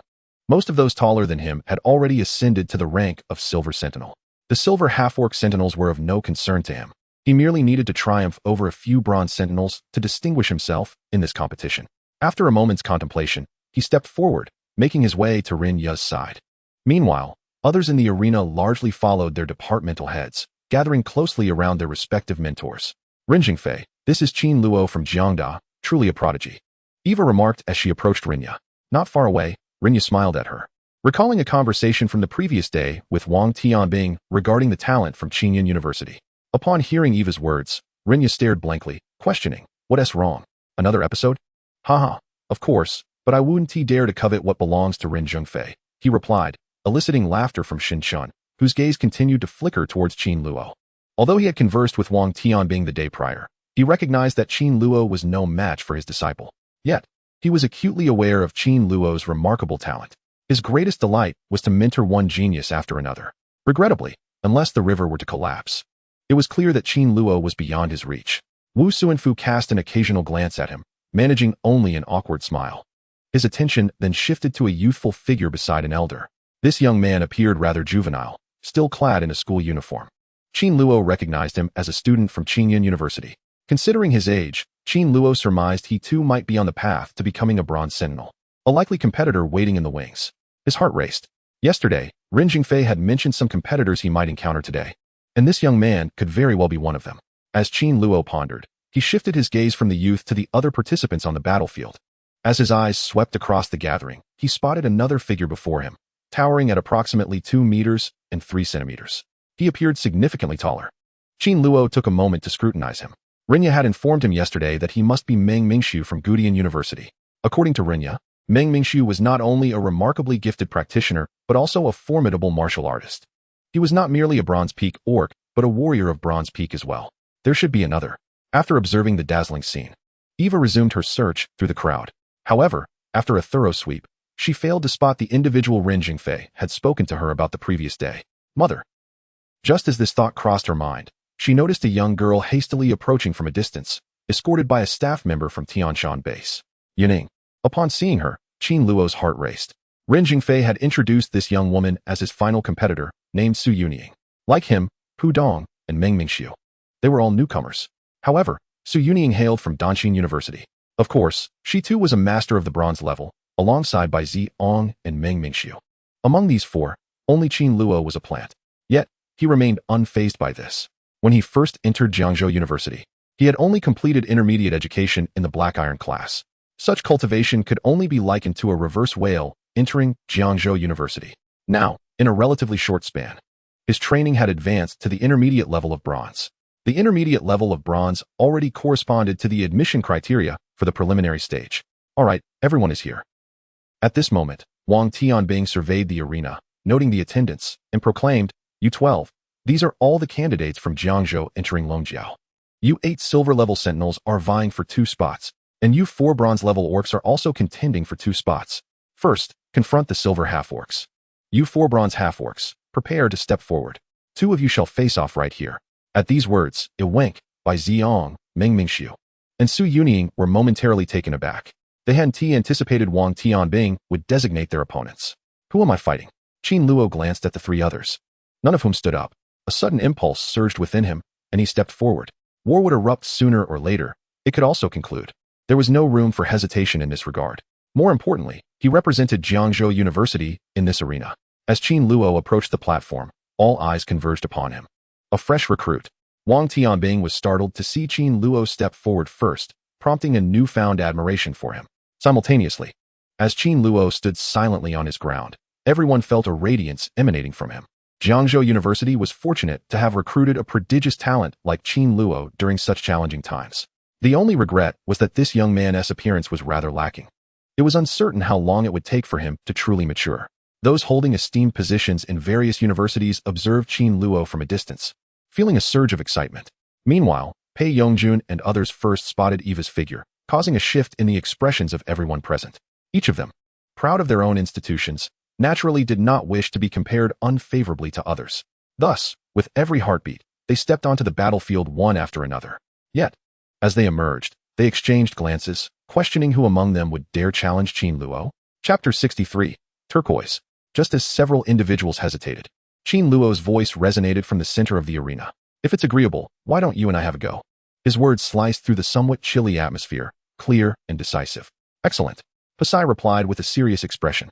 Eva strode forth into the heart of the conflict, like a sword drawn from its sheath, standing firm and resolute. The sight of him selecting his opponent left an indelible impression. He had encountered many prodigies, but merely being present granted him an imposing aura. Meng Mingxiu and Su Yunying were equally taken aback by Wang's demeanor. They witnessed him stride forward boldly, exchanging glances before retreating a step, waiting outside. "Let us prepare to watch the battle between Qin Luo and," they murmured, anticipation brewing. Roar. In the distance. As the soldier entered, he immediately summoned his 3 royal beasts. The second of his royal beasts was a mantis, its body a brilliant turquoise. Upon landing, it lay flat on the ground, tense and poised for action. As for the third royal beast of Pasai, it was a diminutive boy holding a peculiar golden orb. This boy was tiny, barely the size of a hand, with a pair of golden wings unfurling behind him, radiating a golden glow around his form. Like a devoted servant, I can extend my respect to others. The steps around me shimmer with a golden light, exuding an air of superiority. Qin Luo furrowed his brow upon seeing the three summoned royal beasts. Rinya had conversed with him yesterday. Among his three rivals this time, the most formidable was predominantly the frontrunner from Tsinghua University. He had introduced him to the Sentinel of Passion. However, no amount of detail could provide Qin Luo with an immersive sensation. Qin Luo scrutinized the three Passion royal beasts, employing a mental technique to discern all their attributes. Dragonwing Demon, 3 stars.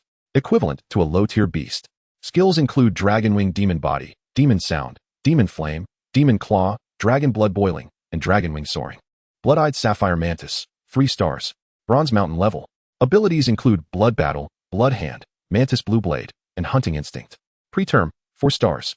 Equivalent to a low-tier beast. Abilities include Starlight Release, Star Pearl, Multi-Star Illusion, Star Disk Rotation, and Meteoric Void. Step 1 Female Star. It is truly powerful. I feel I am not significantly inferior compared to Qilian. Presently, of course, Qi Liang might have already reached the silver level. Therefore, if one were to compare the two, it would be in terms of ambition. With this thought in mind, he activated the Royal Beast Replication ability. A colossal replica of the Sleeping Stone was summoned. Roar. The replica of the Sleeping Stone materialized in the form of a black tiger, roaring and casting its gaze upon the distant, striding in awe. Upon witnessing Qin Luo summon a replica of the Sleeping Stone, everyone in the arena seemed to stir.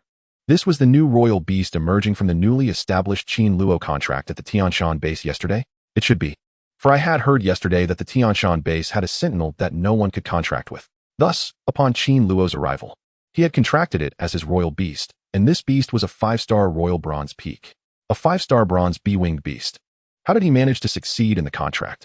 In an instant, all eyes were focused on Qin Luo and the replica of the Sleeping Stone before him.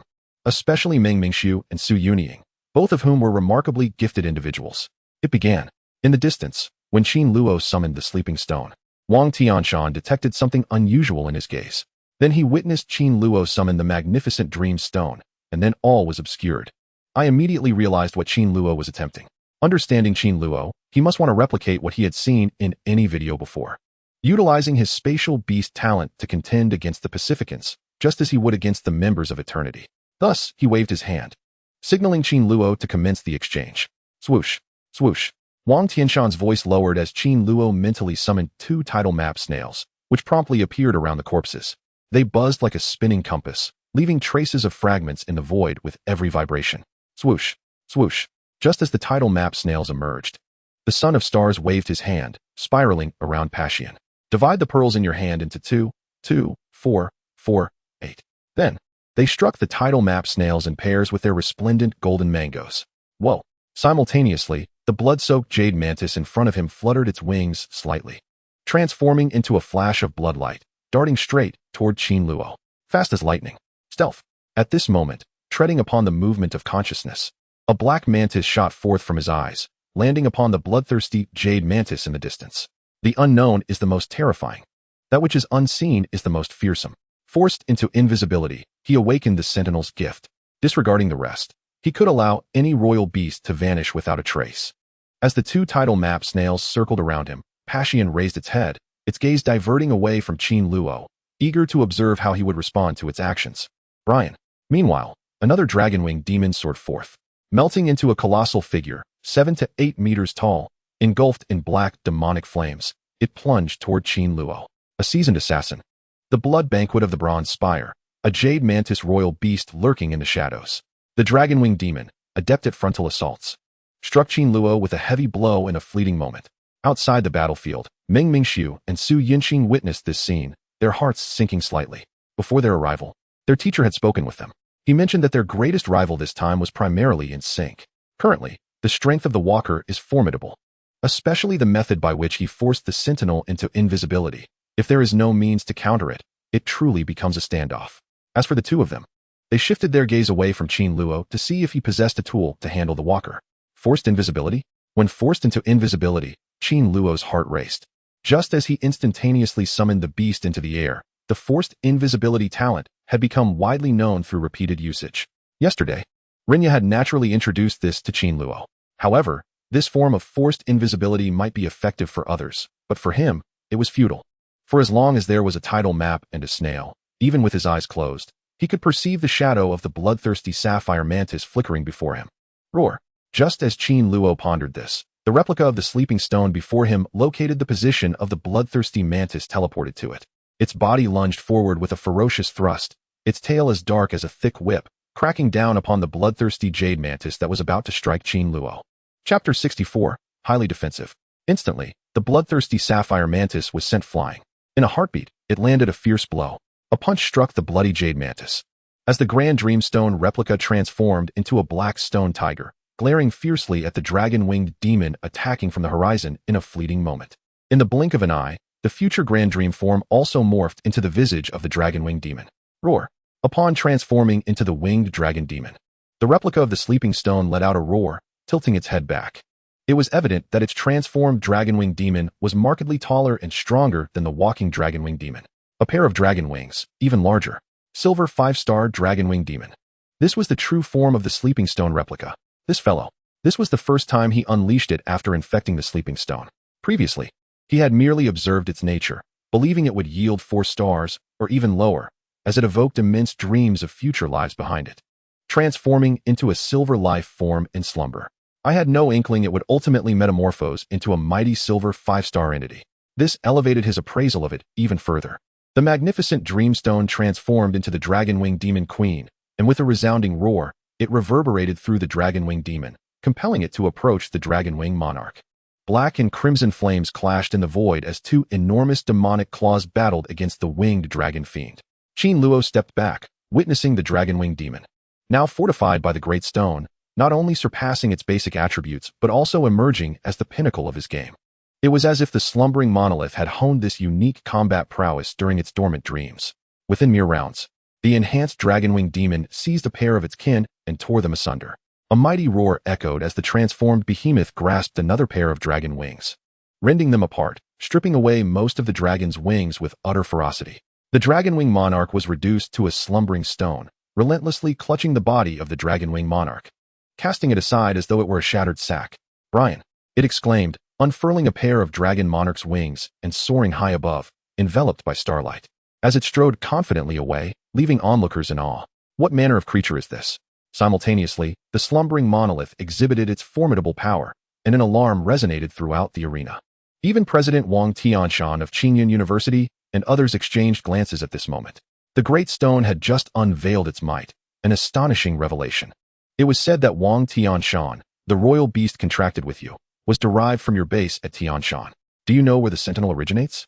Under the menacing display of the slumbering stone, it unleashed its strength, swiftly striking down the 2 royal beasts, cleaving through the sky to vanquish the walkers. Shintu from Qingyun University gazed at Wang Tianshan with tears brimming in his eyes. The potential of a bronze-tipped royal beast transforming into a silver-level royal beast profoundly shook his heart. Are you asking me? Wang Tianshan chuckled foolishly. Only familiar with the grotesque form of the marble. Apart from slumbering, it did little else. Even signing a contract with a silver-level half-orc sentinel proved arduous. All he knew was its formidable defenses. If a mere white-eyed sentinel did not give their all, inflicting significant damage upon it would be a daunting task. He truly could not fathom how this would unfold.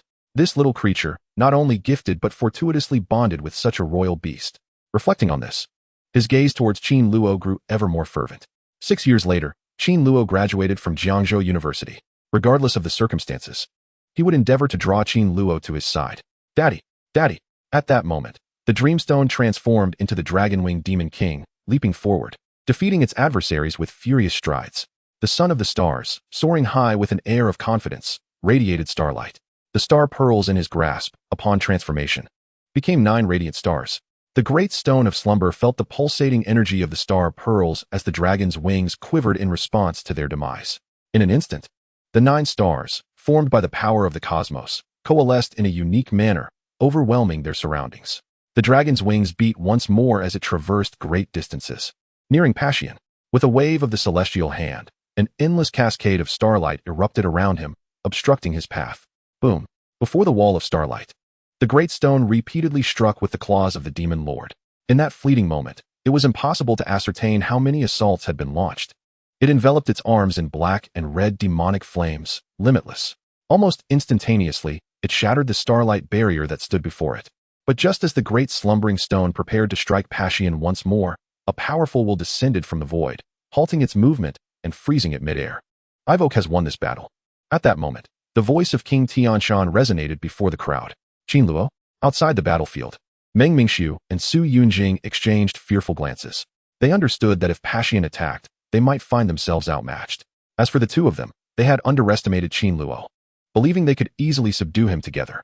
Unbeknownst to them, the peculiar black stone tiger summoned by the Evenki had transformed into a colossal silver 5-star dragon and a winged demon king. In the blink of an eye, it had nearly vanquished 2 silver-level sentinels and an additional copper-level sentinel. Their hearts raced as they imagined themselves as mere walkers, knowing that should they enter the fray, they would inevitably be relegated to that role, no exceptions. They might fare even worse than mere walkers, with no chance to struggle. As the king's voice fell, Qin Luo sought to summon the slumbering stone and 2 tidal map snails to the royal nest. Having spoken, he strode away from the arena, returning to Rin Yu's side. On the field, Passion observed Ivok exiting the arena, his emotions fluctuating. After all, this was a boxing match. He harbored no animosity towards Qin Luo. Yet, the blow Qin Luo dealt him was substantial. Before confronting Qin Luo, he had been filled with confidence. I believe you will surely win.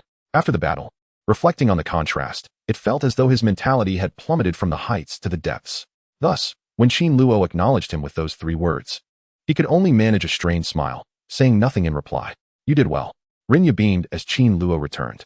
Following this match, Qin Luo achieved a resounding victory over Longxing, establishing a solid foundation.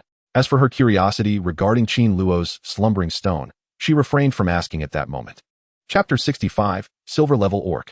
Although those who could reach the Tianshan base were predominantly members of the Xia tribe, entirely devoid of any foreign race affiliations, such inquiries regarding Qin Luo's secrecy were nonetheless inappropriate in this context. Swish. After Qin Luo exited the arena, the orcs of the Tianshan base operated on their own healing orc. Passion's 2 royal beasts received treatment. They hurried to reclaim his 2 royal beasts. Meanwhile, beneath an Ong's feet, the Tianshan base personnel aided in healing his injured beasts. Meng Mingxiu and Su Yunjing wasted no time, heading directly to the scene. Facing each other squarely, Qin Luo stood by, swiftly recognizing the sentinel properties of the two, observing silently. Prosperity. Approximately 3 to 4 minutes later, in the arena above, Meng Mingxiu gained the upper hand. Mounted on the back of a 4-star silver giant bat dragon, he wielded a spear, its tip aimed at Su Beihong's forehead. Victory in this battle was achieved. However, Meng Mingxiu secured this triumph in a remarkably short time. Subsequently, he shook hands and made amends with Wang Jianmin, who had returned to the arena. It was a fierce battle, albeit fleeting. Merely 2 minutes later, Payan commanded the bloodthirsty mantis to conclude the skirmish with its jade blade.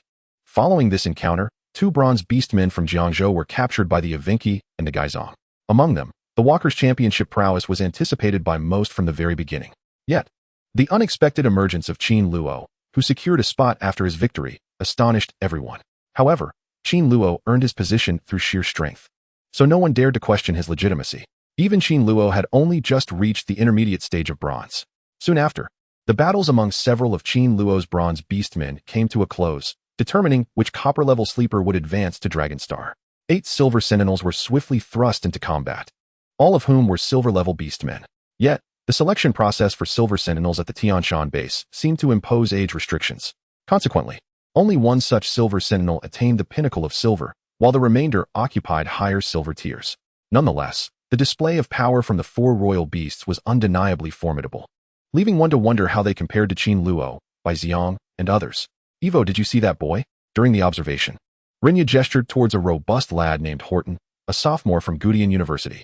He was also Jiangzhou's rising 3rd star and ranked 94th on the Dragon Tiger leaderboard. 3rd among the emerging stars? Is he also from Longshang?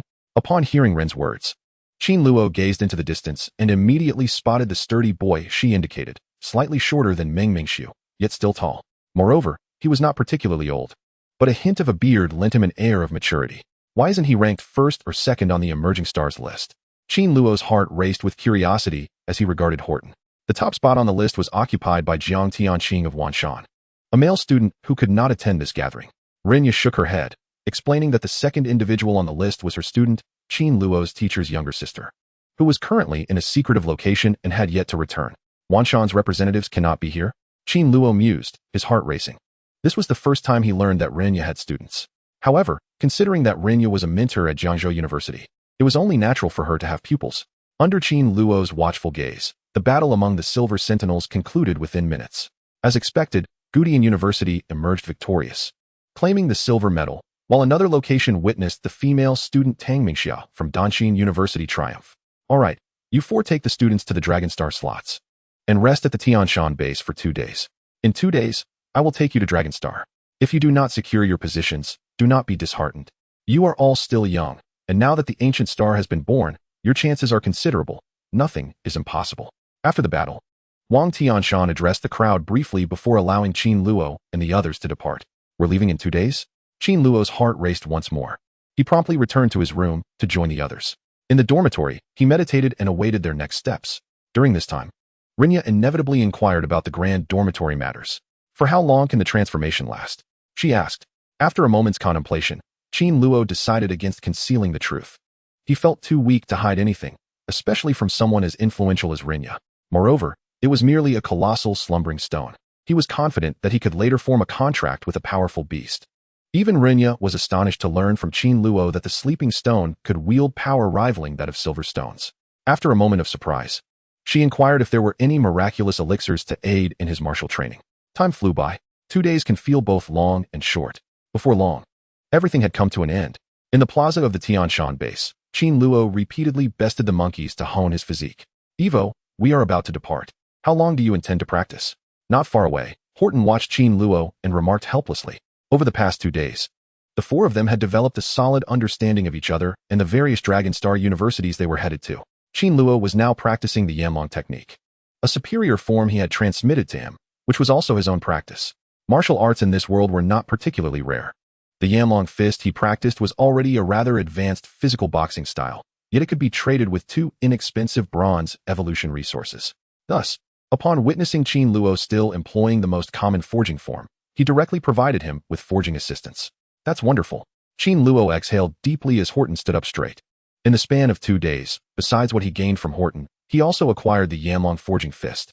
He had requested Renya to procure some ointments from the Tianshan base to aid his martial practice, which was not difficult for someone like her, who maintained good relations with the king of Tianshan. As for the finances, Qin Luo advanced them to Renya. Subsequently, he transferred some of his credits to her.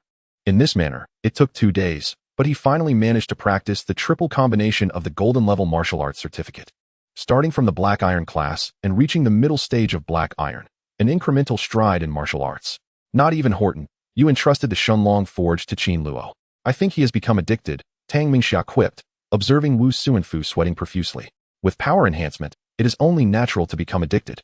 Qin Luo chuckled, adding, unlike you, I have had access to various resources since childhood. After the martial world, whether I reach the pinnacle of black iron or not, how could I not strive for improvement? Chapter 66. Ascending to the pinnacle of bronze. On the other side, Payan shook his head. In the realm above Blue Star, nearly every beast master was practicing martial arts. Yet, the extent of one's journey along this path ultimately depended on the individual. From a young age, his family had provided him with financial support. However, only now had he reached the pinnacle of black iron alongside the warriors. As for Qin Luo, during these 2 days, his martial rank had seen a notable increase, making him feel somewhat inadequate. Strength surged within Qin Luo's body. He felt empowered, his fists brimming with satisfaction. Of course, over the past 2 days, he made not only slight advancements in martial arts. On his way to meet the beast masters, he improved daily, encountering some beast men in the process. Additionally, Xiao Wan and the Tyrannosaurus had both reached the peak of black iron through the evolution resources he had prepared for them. However, they would find it challenging to elevate their team from the peak of black iron to the pinnacle of bronze, approximately in 10 days or so. Aside from the Wanhua Tyrannosaurus, the Heavenly Punishment Thundercloud Wing has recently made considerable advancements, having reached an intermediate bronze level following the receipt of Thunderstorm Liquid provided by Qin Luo. As for the tidal map snail, it is expected to achieve its bronze peak within 2 days, thanks to the geographical marker beads prepared by Lin Shilu, before it is subsequently engulfed. It can be said that through Qin Luo's relentless efforts, he has truly progressed significantly on the path of the Orc Bend. Mother. Qin Luo pondered as he observed Wang Tianshan and several educators converging from a distance. Upon seeing Wang Tianshan and his companions approach, Qin Luo and the others' eyes brightened. They knew they were finally heading to Dragonstar. Over the past 2 days, they had been languishing at the Tianshan base, eagerly anticipating their journey to Dragonstar and meeting its inhabitants. More importantly, upon completing their mission, they would be able to acquire a certain amount of life liquid, a coveted item for many. You see, the primordial liquid, a precious gift from the ancient star deity. There are no stars on their blue planet. You seem to be in high spirits these past couple of days, Wang Tianshan remarked with a smile as he approached the group, before shifting his attention to a middle-aged man named Luo Hong. Activate the teleportation array. Time is of the essence, and we cannot afford to delay. Indeed, young Wang, replied the middle-aged man, Luo Hong, as he waved his hand, summoning a green turtle that landed before them. The green light emanated from the turtle, showcasing its stellar attributes. Performance, diamond. Skills, array aggregator, green light turtle armor, array map collector. Direction, green light white ring turtle, celestial ring turtle. As Qin Luo gazed at this green turtle, recognition of its attributes sparked a glimmer of surprise within him. He had not anticipated encountering such a rare shower creature here, something he had only heard of before. What about the teleportation array? Simultaneously, Wang's earlier words stirred a subtle tremor in his heart. Previously, he had assumed their journey would necessitate passing through the ancient deity. However, it now appeared that the situation was not as he had thought. Just as Qin Luo contemplated this, he witnessed a turtle being summoned by a middle-aged man named Wang Hong, its luminescence coalescing into a sphere of green light that enveloped the square they occupied. In the next moment, Qin Luo and his companions were astonished to find an array of peculiar lines manifesting across the square, lines they had never encountered before. All right, has Murphy lined up? Upon witnessing this spectacle, shock registered on the faces of Qin Luo and his companions. None of them had anticipated that the very square where they had once battled and practiced would transform into a battlefield. While they pondered this, the aurora began to converge in the void, a beam of light swiftly enveloping them all. This is a galactic teleportation array, recently employed in our Summer Kingdom utilizing some array discs obtained from the ancient deities. The voice of King Mountain echoed slowly in the darkness. With this galactic teleportation array, we will be able to transfer 12 royal sentinels of the Summer Kingdom to Dragon Horn in a short time, persuading the dragon species to sign a contract with us. A galactic teleportation array. It can transmit between galaxies? Qin Luo and the others were taken aback by what they had just heard. Yet immediately after, excitement washed over them. For the Summer Kingdom, having mastered this series of galactic mind transmissions felt akin to wielding a formidable nuclear weapon. However, the duration spent within the galactic teleportation array was evidently longer than Qin Luo had anticipated. This was not his initial plan. He had intended to seek out that ancient star as soon as he departed. They waited and waited. After 5 or 6 minutes, they began to sense vibrations in the cosmos. Lights flickered before their eyes. Moments later, the group emerged from the dark void into a vast square. Standing in the square, Qin Luo lifted his gaze. They immediately spotted 2 golden, dragon-shaped suns soaring high above in the sky. Clearly, they had arrived at Dragonstar, not Blue Star. Wang Tianshan. As Qin Luo and his companions materialized in the expansive square, an elder in the distance promptly approached them along with several others. Elder Ding, Wang Tianshan exclaimed with a smile. Well then, is everyone else here? This time, Jiangzhou was not the sole location engaging in interactions between the Summer Dynasty and the mid-tier half-orcs. The 9 provinces of the Summer Kingdom were also involved. The Green faction had not yet arrived, but it was already present, currently in the building. Xiao Ding shook his head as Ding began to speak. Qin Luo and the others noticed a brand new structure, evidently recently erected, rising at the end of the square. The summer office building at Silverhorn. Meanwhile, atop the building, Qin Luo and his companions appeared somewhat puzzled. Well, if that's the case, then we shall wait for you in the office building, Wang Tianshan remarked as he, along with Qin Luo and Ding, proceeded towards the distant office building. Is it the Kangzhou team? Meanwhile, from the far-off office building, several individuals gazed out the window at Qin Luo and the others. What on earth is Wang Tianshan up to? How could there be a mid-tier copper orc in his team? A bronze intermediate orc? Upon hearing this, the others were immediately taken aback. They then peered out the window, only to discover that Jiangzhou's military had indeed a middle-tier copper craftsman. Even after Qin Luo had advanced to bronze, not everyone could immediately perceive his creations. Yet these orcs could easily discern what he was crafting. Bronze medium? Simultaneously, as these influential figures conversed, the dignitaries within the building brought the trainees together, exchanging glances of confusion. Chapter 67, the first game. Why no? Why do I find him so familiar? Just as people were left bewildered, they remained unaware of Wang Tianshan's intentions. A trainee from Zhangzhou gazed at Qin Luo outside the window, shivering slightly. Zhangzhou, Qin Luo. At that moment, a young man, appearing somewhat languid, glanced outside and directly called out Qin Luo's name. Qin Luo? Upon hearing the languid young man utter his name, many within the office building stirred slightly. During this period, due to the schism within Jiangzhou University and the incident where Qin Luo had directly killed a young night school trainee, he had become a notable figure of the Summer Dynasty.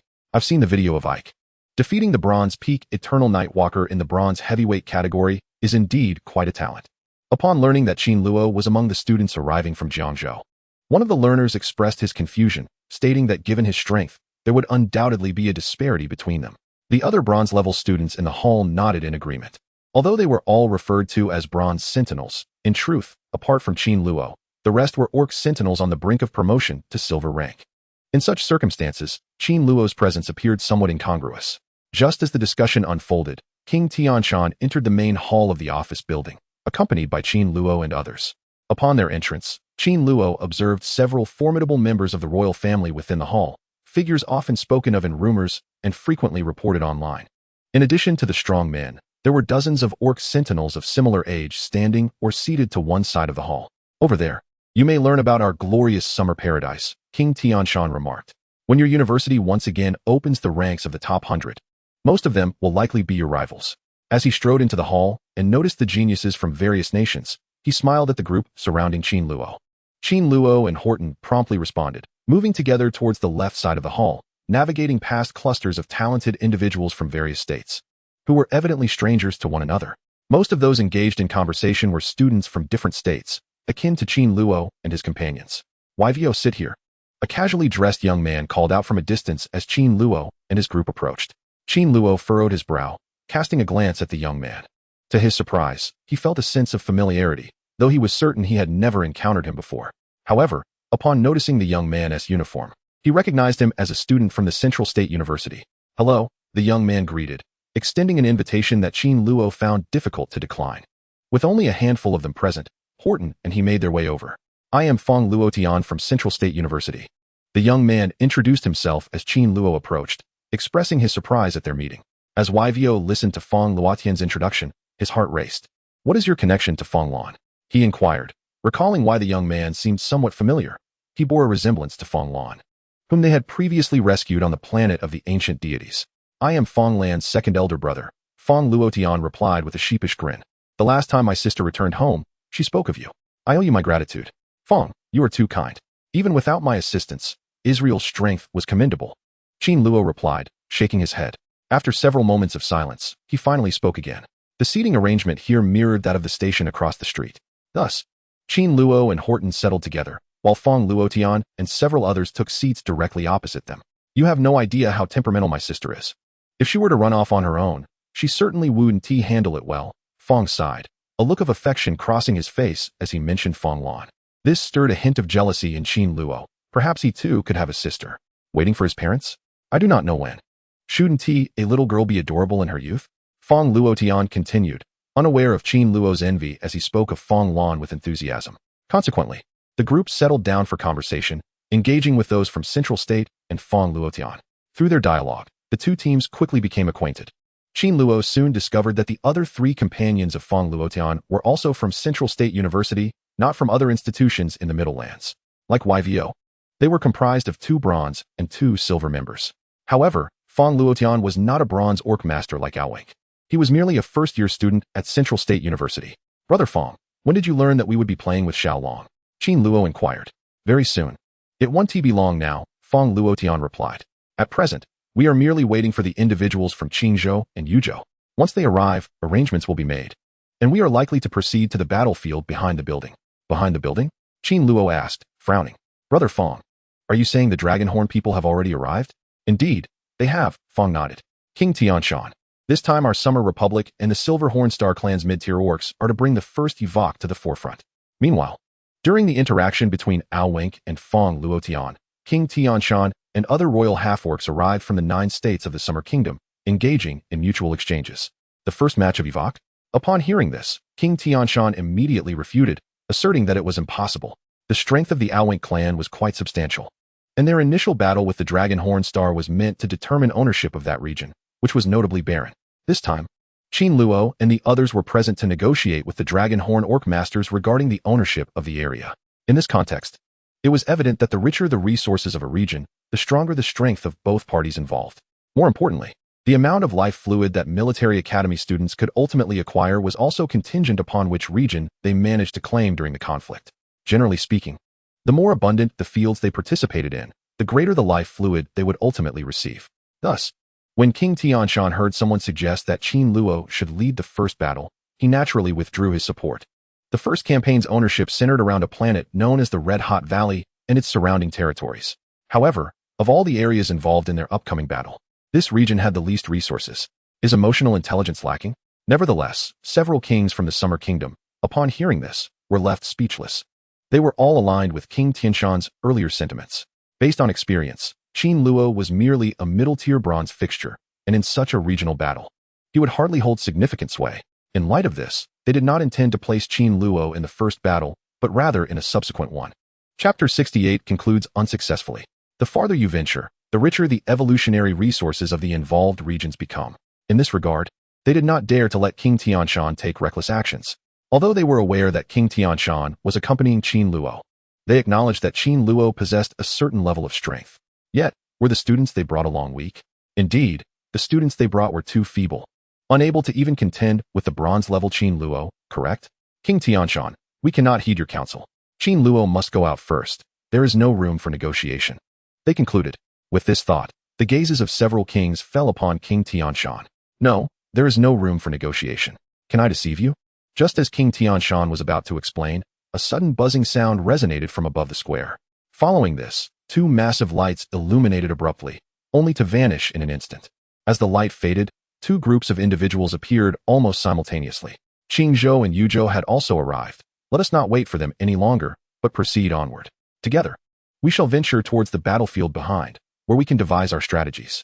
Upon witnessing the green and black banners of the nations approaching from the exterior, several monarchs rose to their feet, alert and ready. Wang Tianshan silently vowed to stand alongside them. Meanwhile, Qin Luo and his companions swiftly rose from their seats, joining a throng of royal members as they exited the building. The assembly flowed out into the plaza, where they immediately encountered the forces from Qingzhou and Yuzhou. Following a brief exchange of pleasantries with the leaders of the two nations, a number of royal orcs hastily made their way through, heading directly towards the battlefield situated behind the office building. During this process, the students from Qingzhou and Yuzhou appeared utterly astonished. They had scarcely arrived when the battle against the Dragonhorn orcs was about to commence. Were those the Dragonhorn sentinels? Before long, Qin Luo and his entourage arrived at the battlefield behind the office building, where they spotted a gathering not far from them. Prominently, each member bore a curved horn upon their foreheads, unmistakably identifying them as Dragonhorn sentinels.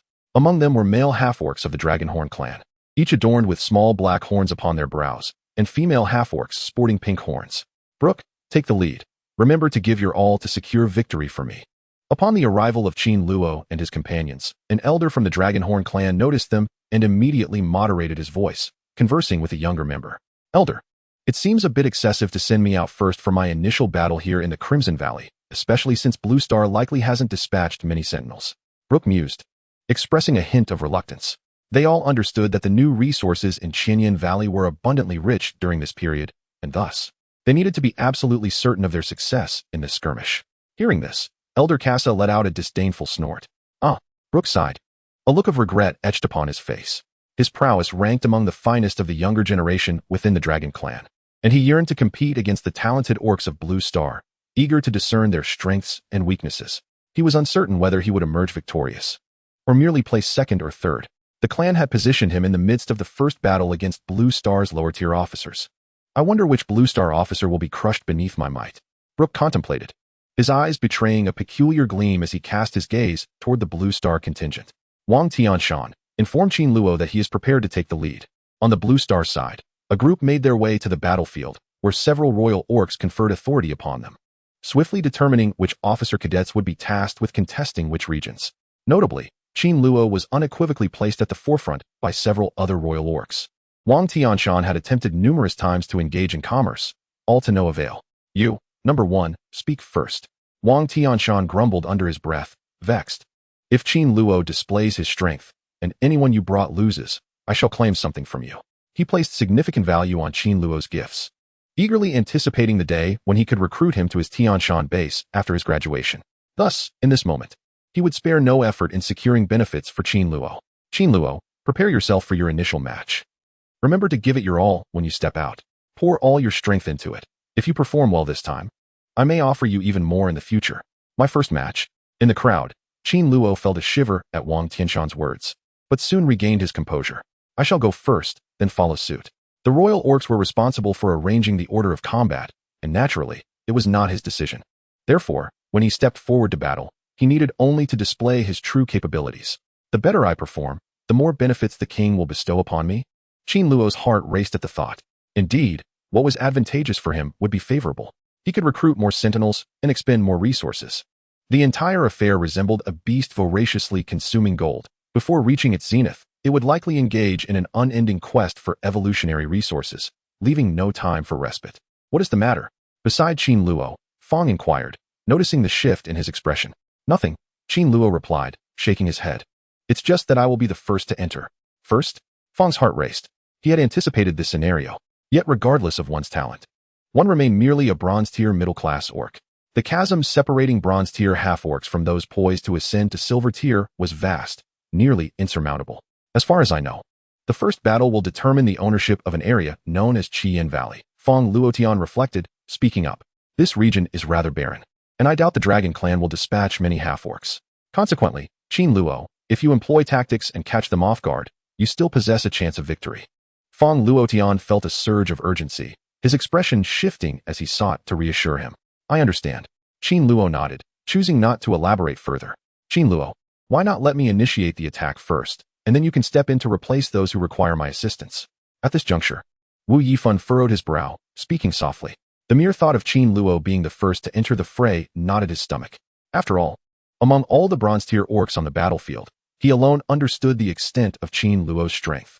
There is no need for such concern. Qin Luo was taken aback by his boldness. This is arranged by the royal orcs.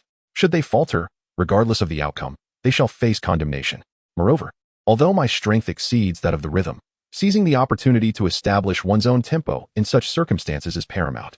Elder, we are in trouble in the Crimson Valley. At this moment, the kings of Blue Star had organized their order of appearance, glancing at an elder from the Dragon Star. Shall we commence? Indeed. Casa of the Dragonhorn clan did not hesitate to affirm, signaling for Brook to take the stage. Mother, at Casa's signal, Brook promptly stepped out from his group and made his way to the battlefield. The arena here bore a resemblance to Jiangda's competition grounds, with tiered open-air stands encircling the area. In the center of the stands lay a battlefield larger than 2 football fields. Qin Luo. Upon seeing Brook on the field, Wang Tianshan's gaze immediately shifted toward Qin Luo. From the depths of his gaze, it became immediately apparent that Brook had ascended to the pinnacle of the bronze class. We were but a mere foot away from breaking through to the silver tier. Yet, this was a rather commonplace occurrence. However, Longxing's prowess was significantly inferior to that of Xiaohan. Nevertheless, it was possible to encounter numerous young orcs who had been meticulously trained to reach the brink of advanced levels. As for the precise capabilities of Brook, he would only uncover them once Brook summoned her sentinel. The call. Qin Luo inhaled deeply and exhaled, descending directly from his seat. He allowed Xiao Wan to lead the way, soaring into the battlefield in an instant. Was this the misfortune I was destined to confront? Yet, what on earth was this individual doing alongside a black iron tier elf? Brook, whose complexion bore a slight darkness in the hue of Ivok, fixed her gaze upon him. She looked at Qin Luo with an expression that bore a hint of intrigue. I too found myself pondering. I could only imagine the astonishment that would envelop him when he presented his 3 royal beasts while engaging with someone of his own age. A bronze medium? On another note, Elder Casa, with a dragon horn, raised an eyebrow in surprise that appeared on Qin Luo's countenance. What ails these individuals from Blue Star? Is it the barrenness of the Crimson Valley that prompted them to dispatch such a royal orc squad to practice alongside children like us? Casa observed Qin Luo from afar, his face dimming with the slightest stirrings of thought in his mind. If this were the case, prioritizing Brook was indeed a wasteful endeavor. 3 seconds until combat readiness. And then, as Qin Luo surged forth from the arena, a referee promptly stepped forward to make an announcement. The match had finally commenced. Upon hearing the referee's words, Brook's heart raced as she turned her attention to Ivok, immediately calling forth all 3 of her royal beasts. A roar. In an instant, the venue was engulfed in a cacophony of terrifying roars. The first of Brook's summons was an immense black gorilla, towering at over 10 meters, its fur an inky black. Yet, what captured the eye were its colossal arms, which dangled down to its knees, resembling the hands of a devil.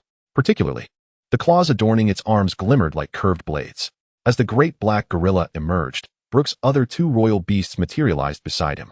One of these royal beasts was a petrified dragon, its entire form gleaming with a silvery hue. Among them stood a towering tree, its height reaching several meters. Lush and verdant, evoking a sense of vibrancy when gazed upon. Qin Luo raised an eyebrow at the three royal beasts summoned by Brook. Some onlookers gasped in surprise, realizing that Brook's trio of royal creatures seemed even more imposing than he had anticipated.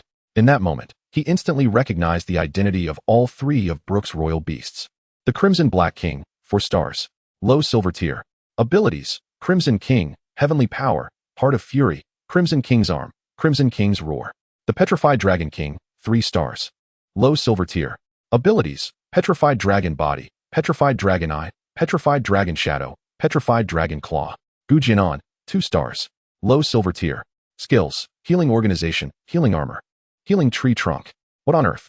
As Qin Luo discerned the attributes of Brook's 3 royal beasts, his mind was flooded with inquiries. Was this truly their first encounter with dragonkind? Or perhaps they were young dragons, all exceedingly formidable? My immediate opponent, the weakest among them? Furthermore, these 3 royal beasts had already achieved the heights of silver. They must be silver in essence, correct? But what was this individual truly observing? When he was elevated, did he not solicit feedback on his royal beasts, but instead persistently suppress his own training?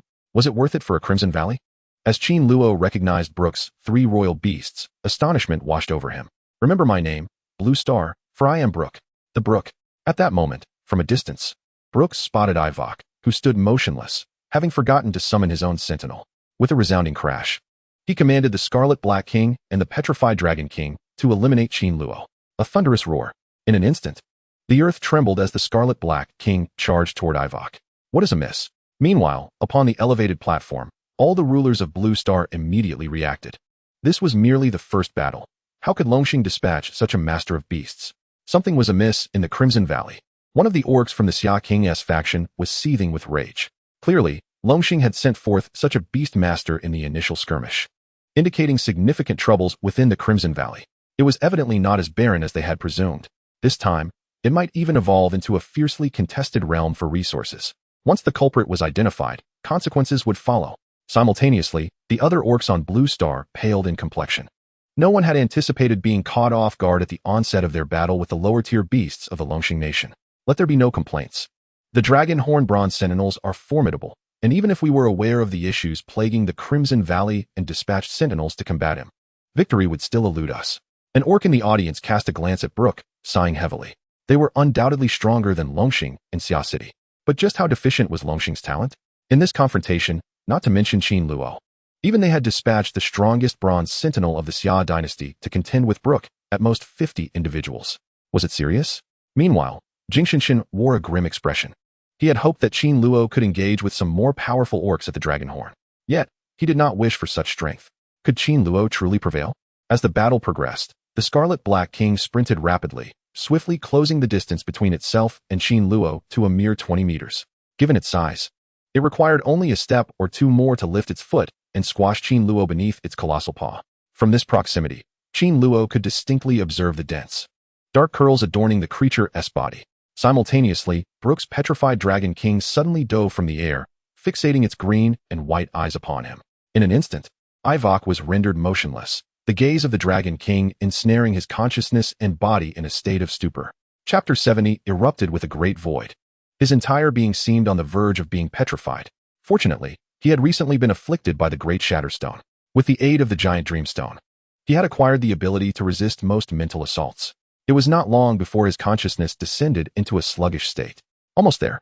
Just as Brook's Scarlet Black King and Petrified Dragon were about to rise, Qin Luo had a sudden epiphany, summoning a massive replica of a slumber stone from his sentinel nest.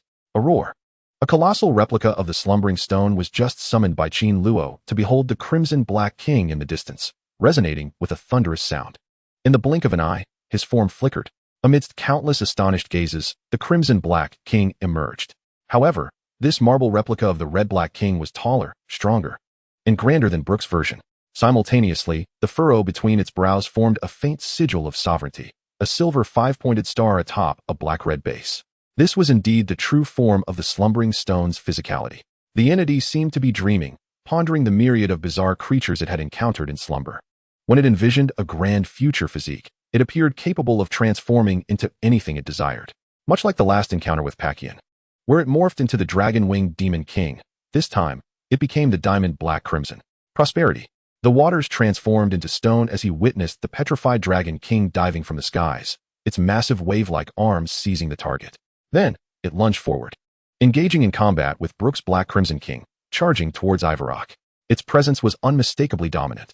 Clearly, it surpassed Brook in combat experience and fundamental attributes. What manner of beast is this? Wang Tianshan, were you aware of the extent of Qin Luo's power? At that moment, several royal half-orc figures from Blue Star focused their attention on Wang Tianshan. Initially, they were eager for the clash. Yet they were astonished to find Qin Luo taking the lead at such a critical juncture. A flicker of anticipation sparked within their hearts. Naturally, did you think I was foolish enough to bring a bronze-tier half-orc here? Observing the attention fixed upon him, Wang Tianshan felt a surge of elation. Do you think Qin Luo can prevail? Several kings felt a tinge of embarrassment and swiftly shifted the topic. It is hard to say, yet the odds seem favorable. Wang Tianshan pondered, choosing not to elaborate. After all, he was unaware if Brook harbored any other clandestine secrets. He was utterly unprepared for this formidable battle, blinking to avert any unforeseen circumstances. Blessings of the diamond.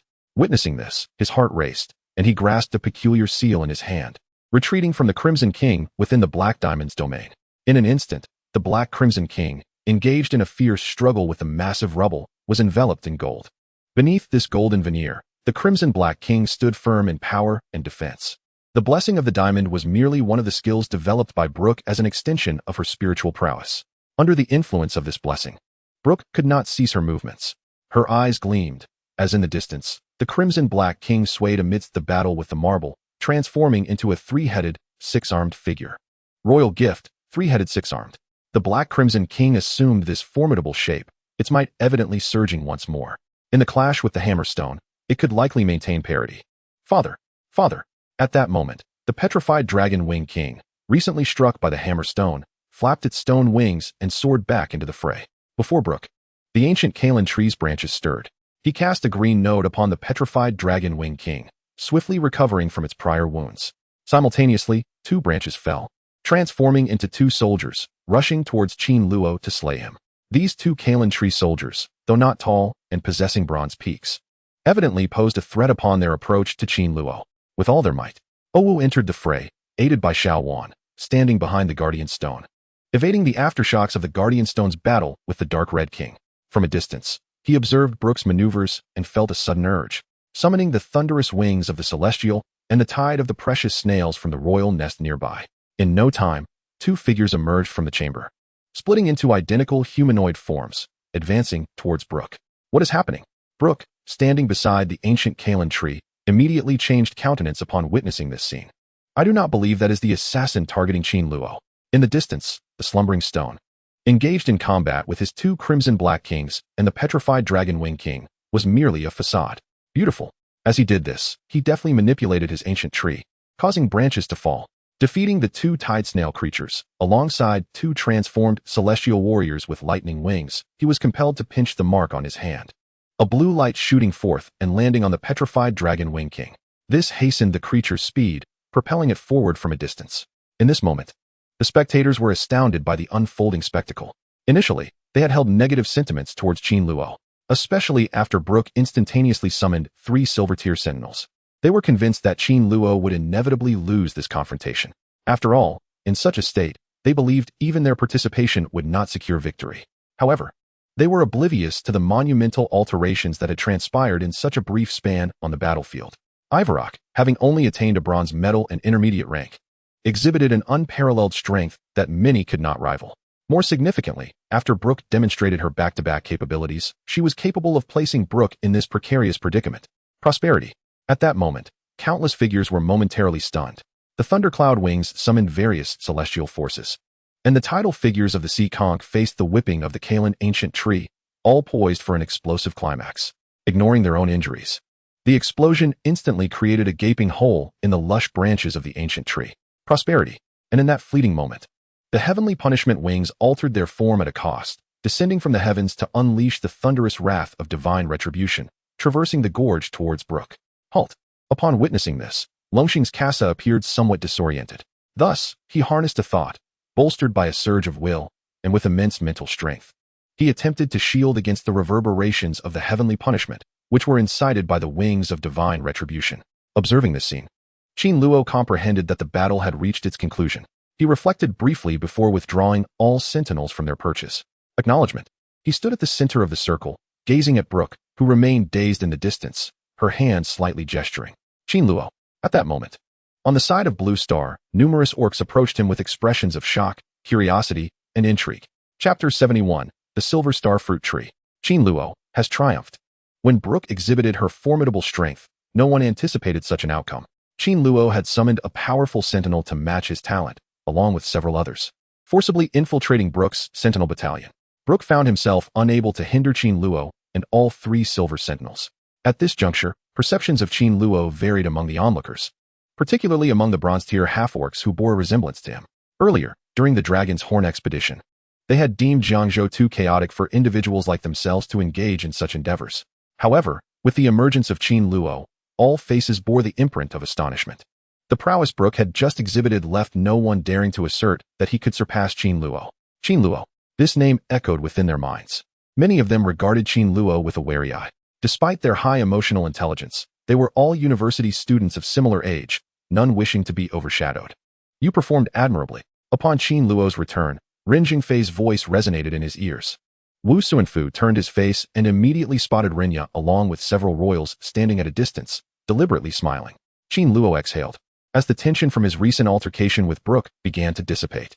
Meanwhile, Wang Tianshan's voice reached Qin Luo's ears, commending him for his remarkable performance in the battle and advising him to rest well, assuring him that when the games concluded, the resources rightfully belonged to him. Without any diminishment, he promptly spotted Wang Tianshan and nodded from afar. Is it vital liquid? Upon hearing Wang's promise, Qin Luo's heart raced. Renya indicated that it could be utilized for sentinels above the bronze tier. With sufficient quantity, even a 2-star quality bronze sentinel could swiftly transcend to the silver tier. A prospect not beyond imagination. Thus, he eagerly anticipated the amount of life essence he might acquire.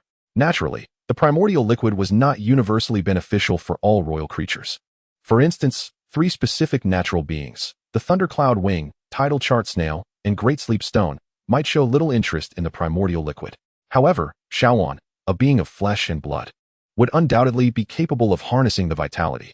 Qin Luo remained uncertain about whether the Tyrannosaurus Rex could do so.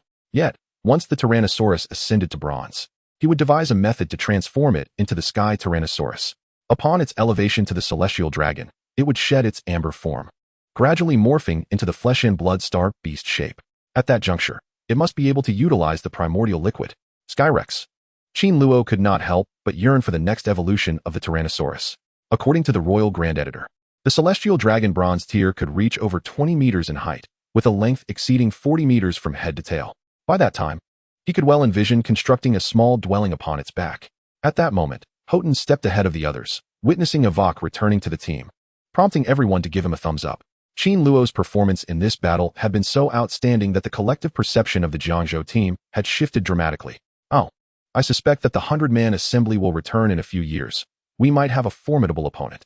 Nearby, Feng Luotian, observing Avok collapse, sighed in resignation. Despite being a silver sentinel, having reached the pinnacle of silver like Houghton, the thought of Qin Luo's rapid development instilled a sense of urgency within him. Yes, Qin Luo had saved his sister, leaving a favorable impression. Nevertheless, should Baccarat return, he would not relent, for when that occurred, it would be the Central Kingdom at stake.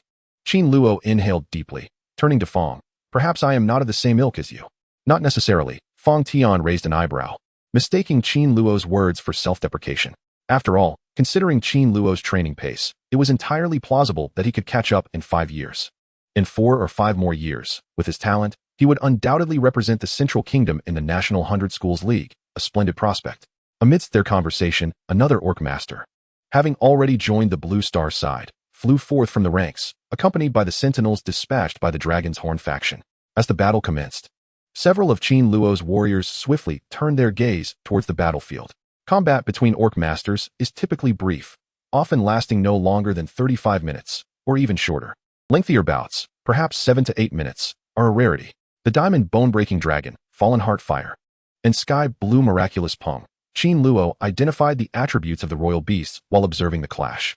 All contenders were the finest from the younger generations of the two clans. None of the contracted sentinels could be deemed weak. As time progressed, the remaining battles dwindled.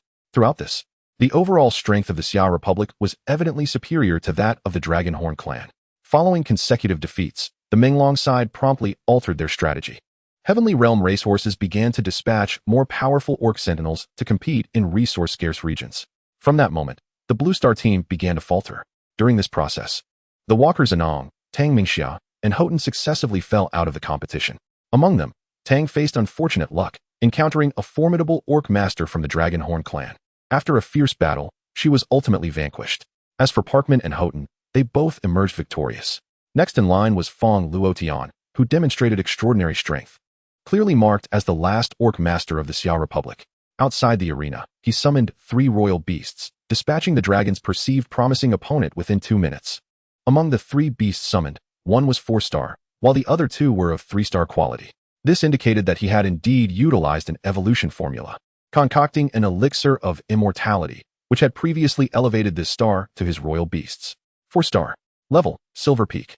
Abilities, 10-foot Sword Chi, Sword Aura, Sword Sound. Northern Hemisphere Ice Cutter, Origin missing, 3-star. Level, Silver High. Abilities, Ice River 30, Ice Domain, Ice River 21, Ice Age. Missing, 3-star. Level, Silver High. Abilities, Fire Unburned. 9 shots, Southern Pearl Transformation. As Qin Luo summoned his 3 royal beasts, he recognized all of them. In his view, while Fong Luotian's last 2 half-orcs currently lacked substantial stellar qualities, should they find suitable evolution formulas and concoct the universal elixir, they would possess significant potential for future development. Naturally, achieving this without an orc editor would be no simple task. Exotic fire, exotic ice beasts? After discerning the identities of those 3 royal beasts, Qin Luo's mind began to stir. He suddenly contemplated that, should the opportunity arise, he might endeavor to secure a contract for these types of sentinels. Once all battles concluded, the elder from the Dragonhorn, Kasa, emerged from their encampment and approached several half-orcs from the Xia Republic, eyeing one of them intently. As Kasa drew near, the attention of all from Xia fell upon him. Chapter 72, A Small Request. Elder Kasa, how shall we divide the disputed territories according to our prior agreement after this melee? Observing Kasa, an elder from the Blue Star side lifted his gaze. He was none other than Xiaonan. The Xia dynasty had sent forth the mightiest of half-orcs this time. Indeed, Kasa's voice was hoarse during their encounters. The Dragonhorn tribe and the Blue Star tribe had clashed 36 times, yet they emerged victorious only 9 times.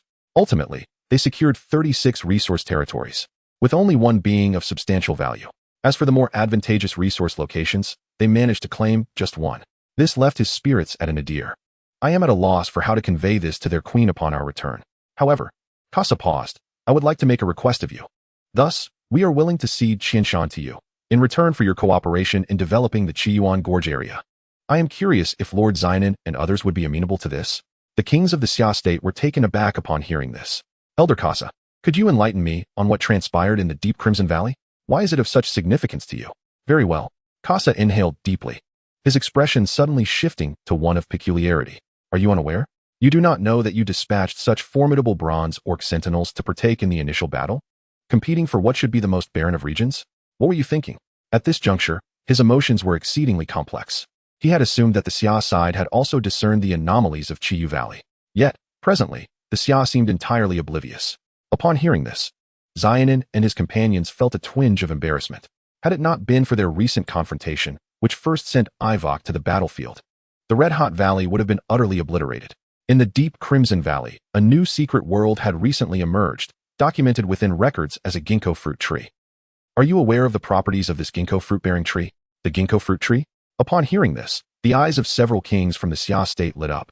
Are you referring to the evolutionary resource that produces silver star fruits, which enables certain silver tier sentinels to rapidly ascend to the pinnacle of their tier?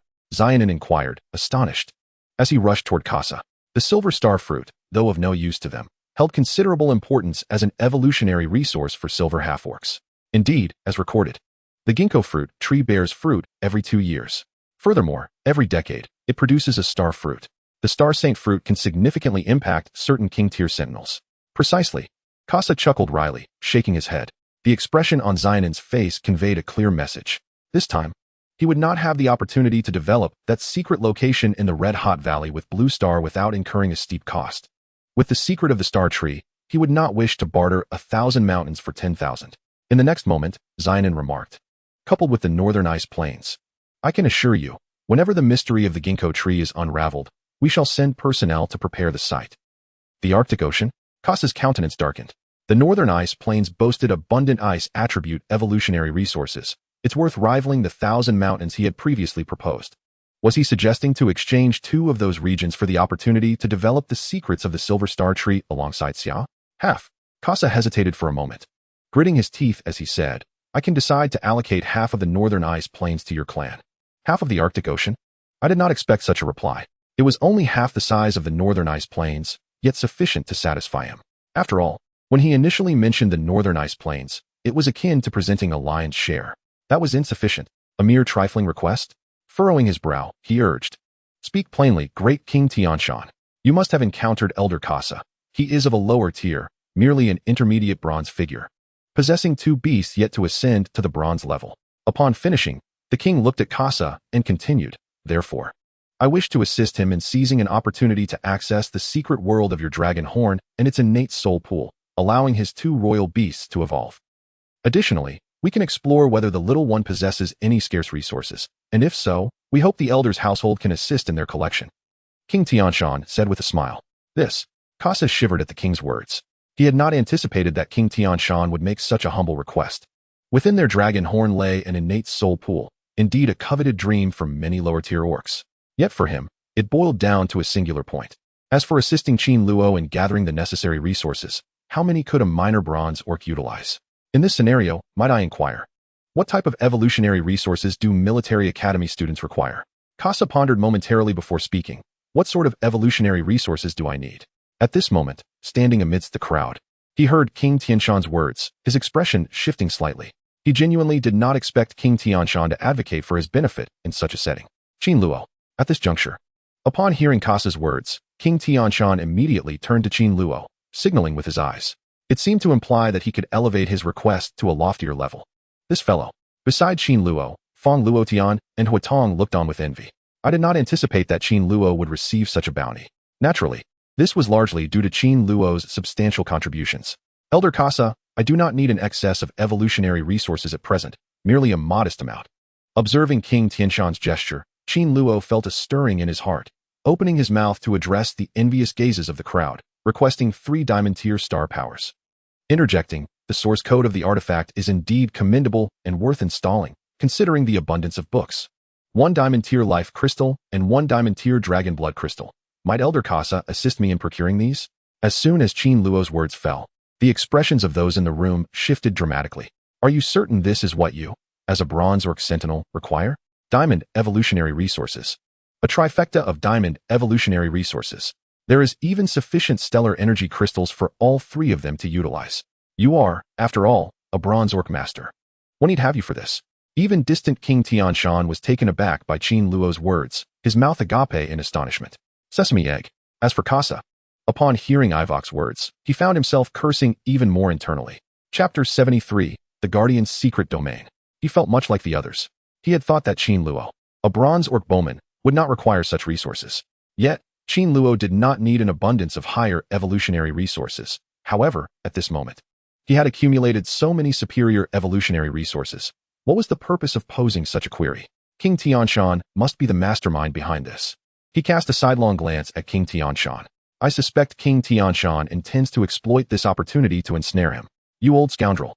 Kasa inwardly cursed Wang. However, Qin Luo represented an evolutionary resource of diamond caliber.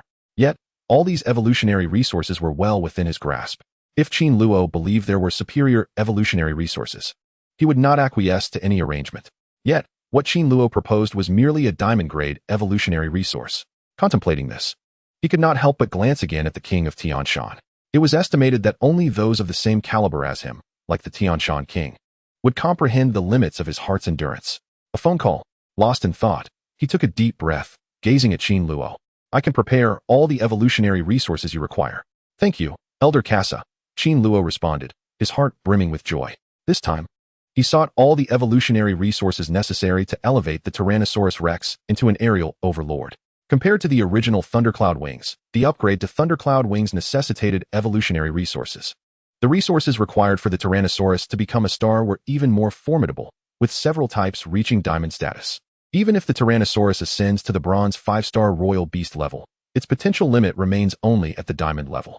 Yet, this is precisely why Qin Luo's team anticipates Rex's next promotion. I cannot fathom the magnitude of progress that will come after the promotion. Haha, Elder Casa. You are too modest. Wang Tianshan chuckled upon hearing that Casa had acquiesced to Qin Luo's request. Noticing Wang Tianshan's laughter, Casa cast him a glance, but said nothing. However, Wang Tianshan remained unfazed. What did Casa's good mood have to do with him? Ultimately, he was in high spirits. Of course, the most crucial aspect was to gain benefits. He could smile like Mithriya, regardless of being scolded in his heart by Wang.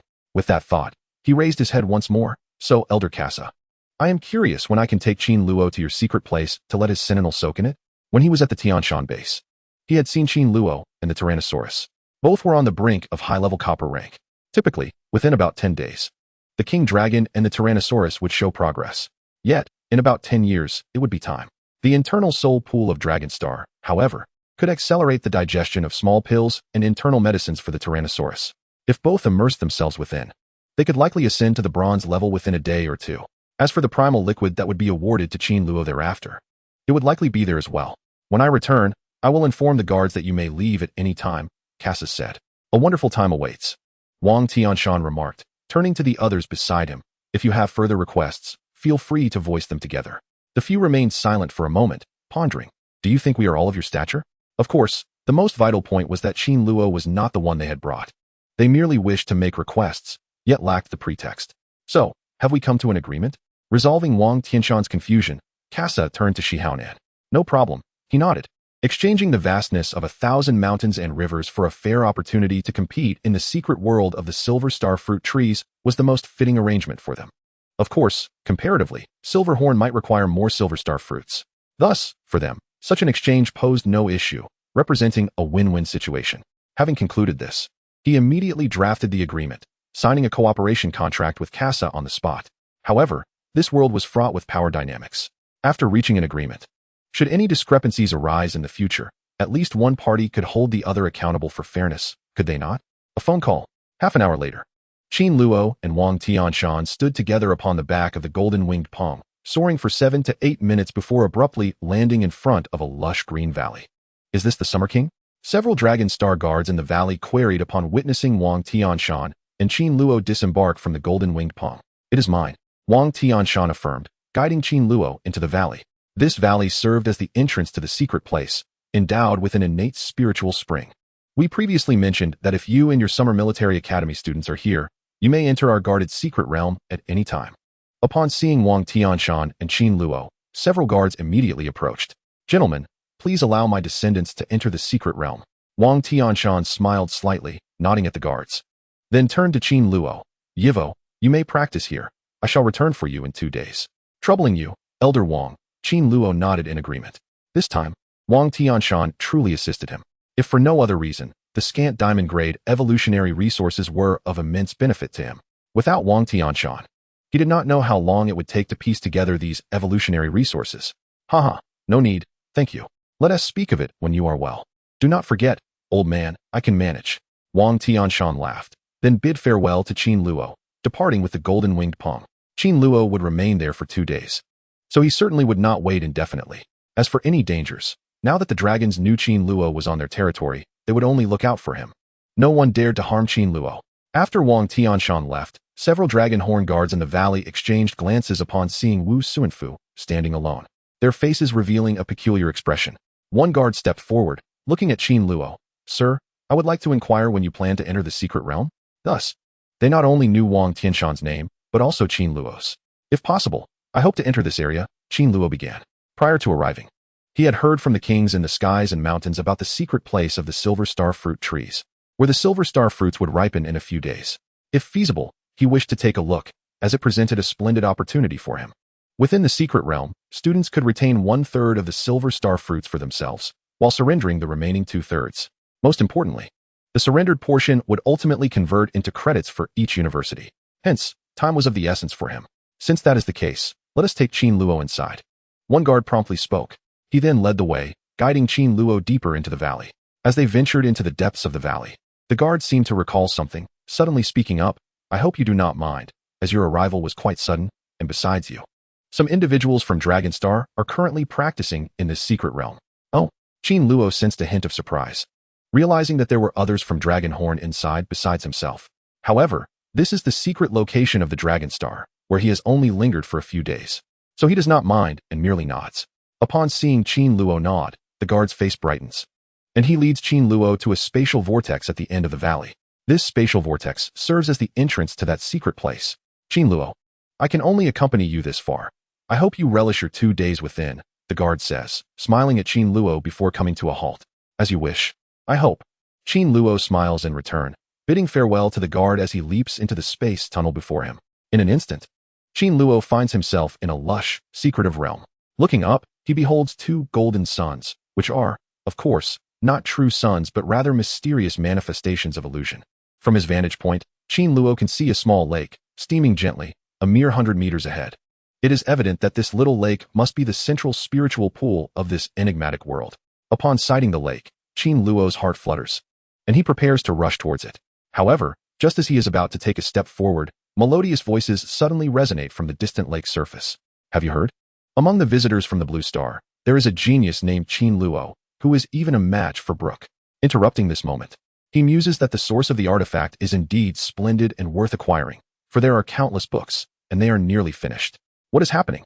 Qin Luo lifts his gaze towards the direction of the voices. At that moment, he suddenly spots several well-proportioned maidens emerging from the water, their hair dripping as they playfully splash water with their delicate hands, engaging in lively conversation. This scene instantly quickens Qin Luo's breath. The Dragonhorn people and the Blue Star inhabitants appear quite ordinary in their outward appearance, with the only distinction being the small horns atop their heads. However, these horns are not as grand as the silver and gold ones. Among them, the male dragons possess slightly longer horns, while some of the female dragons bear adorably petite, round, pink protrusions that resemble tiny foreheads. Do they not realize I am here? Are they not afraid of the presence of others? Qin Luo surveys the scene again, inhaling deeply as his gaze grows somewhat parched. It seems we must depart. He shakes his head and begins to walk around the small lake. At first glance, this lake does not resemble a garden. Rather, it has a zigzag shape. Therefore, all he needs to do is reach the opposite side to avoid the dragon maidens. With this thought in mind, Qin Luo proceeds forward, consulting the Tide Map's treasure snail to open the small map and examine the lake. Oh! It is only upon flipping open that small map that he realizes this mysterious place is not solely inhabited by him and the newly arrived maidens. On the other side of the small lake, there are a few dragon-horned individuals as well. Who are they? Qin Luo feels quite helpless. He merely sought a tranquil spot for practice. With this in mind, he swiftly scans the other side of the lake with the Tide Map's real-time small map. Through that glimpse, Qin Luo inwardly curses. Of course, his veiled reproach is not born of anger, but rather despair. For upon glancing at the Tide Map, the snail's small map, he suddenly perceives, on the lakeshore opposite, several women of considerable age, appearing older than the dragon-horned maidens he had just seen, clad in thin garments. They languidly sit or recline, striking graceful poses as they converse with one another. What is going on here? Have you all embarked on a journey to this mysterious world together? I am merely seeking a quiet place to practice. This is quite exhausting. Faced with this situation, Qin Luo feels utterly at a loss. Simultaneously, this scene consumes a significant amount of his time. No, they are doing this on purpose. Yet, as Qin Luo regains his composure, a sudden thought flashes through his mind. Could it be that the Dragon-horned are expressing their affections towards me? Or perhaps they wish to befriend me? A light bulb moment illuminates his mind as he suddenly comprehends the Dragon-horn's intentions. He realizes that, although they bear no malice towards him, they might have recognized his immense potential and wish to harness it for their benefit. Thus, in the future, when he matures, he could assist them in communicating with the Dragon-horned. Does such a scenario arise when the stars are overtaken by extraterrestrials? With this thought, Qin Luo takes a deep breath. In his heart, he does not harbor resentment towards the Dragon-horned. He acknowledges that even if it is a blue star, should it be seized and formed anew, he fears that others may also act in a similar manner. A part of him feels pity for the dragon-horned women dispatched here. However, that is as far as it goes. It is all rather burdensome. Qin Luo exhales slowly.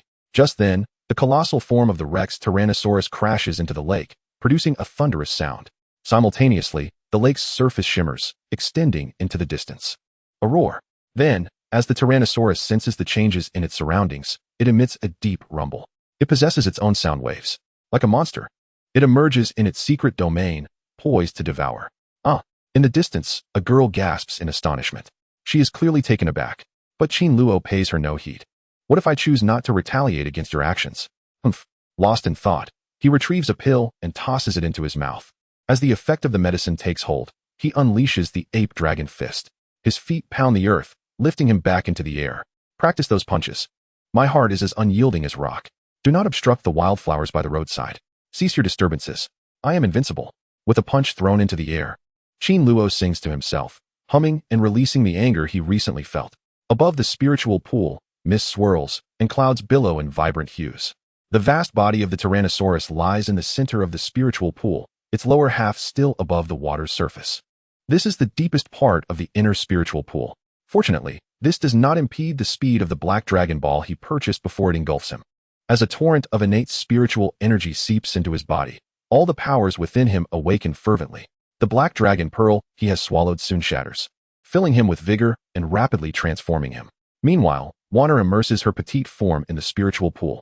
Then, she periodically springs up, pouring a bottle of wood loot into her mouth, a bottle that may take her an entire day to consume. Chapter 75, Promotion to Copper Level Sentinel.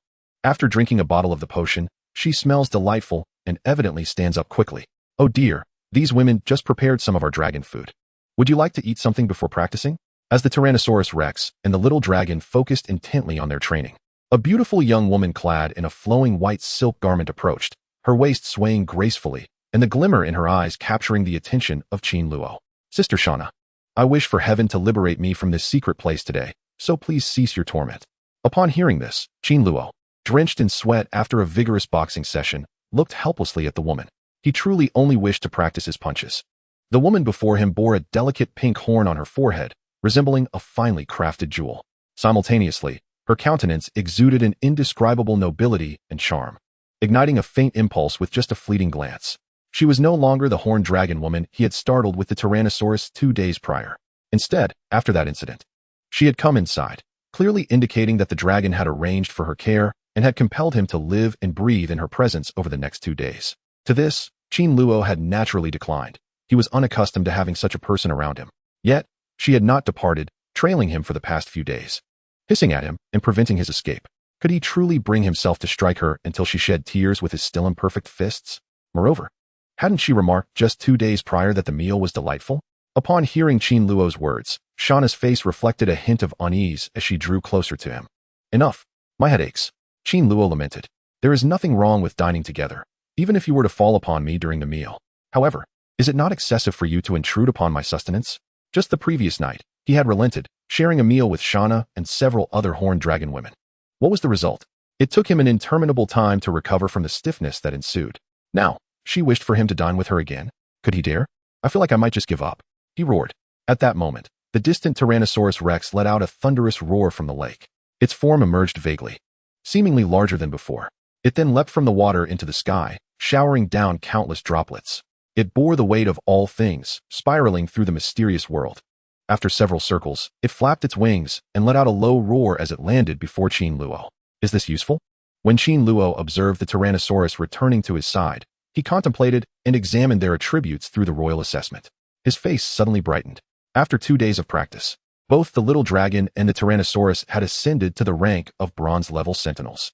Naturally, after their promotion, the little dragon's quality had diminished from 5 stars to 4.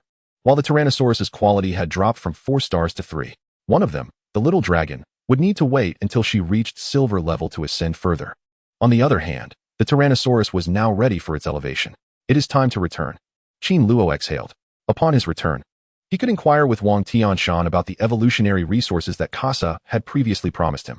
If that were the case, the Tyrannosaurus would soon transform from a 5-colored amber Tyrannosaurus into a sky Tyrannosaurus.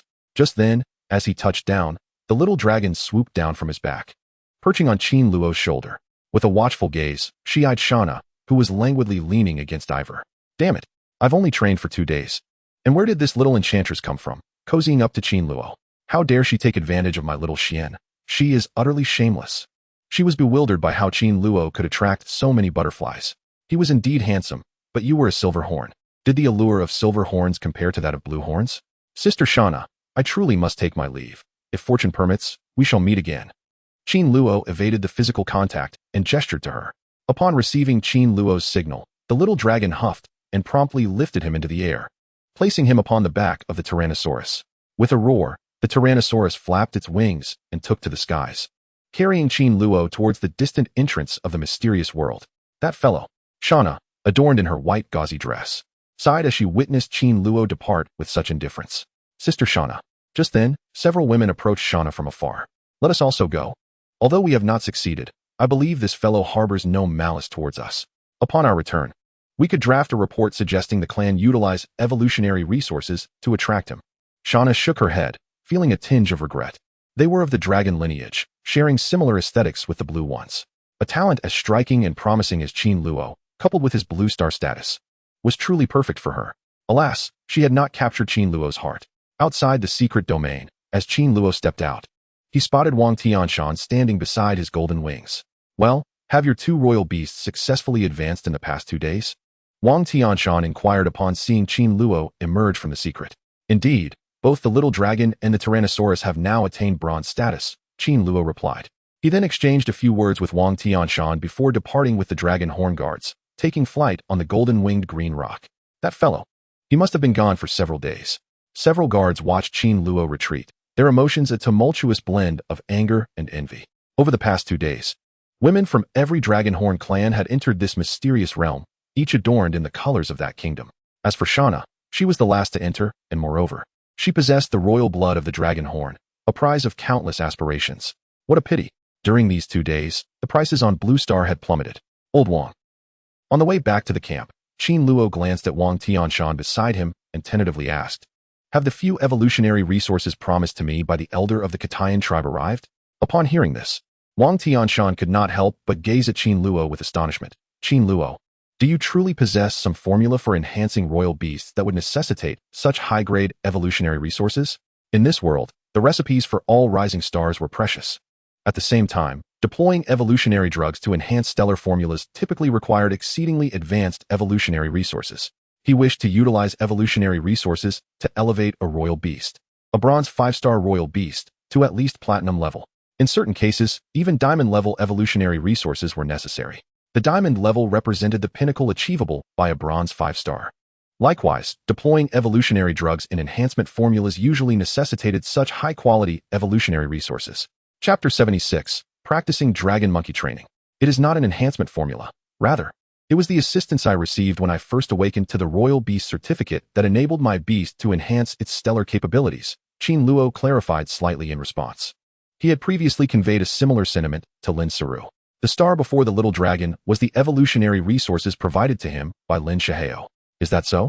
Upon hearing this, Wang Tianshan's eyes immediately sparkled with intrigue. The talent to awaken the royal beasts indeed exists, particularly suited for a unique type of royal beast, which subsequently aids this specific breed in ascending to the heavens. Even he himself possesses this talent, which is why he is regarded as the king of beasts. However, as he ascended to the level of a king, this talent began to wane. None of the sentinels under his command proved to be of any use. Simultaneously, most of the sentinels he had previously enhanced could no longer be improved further. This predicament is what has kept him ensnared upon the throne for such an extended period. Thinking of the evolution resources that Kazakhstan had promised you, Wang Tianshan spoke to Qin Luo. However, I entrusted all the evolution resources to your instructor, Rinya, yesterday. When we return, you may seek out your instructor to reclaim them. Very well, Qin Luo furrowed his brow. With these evolution resources, he could edit the Tyrannosaurus Rex to aid it in becoming a star. Moreover, Wang Tianshan continued, you have made significant contributions by granting us the Purple Rock Valley in that region. Based on your initial efforts, you shall receive a substantial amount of life essence this time. I also administered Rinya's original fluid to you yesterday. You may carry it with you upon your return. I understand. Thank you, Wang. Qin Luo expressed his gratitude sincerely. Wang Tianshan had once mentioned acquiring a considerable amount of life essence, undoubtedly a great deal. Concurrently, he was aware that during these past few days, while he was in that secret place, Wang Tianshan must have been striving diligently for himself. This prompted him to consider documenting everything. Ding. Within a brief span of 7 or 8 minutes across 2 confrontations, the golden-winged Qingpeng emerged victorious. Together with Wang Tianshan and Qin Luo, they descended onto the plaza, marking their first arrival from Blue Star. "Ah, I have other matters to attend to. You may return to your residence alone. If I happen to see you, Rinya will be informed of your return," Wang Tianshan stated, allowing the golden-winged greenpong to land in the plaza. "Goodbye, old Wang," Qin Luo nodded in acknowledgement. Wang Tianshan conveyed this to Qin Luo before departing towards the office building ahead. As Qin Luo observed Wang Tianshan's retreating figure, he made a mental note to head to his dormitory. His dormitory was the same room prepared for him by the staff prior to his expedition into the unknown realm. Besides the Beastmasters, the courtyard was populated with numerous staff members, crucial for maintaining the premises. "YVO, you're back." Upon arriving at the dormitory, some half-beasts residing there spotted him and greeted him. These beasts were fellow students from various universities, of the same age as Qin Luo, who had joined the interstellar orc forces against the Silverhorn just a few days prior. They had been waiting in the courtyard for 2 days while Qin Luo trained in the secret world, having not returned to Blue Star. During those days, the concealed ginkgo fruit trees were about to bloom, and the ginkgo fruits would bear fruit in that time. The king who had sat there 2 days prior had already indicated this. Any orc sentinel entering the secret realm would state the same. 1/3 of the silver star fruits obtained in the secret world could be retained, while the remainder could be converted into credits for their respective academies. As soon as this was mentioned, all the students in the classroom erupted with excitement. This was a splendid opportunity for them, one they might miss, potentially surpassing their competitors in their respective schools. Therefore, none among them wished to miss out on that secret place. Qin Luo was not a proud individual. Upon noticing someone greeting him, he would respond in kind. If someone had previously conversed with him, he would acknowledge them. "YVO, you seem well. By your capabilities. Did you receive any special treatment in the secret realm of Dragonstar?" Just as Qin Luo was nearing his dormitory, the door of the adjacent dormitory was suddenly pushed open. Donovan emerged, and upon seeing Qin Luo, Tang Mingxia shivered slightly before beginning to mock him. "Time will erase everything." It was evident that after 2 days, Tang Mingxia had recovered from her frustration of losing to Dragonstar. She now donned a white cartoon short-sleeve top and blue denim shorts, which perfectly accentuated her youthful figure. At the same time, as she spoke to Qin Luo, her eyes sparkled, and her face deliberately displayed a smile, as if hiding something within. "Mengxia, don't jest with me," Qin Luo retorted angrily. "I am not joking with you." Over these past 2 days, Fang Luotian from Zhongzhou University also ventured to the secret training grounds of Dragonhorn, returning only this morning with a girl from the Dragonhorn sect, hiding in his dormitory the plaza's sky. "A girl? Hold on." Tang Mingxia's words instantly unraveled the calmness within Qin Luo. He widened his eyes, feeling an odd sensation, yet simultaneously discomfort washed over him. He held no contempt for Fang Luotian. However, without Fang Luotian, he felt nothing at all. One could even sense an extraordinary will to strive for this world emanating from him. Yet, in stark contrast to Fang Luotian, he suddenly felt as though he was lacking something. Was it too late for regrets now? Waiting online was urgent. Indeed, I have never encountered someone so formidable before. Qin Luo mused with a hint of intrigue as he contemplated. "Mengxia, I have been diligently practicing dragon ape training these past 2 days. I am utterly exhausted and require some rest." With that, he opened the door to his dormitory and stepped inside. 2 days of forging dragons. Upon hearing Qin Luo's words, Tang Mingxia was completely taken aback. This guy's so straightforward. Nevertheless, they did not crumble under such circumstances. They remained rather endearing. Tang Mingxia was kind-hearted. Some speculated that Fang Luotian received treatment similar to what Qin Luo had experienced in Dragonhorn, perhaps even more. This made her look down upon her own true self while imagining Qin Luo's star-eye sword. So handsome, he must attract many butterflies. I fear I have grown accustomed to the beautiful women around me. I wonder if I, as his sister, have any chance. She gazed at Qin Luo's already closed dormitory, as if pondering something, and immediately returned to her room with a hint of blush, summoning her sentinel with a tripod. Her sentinel possessed insight. It was through this bird that she observed Qin Luo returning to his dormitory, prompting her to decide to step out. Quickly, Wu Suanfu had not lied to Tang Mingxia. He had spent a full 2 days in the Ipulong village, exerting great effort to restrain his temper. Thus, upon returning to his room, he took a shower, lay down on the bed, and fell into a deep slumber. Chapter 77, The Rex Sentinel Nest. It was not until Qin Luo stirred in his mind, hearing the doorbell ring, that he opened his eyes, quickly stood up, tidied himself, and opened the door. Rin standing at the door was Rinya. "Oh, are you resting?" As Rinya beheld the visage of Ephesus, she refrained from entering. Instead, she produced a regal ring and presented it to Ephesus, stating, "I have come to provide you with the evolutionary resources you previously requested from Casa, along with the life liquid." "Thank you," Rin Ever exclaimed. a glimmer of delight illuminating his face as he accepted the royal ring. Although the magic ring wielded spatial powers, the blue planet had uncovered a unique secret realm wherein a straightforward method to forge magic rings existed. Consequently, on the blue planet, low-tier sentinels were still remarkably affordable. Moreover, these rings could also serve as storage, resulting in nearly every orc possessing more than one. Subsequently, Rinya exchanged a few brief words with Qin Luo before departing shortly thereafter. Finally, he had obtained what he sought. On the other hand, as he glimpsed the orc ring in his hand after Rin Zhengfei's departure, a spark of excitement flickered in his eyes. Lost in thought, he closed the door. Upon returning to his chamber, he inhaled deeply and opened the royal ring to extract its contents. The first item he retrieved was 3 identical silver crystals emanating a faint glow. These silver crystals were stellar energy crystals, classified among diamond-tier evolutionary resources. Following this, he found a blood crystal and a green core. The blood crystal was a crystallization of dragon's blood, while the green core represented the essence of life. Both were diamond-tier evolutionary resources. He also discovered a small vial of life liquid within a crystal jar. It appeared translucent and devoid of color, yet was extraordinarily precious, an exquisite offering from the ancient gods. Qin Luo had expended considerable wealth on evolutionary resources, and with the assistance of the innate spirit pool, both Xiao Wan and the Tyrannosaurus Rex swiftly obtained a bronze medal. However, if sufficient resources were available, they could rapidly ascend from bronze to silver status. Even for silver-tier sentinels, it proved effective. Contemplating this, Qin Luo's mind surged as he combined the 3 stellar energy crystals, 1 dragon blood crystal, and 1 life core into the Palace of Rex. In the lair of the Rex Sentinel on Dragon Mountain, the Tyrannosaurus emitted a thunderous roar upon the sudden appearance of several evolutionary resources, casting powerful waves far into the distance. Clearly, the moment these resources manifested, he felt an irresistible pull towards them. Just as Qin Luo had aided the orcs in harnessing stellar power, some of his orc companions became the fortunate recipients of the evolutionary resources he had discovered. This led Qin Luo to ponder whether he had inadvertently utilized the orc editor.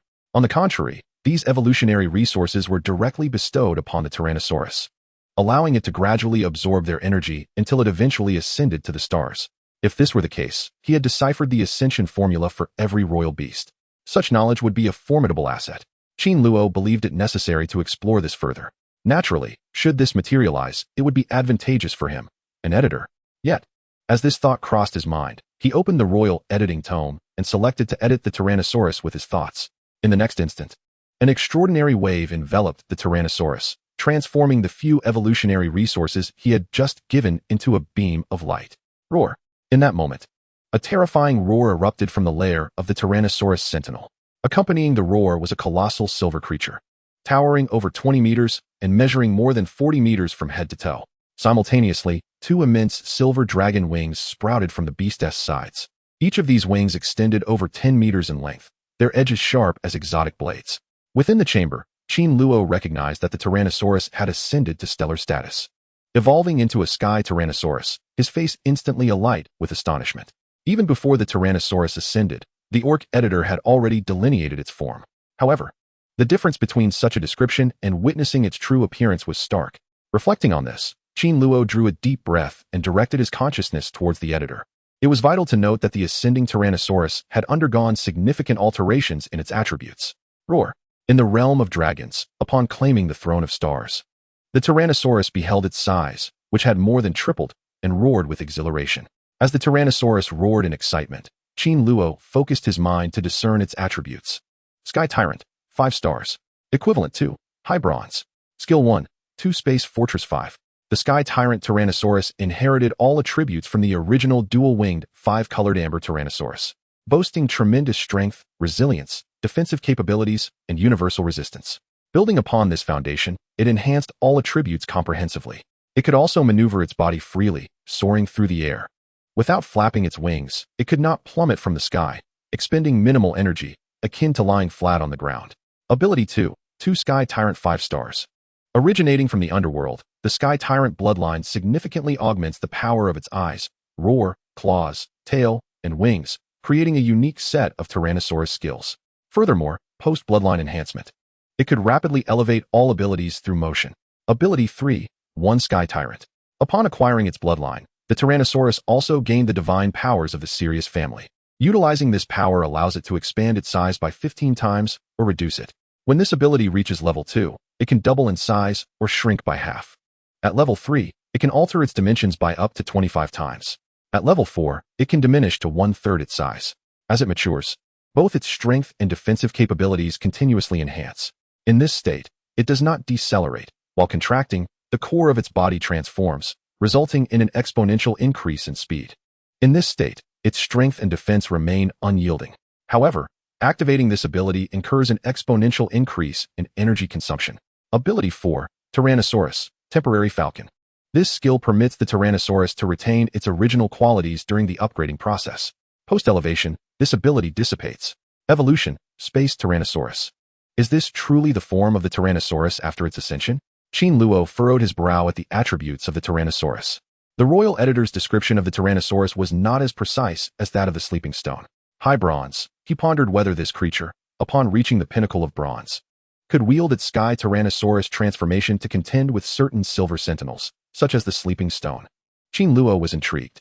Yet he surmised that unless the Sky Tyrant elevated its capabilities to the utmost, it would fall short. Naturally, should it maximize the power of the Sky Rex, the duration of its eruption would far exceed that of the immense sleeping stone. Chapter 78, Acquiring Abundant Silver Star Fruits. Should the critical point erupt, it would take less than 3 seconds. However, Qin Luo merely contemplated this without wasting time, for the bronze stage might merely be a transitional phase for the Tyrannosaurus. He withdrew his consciousness from the orc editor, his gaze landing upon the small vial of life liquid he had extracted earlier. Compared to 2 days ago, with the assistance of the Black Dragon Sphere and the innate spiritual pool, the previous generation of the Tyrannosaurus Rex ascended to the bronze stage. Only through this could its prowess truly soar. Thus, Qin Luo contemplated in his heart, extracting a small vial of primordial liquid and delivering it directly into the realm of the Tyrannosaurus Rex. Roar! The Tyrannosaurus bellowed, feeling the vitality coursing through its mouth, immediately swallowing both the U and the crystal vial containing it. Transmutation, Tyrannosaurus. Qin Luo's eyes blazed with fervor as he lamented that since the birth of the ancient divine star, circumstances had irrevocably changed. Otherwise, it would have been impossible for him to acquire such extraordinary treasures. It remained uncertain when the Tyrannosaurus would evolve into its silver form. Qin Luo's thoughts soared as he mused that when he returned to Blue Star, Qi Liang or Yi Chu might no longer pose a challenge for him. Even now, should he summon the Great Slumber Stone and its replicas, they would not be his match. However, the essence had yet to be summoned. He considered keeping it as a trump card, allowing it to slumber in its sentinel lair until the opportune moment. After all, he could afford to rest more soundly.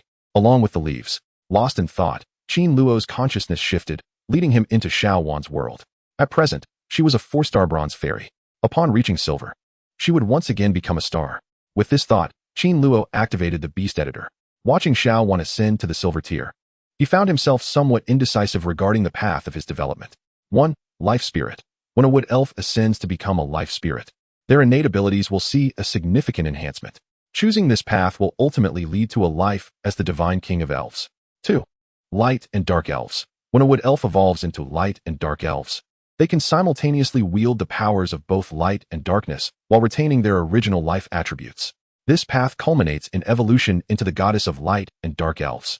3. Fallen Elf. When a fallen forest elf is elevated to a fallen elf, their physique will grow to match that of a normal human, with their heart undergoing minimal change aside from certain preferences in attire. Simultaneously, all their original abilities will be corrupted. For instance, their original mental magic will transmute into the dark arts of the fallen, capable of not only accelerating the restoration of a target's vitality, but ensnaring them in various illusions, thereby unlocking their potential and significantly enhancing their combat prowess. This path ultimately evolves into the goddess of fallen elves. 4. Pixie Queen. When a wood elf ascends to the Pixie Queen, she will inherit the legacy of the Pixie Queen from the underworld, gaining the ability to transform her palace into her own pixie realm. She can also utilize the spiritual world to nurture and create a pixie. However, choosing this evolutionary direction requires one to embrace the path of faith in deities, ultimately evolving into the goddess of life. Which path should one choose? Qin Luo gazed at the 4 ascending stars, hesitating momentarily. Based on ultimate potential, the first path of life spirit, the divine king, and ultimately the goddess of life were the most formidable. Yet, the birth of the Pixie Queen would ultimately alter her gender. He wondered if Xiao Wan would harbor resentment towards him for a lifetime should he make this choice. The path of the goddess of life was no less promising than that of the Pixie King, yet it might lead to unforeseen twists in future celestial ascensions. As for the second paths of the Light Elf, Dark Elf, and the third path of the Fallen Elf, they were currently the strongest options. It was best to await her ascent to the Silver Tier. Qin Luo retrieved a vial of pure life essence and transported it into Xiao Wan's world. This time, Wang Tianshan had generously provided him with 20 vials of the primordial liquid, according to the evolutionary patterns of royal beasts. The higher the quality of the royal beast, the greater the efficiency of absorption of evolutionary resources, which in turn resulted in comparatively lower consumption of these resources during evolution. Typically, an average of 10 vials of primordial life liquid could elevate a lower-tier bronze royal beast to silver status. Both Xiao Wan and the Tyrannosaurus Rex were not of low quality. One was 4-star, the other 5-star. The Tyrannosaurus Rex had also been among the previously elevated stars, already having ascended to bronze.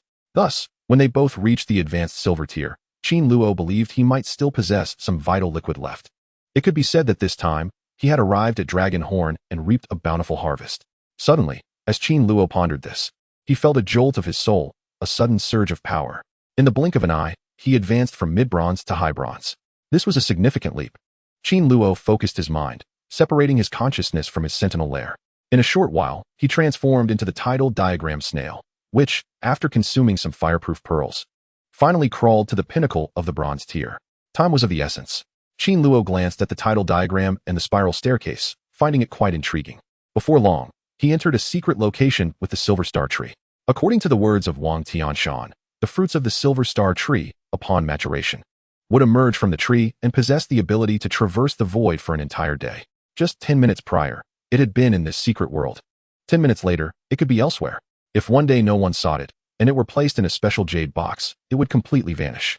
Only under the rarest circumstances would it fall to the ground, take root, and grow into another silver star fruit. Thus, finding the silver star fruit became a pressing issue. Therefore, the tidal diagram snail, having reached the top of the bronze statue, would undoubtedly alter the course of his journey in the floating land. He must endow it with power. Lost in thought, Qin Luo once again split his consciousness, descending upon Xiao Wan in the sentinel lair. Regardless of the developmental path he chose for her after her advancement, both required abundant resources. Hence, during this secret journey, he focused on acquiring what he desired, a substantial quantity of silver star fruits. It was speculated that once a majority of the silver star fruits in the secret world were gathered in his possession, perhaps there would be a royal-tier beast master who could not remain idle, offering treasures to his disciples and seeking to exchange them with him. Just as Qin Luo contemplated this, the lovely young girl next door, having flaunted her long white legs several times before him, had seen 2 days pass in the blink of an eye. Chapter 79, The Sea of Souls. In the training grounds, Qin Luo exerted himself, exhaled a sigh of relief, and then took a seat on the steps to rest. While resting, an idea struck him, and he split his consciousness, diving into the sentinel lair. There, he beheld the colossal form of the Tyrannosaurus Rex, pacing atop the Dragon Mountain in its world. This was a special training it had acquired after receiving the bloodline of the Heavenly Tyrant, enabling it to refine its mastery over the transformation into the Heavenly Tyrant. It also accelerated the organism's digestion of evolutionary resources. In merely 2 days, it had assimilated the vital signs from 5 vials of Qin Luo's life essence. The 5 vials of primordial life fluid had descended, and its restorative endeavors had reached a zenith akin to that of bronze as of yesterday noon. Today, it had ascended to the threshold of advanced silver. Observing its condition, Qin Luo sensed the mental resonance it imparted, prompting him to execute a mental maneuver and produce another small vial of primordial life fluid, which he hurled forth. A roar erupted. In the realm of dragons and beasts, the Tyrannosaurus Rex, upon witnessing the sudden manifestation of vitality before its eyes, opened its maw to inhale, swiftly engulfing the entire vial of life force. It downed it in one gulp. The diminutive vial was insufficient to induce any revulsion. Fortunately, the original liquid contained a remarkably potent essence of life. Upon swallowing that small vial, warmth began to envelop its entire being. In the square, as Qin Luo observed the Tyrannosaurus Rex continuing its training, a sudden thought struck him. He glanced towards another royal beast's lair, where the small one had also reached the pinnacle of bronze within 2 days. Although she had initially ranked 2 levels below the Tyrannosaurus Rex, her rate of absorbing life force surpassed that of the dinosaur. This revelation led Qin Luo to understand that the absorption rate of the primordial liquid was not solely dependent on the quality of the creature, but also on its intrinsic characteristics. While the Tyrannosaurus Rex was a living entity of flesh and blood, it paled in comparison to Wan, who was inherently capable of mastering life energy. Her absorption of the primordial solution was evidently more efficient. At that moment, after consuming the 7th vial of life fluid, Juan, like the Tyrannosaurus Rex, had reached the threshold for promotion to silver rank. Silver rank, Qin Luo murmured. He truly did not anticipate such a creation prior to this visit alongside the Tyrannosaurus Rex. Initially, when he was let out of Connecticut University by Renya, his aim was merely to secure a bronze version of himself. Yet now, Qin Luo felt utterly adrift. Even upon his return to Blue Star, Lin Saru would bring him back shadows, and he too would need to break through to the Silver Star level. Naturally, the 6th royal beast could not ascend without constraints. Such were the rules of the Beastman's curves. Contemplating this, Qin Luo devised a plan and tossed a vial of primordial liquid to Juan, as he administered the life fluid to her. A tempest of mental energy surged within her world, prompting her to inquire about the path of ascension to silver rank. What was the route to star elevation? His expression grew somewhat peculiar, yet he dared not disclose this to Juan. Should he fail to do so, it would spiral beyond his control. In the fervor of biological pursuit, he was almost certain she would embark on an evolutionary path, leading him down a path of perdition. However, this evolutionary trajectory, while transcending her ultimate potential, would ultimately remain somewhat inferior. Do not worry, I shall not let you oppose anything. I will certainly assist you in selecting your preferred evolutionary path, Qin Luo assured Juan on the spot. She immediately became invigorated, consuming the life fluid he had provided. Gulping it down, she filled her small belly. Soon, she felt dizzy, as if intoxicated, swaying within her realm. The little one. Qin Luo doted on her. He then withdrew his consciousness. Understanding the rates at which both Juan and the Tyrannosaurus Rex absorbed the life liquid, he estimated they would advance within a matter of minutes. As they progressed, they even possessed 2 pristine silver water vials in their grasp. Not every encounter would yield significant dormancy. Naturally, after their upgrade, he too could ascend to the copper pinnacle. Ugh, how long have you been punching, sweating so profusely? Just then, a bottle of water arrived, accompanied by a pair of fair thighs swaying in the sunlight. Wu Suanfu lifted his head to discover that it was the elder sister Tang Mingxia from next door come to see him. Sister, Qin Luo took the water bottle that Tang Mingxia had unceremoniously handed him and began to sip. The water she offered was no ordinary liquid. Rather, it was imbued with spiritual energy, capable of swiftly restoring one's strength. This was something Qin Luo had never consumed before. However, in recent days, Donovan had frequently visited him, and he contemplated the necessity of more upon his return to Blue Star. For him, this was less about empty words and more about pragmatic concerns. After all, since the Tyrannosaurus Rex had become a star, he had acquired the talent of a Skywalker and possessed incredible resilience. Yet, if it were for his parents, it would be all the better.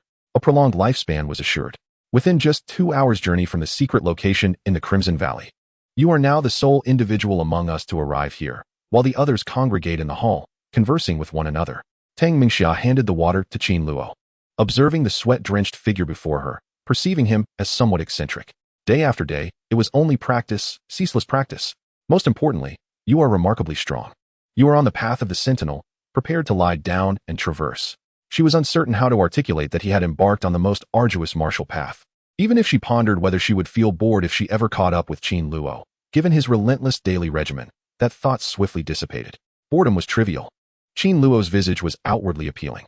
Tall and handsome, he strode confidently, a sight that sufficiently nourished her eyes.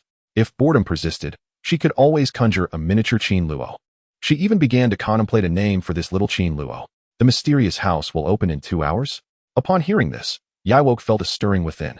Having nearly forgotten the passage of time during this training session, fortunately, his efforts bore fruit.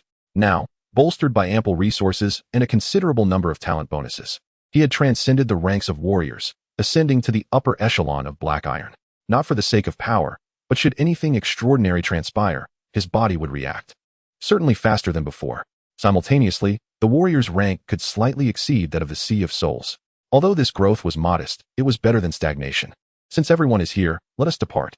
With that, Qin Luo rose from the steps, diverting his gaze from Tang Mingxia's alabaster legs. All right.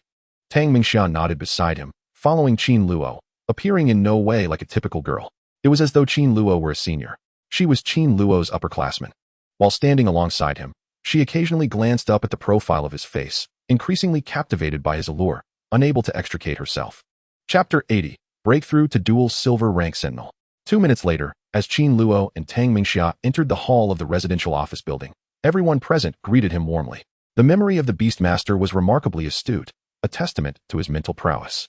In a few days, among the Dragon Star students present, none would be more familiar with one another than they. As for Qin Luo, he had just arrived at Dragonhorn Star, experiencing his first world war. Let all the orcs here remember his name. Qin Luo smiled in response to his greeting. He then traversed through the crowd, approaching Houghton, pacing a few feet above him. At that moment, Houghton and Parkyan were engaged in conversation across the square. As Qin Luo approached, he noticed a petite dragon girl seated beside Fong Luotian. Appearing diminutive and pitiful, this girl was the Dragonhorn maiden that Tang Mingxia had previously mentioned, brought back by Fong Luotian after his training. At this moment, the girl leaned closely against Fong Luotian, seemingly entirely reliant on the general. However, as Qin Luo drew nearer, the girl stood up, as if intending to head to the restroom. Ever, are you waiting for you? You go practice in the back. Upon seeing Qin Luo, he immediately spoke. Although Fong Luotian could be considered merely a handsome youth compared to Qin Luo, he was nonetheless quite appealing in comparison to others, especially with his languid demeanor, which seemed to captivate the little girl. Thus, Qin Luo was intrigued by how this individual had fallen for her. Most importantly, he drew a comparison. 2 days prior, when he reflected on the multitude of dragon women idling around Shana, he felt he had suffered a tremendous loss. Contemplating this, Qin Luo observed the dragon girl departing and promptly whispered, Fong Luotian, I saw the deep affection you shared with Little Yak, and later took a photo of you. Upon returning to Blue Star, I shall deliver it to Fong Luan. I believe she will be delighted for you. Fong Luotian's expression instantly shifted. Ever, when you reach that secret place, I shall accompany you, and with my strength, we will surely secure the most silver star fruits. How about a 70-30 split in my favor? He leaned closer, wrapping his arm around Qin Luo's neck, speaking with confidence. With his prowess, he suggested having a bronze orc sentinel accompany him, and upon obtaining the silver star fruits, the division would be 37 points, a proposition that few would refuse. Haha. Qin Luo smiled. Suddenly, a rumble echoed. At that moment, his aura began to shift rapidly. Had he finally broken through? Qin Luo's heart raced. He immediately altered his course, casting a glance at his 2 palaces. Upon witnessing this scene, he suddenly noticed the Tyrannosaurus Rex and Xiao Wan, at which point his breath dramatically changed. Particularly the Tyrannosaurus Rex, now standing atop the mountain of dragon beasts, gaping its mouth wide like an enraged whale swallowing seawater, siphoning in the waters. Within its sentinel's lair, it gulped countless spirits of dragons and beasts. Even as it absorbed them, its entire form underwent a tremendous transformation. Originally over 40 meters long and 20 meters tall, its size swelled by more than 10 meters in a brief span, reaching over 30 meters in height. From start to finish, its length exceeded 60 meters. Such a formidable size, perceived through human eyes, was utterly terrifying. If it were to stride through the city's center, it could potentially demolish a building with a mere flick of its tail. Silver class. At that moment, the Tyrannosaurus Rex suddenly ascended to silver. Moreover, it became a 5-star silver dragon. Simultaneously, as the Tyrannosaurus Rex transitioned to silver, a torrent of power began surging into Qin Luo's body, starting to resonate back to him. Yet, there were other reasons. Wu Suanfu's heart stirred, awakening him to the world of Xiao Wan. Upon witnessing this, he immediately realized that at this moment, Xiao Wan had inexplicably collapsed against the oldest tree at the center of her world. Now, all the ancient trees in Xiao Wan's realm glowed, and these lights intertwined like a green sea, enveloping Xiao Wan's petite form. It accelerated her breathing, akin to that of the Tyrannosaurus Rex. Qin Luo. As Qin Luo's consciousness descended, it seemed to sense his gaze.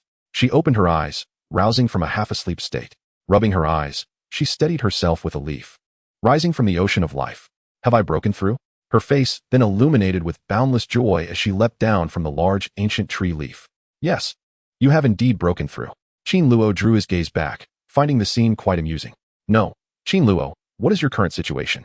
As Qin Luo retracted his awareness, he beheld the square sky around his shoulders, with astonished expressions fixed upon him.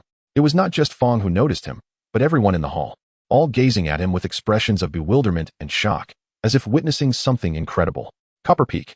Yet, in the blink of an eye, Fong Luotian regained his composure.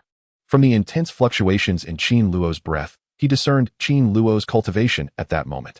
What happened? Qin Luo was astonished. It entirely depended on what he had done.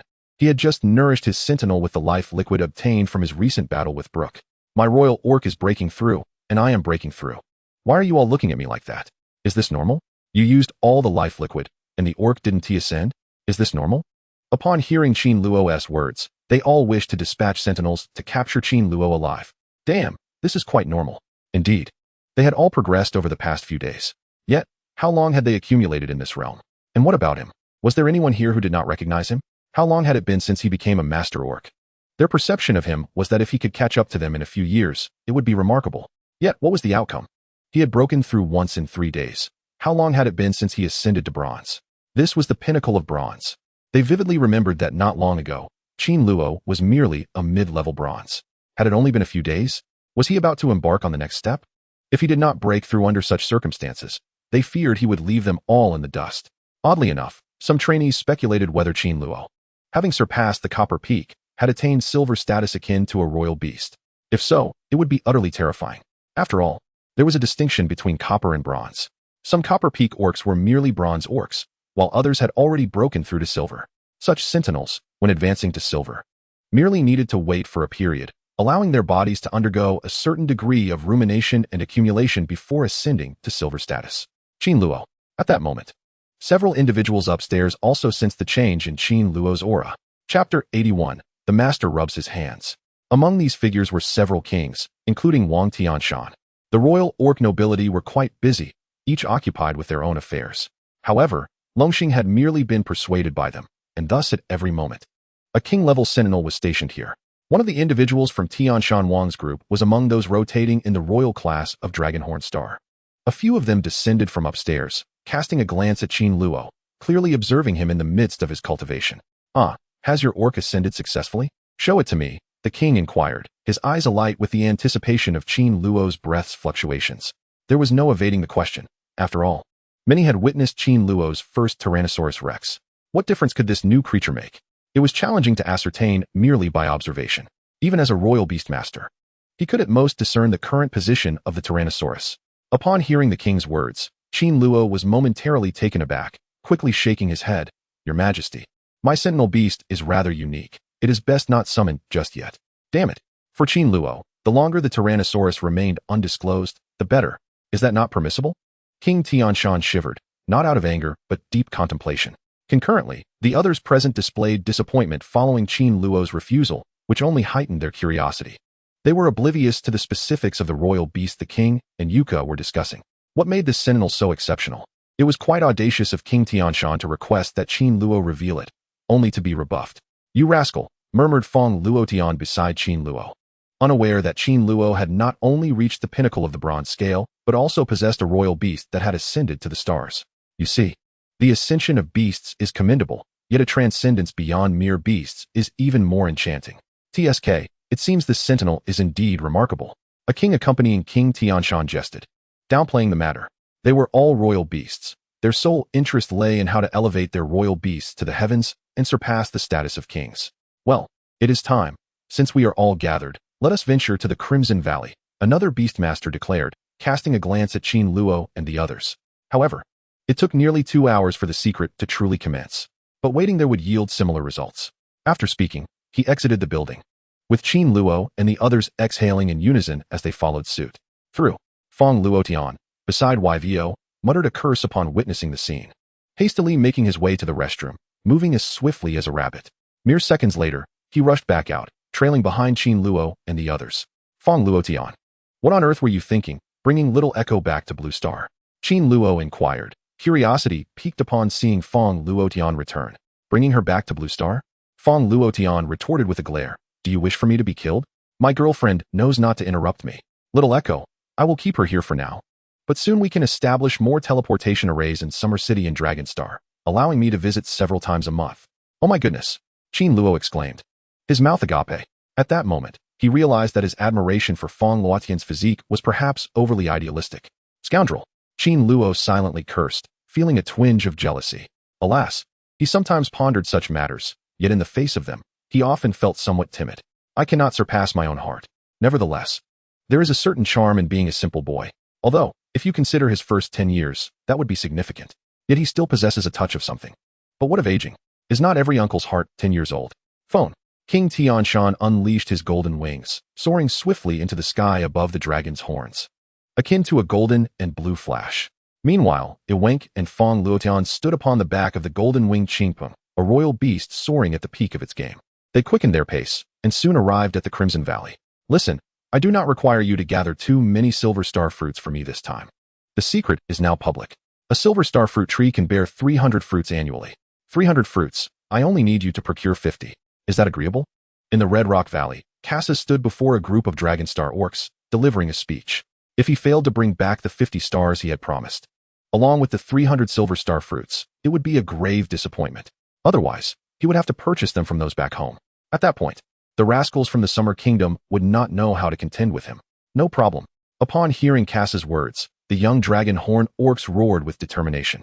Should they fail to secure 50 silver stars, one among them would find a sow and crash into her to avoid embarrassment.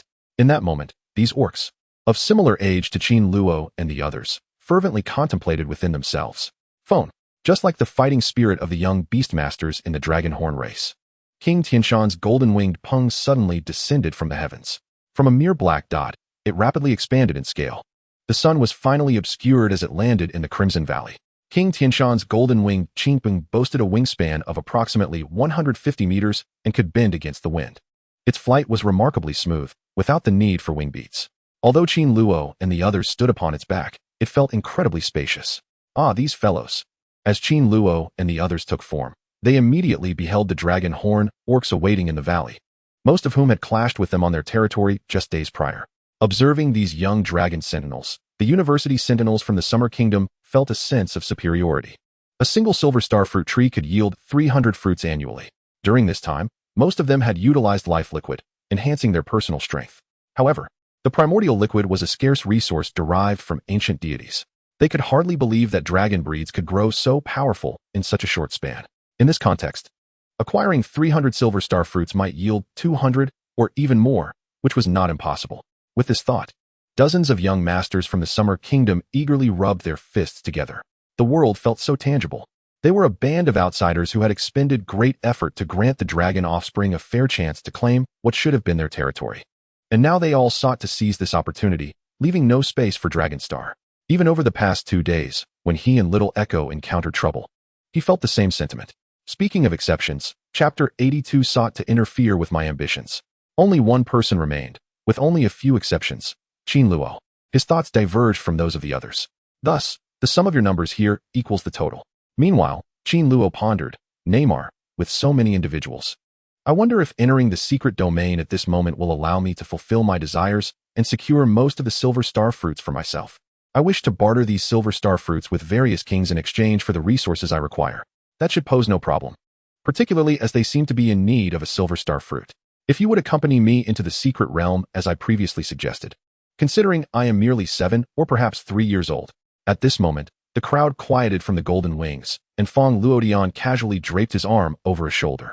He was unrivaled in the entire enigma, wishing to bring Qin Luo along merely to gaze upon his beauty and bestow upon him some advantage. Moreover, the silver star fruit is solely beneficial to silver-tier sentinels. Among his few royal beasts, only 2 had yet to reach the pinnacle of silver rank. Thus, he did not require an abundance of silver star fruits. Furthermore, not all royal beasts are capable of advancing using silver rank. The utilization of silver star fruits is subject to more restrictions than that of the original liquid. Only sentinels possessing star attributes can employ silver star fruits to expedite their progression. I would rather not, Qin Luo replied, shaking his head. During this secret expedition, I intend to wander alone, preferably to purchase something, or perhaps nothing at all. You simply do not wish to tarnish your reputation. Fong Luotian scoffed upon hearing Qin Luo's refusal. Come with me. I shall offer you a reward, and you will earn quite a fortune. Upon exiting the mysterious realm, the silver star fruits at your disposal will swiftly elevate your status as a beast sentinel. Alternatively, you could refrain from using them all and sell them for the evolutionary resources you require, despite their unpleasant odor. Not far off, the minister overheard Fong Luotian's words, a wave of envy washing over him.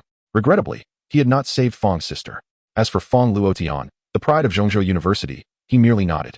After all, his realm was far from stagnant. In their Qingyan University, he was indeed their prized jewel. Even in Jiangzhou, he ranked first. However, when one surveyed the 9 states of summer, he did not appear so remarkable, not yet among the elite of the talent hierarchy. Nonetheless, Fong Luotian uttered no further persuasion upon Qin Luo's second refusal, choosing instead to refrain from dampening his spirit. If you disregard the Elder's Counsel, misfortune shall befall you. As he stumbled through the journey to the secret realm, he would come to realize his own goodness, Qin Luo. Yet, although Fong Luotian did not press Qin Luo further, he did not deflate his morale. He regarded Qin Luo thoughtfully and suddenly inquired, "Earlier, while I was practicing outside, Longhao sent me a small echo. I imagine you must have received the same treatment?" At that moment, Wang Tianshan and the others found themselves engulfed in the Red Fire Valley, their spiritual energies enveloping them, ensuring that the distant dragon hatchlings remained oblivious to their sounds. Otherwise, Fang Luotian would not have dared to pose such questions, lest the dragon-horned beings in the distance extract his heart. However, it was indeed the dragon horn that brought this about. Yet, one could not allow it to surface, otherwise, others would feel shame, being pinned against the wall to endure. Do not mention the kettle. Qin Luo inhaled deeply, his expression darkening as he muttered a curse under his breath. However, as Qin Luo felt disheartened, Tang Mingxia blinked curiously, gazing at him with evident interest. Indeed, there were a few. I initially released them, hoping to scare them away. After crying out a few times, they fled, but they returned seeking more. I struck them for 3 days, hardly making contact. Fang Luotian's eyes widened in disbelief. If you could endure for 3 days, that would be commendable. Yet, allowing a Tyrannosaurus to frighten a little girl to the point of tears? What kind of operation was that? A cosmic alloy steel straight man? At the same time, Qin Luo spoke, and several royal orc figures standing before Wang Tianshan bore peculiar expressions. You do not wish to spend the latter half of your life without a girlfriend, do you? In the fields, sensing a modicum of joy, perhaps from Tang Mingxia and a few others, these days, they too would feel a tinge of vexation if devoid of emotional intelligence. Of course, when they were jubilant, they would also experience a hint of distress. Such ironclad bonds are not easily conquered. After a brief exchange of pleasantries, they entered the fiery valley, where a sudden buzzing sound erupted. In an instant, the space transformed into a silvery hue, reminiscent of a vast screen spanning the sky. Was that a poplar tree? After a while, Xia Long and the dragon-horned half-orcs peered out the window, beholding a towering fruit tree stretching forth from the screen. This tree was colossal, its branches likely several miles long, seemingly covering the entire sky. Just as all eyes were drawn to the grand tree, it suddenly trembled, and all the silver star fruits flew from its boughs, cascading into the stream, their destination unknown. All personnel, prepare to enter the secret realm. Witnessing this scene, Wang Tianshan and the others commanded, summoning their spiritual powers to drag Qin Luo and the others through the void, transporting them to the valley's precipice like a grand screen. Is this how one enters the secret realm? Jakisi, why did you not inform us? A student mumbled. However, before his words could settle, their formation transformed into a stream of light, vanishing instantly into the silvery expanse overhead. Subsequently, a wave of dizziness overcame them, and they found themselves ensnared within a colossal enigma. Simultaneously, not far from them, dozens of orc beings from Silver Horn emerged. Songshan, Qiyongla, we must depart. One of the students, upon landing, surveyed his surroundings, rallied a teammate he deemed agreeable, then signaled to the others before hastily retreating. This mysterious journey could last no more than a day. Moreover, as they were all rivals, time was certainly of the essence. Hurry, hurry, hurry. On one side lay the blue star, and as someone charged forth, on the other side, the silver-horned sentinels quaked in trepidation, akin to a swarm, surging forth. In this secretive expedition, it seemed they were fighting for their very lives. Oh heavens! Witnessing this spectacle, Fang Luotian and the others altered their perceptions. This journey to the mysterious world was a matter of strength, but also of luck. Luck outweighed strength and significance. Should they delay, all the silver stars and fruits would be seized by the dragon-horned folk, subjecting them to disgrace, driven from their homes. Let us proceed as well. Fang Luotian hesitated momentarily, exchanged a glance with Qin Luo, and then moved forward decisively, as if he too were prepared to take the plunge. Evo, would you like me to accompany you? Tang Mingxia suddenly approached Yunk, inquiring. I would rather not. Qin Luo's expression shifted. As others departed, one leaves behind certain things. Do you wish to interfere with my ambitions? Chapter 83, Searching Everywhere. Do not even think about it. Witnessing the terror etched upon Qin Luo's face, Tang Mingxia gritted her teeth. Qin Luo's eyes widened, and he soared forth, leaving the vicinity in an instant. All right, everyone, let us commence our work. After a while, Qin Luo noticed that everyone had departed, and a brilliant idea struck him. He summoned 4 complete tide map snails before him, 1 original, 1 replica, and 2 illusions. Yet, they all possessed identical capabilities, including treasure-seeking prowess and the ability to generate real-time mini-maps. This isolated enclave was not devoid of peril. Aside from the towering ginkgo tree, the secret realm teemed with indigenous monsters, posing threats or hindrances in such an environment. The tide maps, small and real-time, would undoubtedly prove to be the most invaluable assets. The treasure hunting expedition had commenced. Qin Luo summoned the tide maps, and, with a mental exertion, scattered them in 4 different directions. As the snails ascended to the summit of the black iron scales, their mini-maps would reveal everything within a 2-kilometer radius. At this moment, upon reaching the pinnacle score on the bronze plate, this ability would manifest. How extensive would the dissemination of the 4 tide maps be in their respective directions? Those with mathematical inclinations, please step forward. This is urgent. With a swift motion, at Qin Luo's command, the 4 tide map snails embarked on their journey. Once the bronze level reached its zenith, his power surged to another level, manifesting in speed akin to a brilliant flash, soaring into the distance. Soon, the 4 snails bore the royal rings bestowed by Qin Luo.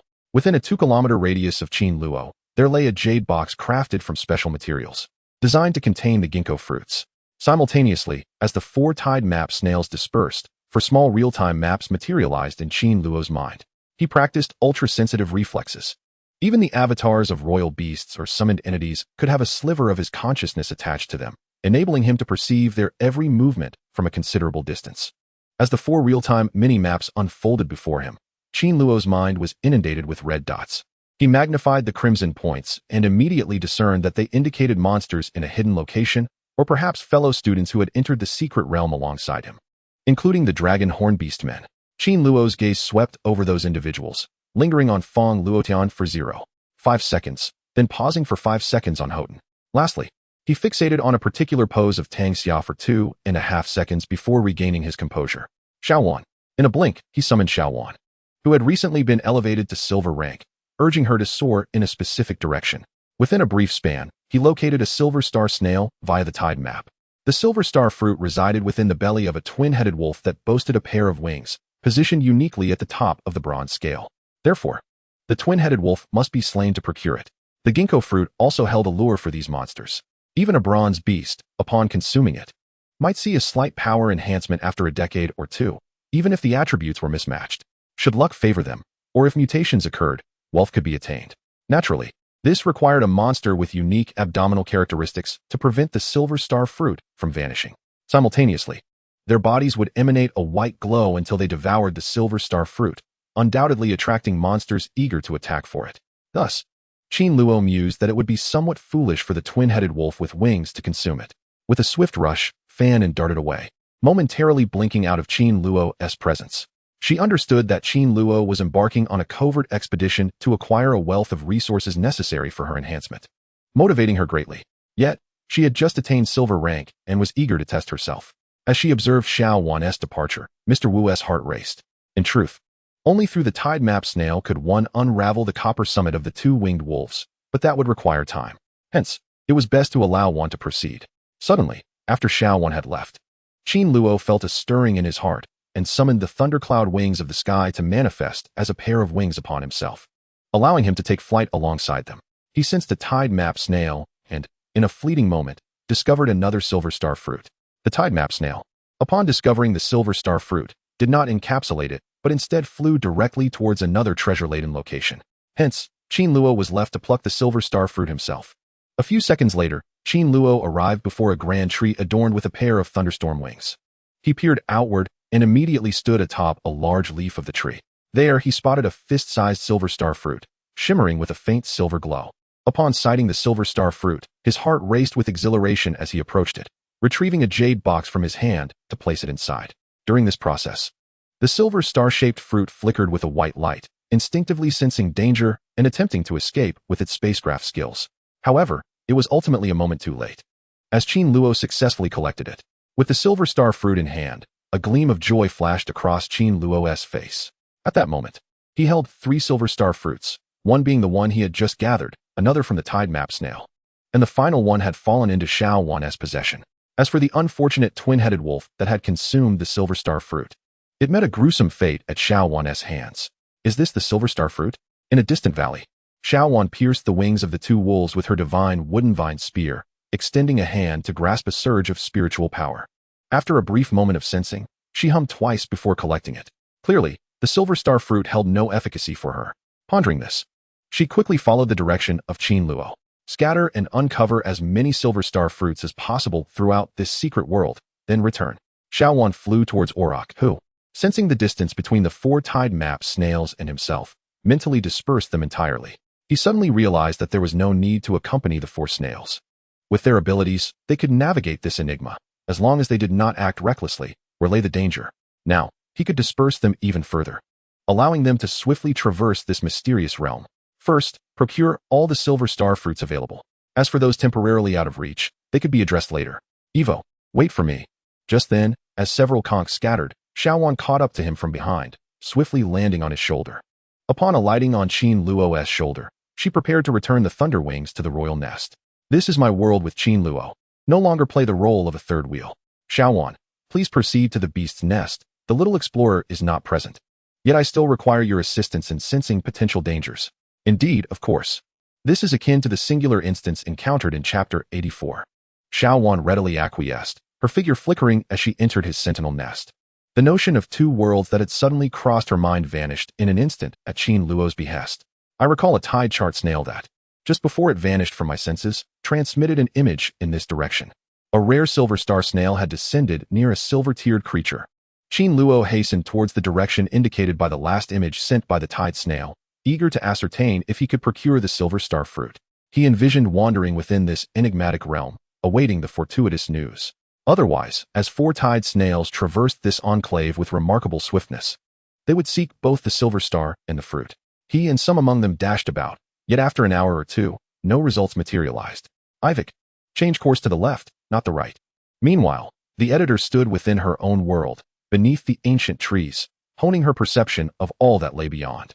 She ought to possess considerable insight. Within the sentinel's nest, her senses grew more acute, allowing her to preemptively avert numerous dangers for Ivok. Soon, in a concealed area, 3 half-orc warriors from the Summer Kingdom dispatched a pack of grim-faced, silver moon flying wolves before soaring in a particular direction. Moments ago, they had been at a considerable distance, but now they spotted a silver star fruit glimmering on a distant hillside. Had the silver moon flying wolves not been so short-sighted, they would have already claimed the silver star fruit. Why the haste, fearing the silver star might fly away once more? Yet, as they hastened, a ring of light flashed from the opposite side of the slope, sweeping across a large stone on the hillside, seizing the silver star fruit before swiftly departing. Crouch down. What is that? Return my silver star fruit. However, the sentinels that dashed past seemed to vanish in the blink of an eye. The very silver star fruit they had been observing was now gone. Upon hearing this, their fury ignited, and they scrambled up the hill. Yet, as he ascended, he glanced around and beheld the shadow he had seen moments ago. Unbeknownst to them, within this concealed location, they were not the only ones encountering such circumstances. Damn, what the hell is that? I feel a bit like a royal beast of the mother sheep. No way, how could this be? The tide chart snail merely represented a bronze peak. Compared to most of the trainees who had entered this secret domain, it was merely a minor enhancement, especially when juxtaposed with silver-tiered sentinels. Yet it possessed the ability to treasure hunt, capable of sensing the scent of treasures. It boasted a small real-time map, detecting any crises within a 2-kilometer radius. These two abilities, unrelated to combat, rendered it remarkably brilliant within this mysterious world. In a fleeting moment, countless star fruits fell into its possession. Even Qin Luo remained oblivious. For at this juncture, once the tide reflected the snail's position, it had already traversed 20 to 30 miles from its previous location. Despite his extensive practice in telepathy, he would lose sight of them. One could only ascertain their approximate direction through perception, issuing them simple commands, akin to herding them back or anchoring them in place. A bit more to the left. There seems to be something there. Qin Luo, accompanied by the thunder punishment cloud wings, soared through the skies, guided by Xiaowan. What is wrong? What is happening? Upon hearing Xiaowan's words, Qin Luo's heart raced as he altered his course. Before long, he discerned the sounds of combat resonating in the distance. He immediately flew another 100 meters, witnessing 2 horned youths and a young girl commanding their own sentinels against the silver flying Tiger King. The White Tiger King, confronted by 3 bronze half-orcs from the Dragonhorn clan, played a mere supporting role amidst the slaughter. After all, the 3 Dragonhorn bronze-tier sentinels wielded silver-tier sentinels. Thus, as Qin Luo observed, he saw the airborne White Tiger King on the verge of being subdued by them. At that moment, these Dragonhorn Beastmasters were not far from the Silver Star Fruit. So this is it. Taking in his surroundings, Qin Luo's heart raced. He recalled a prior image of the snail, transmitted to him before its departure. This was the site of the recorded event. Lost in thought, Qin Luo lifted his gaze. There, atop the distant hill, he spotted a fruit resembling a silver star. The earlier tide chart snail had communicated to him that a silver-tier creature lurked near the Silver Star Fruit. The silver-clad creature was evidently the flying White Tiger King. I feel a bit awkward, but encountering you truly is unfortunate. Observing the scene of several dragon-horned beastmen alongside the flying white tiger king stirred his heart. In the next moment, he summoned a colossal Tyrannosaurus Rex, which abruptly materialized 100 meters away. Ascending to the silver tier, Qin Luo could effortlessly launch it over a kilometer. With a resounding roar, as the Tyrannosaurus Rex was summoned, its form transformed, tripling in size. It appeared that due to its dragon lineage, the Tyrannosaurus Rex had gained the ability to master speed, moving with remarkable swiftness. Within mere days, it had been honing its transformation into the heavenly tyrant due to its breakthrough. This one, their inherited incarnation's bloodline, was enhanced to level 2. In that moment, the Tyrannosaurus Rex, now 3 times its original size, reached over 60 meters in height and 120 meters in length. Such a massive physique allowed it to ascend the hill step by step, each footfall resonating powerfully. With a mighty roar, in the blink of an eye, it stood atop the hill, resembling the ruler of the world, opening its maw to unleash a thunderous roar, exuding an intimidating presence. What is this? On the hillside, the 3 dragon-horned beastmen preparing to eliminate the flying white tiger king. Upon witnessing the Tyrannosaurus Rex fully revealed, their pupils dilated in shock. They appeared utterly terrified. Even when the white tiger king soared back into the sky, they forgot to intercept. No, this is worth more than gold. Damn it, what is happening? We must flee. One of the dragon-horned beastmen stared at the Tyrannosaurus Rex, its icy gaze trembling momentarily. Then he shouted, hastily leaping into his rushing royal beast before swiftly retreating into the distance. Flee, flee. Simultaneously, the other 2 dragon-horned beastmen reacted as well. Soon, he commanded his sentinel to flee from the mountain alongside him. Atop the hill, the Tyrannosaurus Rex observed the rapidly escaping dragon-horned beastmen, grumbling as it picked up the nearby silver star fruit with its snout.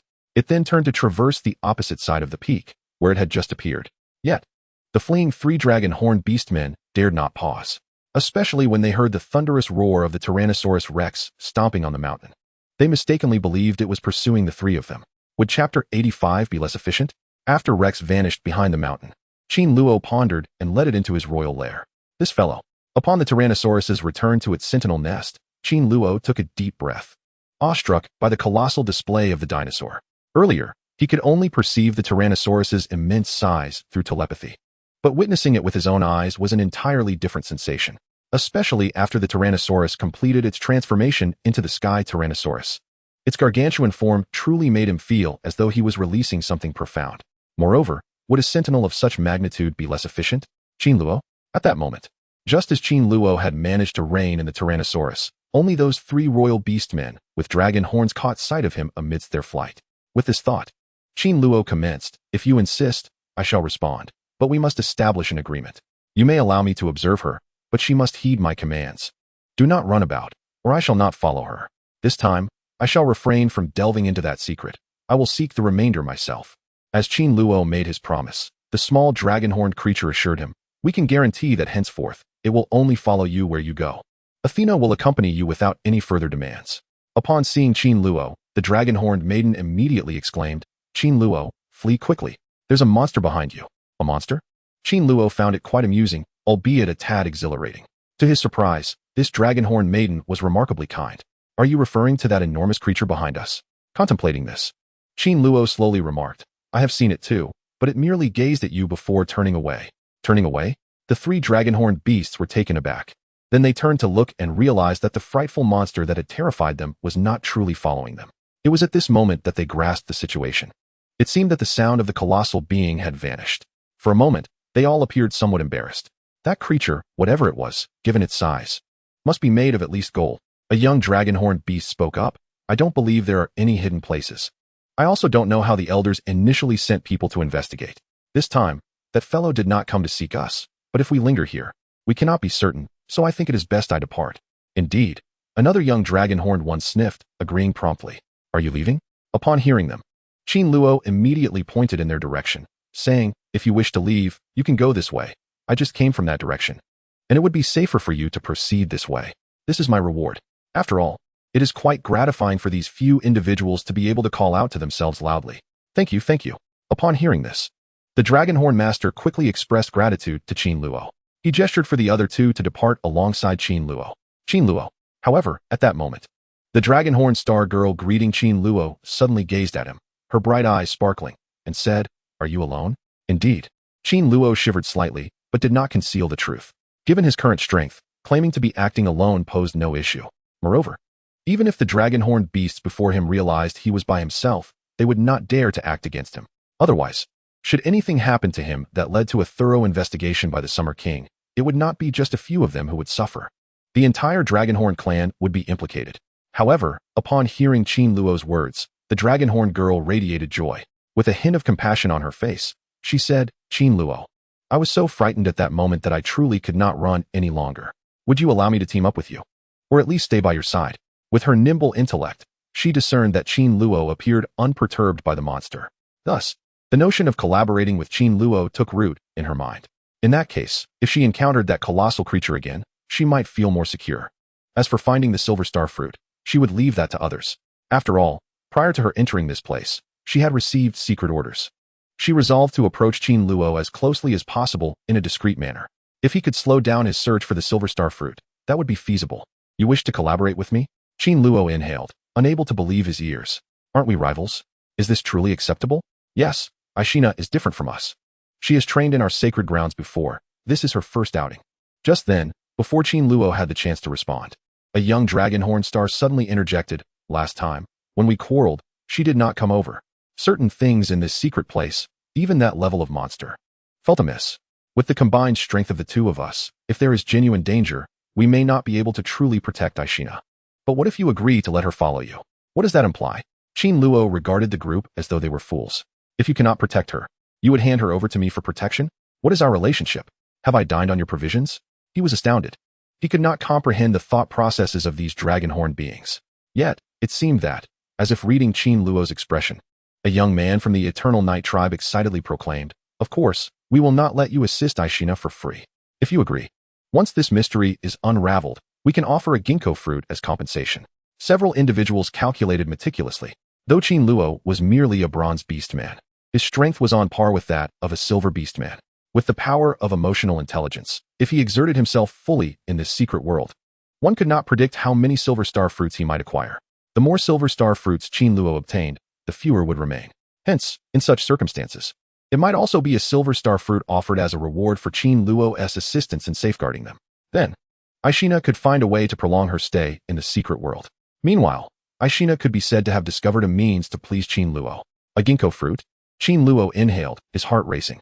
Suddenly, something smelled incredibly fragrant. At that moment, he abruptly realized that during this journey to the underworld, he need not lift a finger. For all he had to do was wait for the 4 tidal snails to navigate through the enigma. At that time, the silver star fruits that had previously eluded them might have transformed. So what more could he be needed for? His 4 tidal map snails likely took only a few dozen minutes to circle around this floating land 2 or 3 times. In this secret place, there were only a scant few silver star fruits. In this context, he merely needed to converse with a dragon-horned maiden named Athena, guiding her through this enigmatic realm and engaging in playful activities together. Subsequently, he could procure a silver star fruit, which was a remarkably economical endeavor. Well then, Chapter 86, The Quest for a Silver Star Fruit. In Qin Luo's perspective, their next desire was to acquire it here, rather than venturing elsewhere. For them, the only source of joy for Qin Luo would be to remain idle and slumber in this place. Indeed, Ashina simultaneously clasped her hands before Qin Luo, repeatedly assuring him a cooling down was necessary. Upon hearing this, Qin Luo reluctantly acquiesced. With his consent, the 2 little lobsters that had left Ashina and Qin Luo's care swiftly departed. "Evo, where shall we go next?" After the 2 dragon-horned youths had left, Ashina approached Qin Luo and inquired. Clad in a form-fitting black outfit that accentuated her petite figure, she exuded an aura of allure. "We can linger around here, or I can accompany you to any place of your choosing, but I must avoid perilous locations." Qin Luo was apprehensive of complications. Yet, having been compensated, it was only natural for him to feel gratified with his services. "So, just meandering around here?" Ashina recoiled at Qin Luo's words, gazing at him incredulously. "What was that you just said? What seems to be the issue?" Qin Luo responded. "No." Ashina hastily shook her head. Regardless, for her, if she truly went nowhere, emotional intelligence would be her wisest choice. After pondering, she promptly revealed a bird and drew closer to Qin Luo, curiously asking, "I am merely intrigued. You didn't come to this secret place merely to seek the silver star fruit, did you? Why do I appear so captivating to you? Are you not interested?" Qin Luo shook his head. How could I not be fascinated by an evolutionary resource that allows sentinels to significantly accelerate their progress? Do you possess 4 silver ginkgo fruits? Ashina sniffed the air, her eyes widening in astonishment. Actually, not 4, only 3 at present. Upon seeing Ashina's expression, Ayek waved his hand, producing 3 jade boxes and placing them before her. But didn't you promise to return 1 to me? That makes 4 in total. As Qin Luo's voice diminished, he immediately directed his gaze towards the 3 jade boxes in his possession. How did you acquire these? She inhaled deeply, staring at Qin Luo in disbelief. I merely picked it up while walking. Yes, one of them was from the belly of a 2-headed wind wolf. That fool was foolish enough to swallow it. The other was initially discovered by your dragon-horned beastmen, but they were frightened away by a monster, allowing me to seize the opportunity. By the way, you don't mind me saying this, do you? If this is your good fortune, I have no objections. Ashina inhaled sharply, rendered speechless. She and her 2 former companions had searched for half a day after entering the secret world to find a single silver star fruit. But Qin Luo? How long had it been? In that moment, she felt her recent decision was indeed correct. If Qin Luo was fortunate, had it not been for her, he would have already discovered the means to enter the secret world and remained oblivious to how many silver star fruits he might require. Yet now, she observed Qin Luo, noting how he occasionally meandered nearby, causing her heart to swell with pride, believing her beauty had captivated his emotional intelligence.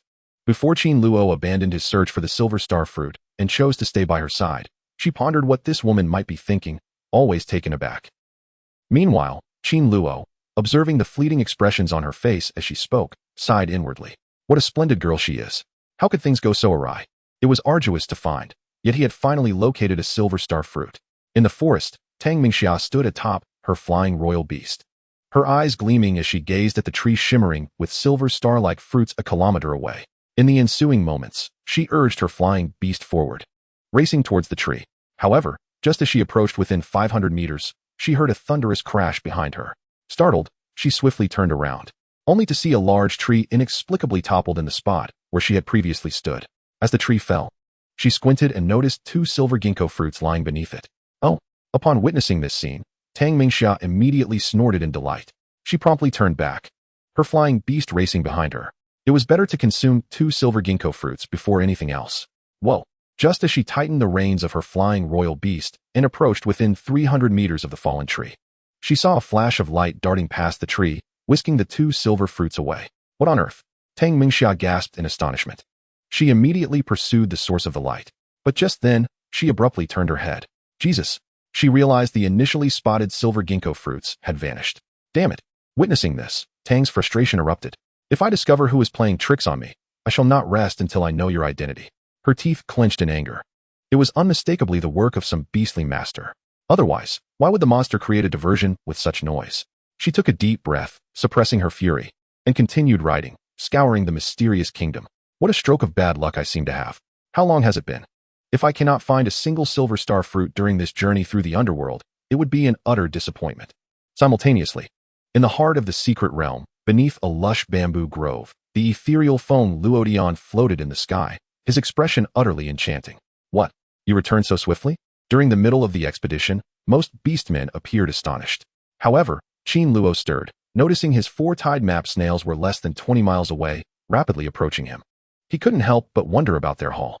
Qin Luo sensed the locations of the 4 tide map snails, but refrained from communicating with them.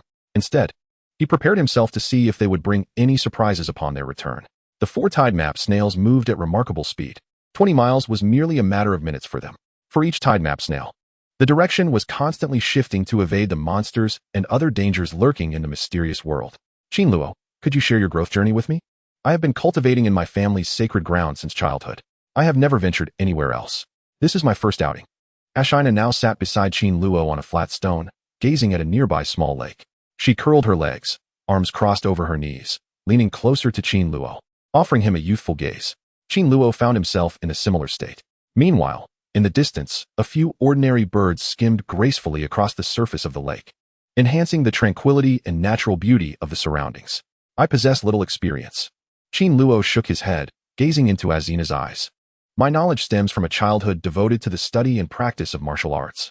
A little over a month ago, I awakened the certificate of the Beastmaster, and today I have achieved 1 level, followed by 2 levels tomorrow. As we navigate the intermittent path that has led us to this moment, you have arrived, Dragonhorn.